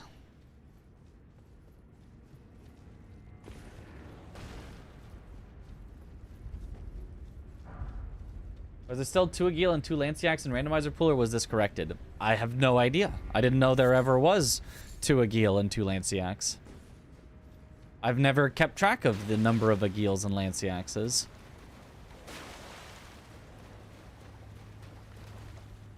Will I be picking up Code Vein 2? Absolutely I will. I liked Code Vein 1 quite a lot, so definitely excited to see what they do with the sequel. Oh. Well, that's a fine how do you do.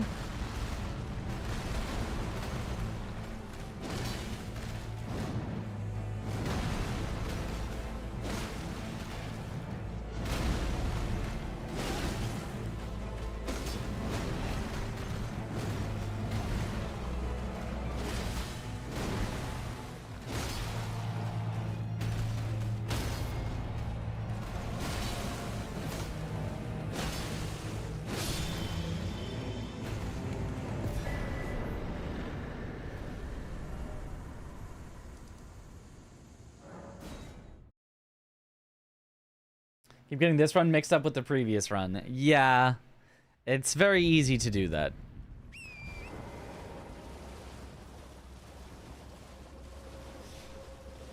Guys saw the Lords of the Fallen 2 trailer. I did, yeah.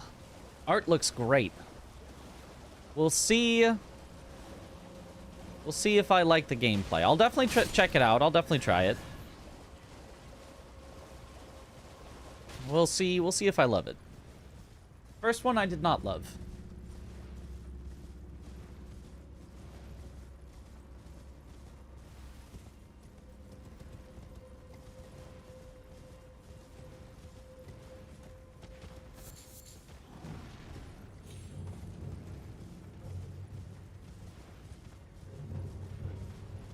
Tried to mount it there. Almost landed on it.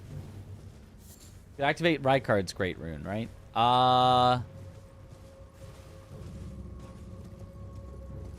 Isn't Rykard's Great Rune capital? I don't know where you activate Rykard's Great Rune.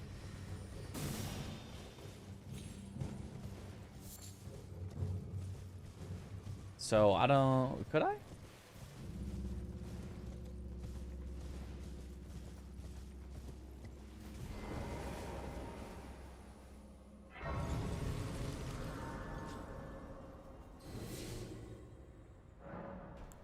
There were 2 Agil and 2 Lanciacs due to their appearance as bosses who deem summon all spots out. Oh, Adula. Yeah. Oh, yeah, no, that has been fixed. Yes.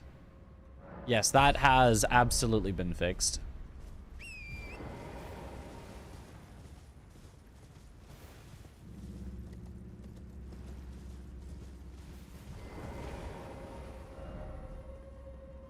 I always double check that it says Precipice of Anticipation. Oh, wait, I don't have one. It was the previous run that I had 2 imbued sword keys. Oops. Silly me.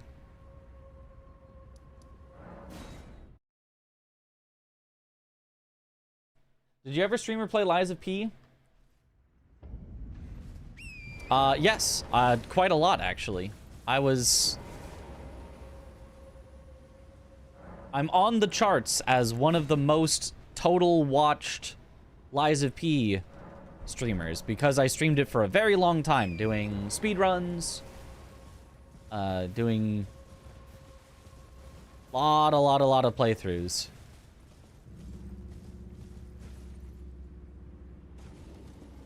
You know, still lose out to big streamers that streamed it like for a week and then left because, you know, their audience is so much bigger. But I made it on the charts.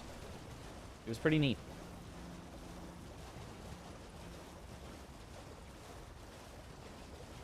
Didn't do too much with the DLC, just played it the one time, but...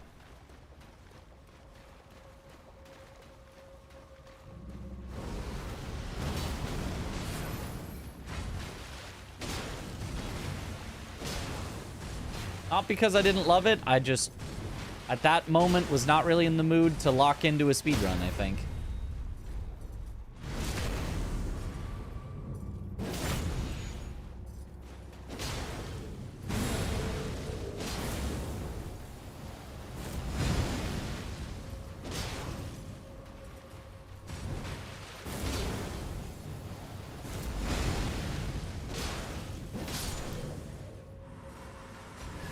Easy. Started following stream not too long ago. Yeah, this was back when Liza P first came out, is when I mostly streamed it.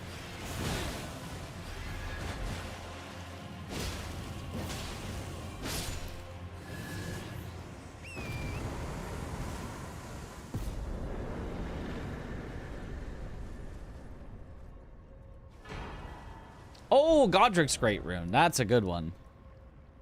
That's a good one. Huge. Just need to actually beat Rykard for that tower to open. So southeast as you enter capital outskirts. That's where I thought it was, but I wasn't sure. Ah, Ice Rind Hatchet. A downgrade, but not a terrible downgrade. Ice Rind Hatchet is just like a B plus tier weapon, maybe low A, as opposed to Blasphemous Blade, which is definitely like high A.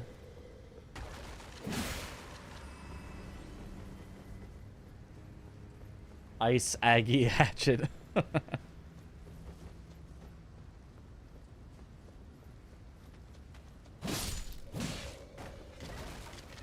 I don't know why he likes the normal axe moveset so much.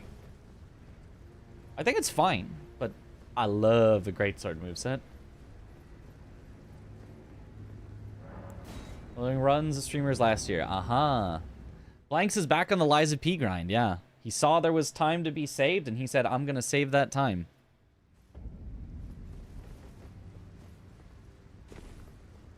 I'm waiting for the next game that grabs me that I want to devote myself to speedrunning. Because I really, really like speedrunning, but I haven't done it since the Elden Ring DLC came out when we grinded Defeat Consort and Two Gods. Specifically likes Ice Rind because the moveset is fast, but it's not as short range as other axes. Makes sense. Yeah, Ice Rind is a good... If you like axes, Ice Rind is a good axe. I just don't care for axes that much. He can make Chris melt every time he uses an axe. That too.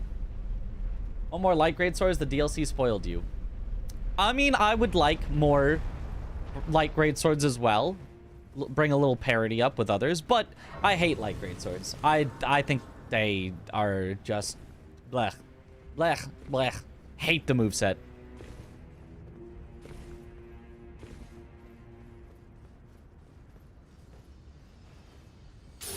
Still hope that we see more of them, but I'm not an actual fan of using them. Where was I going?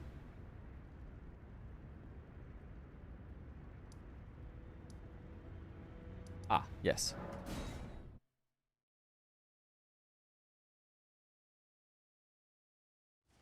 A short seafood stream to break up the Elden Ring grind a little. Don't know about that. Grabbed.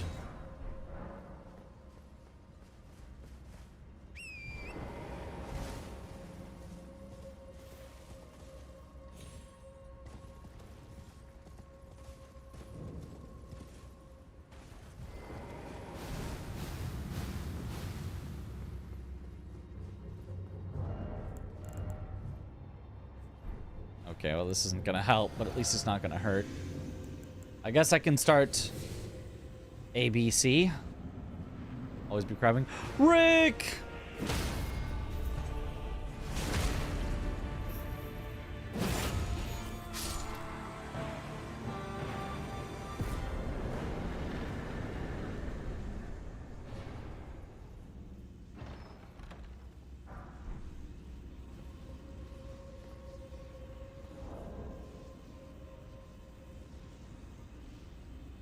Crafted Scion, which I can't do. And... Oh, yeah, I never did Onyx Lord. Yeah, forgot about that. I went to Pydia. He had the upgrade material I needed, and I left. Good thing I crabbed. That was really close, yeah. Could have gone either way. Sure you can't do that sign? Didn't you get the imbued key, or was that last run? I just checked. It was last run.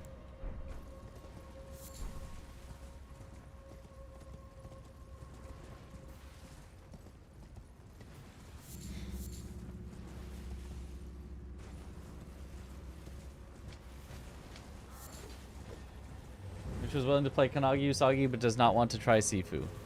I mean, Kanagi Usagi is just Sekiro. Why would I not?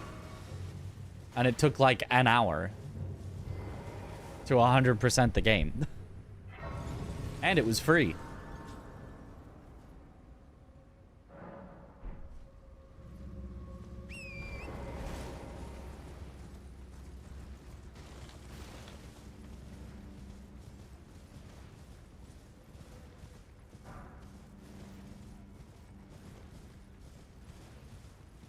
Sifu is the second closest game to Sekiro. That's just not true.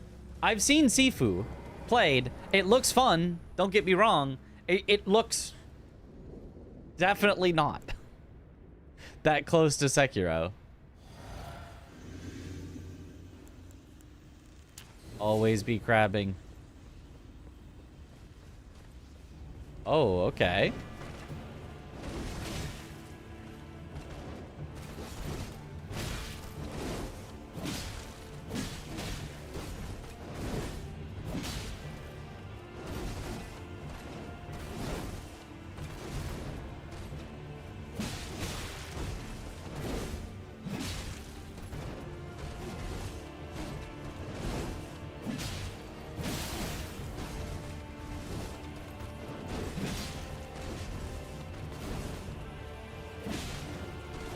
Good luck, Mitch. Thank you for the good luck.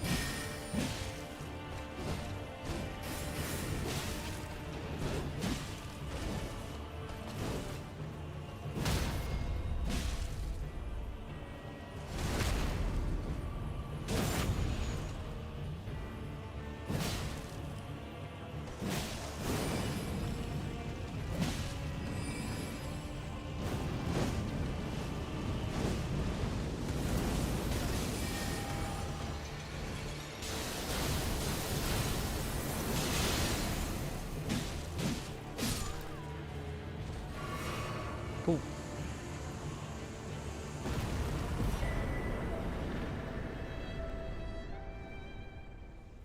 $37,000 dues.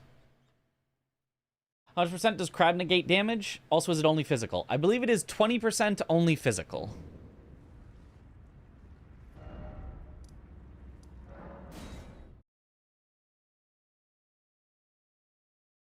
Sifu is 100% not Sekiro. Yeah, like, you don't gotta sell it to me as being Sekiro.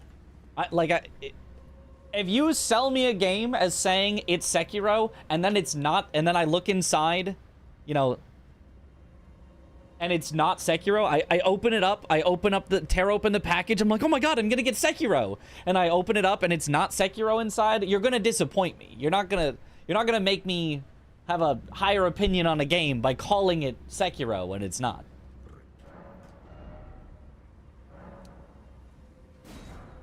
This is like, I had a friend that sold me on or tried to sell me, got me to play Star Wars Jedi Fallen Order, saying it was Sekiro. And like, it was a little Sekiro. Like, it was like, he wasn't really lying, but I still was like, I thought this was gonna be Sekiro, but it's like kind of Sekiro. And so I ended up a little disappointed. Not that I thought the game was bad, but like, I feel like I would have had a better time if I went in with just expectations of, oh, it's just a fun game. We tried Get to Work, it's like Sekiro. Ah, of course, I have. That one's exactly Sekiro. Fallen Order is kind of Sekiro. Pretty good game, though. Yeah, yeah. I probably would have finished it, but it was his copy. I didn't own the copy. I was just playing it on his Xbox. Because he was just like, hey, try it out on my Xbox. And I was like, okay. And I played it for like an hour. And it was like, that was pretty fun. I think I own it on Steam. I think I bought it on a sale, but haven't played it yet. As for golden parry, even better parry.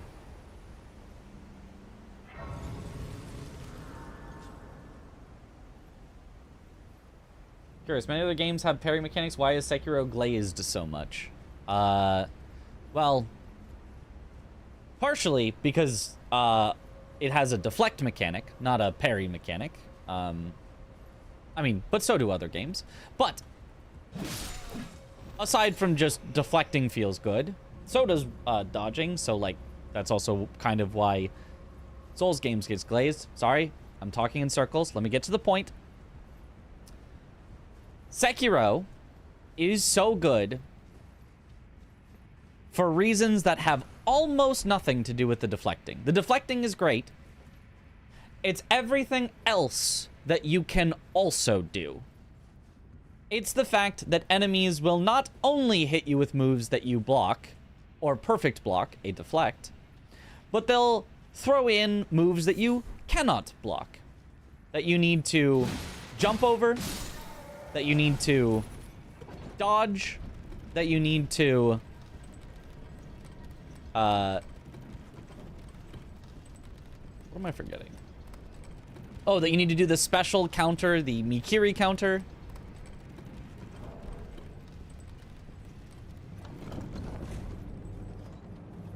All of that in a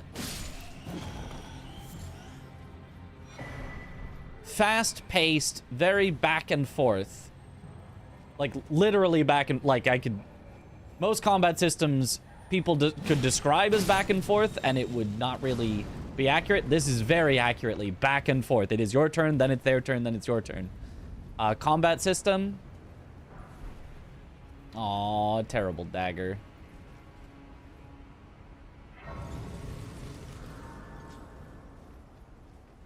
That forces you to pick the correct option and time it correctly as you're fighting enemies. Super tightly tuned. Takes away some of your, you know, customization of your character to instead focus on, you have these options and I'm gonna expect you to use all of them correctly.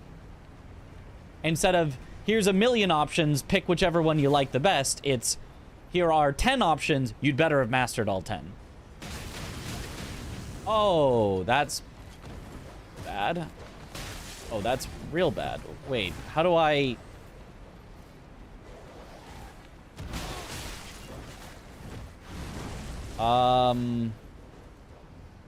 Huh.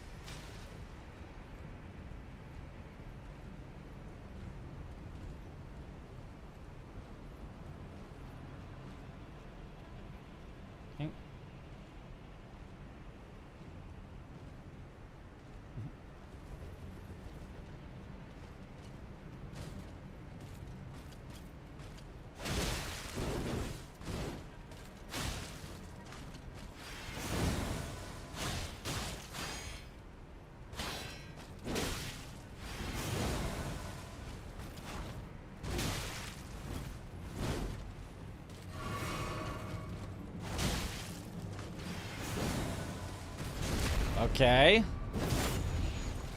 I just need the Blood Fiend to die, and then we'll be fine. Oh, okay. I don't know where this guy is going.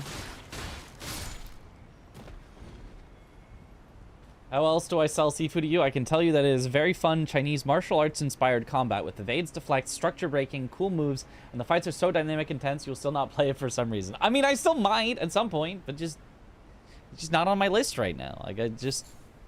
Like, how many games have I played casually recently? Like, 5-ish?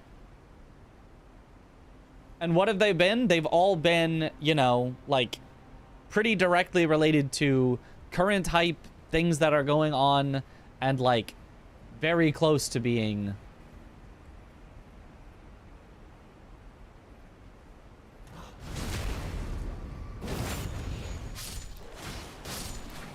you know, Souls-like-ish.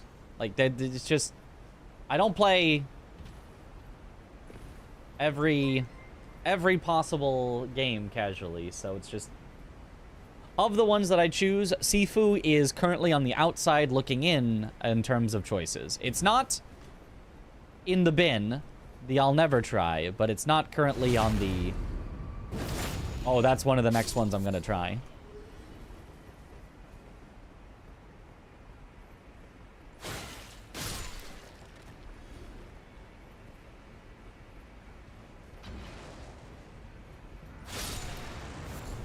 And to be honest, aside from recommendations from my friends or like people that I really particularly trust on recommendations, I would say that in general, being recommended a lot of times by one person is a lot less effective than once by a lot of different people.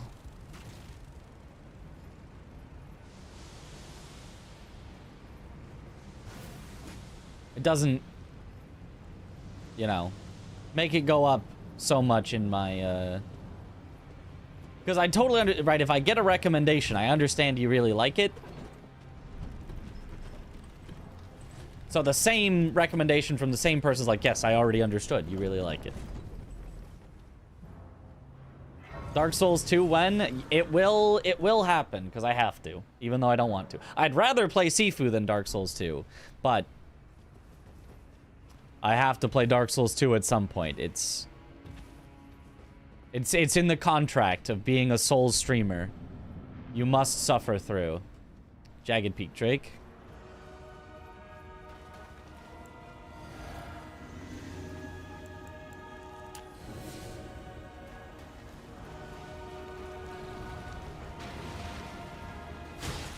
Play Stellar Blade so you can add the peachy ladder emote.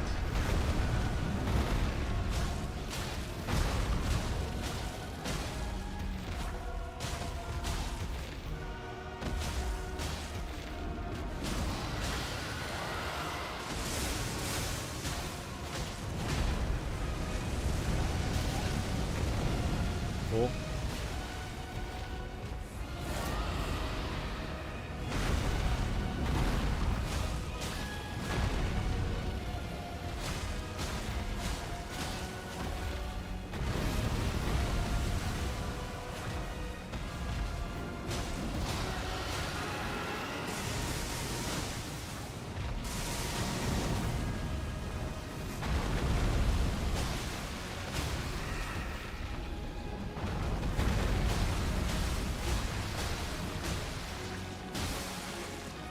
Stab.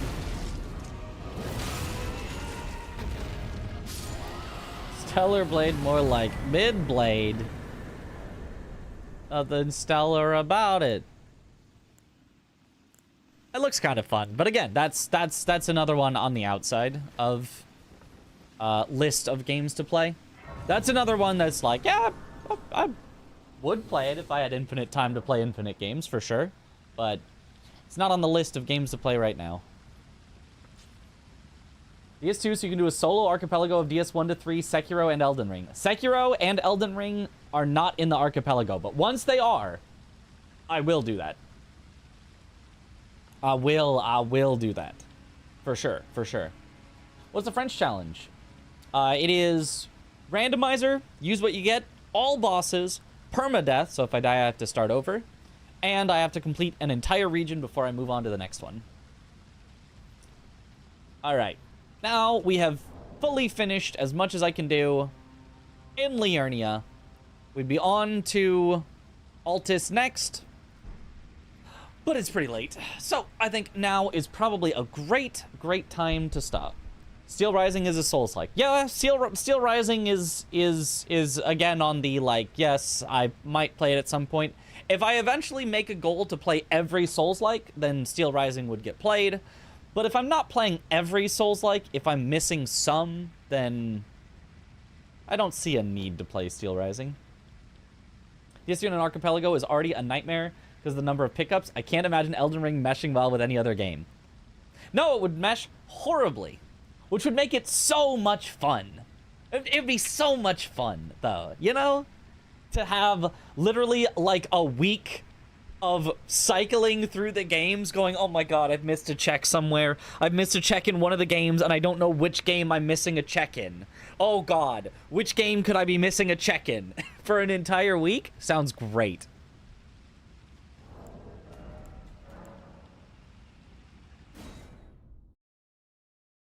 Alright.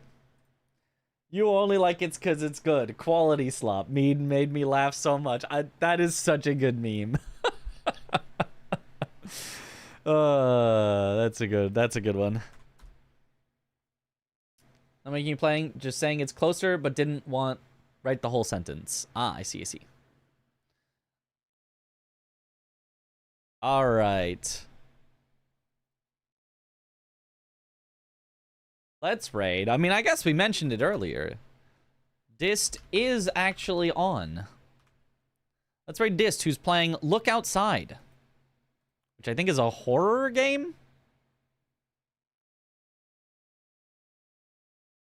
Looking at it, it's 2D pixel art. Looks like a horror game, probably. Rare raid, yeah.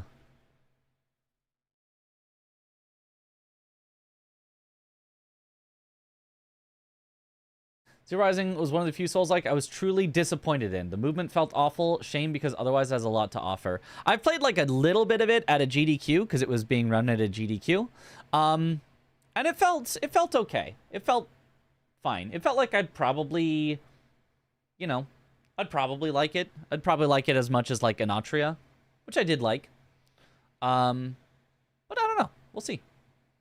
But yeah, thank you all for watching. Have a good night, or morning, or afternoon, or evening, wherever in the world you all happen to be. And I will see you all later. Have a good one, everyone. Bye-bye.